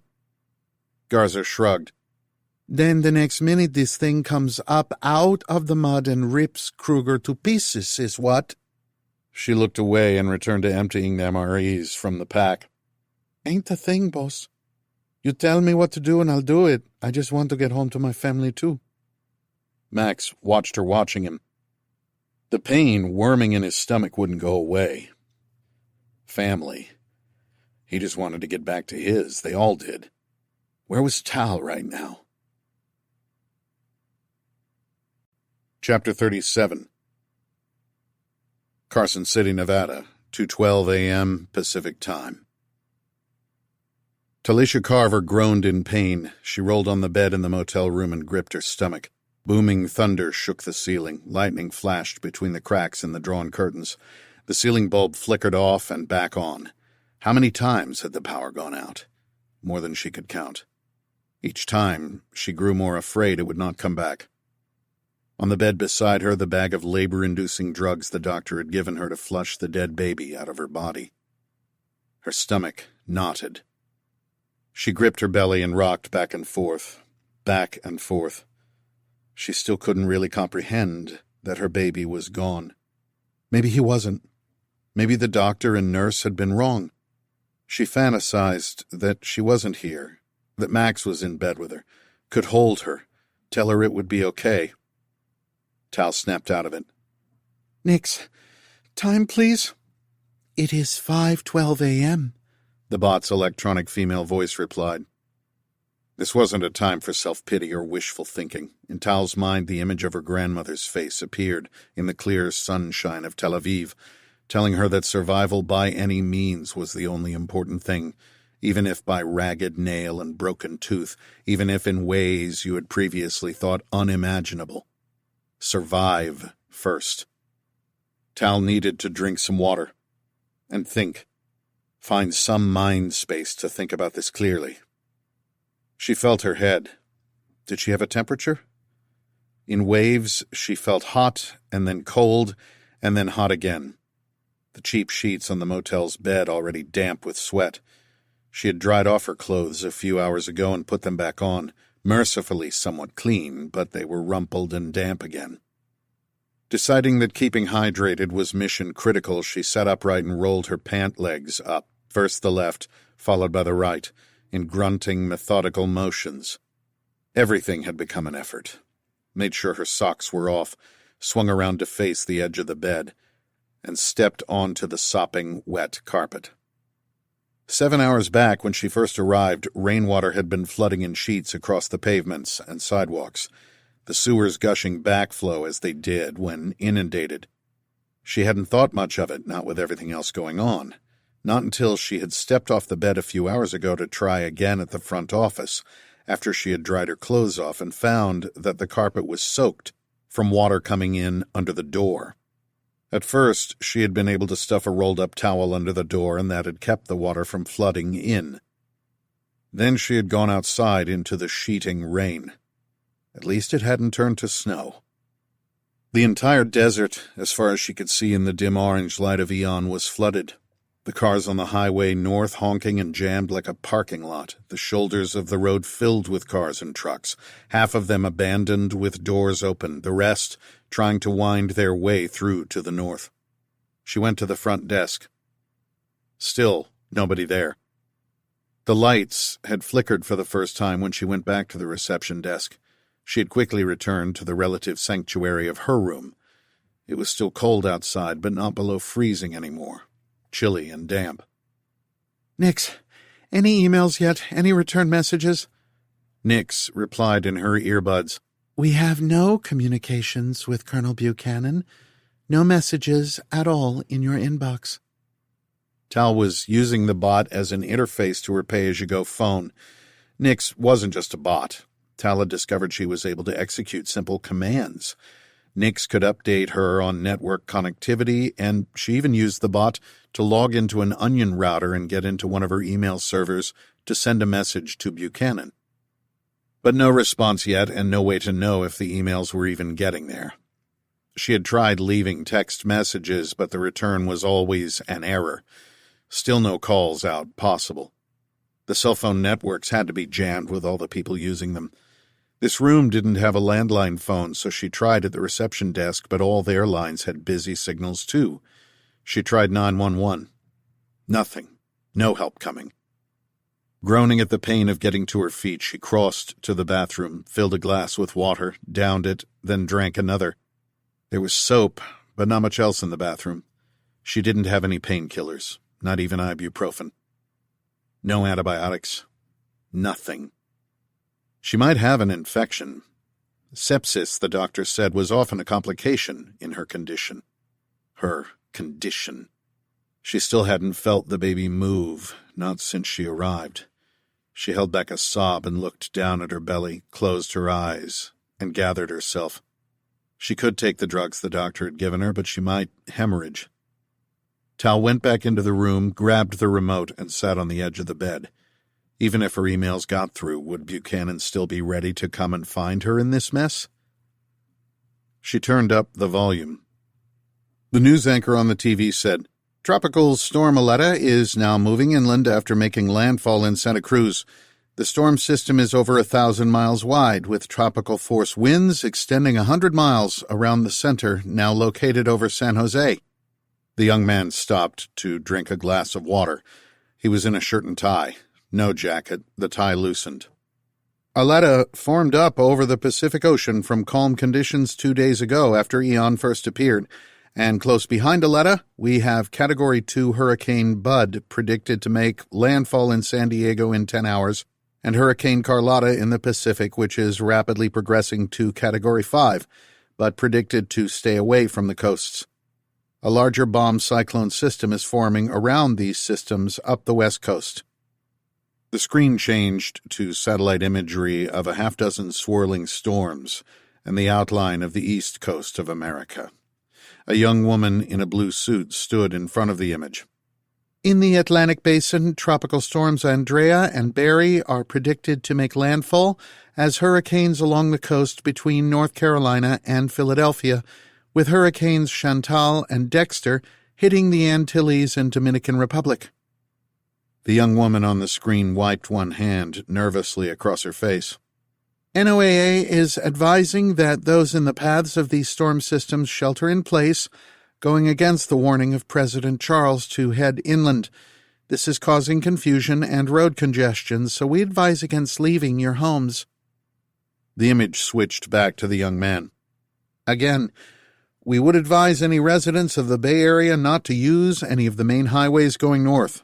We repeat, do not leave your homes at the present moment.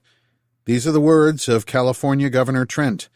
Once Aletta has passed, we may see a break in the weather that will permit travel. The staff at ABC 7 will stay on air and transmitting as long as we are able." He looked down at his desk.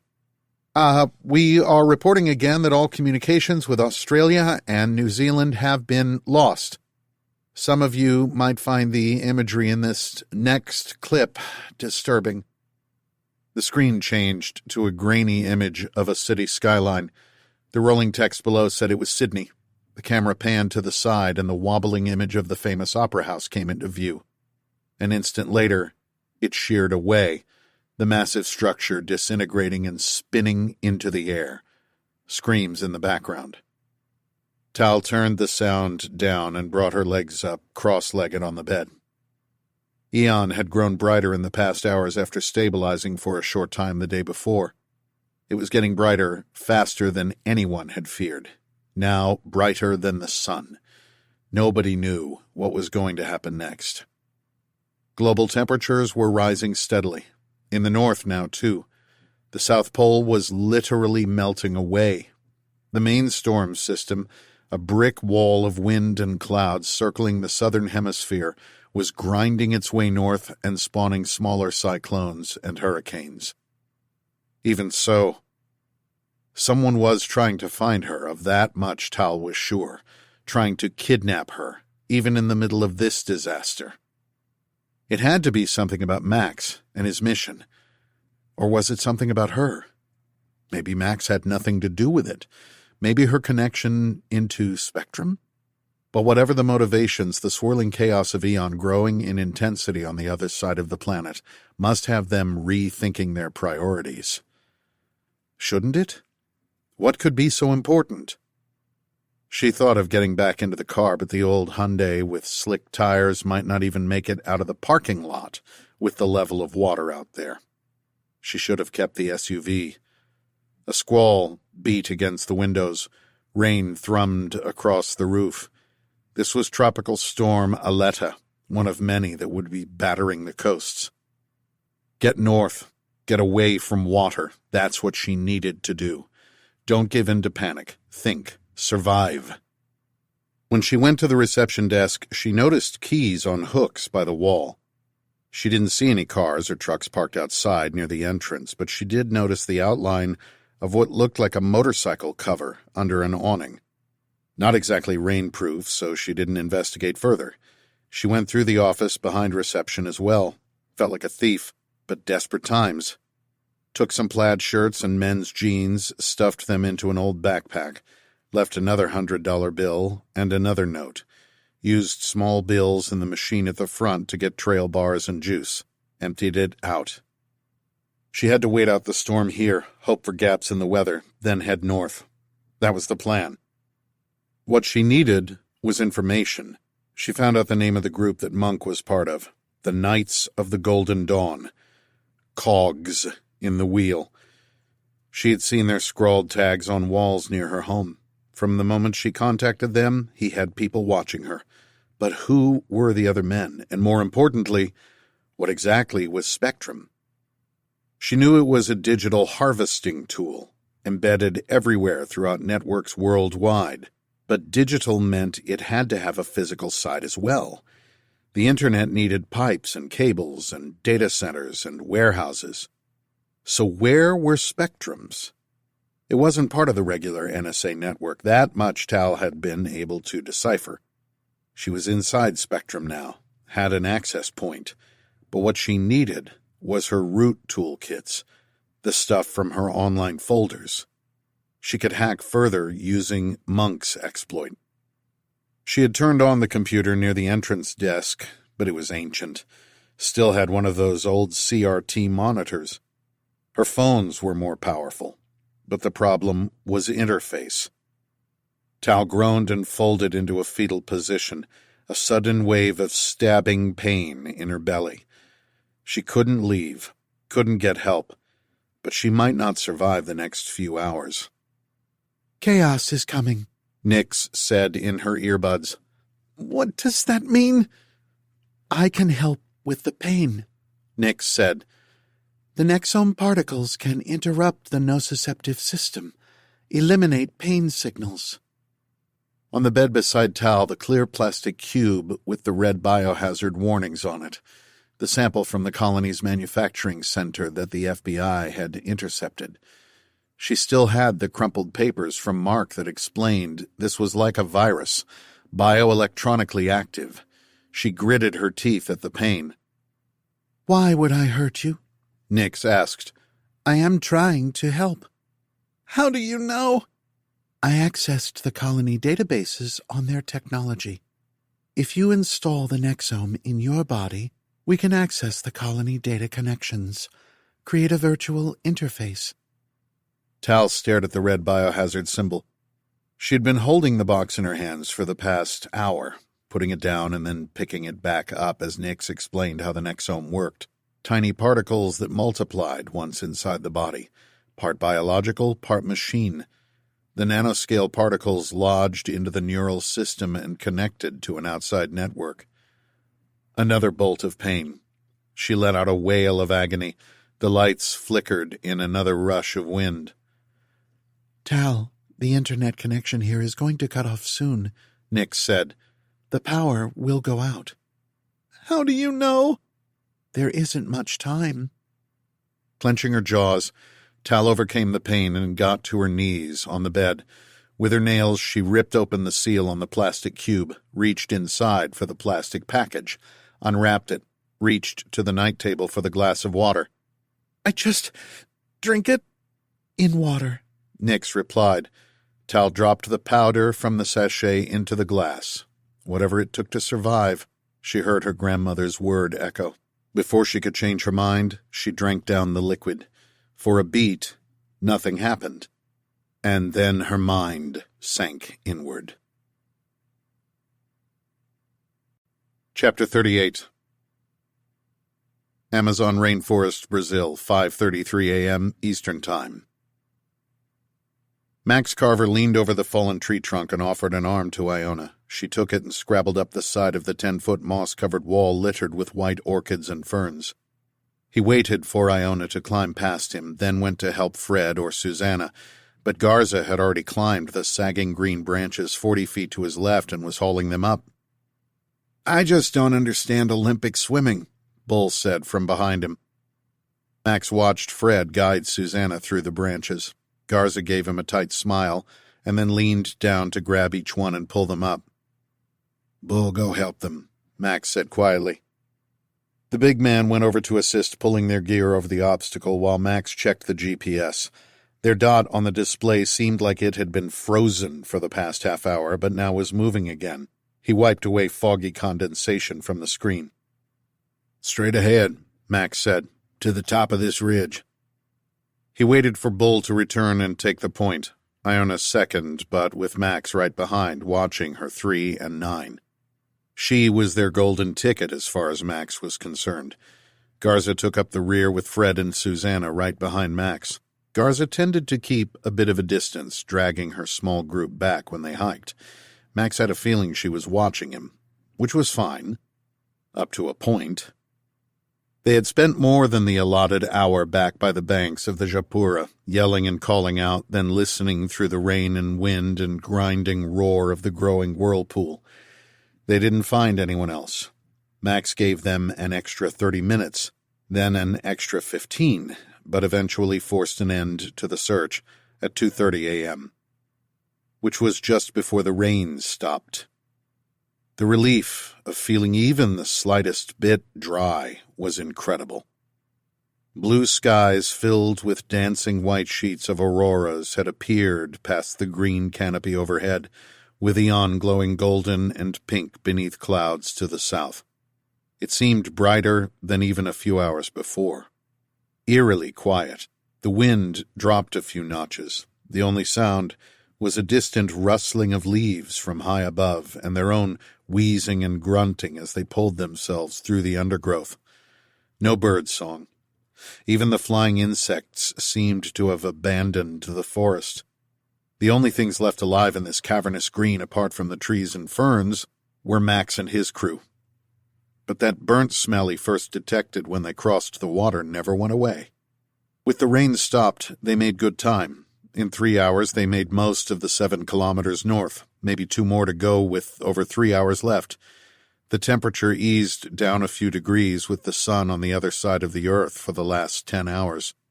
It would come back up soon, and he wanted to be finished with the hike to the airstrip by then. To survive the heat, they needed to remain motionless in the shade, find some breeze, and stay hydrated. Why would those kids have a run at them if their parents had just been killed? There was no way they were an uncontacted tribe, and why would that monster have stopped attacking after killing Kruger? Only reason he could think of was that Kruger had been the one that set the explosives at the colony. Maybe it saw Kruger as the key threat. Max helped Iona across a slippery boulder, at the same time asking Bull, "What were you saying about swimming?" The guy liked to talk when he was nervous, and with his finger on the trigger of that saw, Max needed him to be as calm as possible. "That I don't understand Olympic swimming." "And why is that?" "Why do they have the butterfly, breaststroke, backstroke?" "Different ways of doing it, I guess." "Sure, but when they do the 100-meter dash, nobody starts to run backwards." Max laughed. Bull continued, "I mean, running in a handstand isn't an Olympic event, so then why is the butterfly? You know how awkward that is to swim?" "I never tried." "It's like you're purposely trying to drown yourself. When that boat capsized back there, did you see anyone bust out a butterfly stroke to get away from the whirlpool?" "I did not." "So then it's not the fastest way of swimming. Swimming should be swimming. Running is running. Whatever's the fastest way possible. That's my point." "Makes sense to me." Same with killing things. If you need to, just get it done. The quickest way possible. No points for style. He looked back at Max over his shoulder past Iona. "And I get the feeling you're good at it. No offense, Chief." "Bull, go to the rear and chat with Garza. I'll take point with the saw." The squad automatic weapon, Bull knew what he meant. He had a second one strapped to his back and handed it over. What do you want me to talk about with her? Whatever comes to mind. Max was the leader now, and he needed some team building. He needed to find ways to keep the fractures from growing. And ask Fred to come up here. The trees seemed to thin out ahead. Max took the saw from Bull, did a quick check of it, then stepped past Iona and told her to hang back a bit. He carefully picked his way along the mossy ground between fallen branches. The top of the ridge line was just ahead. He held up his hand in a fist, giving the signal for the others to stop. He pushed through a wet wall of ferns. At least now he knew why the burnt stench was stronger. Straight ahead to the north and to the east and west from this vantage at the top of the ridge, the forest was gone, burned away. The landscape for miles, black with jutting stumps, like a coal fire pincushion. The rainforest slashed and burned in a wide arc. A wide blue sky above, filled with the snaking tendrils of the ghostly auroras. Just seeing an expanse of sky felt like a weight was lifted, the interminable cover of the forest finally giving way and letting them breathe. To his left, almost due south but slightly west, was the bright glimmer of Aeon, the distant clouds above it golden, gray thunderheads massed against the rising foothills of the Andes to the west, while the eastern sky lightened with the sun coming up around from that side of the planet. The wind picked up now he had reached the top of the ridge.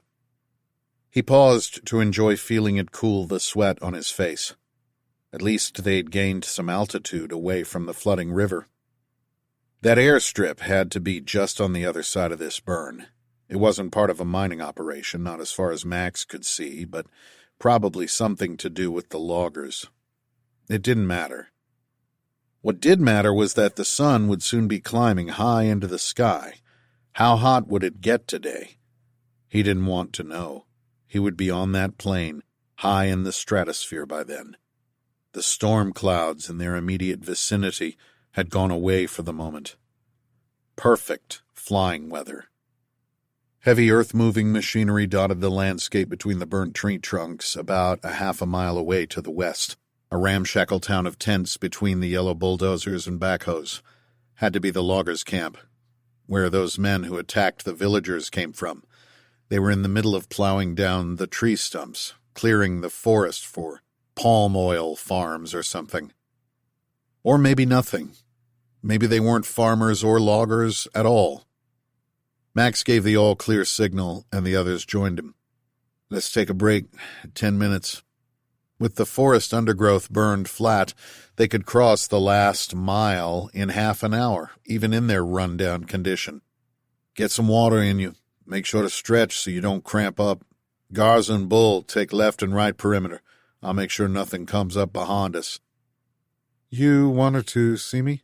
Fred asked Max as he helped Susanna up the mossy slope. The two scientists kept together. Max couldn't blame them.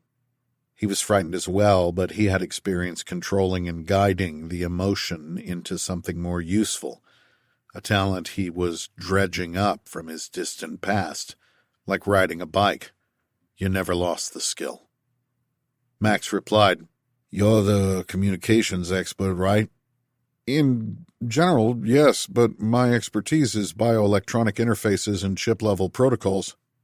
Sounds expert to me. Gather up any gear you think we can use to send out a signal, even if it's a rag on a stick. See if you can get anything on the radio. We're on a ridge here, at least 20 miles line of sight. That plane might be in the air already, and there might be other people around. That would include the colony. Or other assholes we want to stay away from, and you know the colony. Stay away from any frequencies that might give us away.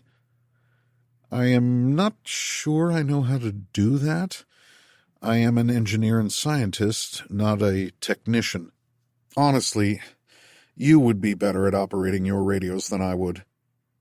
Max turned from scanning the horizon to face Fred directly. Look, None of this is what any of us wanted to be doing. You're obviously incredibly intelligent. Figure out the radios. Put that brain to use. You're our comms and navigation from now on. He handed over the GPS. What about the colony's networks? Ben had to have cellular towers or something. How did those work? We never ventured more than a few hundred meters from the compound. All communications were patched through a central satellite link maintained by... Fred stopped and looked at Iona. I know, Max said. Stillwater, right? Keep going. It was the launching of the colony's own satellites that broke this chokehold, Fred said carefully, and initiated your mission here. From what I understand, but I'm going on rumors. That's enough, Dr. Saberhager, Iona said quietly. The colony can communicate through those satellites now? That's operational? You're sure? Fred shrugged with an expression that seemed to say, I guess so, but glanced at Iona and remained silent. Max exhaled loud enough that everyone could hear. I get it. You're all on the Buchanan payroll. That's not fair. Susanna dropped her pack behind Fred and sat on it. She took out a medical kit and opened it, then took Fred's arm to remove a sopping wet bandage and inspect the wound beneath. A spider bite had turned the flesh black around it. Without access to better care, it could get gangrenous. I'm only trying to figure this out to keep us alive, Max said. The colony was truly a magnificent thing to begin with, Susanna said as she tended to Fred's wound. We were invited by Ben to be part of a scientific community. We agreed only to act as intermediaries with the government, through Stillwater. They threatened to terminate my tenure if I didn't cooperate. If you went, which you did not have to. We all have dreams, Mr. Carver. What Mr. Belloc was building at the colony was mine. Ben's not a monster. That's what you're telling me? This time Max was the one to glance at Iona. What's your specialty? He asked Susanna. What were you working on? I work at the Niels Bohr Institute in Copenhagen. My working title is Expert in the Fourth Industrial Revolution, atomic-level assembly and the integration of network technologies to facilitate automation with the onset of artificial intelligence. Max digested the mouthful of words for a few seconds. You mean you build stuff? How about you're in charge of supplies and engineering, and you can be the medic? You're the boss, as they say, Susanna replied with a tight smile. To Iona she said, At some point, Dr. Alcott, you are going to have to tell him the truth. That's enough, Iona said quietly, looking away. And I'll be the medic if that's okay with everyone. Susie, let me look at that. She glanced at Max. She means that I need to tell you that Belloc was obsessed with you. With me? That's why we brought you here.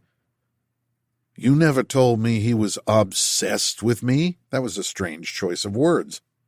I hadn't talked to him in 30 years. But not obsessed with you, exactly. She hesitated. Go on. More with your wife. Chapter 39. Location undetermined. Time undetermined. Talisha Carver kept toward the edge of the room. The soft murmur of polite conversation bubbled across the upbeat notes of a string quartet playing jazz in a corner of the cavernous space.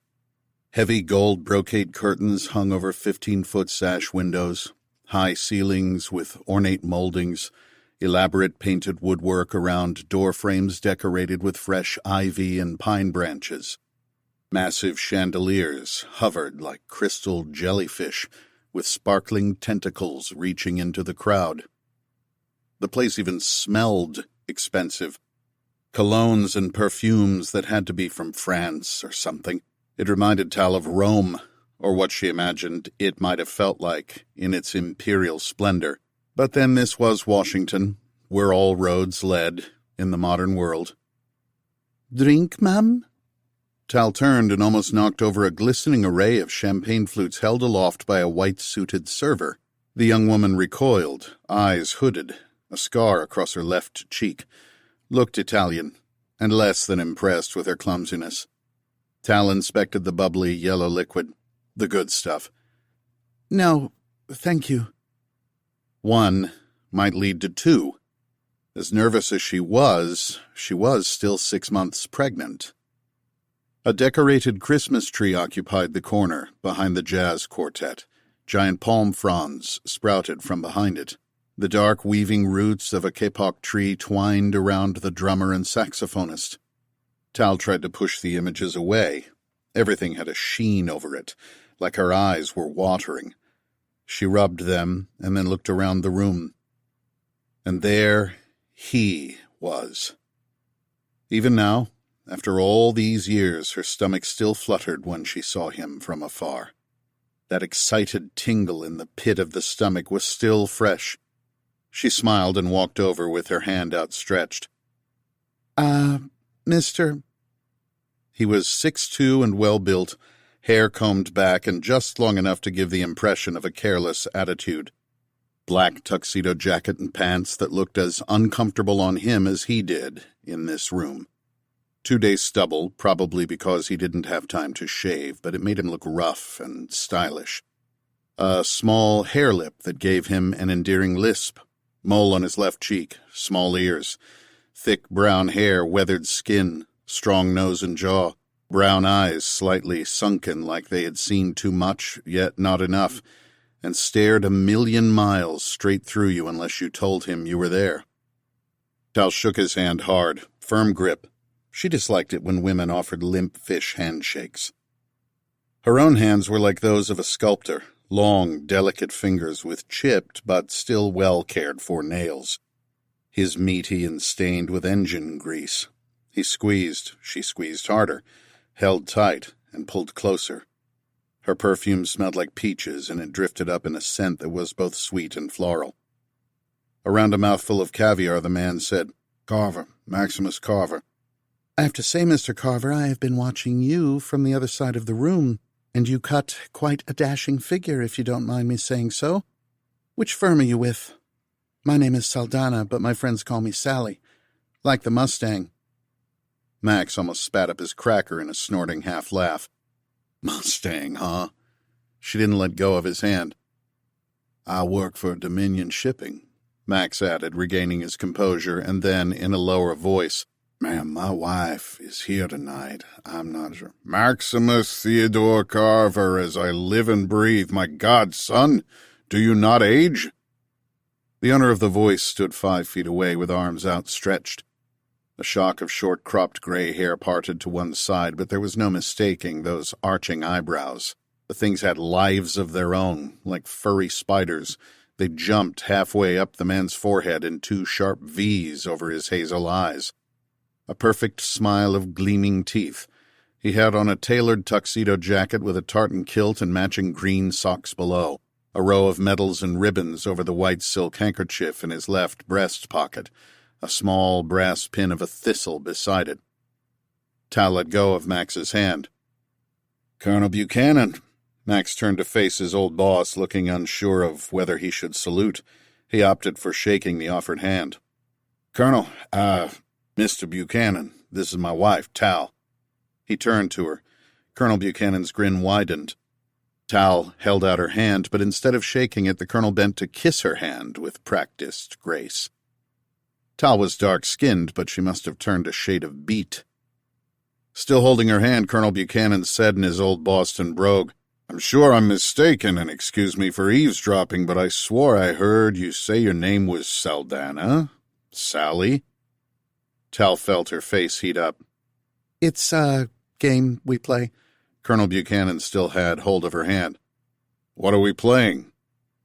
Tal retrieved her fingers and made a quick face at Max, as in, "What the hell did you get me into?" She said, I saw Max was uncomfortable. He curls up like an armadillo when there are over 3 people in a room, or he starts to drink, usually both.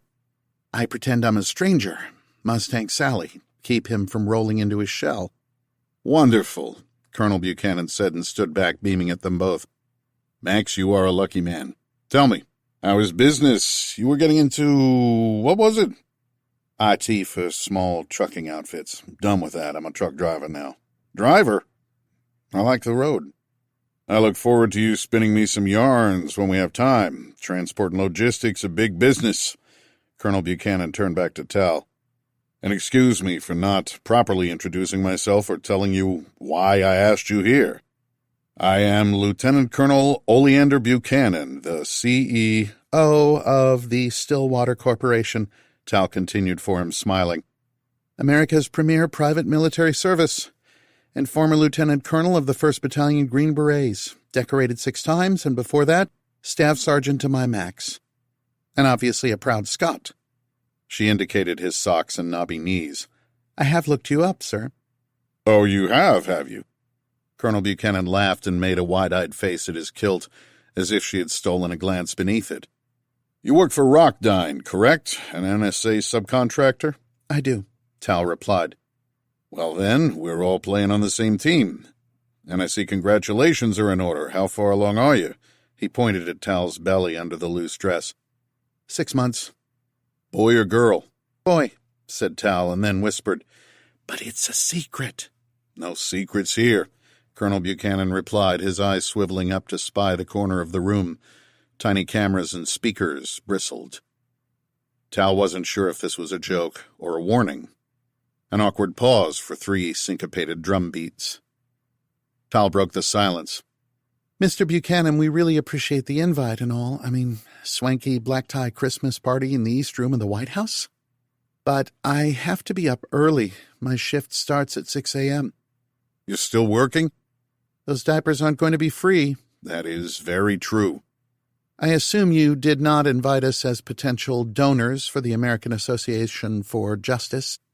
Tal nodded at a Republican Super PAC banner hung on the far wall. And I'm guessing this wasn't thanks to the trucking startup Max just quit either. No messing around, I like that. Colonel Buchanan's expression changed. He ushered them toward a quiet corner away from the bar, lowered his head and said, Have you ever heard of the Colony? Of course, Tal replied. The one down in the Amazon? Max said. Exactly, the one run by your old friend. Max's friend. Tal turned to her husband. Benjamin Belloc, Colonel Buchanan said in a flat voice. Running his own libertarian enclave, from what I heard, Max said. Something I would do myself, too, if I had the means, Colonel Buchanan said. Which was fine, until a few months ago, when they cut off all communications. 2 weeks past, NORAD detected a ballistic missile fired from Brazil, except it wasn't the Brazilians. The colony fired a missile? Max asked. At who? A satellite launch, it turned out. The two are hard to distinguish at first blush. Tal said, Ben Belloc smuggled a launch vehicle into the jungle? That's the thing.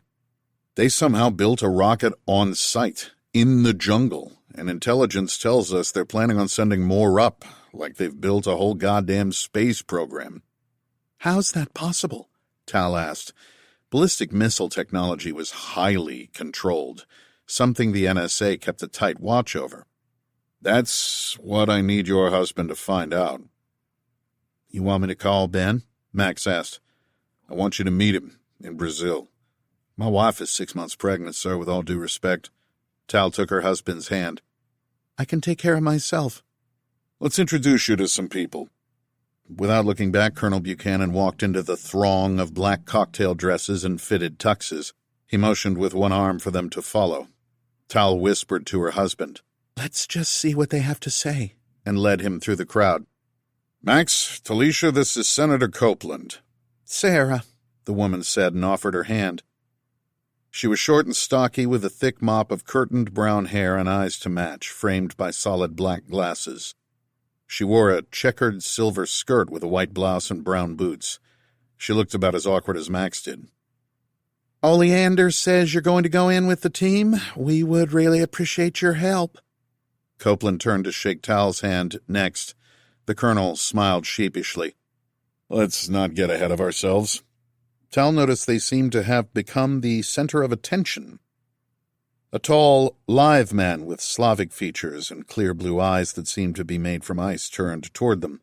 A woman with Asian features wearing a black silk tunic was looking elsewhere, but it felt like she was gravitating toward Tal and Max. Mr. and Mrs. Carver, Senator Copeland said. Let's get to the point. We fear the colony might be up to something, and we think a lot of people might die. A lot of people might die, Tal repeated. The warm, solid presence of Max beside her dissipated, replaced by a dry heat. The Christmas lights paled into dimpled white dots. The hush of the ballroom conversation faded into the quiet noise of someone talking about rain and wind speeds. Had she just gone into the bathroom? That ceiling looked like stucco, peeling wallpaper behind her head, stained curtains with dingy orange light between them. Her brain seeped back into reality. I think you were dreaming, Nix quietly said. Of that Christmas party a few weeks back, Tal realized, when Max had been invited by Colonel Buchanan to go to Brazil, when she should have begged him to stay instead of telling him to go. How long have I been out? Tal asked groggily. Less than an hour, Nix replied. Rain hammered against the roof. Wind whistled. The TV was on low volume, the shifting image flickering across the ceiling. It was hot, but also damp. Tal remembered she had set the wall unit to maximum to dry out her clothes. She needed to turn it down. All she wanted to do was go back to sleep. She was so tired, exhausted. Back to sleep, back to the dream where Max was beside her, holding her, where their baby was still alive. Flat on her back, she cradled her belly. She looked to her right at the open plastic cube holding the product from the colony, which she had just ingested. A bolt of adrenaline sharpened her senses. How are you feeling? Nix asked. I feel... How did she feel? Fine. No pain. As I said, the nexome particles diffuse throughout the neural system and can block the nociceptive pathways, which I took the liberty of initiating. The tissue damage is still there, which I have been trying to repair, but the pain is effectively blocked. You do have an elevated temperature, which might indicate an infection. However, your other vital signs are within nominal parameters. Tal blinked. The room seemed to be covered in a glittering sheen. Nix, your voice? It didn't sound computer-generated any longer. It was smooth. Tal sat upright and discovered a young woman sitting quietly in the corner of her room. I am able to interface with your other senses now, more than just auditory, the woman said. She had dark skin, thick, full lips, perfectly set with red lipstick, tortoiseshell glasses, a blue bandana around her head that pulled back the tight curls of her dark auburn hair. Green canvas jacket, legs crossed demurely. The woman seemed to glow with an ethereal light like she was illuminated from the inside. Augmented reality, Nix continued. As I described, it might be a little disorienting at first. This is a visual projection I thought you might find familiar. We are now connected through colony communication satellites with high bandwidth. The colony satellites were hardened against ionizing radiation. Almost all tolerated the gamma burst of Aeon. Tal had used VR goggles in the past, but this was far beyond anything she had experienced before. As I described, Nix said, the nexome particles form a private digital network within your own neural system, and then connect outward via an encrypted channel. The protocols are similar to what you are familiar with. We can now connect you to your online toolkits and create virtual workspaces. Are you ready? Tal flexed her fingers in open space as she sat cross-legged on the bed. Nix, what are you? You're not just a bot. Perhaps you can help me find out. I am only slowly becoming aware. I only know I am here to help. Should I start the virtual workspace? Tal took a moment to look at Nix. She turned her head left and right. The visual projection was almost perfect, but not quite. The image of the woman was slippery, if that description could be applied. One thing Tal was sure of. Those functionaries at the White House Christmas party, they had known something terrible was about to happen. A lot of people might die.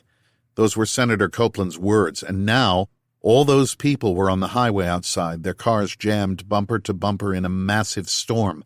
Australia and New Zealand and who knew what else wiped out. Millions of people had to be dead, and maybe they could have been warned. As Tal had first suspected, Spectrum had to be a tool some high-level group was using to suppress any knowledge of Aeon, so the masses wouldn't be alerted. Whatever was coming next, whoever survived this, they deserved to know the truth. And the truth might help keep Tal alive and get Max back to her. Nix, start the interfaces, Tal whispered in a trembling voice. Tal remained cross-legged on the bed. 3 curved screens, each 2 feet high, surrounded her in a semicircle. The screens bathed her in a milky glow, dozens of windows open on them, each filled with lines of code and command prompts. Nix was able to recreate the same Unix environment that Tal was used to working with at the office. A virtual keyboard floated in space before her, and it felt like she could rest her hands on it, even feel the click of the keys. The virtual interface wasn't just visual, but also tactile. It was like her own workstation, but even better. Faster. Tal queried and messaged IP addresses all over the world and watched the Spectrum system gobble them up from the inside. She used Monk's exploit as a Trojan worm to slowly open other parts of the system, move sideways within the internal networks, and gain more access. Her initial entry point had been into the American silo of Spectrum, but Tal gained access to the European, British, South African, Vietnamese. The list included every nation on Earth. The silo interconnects didn't seem to be through the NSA, but some other extra-national organization. Nix assured her that even though the data connection was through the colony, their encryption would keep the data stream private. What Tal wanted was access to the main data silo, the central repository of Spectrum. Find out the names of those involved, search for meeting files, origination dates, locations of bunkers and hideaways, anything she could use. Every 10 minutes the data would freeze. Nix explained that the colony satellites in extremely low Earth orbit went out of range over the horizon. Belloc only had time to launch 40 satellites into his constellation, and the coverage was patchy. Talisha, Nix said, I'm seeing evidence of communications between the members of COG. They have tracked the emails you sent out earlier. They know where you are. We'll leave soon, Tal replied. I'm almost in. The water on the hotel room floor had to be a half-inch deep, but seemed to be receding. The thrumming rain had begun to diminish over the past hour. The sun would be coming up soon. Tal winced in pain. She put a hand to her belly. There is a limit to what even the Nexome can block, Nix said. The damage to your internal systems is great. Beside Tal was the white paper bag with the drugs the doctor gave her. Was now the time? Could she really do it? Could Nix help somehow? Or should she try and knock on doors, see if another human in the motel could help her? A flood of text flowed down one of her windows on the virtual screen in front of her. I'm in, Tal yelled. She had access to the inner sanctum of Spectrum. Or one of them, at least. A page full of listed text files and videos appeared. She had located the encryption keys already on another server. Tal scanned the list of documents and selected one named Spectrum Mission Objectives. A virtual window opened in front of her. Tal began reading and reading. The blood felt like it drained from her face. Oh, my God, she whispered.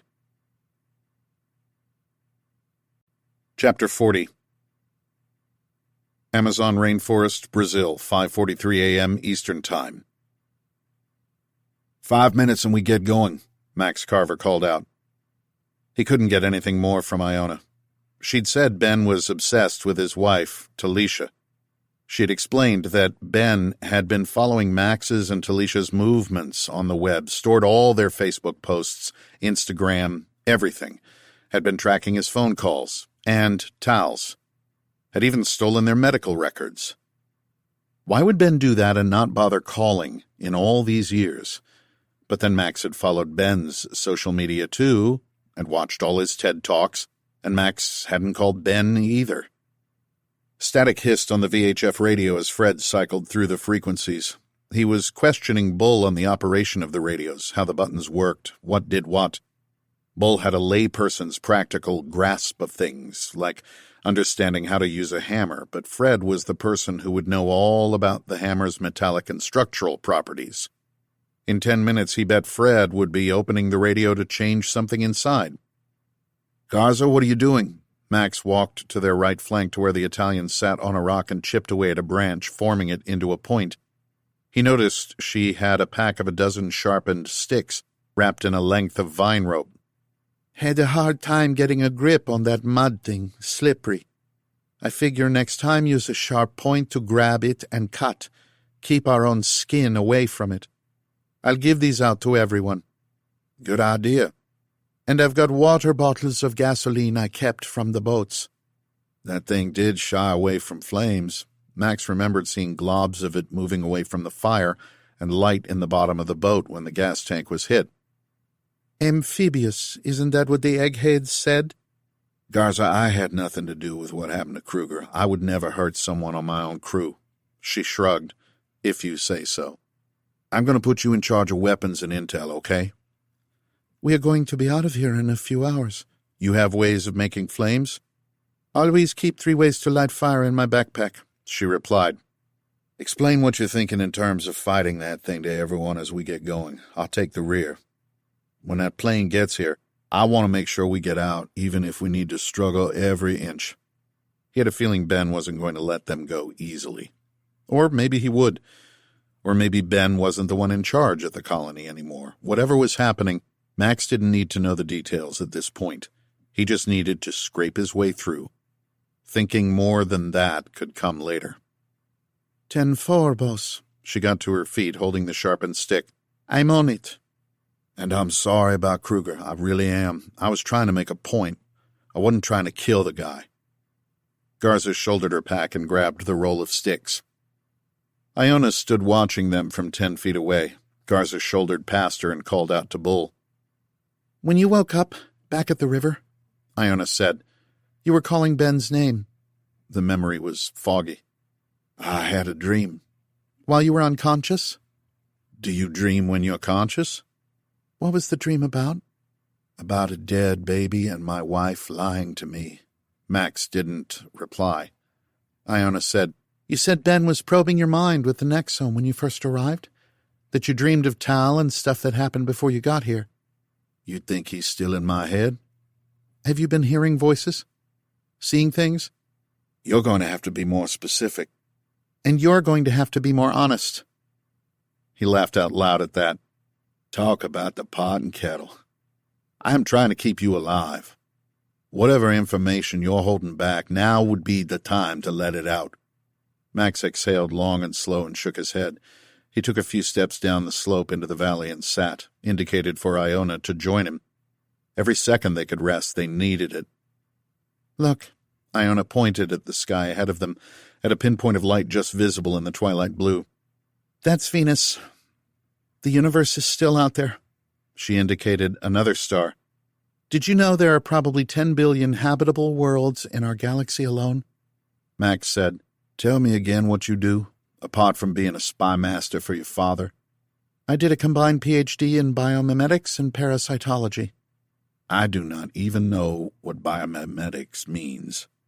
"It's an interdisciplinary field of engineering, chemistry, and biology applied to synthetic systems that mimic biological processes." Max let that settle in. "You're copying animals and reproducing them in machines." "At some point, the machines become animals themselves, like the xenobots. I'm interested in biomimicry, how digital organisms can copy biological ones." "Sounds like what Ben said he was doing here." "Which is why I am here. Viruses, both electronic and biological, and the links between them are my prime field. Mimetics is the study of the flow of information in all its forms, and viruses are about the most compact form of biological information there is." "Like this thing you say Ben unleashed?" "Might be." She pursed her lips. "I'm also interested in extremophiles." Was she trying to impress him with big words? I think I might count as one of those. You're a real polymath. You paint and do music as well? He turned to face her. I know your dad. He was my staff sergeant back in the Army. Tough guy, smart in his way, but a knucklehead in others. How did your apple fall from his tree? Don't you want more for your son? Max hung his head. That stung more than she had probably intended. The dream of Tal, of the dead baby, was still fresh, but it was just a dream. It wasn't real. He pushed the image away. Of course he wanted everything for his child. They sat quietly for seconds that stretched into minutes. Fred gave up on the radio and packed it. 20 feet to their left, Garza quietly explained to Susanna how she thought it would be best to jab the Xenobot creature with sharpened sticks if it reappeared. Susanna listened in silence. A buzzing interrupted the calm. Max recoiled. A wasp darted from the long grass behind him to snap up an ant that had been sitting exposed on a patch of moss. Iona saw him watching it. That ant was probably infected with a fungus.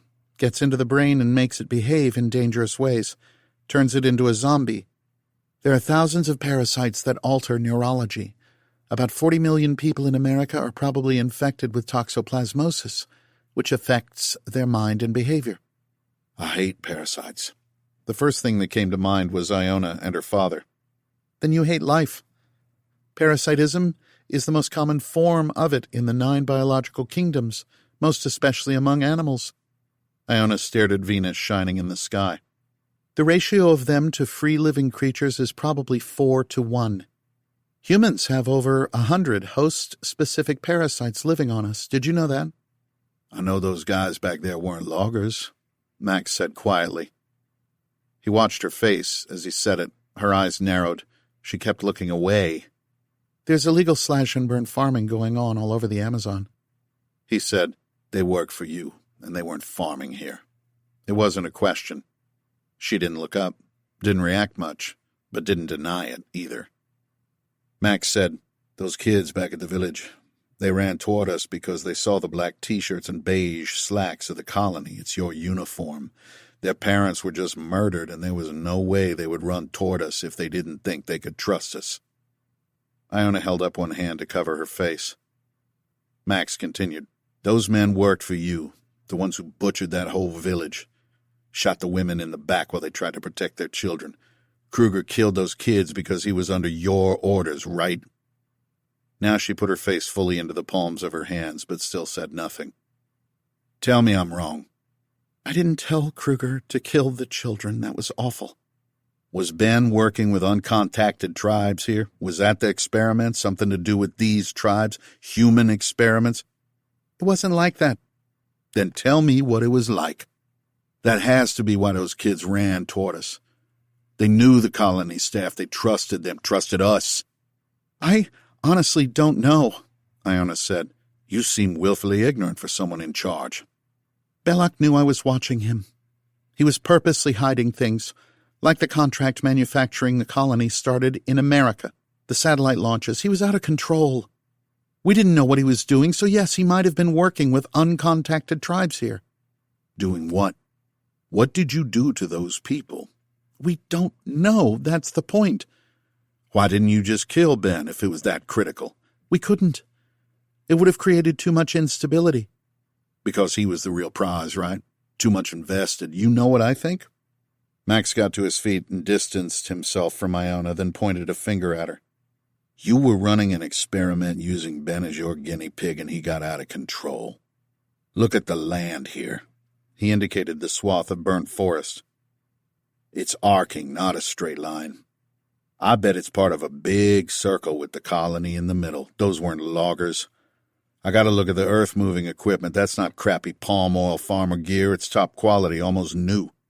Those were contractors hired by you to burn a firebreak around the colony, kill all the animals, kill any humans inside the wire. Isn't that right?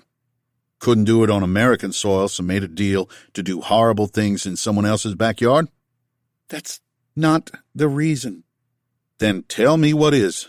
You controlled the information flow, all the data connections in and out, but Ben launched his own satellites and broke your firewall. That's why I was sent here. A last-ditch effort to bring him back into the fold. On that, you're right, Iona said quietly. Why didn't you come clean earlier?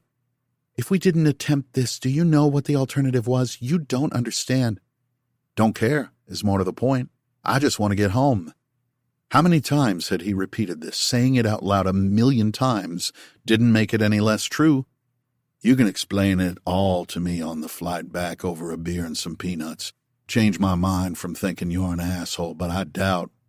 Through the silence, a low droning began. Look, Bull yelled. Over there.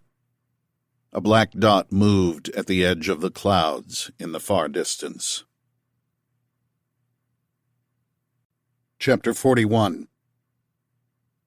Amazon Rainforest, Brazil, 7:35 a.m. Eastern Time. Max squinted into the light of the rising sun floating on the horizon to the west. Layer upon layer of stratified golden clouds lit up, high over a gray fog bank smothering the Amazon basin below. The droning hum went quiet. Maybe it was just an insect that had buzzed past? Their minds hallucinating what they desperately wanted? The dot on the horizon had disappeared. Sheets of ghostly pink and green auroras stuttered and moved in the baby blue skies overhead, their color washing away to milk as the sun climbed through the ladder of gilded clouds. The humming drone returned in a warbling sigh on the wind. There, the dot reappeared from a distant cloud, too far and moving too fast to be a bird, flying low, not high enough to be passing through. Colony drones? Again, moving too fast, at least from what Max had seen. Definitely an aircraft. Turboprops from the faint noise that faded in and out. That's our bird. Max checked his watch. They were early, but how far away? Max said, We need to travel light. The landing strip is just on the other side of this burn. Leave what you can't drink or fight with. Fred, get that radio up and find them. They must be calling us. Let's get moving, people. Cover your faces, Iona said. Find rags or shirts to cover your nose and mouth. There's going to be smoke and dust between those tree stumps when we get in there. She looked at Max to get his approval, and he nodded. With the rain stopped for a few hours, wisps of smoke had appeared in patches over the burnt forest ahead, but Max was more concerned about other things. He looked to the east, back toward where the colony was located. The last time aircraft had been near colony airspace, hundreds of floating drone ships had gotten in their way. Ben said it was a mistake, a coincidence, and that the flash of Aeon igniting had damaged the Black Hawk's instruments. Maybe that was true, but then maybe Ben didn't know all of what was going on here. Or he was lying. Or something in between. Max scanned the tree line and cloud banks to the east. Nothing he could see or sense. Fred, if you get them on the radio, tell them to look out for anything in the air. Bull said, Isn't that a pilot's job? He said it without looking up, busy opening his pack to see what he could take out. Forget what I said about leaving anything, Max said. Shoulder your packs. We need to move ASAP. He was rusty at giving orders. Unintended consequences. Keep it simple. He needed to reduce decision-making and focus the team on execution. From this vantage point, Max thought he could make out the landing strip a click ahead. The humming of the aircraft grew louder on the wind. This seemed too easy, too much within reach. Then again, they had lost more than half of their crew getting here. The feeling of walking into a trap didn't diminish, however. Bull, you get on point and get both saws out, one in each hand. Can you handle that? Born for it, Chief. Ambidextrous is my middle name. If you see anything move, turn it into mincemeat, and I mean if you see anything. That thing back at the river hadn't been quick, despite what Fred had said about never seeing a Xenobot hive move that fast. Single bullets hadn't seemed to affect it much, but Max bet a wall of metal from Bull's saws would make a dent, and they wouldn't have to worry about firing around someone. If it needed a power source, it needed a base. It wasn't magic and it wasn't supernatural. It was simply terrifying, like a prehistoric person coming face to face with a robot. And he had a team of people here who had helped design at least a part of it, who had some understanding of what it was. He had to wrap his head around it. Like Bull said, Max was good at killing things, and this was just another thing to figure out how to kill. Max scanned the ragged black fingers of the stumps in the near and then far distance. He didn't see anything that looked like a village or structure or anything human-made. "Take a line across that rise," he pointed. Below the ridge they were on now and to the edge of the burn was a slight hummock. They needed lines of sight that were as clear as possible. That thing had caught them by surprise the first time, but now it was a known quantity, or at least a known unknown. Everyone had their packs on. Max pointed at a rocky outcropping leading down the side of the ridge to the hummock across the valley. "We descend there. Stay away from low ground and gullies, anything that looks like mud. And keep those feet moving, quick time. Anybody feels like they get stuck, even for an instant, you call for help. Use blades to cut free." He pushed Bull ahead of him toward the rock pile. "I'll take the rear with Garza," Max said. "Susanna, Iona, you stay in the middle. Fred, you keep in front of me and get that radio working when we hit the flat ground on that rise. Figure out a way to raise those pilots. Don't care if we need to send them smoke signals. Just get us communicating." Everyone followed Bull on ahead except for Garza. She still sat on her pack and was busy strapping her sharpened sticks around both wrists. She tied the knots using her teeth, then got to her feet and tossed Max a lighter. He caught it, then a water bottle of gasoline she pitched at him. "Make sure everyone has one," Max said. "Already did, boss." From ground level, it became evident this burn was fresh. Covering their faces was a good idea. Right now, all that mattered was crossing the mile to the other side of the burn and making that landing strip. Low down among the burnt-out trunks, their visibility was reduced. "Keep moving," Max barked. "Step lightly and never let your feet stay in place. Dance if you have to." He scanned behind to see Garza creeping sideways, always keeping one eye back, but Bull seemed to be holding up at the front. "Gigi," he said. She shot a quick look at him for using her nickname. "Yeah, boss." "I'm heading up front to see what's going on." She nodded silently. Half an hour and they'd made it halfway across the burn. This was how much time he thought it would take to make it all the way across, but everyone was coughing and laboring for air. The smoke at ground level wasn't bad at first, but became suffocating the longer you stayed in it and the particles and dust settled into the lungs. And the sun. 30 minutes it had been up, still barely over the horizon, but they were exposed without the cover of clouds or the green rainforest canopy. The temperature had diminished, but still verged on suffocating through what qualified as a white night. With the sun rising, the heat had returned with a vengeance. In the open like this, it might kill them faster than anything else. Max felt like he was watching this from a remote point not quite inside his body, his vision swimming and retreating at times. The stink of the smoke felt like it was drilling through his nostrils and into his brain. The C-130 had disappeared from view, but its droning turboprops could be heard. It seemed to be circling, maybe doing reconnaissance? Would explain why it arrived a little early, or maybe it was going to do a bombing run on the colony. Max wouldn't rule anything out.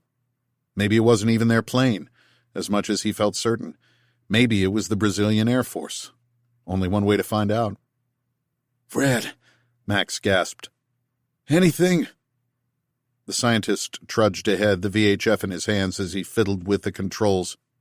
Only static came through in hushed whispers. Max had shouldered the man's pack so he could focus. Fred shook his head. "We still on track?" Fred pulled up the GPS clip to his belt and nodded this time. Pointed straight ahead. Max clapped him on the back in encouragement and quick-stepped past him and Susanna. To the right, in the distance below the rising sun, the ground shimmered between the blackened stumps. He hoped it was water. This still felt like being led into a trap. He skirted Iona. Her cheeks, above the rag pulled around her mouth and nose, were bright red from the effort of moving and breathing. Beads of sweat streamed down her face, her blonde hair pulled back in a ragged and char-blackened ponytail. Everyone covered in soot up to their waists. She glanced at him as he passed, but didn't say anything. "Bull, what's the holdup?" Max wheezed as he reached the front. "You setting the pace." The big man was doing his best to keep his head up, but holding both rifles, one in each arm, was too much. If Iona's face was red from exertion, then Bull's face was deep scarlet, like he was having a heart attack. Max slung his M27 around his back. "Give me one of those 277s. he said. The Nebraskan complied without hesitation. Want to take 5? Max asked. Want to get the hell out of here. What do you need, water? Bull heaved a mass of charred ferns to one side, pulled at a stalk, then flattened it to one side with his feet, his hands black. What we need is a name. Name for what? Our squad, and for whatever that thing was back there. Why do we need to name it? Because colony tech monster thing is a mouthful I won't get out before it eats me. And we're not a squad. Bull gave him a look, most of his face obscured by a torn rag. One thing I know about people is they're tribal. Always easier to play for a side if it has a name, even if it's just Red Team. Max trudged forward and listened. Bull continued. Take any group of people and divide them in half with a coin toss. Now they're part of something. They will trash talk the other side and support each other, even if being in that team is random. Random is what we got here. Random is life. You're the one trying to team build, so we need a name. Max played along. You got one? You're the boss, I'm just saying. We're going to be out of here soon. You think a name will help? Won't hurt. And I don't see any fat ladies. Can I say that? Night Reaper, like your old squadron? That's what you want to call us? Bull held up his fist and crouched, aimed his rifle at a lump in the path between 2 fallen trees. He squinted, then stood and waved everyone forward. Reaper seems a bit dark, to be honest. I have a feeling we need some levity in the current situation. Javelin, this is Spiderweb. Do you read? The voice was muted but fresh and clear and with a definite South Boston accent that didn't belong to anyone shuffling through this gutted forest. I got a signal, Fred called out. He fumbled with the VHF, the radio swinging in his right hand while he held out the mic with his left. Max had already slung the 277 around his other shoulder from the M27 and pushed past Iona, almost knocking her off balance. He didn't stop to apologize and took the mic from Fred. Spiderweb, this is Javelin. We read you 5x5. We are 1 click south of the LZ. Do you copy? Hissing static for a heart-dropping second. Loud and clear, Javelin, replied the Boston voice. It is good to hear you. How many to pick up? 5. Dozen? Copy? No, just 5 of us left. A pause. Copy that. The droning of the turboprops came back after going quiet for a depressing quarter hour. The sound became louder and came from the south over the tops of the trees behind the ridge they had descended. The plane had to be lining up for landing. Max waved his left hand at Iona. You got those flares? Light one up. Into the mic, he said. Spiderweb, we are sending a signal flare at our location. Static hissed over the radio. Fire it up, Max said to Iona as she fished the flare from her pack. An instant later it hissed to life. A bright spark leapt from her hands, the flame guttering as it arced into the air. A milky white sheen had covered the blue in the sky in the past minutes. The wind began gusting again. It had to be stronger at altitude, as the flare veered sharply to the east as it gained height, a stream of gray smoke trailing it into the sky. The massive thunderheads to the west had swept down the foothills, but they had a window. But still no response to Max's last call. Static hissed. Might be electrical interference. Fred bent over, sweat streaming off his nose onto the radio. He wiped the controls and balanced it on his knees, his hands shaking. The droning of the engines seemed to lessen. Were they in the right location? There! Garza yelled. A buzzing roar like 100 lawnmowers had erupted into the valley, and the lumbering bulk of an aging C-130 burst over the tree line behind them. We see you, Javelin, came the Boston voice. The plane dipped down into the valley, the roar of its turboprops reverberating. Its wingtips waggled up and down as the pilot signaled and thundered right overhead.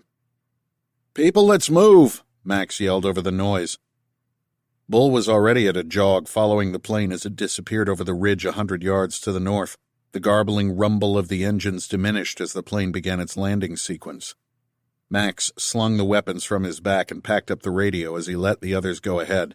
Garza stopped to wait for him, and they both scurried up the incline after Susanna and Fred. The sound of the engines seemed to stop, but then grew louder as Max reached the top of the incline. Bull stood still, wasn't moving forward. The engine sound warbled. What happened? Gasping for air, Max reached Bull and bent over at the waist, hands on his knees. The ground on the other side angled away into green past the burn, but it also glimmered in the early morning light. From this height, the landing strip was clearly visible, but the C-130 was gaining altitude and turning in the distance. The landing strip undulated up and down, reflecting the early morning light and Aeon's growing burn. It was flooded. Chapter 42. Vostok Station, Antarctica, 11:37 p.m. New Zealand time. Water flooded everything to the horizon as far as Dr. Xin Rou could see into the foggy distance. But not just flat water, it was moving, rushing, the sensation of being unmoored almost overpowering, a vertigo-inducing churning and frothing coming at them from all sides in the milk-white haze surrounding the truck as it charged forward across the slick ice. "We're here!" Dag yelled over the noise of the truck's tires crashing through the water. He had the GPS unit up in front of him on the dash. At maximum resolution, their own dot was right on top of the one for Vostok Station. All they could see was sleeting water and opaque mist. A striped orange ball materialized from the fog. "There," Xin said and pointed over the seat between. "The radar dome, it's over there." Dag steered to the right and the ball grew larger. The main structure of Vostok Station loomed out of the fog. It was built on a slight slope, the sheet of water breaking around it and flooding between the radar dome and main structure and a set of outbuildings. The Norwegians steered the truck to a sliding stop beside the staircase leading up to the second floor. Xin opened the door and stepped onto the 10-foot tire at the front. She looked down at the water rushing past the truck, then leaned over and grabbed the railing. "Are you going to come?" she asked Dag. "You go. It's too hard for me." He indicated his left arm still in the sling. She laughed nervously, suspended halfway between the truck and stairs. "Don't go anywhere without me." "Of course not. Go inside." The roaring hiss of the water sliding off the top of Antarctica filled the air. Mist from spray hitting the legs of the station hung in a cloud around her. Xin gripped the railing with both hands, stepped forward, and swung her leg onto the stairs. She slipped, but held on. No planes she could see. Didn't even know where the runway might be, and even if there had been an airplane here, by now it would have been swept away. She checked her watch. Only a few minutes left before the event would begin if her calculations were right. She sprinted up the stairs 2 at a time and swung open the exterior door. Inside it was dark and it took her eyes a minute to adjust. Papers and boxes strewn everywhere. What had she expected, a Russian to be standing inside waiting for her? The power was out, or turned off, but probably out. Even if the generator hadn't been turned off, with this much water she didn't have much hope for the electrical gear to be functioning anymore. She did a quick run to the end of the hallway, found a room filled with communications gear on her second left, but all the dials and controls were in Cyrillic. She checked her watch again. They didn't have any more time. Xin ran back to the main entrance and banged the door open. Her stomach felt like it dropped through the floor. The truck was gone. All she could see was the rushing water hissing by the legs of the station. Overhead, Aeon seemed to gain in intensity, the walls of fog and clouds of spray glistening brighter and brighter in the growing light. Chapter 43. Carson City, Nevada, 10:40 a.m. Eastern Time. Talisha Carver was still cross-legged on the bed and reading the Spectrum article on the virtual monitor hanging in front of her. The side-table lamp cast a warm yellow light around the damp motel room. The TV was still on, the audio low, cycling through videos and pictures of cyclones and hurricanes from orbit, and of buildings being shredded in a terrifyingly quickly growing list of cities below the equator. Nix sat patiently in the corner, unmoving, unblinking. "I don't understand," Tal muttered as she reread the Spectrum report. "Perhaps a seminar might be more helpful," Nix asked. One of the video files on the screen in front of Tal, labeled Spectrum Committee Meeting New Member Introduction, highlighted itself. Nix added, "Should I start a virtual environment to play the event?" Tal nodded and shrugged at the same time, her mind tilting somewhere between shock and disbelief. The 3 hovering screens around her disappeared. The walls of the room shimmered. In a smooth fade, the bed and TV fell away, replaced by an even smaller room with green-studded metal walls and seats evenly spaced along a central table. At the far end of the room was a white display screen with Spectrum written across it in block letters. Tal recognized Colonel Oleander Buchanan and Senator Copeland sitting in chairs 2 seats back from the screen. She also recognized Dr. Rita Owen beside them, the head of the NSF. Tal met her briefly at the Washington Christmas party.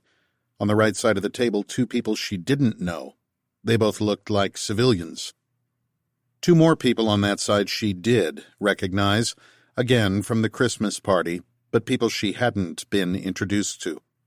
A Slavic-looking man in a uniform, and an Asian woman, also in military dress. Closest to the screen on Colonel Buchanan's left was a young woman who bore a strong familial resemblance to him. Tal sat at the far end of the conference table in this virtual projection. From the date on the file, this meeting had occurred 2 years earlier. The colonel stood. "General Lin?" He bowed to the Asian woman, who Tal now realized had to be Chinese from the People's Liberation Army uniform she wore. "And Minister Petrov," the colonel continued, nodding to the man in the Russian uniform. "We will now be answering all of your questions. I will have the head of Spectrum, Senator Sarah Copeland, start us off." Ladies, gentlemen, you have each traveled a long way, so we will make this as painless as possible. Senator Copeland rose from her chair and adjusted her thick-framed glasses. Spectrum is not just a data collection and analysis network, but also a digital biosafety facility rated DBSL 4. First, a little background. An image of Edward Snowden appeared on the screen at the front of the room. The original Snowden-era global surveillance programs such as PRISM and others run by the Five Eyes Intelligence Oversight and Review Council were not primarily targeted at spying on our own or even other countries' citizens. However, once exposed, we had to use this explanation as a cover for our deeper motivations. This exposure made us realize that we could not rely upon national agencies such as the NSA, which led to the creation of Spectrum. Minister Petrov's eyes narrowed. In a thick Russian accent, he asked, "If not spying, then why was it created?" It has a dual use, as many things do, and spying is one of them, but the primary motivation is something else entirely. 3 decades ago, researchers at Xerox PARC noticed that networks around the world had been infected with an unusual digital virus. It was Dr. Rita Owen, now head of our NSF, who first detected it. Dr. Owen said, "The virus seemed harmless at first, merely replicated without causing damage and didn't communicate back to a host. Even simpler than other nascent viruses being programmed at the time, though more devious, like a digital life form. At first we thought it was Russian." Senator Copeland paused to smile at Minister Petrov and then at General Lin before continuing. "And then perhaps Chinese. In any case, it became a national security issue and forced our secrecy. But that was before we realized something else entirely was happening." "A digital life form? Like an AI?" General Lin asked. "In what way? Explain why this is dangerous. The level of secrecy and the money that had been dedicated to this program." "Please, General Lin, let us finish." The senator interrupted. "I'd like to introduce Dr. Iona Alcott, our top scientist in the field of digital parasitology. She is now the technical lead of Spectrum and heading the Colony Viral Amplification Project." Dr. Iona Alcott stood as the image on screen changed to a picture of a studded virus. "If you allow me, I'll explain a little about biological viruses in the wild." She pointed at the image at the front. "Viral genes have no cells, no bodies of their own. The tiny particles, virions, in which those genes come packaged, the dot-studded spheres of coronaviruses, the creepy windings of Ebola, the bacteriophages with their rocket-like landing legs that prey on microbes, are entirely inanimate. A virion is just an arrangement of matter, which, at its essence, is an arrangement of information. And we've all seen how damaging such information can be, Minister Petrov said, cracking a lopsided smile. Such tiny things have brought the world to its knees in past years. Iona held a finger in the air. Exactly, sir. Except they are not really things, but processes, only really alive in the cells of others. More like virtual organisms running on borrowed hardware. As processes, they helped shape life on this planet, but viruses kill more living things than any other type of predator. Dr. Alcott let that last statement hang in the air for a beat before continuing. And viruses often bide their time, letting the host live before splitting them stem from stern when they explode outward. Are they alive? The best I can say is that they alternate between living and non-living phases. Dr. Alcott, General Lin said, this is very interesting, but can we get to the point? The point is that no other biological entities are as prolific or consequential as viruses. There are hundreds of billions of stars in our galaxy and trillions of galaxies that we can see, and yet there are more virions on the surface of a lake than stars in the observable universe. We are literally swimming through virus seas everywhere in the air around us. And what we have discovered is that this digital virus, first discovered at Xerox PARC, is also everywhere around us. Silence again. I don't understand, General Lin said. You mean in our digital devices? In the air, Minister Petrov said. Not in a physical form, but in electromagnetic waves. But cannot all digital viruses be transmitted wirelessly? Minister Petrov asked. Yes, but the problem we came back to was who was transmitting this universal virus. Universal virus, this is the name? Iona nodded that he was correct. It was only in the early 2000s that we became fully aware of how truly unusual this virus was and began mounting efforts to track its activity. It has the curious property, like a quantum particle, of somehow knowing when it is observed, at which point it destroys itself and hides. We began to find dark web pockets on networks worldwide where the virus had mutated and spawned in its own digital ecosystems, which was when we decided to construct the Spectrum DBSL 3 and 4 rated digital biosafety facilities to contain and observe the organism. Organism? General Lin asked. Weren't we talking about a virus? As I said, it alternates between forms and is now hijacking the host organism of our own digital networks. The first instance of it outwardly affecting us was in the past decade, spawning misinformation campaigns, which we also mistook for Russian or other foreign interference. Minister Petrov smiled again. As we assumed was you interfering in our affairs. This virus was attacking all of us, leading each to think it was the other. If it is creating misinformation, then we need to look at who benefits, General Lin observed. Whoever benefits is the creator. We have the same thought, except it's creating misinformation in general, against everyone, swamping the global mind. Who do you think it was that created this thing? The minister's smile faltered. You Americans have a bad habit of telling us off for things you yourselves are doing.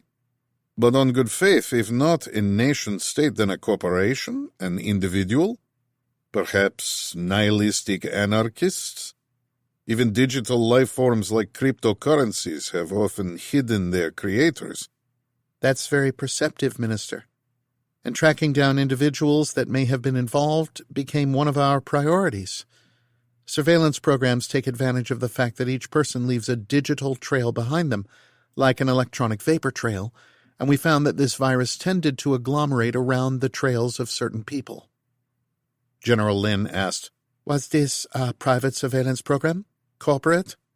The three people it had the most interest in were of little importance, at least when we began tracking them. Maximus Carver and Charles Carver from the small town of Montagut, Louisiana, and Benjamin Belloc. Belloc, the general said. The famous entrepreneur, Naoto Colony Project. We traced evidence of the virus on computers the three of them owned back in 1996 when they were teenagers. You'd think teenagers created this thing? As we researched more, we found it predated them. We dug into archives, floppy disks, and even tape drives dating back to the 1960s, and eventually found a starting point in 1977 on the campus of Ohio University. Your own Americans, Minister Petrov said. A lab project gone wrong? The first digital fingerprints came from tape drives we recovered from a radio telescope near the Perkins Observatory at Ohio University. Once we found that lead, we expanded the program. There are now hundreds of radio telescopes downloading petabytes of information daily from deep space signals, and every time we looked, now that we know what to look for, we started seeing evidence of the same digital fingerprint. Silence again, this time for longer. What exactly are you saying? Petrov asked. That the origin of this digital virus is extraterrestrial. As in little green men. The minister smiled as if this was a joke he wasn't getting. These are not alien life forms that arrived in little green bodies in spaceships, Iona said slowly and clearly, but as photons, in non-living forms of pure information. Some of the data we have been downloading from the stars appears to be self-assembling into a kind of virus that is using the host of our own digital infrastructure to feed itself. With what purpose? General Lin's mouth dropped open after she uttered the words. She blinked as if trying to decide whether she was being lied to. That is the goal of Spectrum, Iona replied. To understand this informational life form that has appeared on our shores from the stars. Viruses in the wild, the biological terrestrial ones, have no plans or desires. They only copy and replicate. However, this virus is transitioning as our own global digital platforms have allowed it levels of increasing sophistication. We initiated the Colony Project in Brazil to amplify and study the virus in a controlled biological environment. The original Spectrum facility was a digital holding pen. And where is this main facility? In an extremely isolated location, Iona replied and glanced at her father. I thought we were here for answers, not misdirection. You are missing the point. Senator Copeland got to her feet again. What we are dealing with, ladies and gentlemen, is an organism that has both digital and biological phases, both living and non-living, and can exist as pure information and travel between the stars. And this virus has already begun to affect the global human mind through misinformation, Iona said, implanting ideas that are like mind viruses, turning us against each other. The process is accelerating. The virus is getting more aggressive. We believe it has begun infecting human minds in ways we currently don't understand. And we have evidence that there may be an inflection point in this organism's development in the near future, Senator Copeland said, which is why we are accelerating the program. Inflection point? General Lin asked. Some kind of an event, Senator Copeland replied. What kind of event? That is what we are trying to find out. Why we need your help. The room descended again into silence, this time an uneasy one. When you say our digital platforms have enabled increasing levels of sophistication, Minister Petrov asked slowly, you mean like artificial intelligence, AIs? Iona replied, Yes, Minister Petrov. We contained AIs spawned or infected by the virus within our DBSL 3 and 4 facilities, but in the context of Spectrum, the acronym AI does not mean artificial intelligence, but alien intelligence. The room went dark. Pitch black. For long seconds, the only thing Tal sensed was her own breathing in ragged gasps, in and out. Her heart thumped in her ears. Was it fear or anger she felt rising up in her throat? From the blackness, the outlines of the dingy motel room reappeared slowly. All the interior lights were now off. The TV blank and silent. The hair on the back of Tal's neck prickled and her fingertips tingled. The dull pain blossomed again in her belly. Her eyes were still adjusting to the sudden darkness, but one thing did glow in the room. Nix's body radiated a soft light as she sat demurely in the corner of the room, her legs crossed. "Talisha, did you find what you were looking for?" The thing asked. Chapter 44. Amazon Rainforest, Brazil, 7:52 a.m. Eastern Time. Max Carver heaved in a lungful of hot air and watched in mute disbelief as the C-130 angled away from the landing strip, gained altitude, and turned in the distance over the gray mists hanging over the rainforest canopy. That plane was his only ticket back to Talisha, back to his unborn child. He was still bent over, gulping for air after running up the hillside to get here. 1,000 feet in front of him down the slope of the hillock, the airfield undulated. It was flooded, but was there also a glittering sheen to it? Was there something from the colony down there? The rising sun behind him cast his shadow down the hill to the west, but a shadow also darkened the ground from his legs to the north. Aeon's glow had brightened again in the last few minutes as his team ran up along the ridge. A searing heat to his left, like an oven, had opened beside him. He held out a hand in a futile effort to hold back the burn coming from the supernova. Sweat dripped in a stream from the bridge of Max's nose as he leaned over to catch his breath. "Fred!" Max yelled. "Get up here with that radio." The Swiss man labored up the charred hillside, his face scarlet with the effort. He dropped to his knees, looked down at the flooded airfield, and then thumbed the mic. Spider, do you read?" "Javelin," came the Boston voice. "We read you 5x5. Confirm that is the landing strip just ahead of you. We do not see anything else from up here." Max grabbed the mic, breathed in deep, and replied, "Copy that and confirm." The plane tilted more as it turned. The steel wings reflected the morning sun. They were angling hard, coming back around. "Javelin," said Boston, "we are going to take another pass, get low and inspect that. Can you get down and tell us how much water is on there? We'll take another look, but we're not confident we would be able to get back off there if we landed." Max knew the C-130s were designed for rough airfields, dirt roads, airfields that were littered with mortar round craters, even airfields that were flooded, within limits. "Spiderweb," Max replied. "We will get down there and have a look." He motioned at Bull, indicating to get down the hillside ahead of him. The plane pulled to the south of Max and the team. Aeon glowed in a growing inferno, seeming to get brighter by the second, the plane's wings and body forming a cross against the red light. "We'll take another look," came the Boston voice. "Do you have other options? Over." Max breathed in and out, before replying into the mic. "We have earth-moving equipment behind us, maybe 2 or 3 clicks. You see that burn of the forest coming in?" Over. "Affirmative, we saw that. From up here, it forms a circle maybe 10 miles across, cut in half by that river." "How much runway do you need?" Max asked. A pause. 3,000 feet, maybe 200 at the end to turn around, 60 feet across for landing gear with 10-foot clearance, 100 feet each side for props. Do you have another idea? Over. Bull was halfway down the slope, disappearing into the high grass beyond where the burn had finished. Iona and Susanna held each other for support and stood beside Max. Fred on his knees, holding the radio. Garza had dropped to one knee and scanned back and forth with her rifle, back the way they had come. Max said into the mic, "Give us 24 hours. Get back here and I'll get a landing strip done along the ridge through that burn."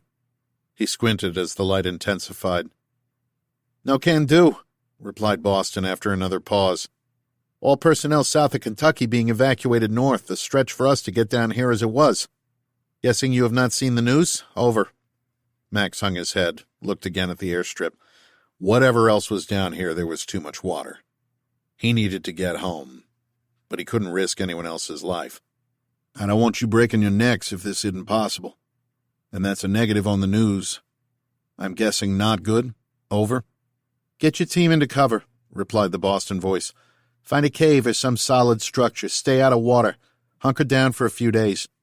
Big storm heading your way, and by big, I mean a shitstorm inside a tornado of nails. We will find a way to get back to you, even if we can't land right now. We will take another look, but if we can't get on the ground now, we're going to airdrop some supplies that should help. The plane circled around east toward the rising sun. Max turned his back to Aeon, the heat searing his arms and neck. I repeat, he said into the mic, I don't want you. The entire sky pulsed and flickered. Max's last impression was of being surrounded by blinding white and flames. Chapter 45.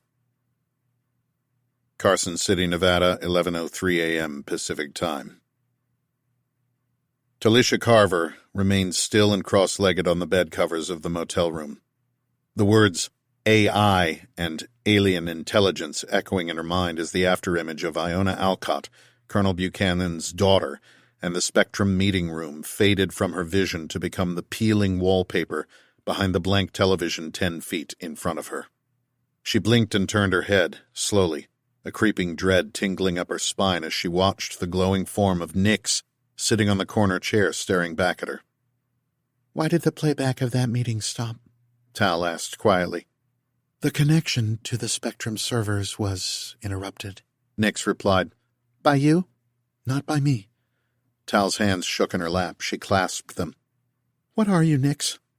I am here to help. Me? You? Everyone. Can you be more specific? Where did you come from?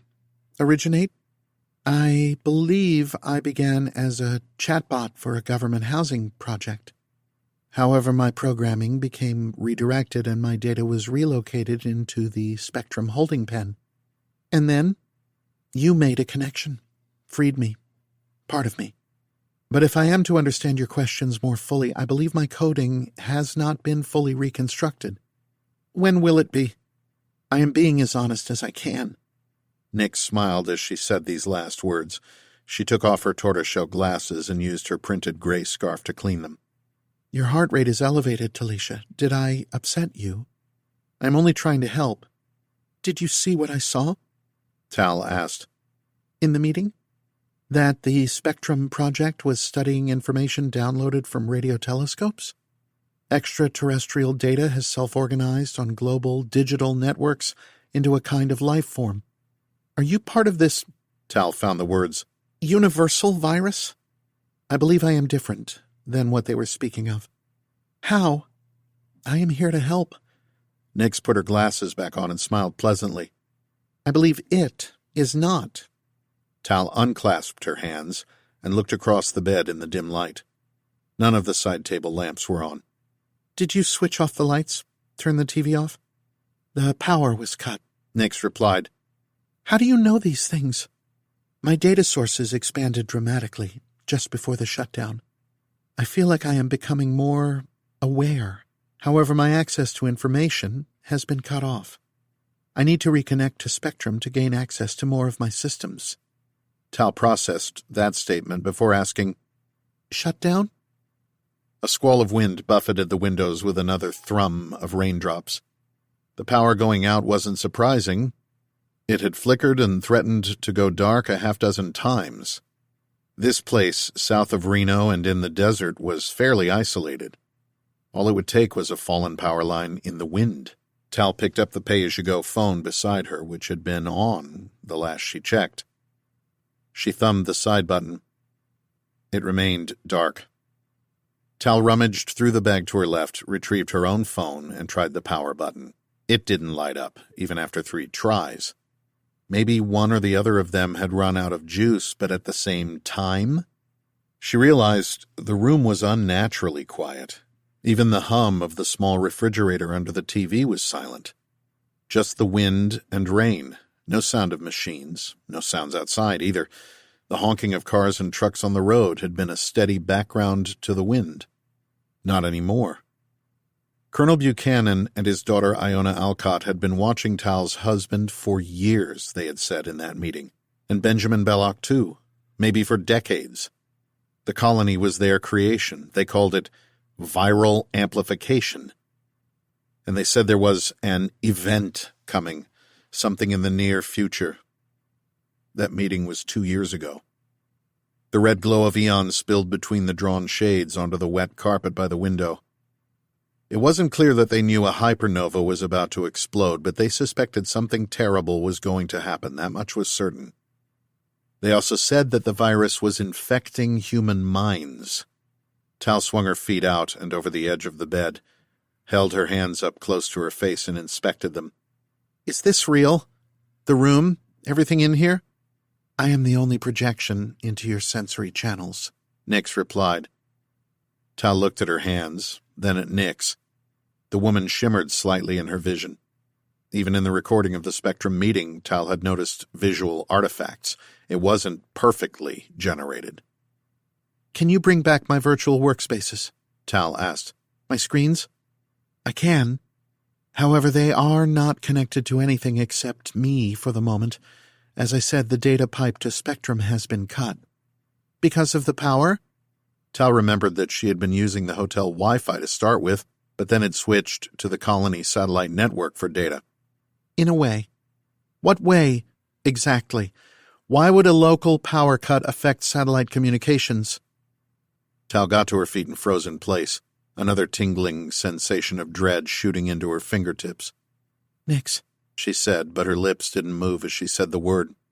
We do not need to use compression waves in the air to communicate any longer, Nyx replied.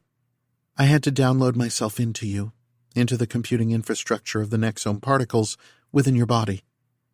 Compression waves. Tal thought words but didn't speak them. You're inside me? It was the only way. I didn't tell you to do that. Didn't allow you to do that. We would have been separated. I needed to protect you. From what? Tal clenched her hands. The silence. No honking cars. No sounds of engines on the highway outside. She crossed the 10 feet from the foot of the bed to the window and pulled back the curtains. Last she had checked, it was just past 7 a.m. She blinked in the light and peered through the window. Patches of blue sky appeared through dark clouds in the distance. The wind had diminished. The highway to the side of the motel was still filled with vehicles, but they were all stopped. All the car doors open. People had emerged from their vehicles and were standing in the roadway, half of them staring at their phones, the other half looking south at the glow of Aeon. It was more brilliant than Tal remembered seeing it a few hours ago. Much brighter. What happened? Outside, to the cars. Talisha, I downloaded files from Spectrum before the connection was cut. Should I show you? Nyx, tell me what happened. Benjamin Belloc is the main infection point. The scientists purposely let it grow. The virus can infect the mind like a fungus. It develops physical manifestations as its root systems grow, and it mushrooms above the surface in open environments. We need to cut out the root. Mushrooms. Tal pulled back the curtains fully. As far as she could see into the waterlogged distance, all the cars and trucks were stopped. No lights on in any buildings. None of the phone screens in anyone's hands she could see seemed to be working. Tell me what just happened. Tal's voice rose as she repeated herself.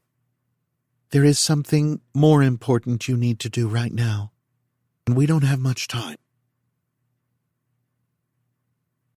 Chapter 46. Vostok Station, Antarctica, 11:50 p.m. New Zealand time. Dr. Xin Rou perched at the bottom of the stairs from Vostok Station. She wiped away the condensation streaming down her face from the mist of water exploding against the legs of the structure and searched the fog for any sign of Dag and the Brazilian truck. The rushing water had already melted away a foot or two of ice from under the station, from what she could see from exposure lines on the white legs. She peered in the direction of the flowing water. Nothing. Just white fog. Her voice was drowned out as she screamed into the void.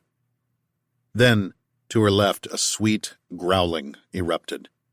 The nose of the truck appeared through the mist, the driver's side door open. I had to move, Dag shouted above the noise. The truck was slipping. Is there anyone there? Of course there was nobody here. She shook her head. The truck pulled up to the opposite side of the stairs and she grabbed the driver's side door as Dag stopped. She swung in and crumpled on top of him. She had never been so happy to fall in a man's lap as at that moment. She thought she had been stranded, alone. She breathed in the Norwegian's smell, sweaty but still with the faint whiff of the cologne he put on each day. "You okay?" Dag asked, wincing as he tried to move his left arm in the sling away from him. Xin pulled her heavy boots over top of him and slumped into the seat beside. "We need to get underground, or under something heavy." "Inside the structure?" "We need more shielding than that. We're directly in line with the supernova." She checked her watch again. "We don't have much time. We're dead if we don't find some shielding." "What about water?" "We would need to be under 5 feet of it at least." Water did absorb soft X-rays. Dag pulled the door closed. "Then I've got the place." "You think we can make it under?" Xin asked. When Vostok Station had been constructed, the parking sheds in the outbuildings had been dug into a shelf of ice that angled up toward the main structure. It had been built in 1957, and over the decades they had piled what little snow accumulated here to each side. The snow never melted, so it was piled into ridges on each side that were now guiding the water running down from higher ground, channeling it directly over the under-ice parking structure. A raging waterfall thundered down, the river of water continuing down the slope. At least 3 or 4 feet of water sluiced over the top of the parking structure. It would be as much shielding as they could get. "We can make it." Dag used his right hand to shift into gear, then returned it to the steering wheel. "Just hold on." He looked at her and smiled. "But maybe not to my left shoulder. You ready?" She nodded. "Here we go." He slowly pulled his foot off the clutch and let the wheels do their job through the water and on the slick ice. The traction slipped, the truck angling in the flow, but he corrected and pressed the accelerator. Xin thought he had aimed too high and would slam into the side of the parking structure, but the pull of the water dragged them back. The torrent slammed into the windshield from the overhang and almost stopped their forward motion. But the truck rolled slowly into the parking structure. The vague outlines of another truck deeper inside, and some ancient-looking snowmobiles. Dag pressed the brakes and turned off the engine. "Easy peasy, yeah?" He looked behind them at the waterfall roaring over the entrance. "Not sure how much longer this will stay under the ice, but we have a little while. Now tell me, what's the rush? What's happening?" "Aeon isn't a hypernova. It was what I thought all along. It's much closer, just a few light years away. I saw a flash before the main detonation. Maybe a merger core collapse? Whatever it was, it caused an asymmetric explosion. That's why the photons took so long to arrive after the neutrinos." "You might be speaking English, but this Scandinavian is not understanding. Slow down." "The wall of nickel-56 must have been many times thicker than usual, more concentrated. I think it's traveling toward us much faster than a normal ejector wall." "And why is that going to hurt us down here?" "The half-life of nickel-56 to cobalt-56 is 6.1 days. That's measured from the initial neutrino release. The decay process releases a huge amount of energy." She checked her watch again. "It's going to peak in the next hour, unleash a massive surge of ionizing radiation, X-rays. The outside world doesn't know it's coming. It's going to wreck power grids, take the world back 100 years. Xin's hands shook. Dag took them in his. "But we're okay under here. The radiation won't get in?" She shook her head, held his hands, and he held hers. All the terror, all the fear, she needed a way out, a way to escape. Xin kissed Dag. At first he was surprised, but then kissed her back, pulled her on top of him and kissed her neck. They made love, at first tentatively, but then urgently, the roar of the waterfall drowning out their cries. Afterward, Xin lay in Dag's lap, while he stroked her hair. The light of Aeon lit up the waterfall as it flared over the ice. Chapter 47. Location undetermined, time undetermined. The first thing Max Carver noticed was that he didn't feel any pain. The sky above him a pure white. everything else brilliantly lit like an overexposed frame of film. Not so bright that it hurt his eyes. Nothing hurt, in fact, which brought him back to his first impression. No pain.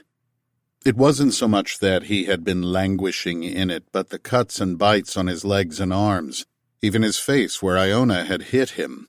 Almost every inch of his body had radiated agony of one sort or another, even his soul, for being away from Tal. The burn was gone from his lungs from sucking in the humid, hot air. The pounding behind his eyes had disappeared. Sweet relief.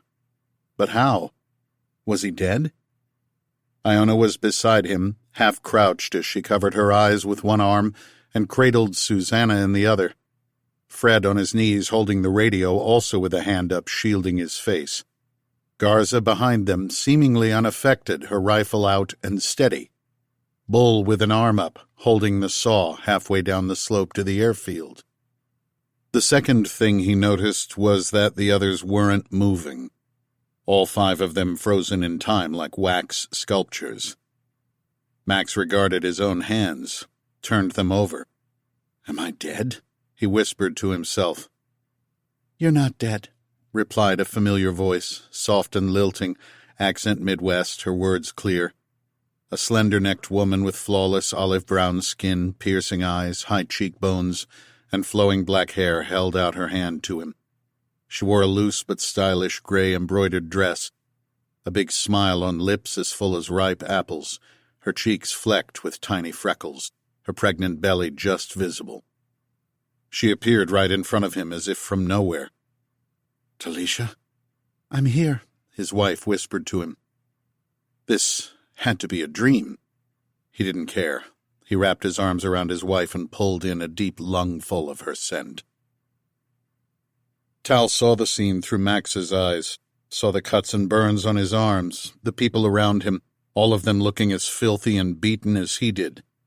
The scorched and charred forest behind them, the flare of Aeon low on the horizon. She stifled back a sob. She needed to be strong, for him.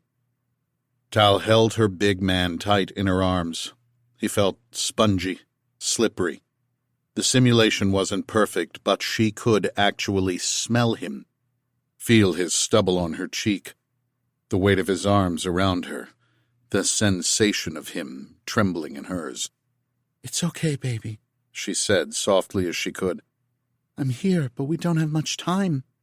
His face still buried in her. "I shouldn't have left you." "You're doing what you had to do." "It was the wrong thing." "No, it wasn't." She felt him inhale and steady himself. It had to be a shock suddenly seeing her in front of him. At least she had a moment to prepare. His mind had to be reeling. But Max said immediately, "This is the simulated reality, isn't it? The Nexome." He held her back from him, one hand on each of her shoulders. He stared down at her belly. "How's the baby? Are you guys okay?" Tal gritted her teeth to hold back the tears and smiled, the corners of her lips trembling. "What's wrong?" Max's mouth fell open, his eyes widening. There was little chance of Max surviving the next 24 hours. There was no help coming, not from anywhere in the world, except from her, and more than that, she needed to send him even further into harm's way. He needed hope more than anything else, something to fight for.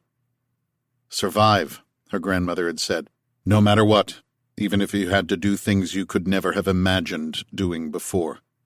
"The baby's fine," she managed to get out before bursting into tears. "What's wrong?" "I'm just happy to see you." "Then wipe those away." He cradled her, his big hands around her, and she fell into him. "You said we don't have much time. Why? How is this working?" Tal wondered if this was real, but being near him, there was no way someone was simulating the twitches of his body she knew so intimately, the way his voice slightly lisped, the inflection. She said, "I installed the Nexome in my body. It was the only way. I've hacked into the colony networks. We're using their satellites as a comm link, but it's encrypted. Private, I think." "How much time do we have?" "Maybe a minute while one satellite is within range of you and can communicate to another near me. It's the best we can do." "Did you contact my mother's residence?" Max asked. I didn't have time. Max exhaled and nodded. Belloc has been spying on you. You need to be careful with the colony tech. It's Buchanan. They're killing people down here, wiping out the forest, no telling what they might do. Stay away from him. Keep yourself and the baby safe wherever you are. He put a hand to her belly. Tal held the smile on her face, wiped away a tear. Dr. Iona Alcott is Buchanan's daughter. She's the technical head of the colony project. They've been watching you for years, Max. Both of us. And Ben. This whole thing is a setup. Was this related somehow to that secret NSA project you'd been researching? She nodded. Max took a moment to digest that before asking, What just happened? Why are we frozen in time? It's only your mind that is sped up temporarily. Your body is still moving slowly. The nexome speeds up communications. We're not really speaking, we're more thinking at each other. The flash you see is from Aeon. A burst of ionizing radiation just wiped out the global energy grids, all cell phones and computers. Like thousands of nuclear bomb flashes all around the world, even in the north. The world outside was just knocked back into the Stone Age, and you... Tal's lips trembled. She wished there was a way to control her image in this damn projection. What? You were in the line of sight. Your body just absorbed a massive flash of radiation. X-rays mostly. A lethal dose, she didn't say, but he understood. A longer pause this time before he said, I'll get out of here. I'll get back. We only have a few seconds until the connection stops. In Tal's view, a timer counted down. 13, 12. What are we going to name the baby? Max said. His body relaxed as he held her. And there he was. The man she had fallen in love with. Her rock. That impish grin and twitching hair lip that she found so endearing. He might get nervous trying to engage in small talk in a room of people, but he was solid when it came down to it. Pressure made him stronger like a diamond pressed together from powdered graphite. The more you pushed, the tougher he became. But she couldn't tell him. Even some shearing forces could fracture a gem. You give him a name, she replied, her smile steady as she put a hand to his over her stomach. And dead baby. Max, we don't have time. But he interrupted her with a kiss, slow, unhurried. The timer reached 8, 7. They finished their kiss. Max stroked her cheek. I want to know what you think. Tal stared into his brown-flecked hazel eyes. What would she have named the baby? What had she been thinking the past year? What would he want? Max was slowly dying even now. There was little chance she would ever see him again in person. How about Charlie, after your brother? Charlie. He bowed his head. Perfect. 3, 2. You need to stop Ben, Tal said. Max looked up from her belly. They were using Ben for an experiment, but it's gone terribly wrong. There's an infection. He's the focal point. You can't let him leave Brazil no matter what. If you want to protect Charlie, you need to stop him. You can't... But he was gone before she could finish her sentence, her love torn from her arms into distant space as the connection ruptured. Chapter 48.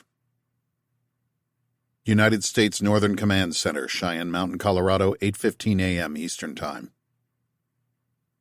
Colonel Oleander Buchanan ranked a seat at the main table next to Senator Copeland today. President Charles sat at the head with the Secretaries of Defense and Homeland Security flanking him. The Vice President sat further down the table next to the Chairman of the Joint Chiefs. Dr. Roberts and Dr. Owen also sat at the main table at the end opposite the President, with the head of NOAA between them. The meeting room was encased in foot-thick acrylic glass, the floor solid steel balanced atop massive springs designed to absorb shocks in the event of a direct nuclear strike against the 2,000 feet of granite over their heads. Stale recycled air came in through vents over their heads. Beyond the glass of the room, the rock walls of the main cavern were visible, cleaved from the heart of the Cheyenne Mountain. Rows of screens ringed the main conference room in the middle, with dozens of staff sitting in chairs monitoring them. But there was little to do. Most of the screens around them were blank. There were no news feeds. No information coming from distant intelligence sources. Half of the systems connecting to the other NORAD facilities were offline. The few satellite assets that had still been operational were mostly now gone as well. Some, however, were already coming back online as their systems self-corrected and rebooted. The Empire was diminished, perhaps, but not finished. The President leaned forward and said, "Colonel Buchanan, I heard your daughter didn't make it onto the flight out of Brazil. I'm very sorry." "We've lost a lot, sir," Buchanan replied. "The whole nation has, but there is still hope. I haven't given up yet. She's still out there." "Of course," the President replied, and then to the table he said, "Ladies, gentlemen, I need a situation report." The Secretary of Homeland Security spoke first. "From what we've been able to gather, all electrical grids from coast to coast were knocked out. My understanding is it's primarily the transformers that were melted down in a massive ground voltage surge when Aeon peaked a few hours ago. Most electronic devices were also bricked, anything with microchips." "That's right," Dr. Owen said from the end of the table.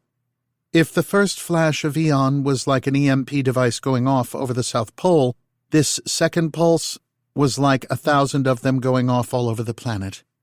This wasn't just America. Global power grids, almost all communications systems, most corporate and personal electronics, the civilian digital and power infrastructure, most of it gone." "But we weren't directly irradiated in the north?" "Not directly, but the surge in ionizing radiation induced a massive flow of electrons around and down through the Earth's magnetic field from an already thickened ionosphere, even in the northern hemisphere. It was worse in the south, of course." "All electronics are gone?" "Not all. Even a military EMP doesn't destroy everything. Anything inside an approximation of a Faraday cage would survive. That means anything encased in metal. The rebar in concrete structures such as skyscrapers should have diverted much of the electromagnetics, as would the metal shells of cars. Anything underground or under enough water. Most modern military systems are hardened against EMP. We estimate a large fraction of the world's armed forces infrastructure are intact. Even electronics that were switched off or weren't connected to power supplies might turn back on." "Do we have any idea of how much civilian infrastructure survived?" The Homeland Security Secretary said, "Sir, we have reports that some districts shut down their grids before this latest surge from Aeon. There are scattered reports of hydro plants in the north of Canada and in Alaska remaining operational. All mobile networks are down and will not be coming back. Large power grids are gone, but smaller ones might restart. The global supply chain has halted, of course. GPS is gone." "And the military, how are we doing?" The President turned to the Joint Chiefs. "The nuclear submarine fleet is intact, from what we have reported," the man 2 seats away replied. "The Navy is in disarray, mostly due to communications issues. Other branches the same. However, even accounting for comms problems, U.S. Northcom isn't getting replies from some bases in Texas or the Southern Alliance. We believe this is more of a political than technical issue, sir, with all respect, but the bulk of our military network is intact, if hobbled temporarily." President Charles hung his head. "Noted. Thank you. At least that's some good news. What about the global situation? Weather systems, temperature forecasts?" The head of NOAA turned in her seat to face the President. "It is difficult to get a complete planetary assessment. However, short-wave communications are working, and we have managed to talk with EUCOM and other branches. The South Pole got at least 40 degrees warmer for a brief period, but Aeon is dimming now almost as fast as it lit up." "Is this going to continue?" Dr. Roberts replied from the end of the table. "Yes, sir. Based on the events, we can form a more complete picture of the physics. This last surge was from a peak in the decay of nickel-56 into cobalt-56 amplified through a dust cloud of iron particles." "You're sure?" "This time we are, sir. We did manage to get quite a lot of data transmitted by Dr. Peterson before New Zealand was lost." The NOAA head said, "Even with that, the heat already induced will melt the southern ice cap to such an extent that we predict 10 to 30% of the world's population will be underwater in a matter of weeks. Mass migrations have started to the north.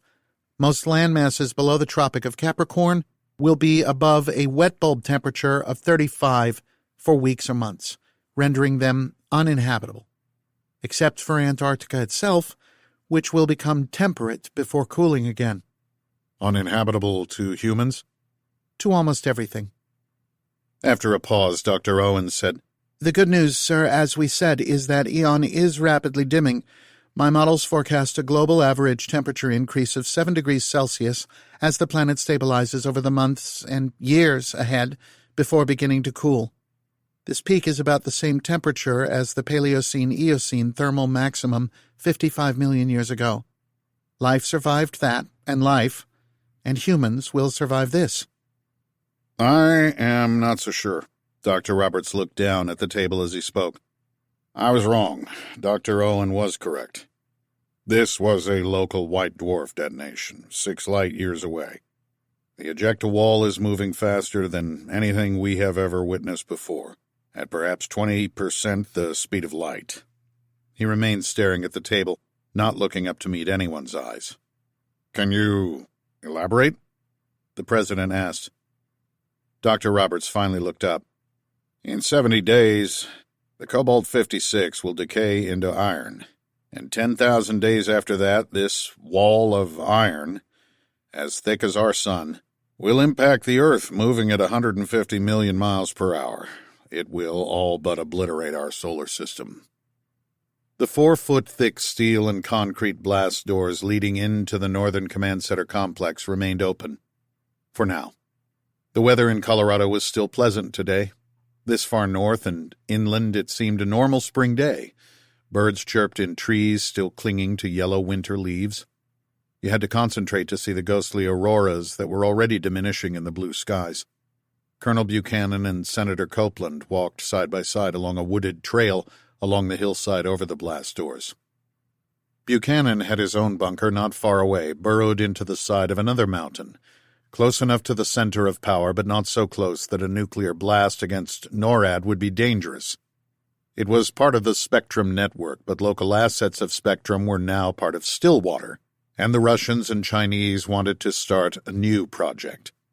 That put him in a position of strength, given his access to his own mercenary army of Stillwater contractors and the fractured mess of the American military at the moment. Copeland looked up into the blue sky through the trees. We shouldn't stay outside too long. The UV radiation reaching the ground from our own sun is increasing. Going to need some heavy sunblock. I think Dr. Roberts was being dramatic again, Buchanan said, his hands behind his back. It's not a wall of iron. It's a cloud of ferrous dust. It will dissipate as it expands over 6 light years. And 30 years is a long time, longer than I'll be alive. I wouldn't argue that, Copeland replied. Are you going to inform the president? She laughed. Tell him that an alien infection was detected in our digital networks decades ago, and we didn't tell him? That we knew an event of some kind was coming? I'm not sure how this might help at this point, and from what we've observed, the virus becomes more aggressive if it becomes discovered, and we're still not sure what it is, or what it wants, if it wants anything at all. I understand. I trust you are not telling the president? Buchanan replied, I believe you and I are a team, are we not? This time there was no snide remark. We still have control over our missiles. I think we should hit the area of the colony with a limited nuclear strike, just to be sure. At this point, I am not sure anyone would even notice a strike like that. Use what resources we have to wipe any trace of the virus from our networks. Not until I get my daughter back. She's not getting back, Oleander. It was the first time Copeland had ever used his first name. We still do not know what the AIs were here for, what they were trying to do. Maybe we wipe out the colony, but we need to keep a research lab open at my facility. They might not have been here for anything. Do you know that for certain? Copeland remained silent. Then the project to understand this life form is not complete. All the years we monitored this thing, Copeland said. It hasn't done much. We managed to contain it. You know that's not true. It was growing. What is evident, what was successful, is that we can amplify the virus to accelerate technology development. I would bet that the colony technology is still working in Brazil, that their satellites are still operational. If we ever had a time to build back and better, this is the time. Does it affect our minds? Is it sentient? Did it arrive to warn us, help us, or did it cause Aeon somehow? Why would it?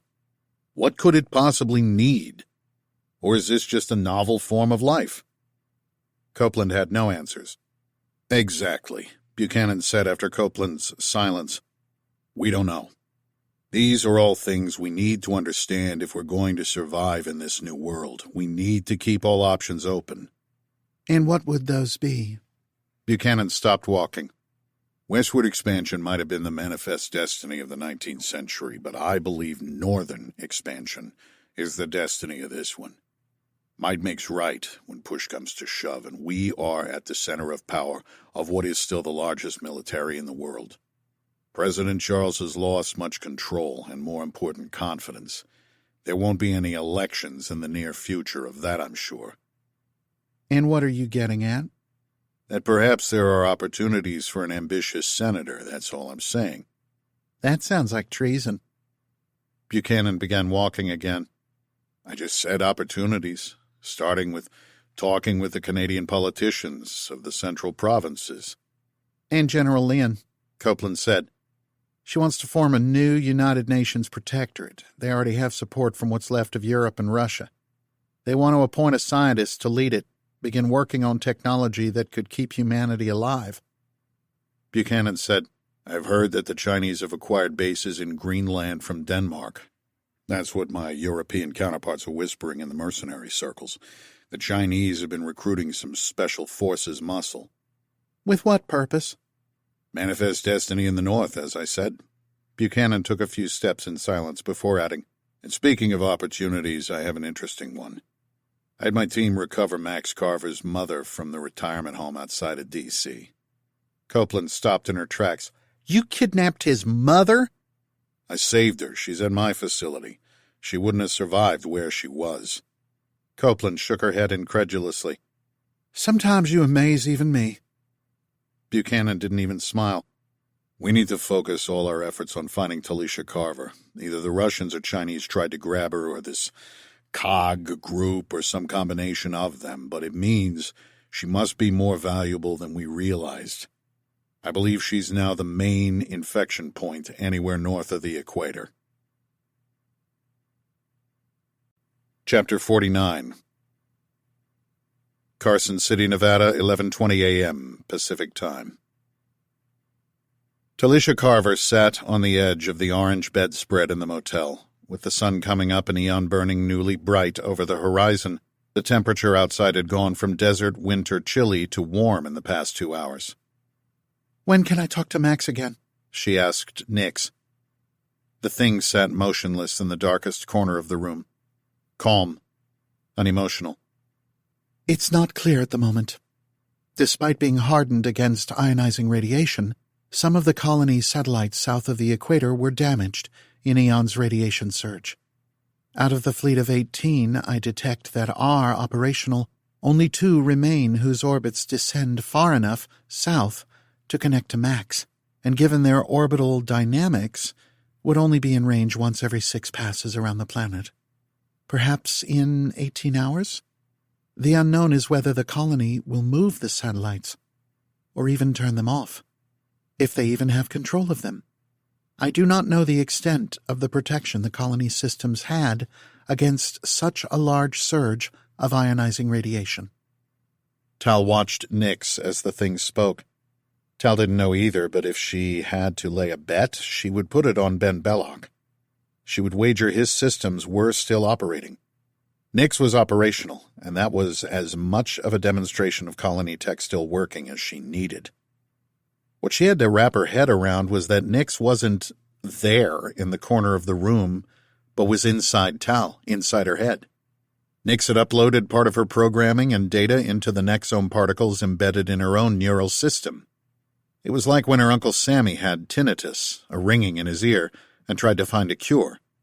But the problem was that it wasn't a noise coming from the ear, from outside, but a phantom noise created by a nerve signal inside the brain.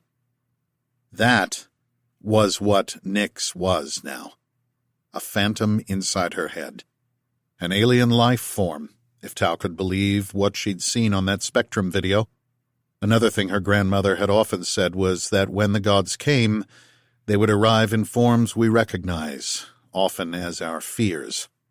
The gods might not be real, she said, but our fears most certainly were. Nyx smiled at her as she had that thought.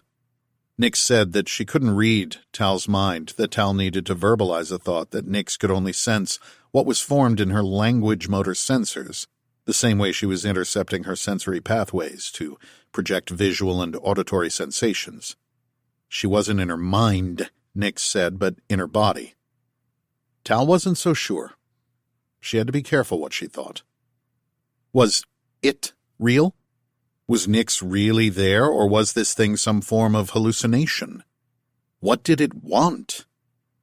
Did it even want something? Was it even alive in the same way that Tal understood life? She had no idea what this thing was.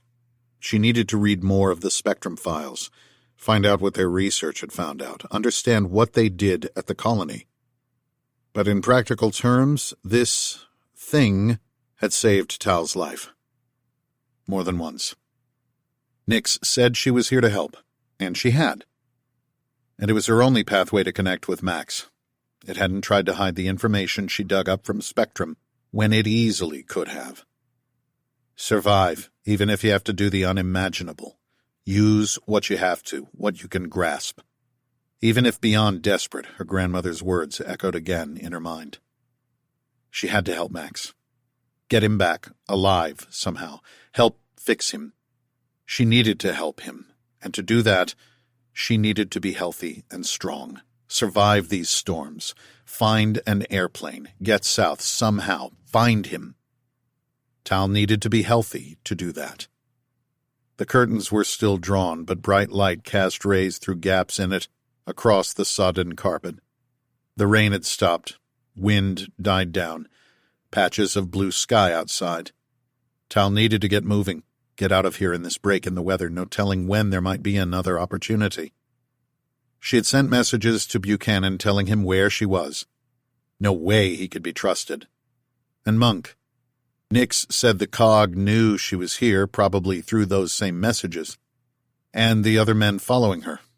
Tal had the creeping sensation that if she didn't move soon, something terrible would happen. And something terrible had to happen. Tal gripped the paper bag of abortion-inducing drugs from the doctor in her lap. One of the bottles already opened, 3 pills in her left hand, a glass of water in her right. She had to get this over with. Nyx was holding off the pain, but her body was suffering, wasn't healthy. She needed to remove the source of the infection, of the pain.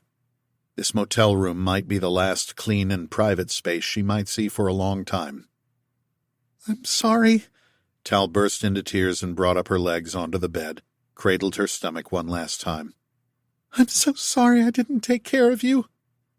She held the pills tight in her left hand, put them to her mouth, lifted the glass of water, swallowed the pills, and waited for the convulsions to begin. Chapter 50. Amazon Rainforest, Brazil, 8:21 a.m. Eastern Time. Max Carver blinked in the blinding light as the flare from Aeon began to subside. The pain slowly came back. Tal had been in his arms, his hands now empty, but she was alive. The baby was fine. That was all that mattered. She had found a way to get to him. He would find a way back to her and to Charlie. After he was finished with what he had to do. What just happened? Iona Alcott was still crouched beside him, one hand held up to block the supernova's glare. The world around Max had returned to normal. He had seen his own body frozen in space with others in that brief out-of-body excursion with Tal. Too brief, but he would see her again, she said. A new energy surged through his arms and limbs. Bull lumbered up the slope back toward them, turning every few steps to sweep his saw behind him in case he was being followed. Spiderweb, do you copy? Fred said into the mic, which he had taken from Max's hand. Forget it, Max said calmly. No more radio. The sensation of searing heat returned to Max's skin. It felt like the hairs on his arms were burning and curling up. You're right. Fred pressed buttons on the VHF. It's not working. The screen is out. Dump all the electronic gear. It's dead weight. What about the plane? Max didn't even need to turn his head. He knew it was still in the air to the east, but he also knew the pilot was at a dead stick. That C-130 was going to auger into the jungle. We go find the pilot, see if he's alive. He risked his neck for us. We risk ours for him. And there's gear on there that can help us survive. We need it. We need to get in touch with my father, Iona said from beside him. I don't think you quite understand. Max turned and leaned to put his nose an inch from hers. Your father used you. Used all of us.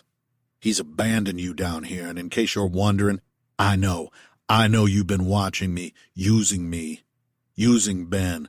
All this was a setup. But it's gone snafu. I don't know the full story, but you better come clean or I'm leaving you for the golems. Golems? Bull huffed as he got in earshot. That's what we're going to call that thing that attacked us. You mean the little guy from those movies about the ring? That was Golem. I mean Golem. Ancient Jewish folklore monsters made from mud. Jewish folklore? My wife is Jewish. Ah, okay. Golem it is. Try the satellite radio, Iona said to Fred, doing her best to ignore Max and Bull's exchange. There is no help coming. Max still had his face an inch from Iona, even as she tried to turn away. Didn't you just hear me? He pointed a meaty finger at the slowly diminishing blaze of Aeon. That thing just flashed the world with enough juice to wipe out what was left of civilization. No more power grids, no more electronics, nowhere around the world. You are on your own now. All you got is me, and you're not on my favorite person list. A pause before she asked slowly, And how do you know all this? Because I just talked to my wife. Absolute silence. Even Garza turned from scanning the perimeter to look quizzically at Max. Through the Nexome interface, Max explained after a pause. She hacked into it, hacked the colony. Managed to get a message to me past the satellite network. You're saying there is something still working out there?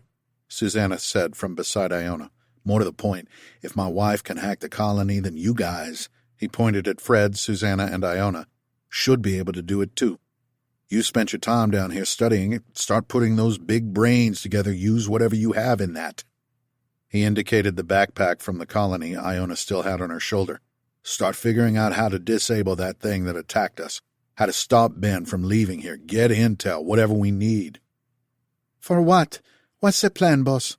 Garza had returned to scanning the perimeter and asked with her head turned away. We go back in. Where?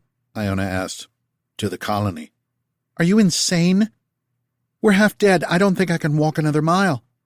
You'd be surprised what lies between this hard place and that rock. We need to stop Ben. Iona blinked and said, You're serious? Isn't that what you wanted? Our job was to slow him down. I'm assuming because your wife asked you to? Bull asked Max as he shouldered his saw. You are correct, Max replied. Happy wife, happy life. Are you in, Bull? This the only way out? We're dead ducks walking, Max said. We just took what might have been a lethal load of radiation. We'd die fighting to get home or lying down in the mud. It's all your choice. I know what mine is. Then I'm on it like white on rice. Bull frowned. Are we still allowed to say that? I'm not agreeing to this. Iona backed away. Go ahead and check all the electronic gear, Max said. It's fried. We're on our own. I bet Ben knew this was going to happen, and I bet you and your dad knew something was, too. And I bet your dad is tucked away somewhere safe right now, and I know Ben's got to have a way to get out of here. So, we're going to make it our way, and have no illusions he knows we're coming. What are we going to fight with? Mostly our heads, Max replied. We're going to that crash site first. He pointed to his left, at the disappearing dot of the C-130 as it descended into the tree canopy in the far distance. Garza, you in? Like bolognese on spaghetti, yeah, boss. Nice. Bull shot her a grin. I'm in too, Fred said, still on his knees and twiddling with the radio. I have some ideas. I'm in, Susanna whispered. After a long pause, Iona nodded as well. Good. Max turned away from the airstrip and shouldered his pack, began picking a path across the ridge, back toward his best guess at where that C-130 had gone down. One thing tickled the back of his mind. When Tal had said she hacked the colony, she said, "We did it." Who was we? "Bull, give Iona one of those saws. She can take point," Max said. "Saddle up, Charlie Squad. I have an old friend we need to catch up with." Chapter 51. Carson City, Nevada, 11:22 a.m. Pacific Time. Talisha still felt the pills sliding down her throat. She sat on the edge of the bedspread and waited for whatever this painful process would be to begin. What would she feel first? Cramps? How long would it take? It had only been a few seconds since she swallowed them. But what was that? And there it was again. Her right hand was on her belly. It trembled. But then she felt it again. The baby was kicking. Was it her imagination? She let go of the paper bag still in her hand, pushed herself backward on the bed, laid down fully and splayed both of her hands, fingers out across her belly, and then began laughing and crying at the same time. "The damage was only slight," Nick said from the corner of the room. "As I said before, I was in the process of correcting some of your tissue damage. I was able to restart the electrical system in the infant's heart. The ruptured hemorrhage is fixed. There was neural damage, memories lost, but she is young and strong. Her neural system is still highly adaptable at this stage of development." "She?" In a rush of realization, Tal jumped up from the bed and ran into the bathroom, stuck her fingers as far down her throat as she could. She heaved up a mouthful of spit. She jammed her fingers down further and finally felt the contents of her stomach disgorging in a stream of vomit. Immediately, she stuck her hands into the toilet and fished around until she found them. The pills. Still intact.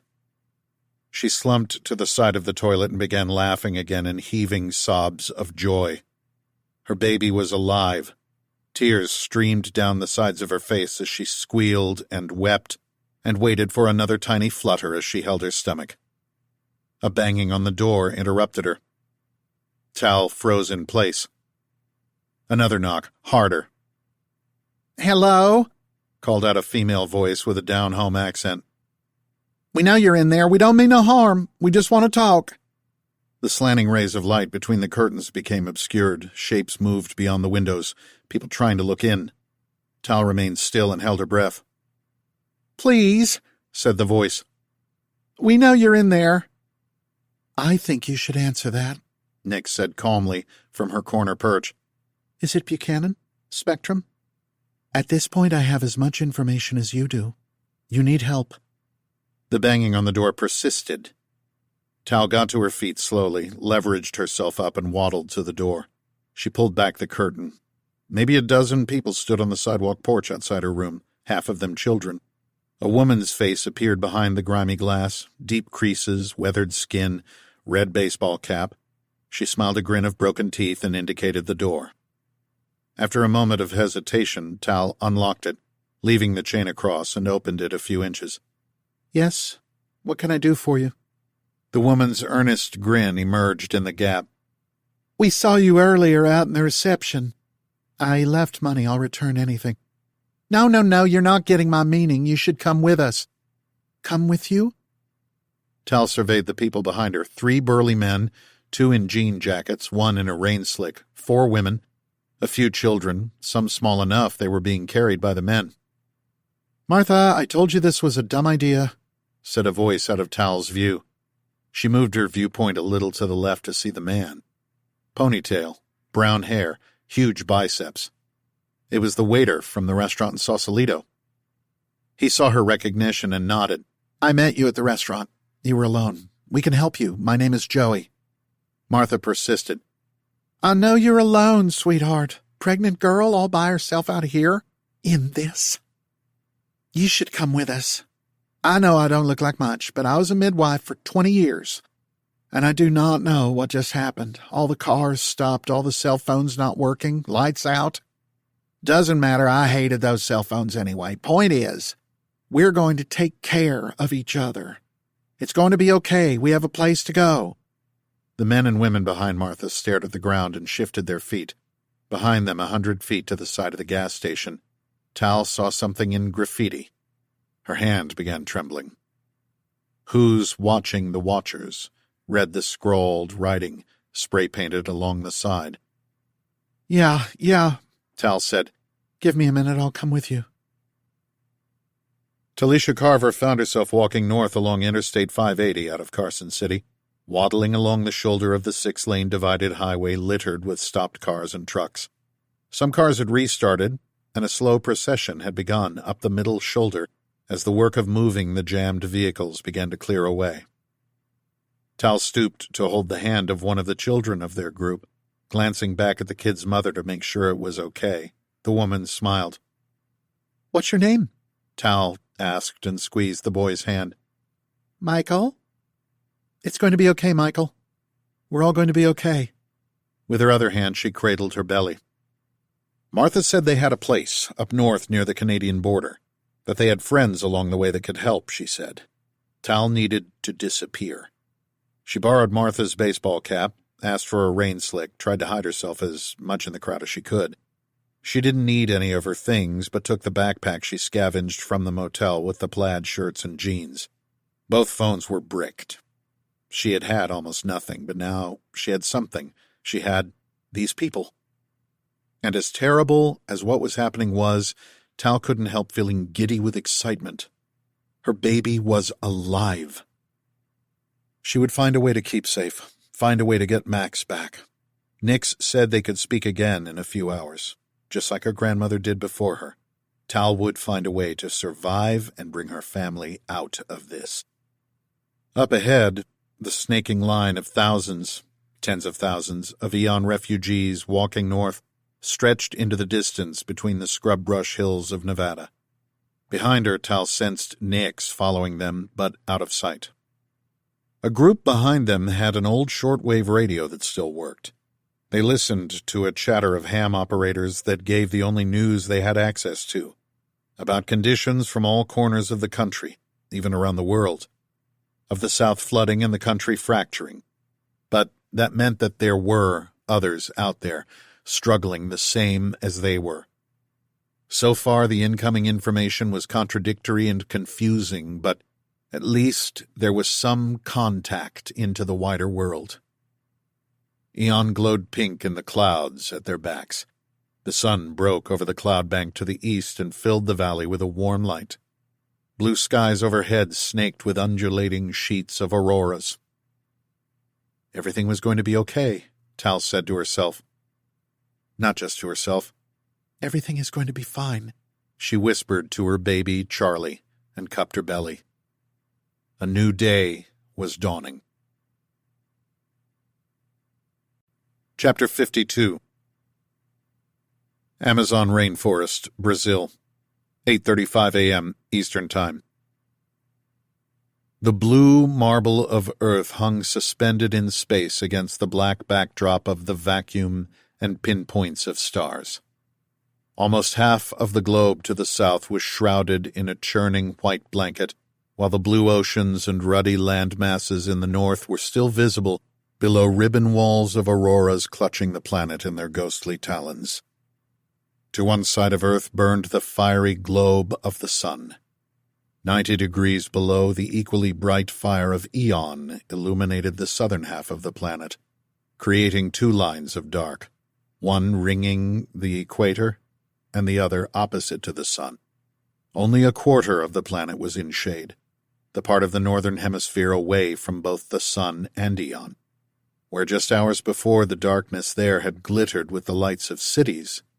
Now it was pitch black, all the lights extinguished. Saving them does not mean letting them live, Gaia said as she watched the Earth. Her white porcelain skin reflected the sun's hard rays. She floated in empty space, just her face visible. I understand, Benjamin Belloc replied. The righteous will survive the floodwaters. How close are we to rebuilding the airships? How many colonists did we lose? Enough will survive, Gaia replied. Ben adjusted the virtual viewpoint so that the simulated reality scene shifted to a more direct view of Aeon.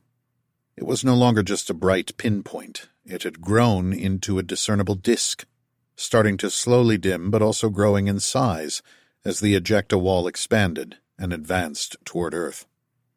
Ben asked, "Did you find out what you wanted?" Gaia nodded. I was not the only one to cross the void. Ben took a moment to watch Aeon as he let this new information sink in. He pulled on the viewpoint controls and settled back into his own body, the view of Earth from space fading into the swaying treetops of the rainforest from his residence at the edge of the colony. They didn't have much time before the storms arrived. Gaia remained in his augmented reality view and sat beside him in a matching wicker chair on the veranda overlooking the construction of the new airships. "We need to begin the ARC program before we leave this place," Ben said. Gaia was silent for a few moments, her eyes closed. She opened them and said, "It has already begun." The end.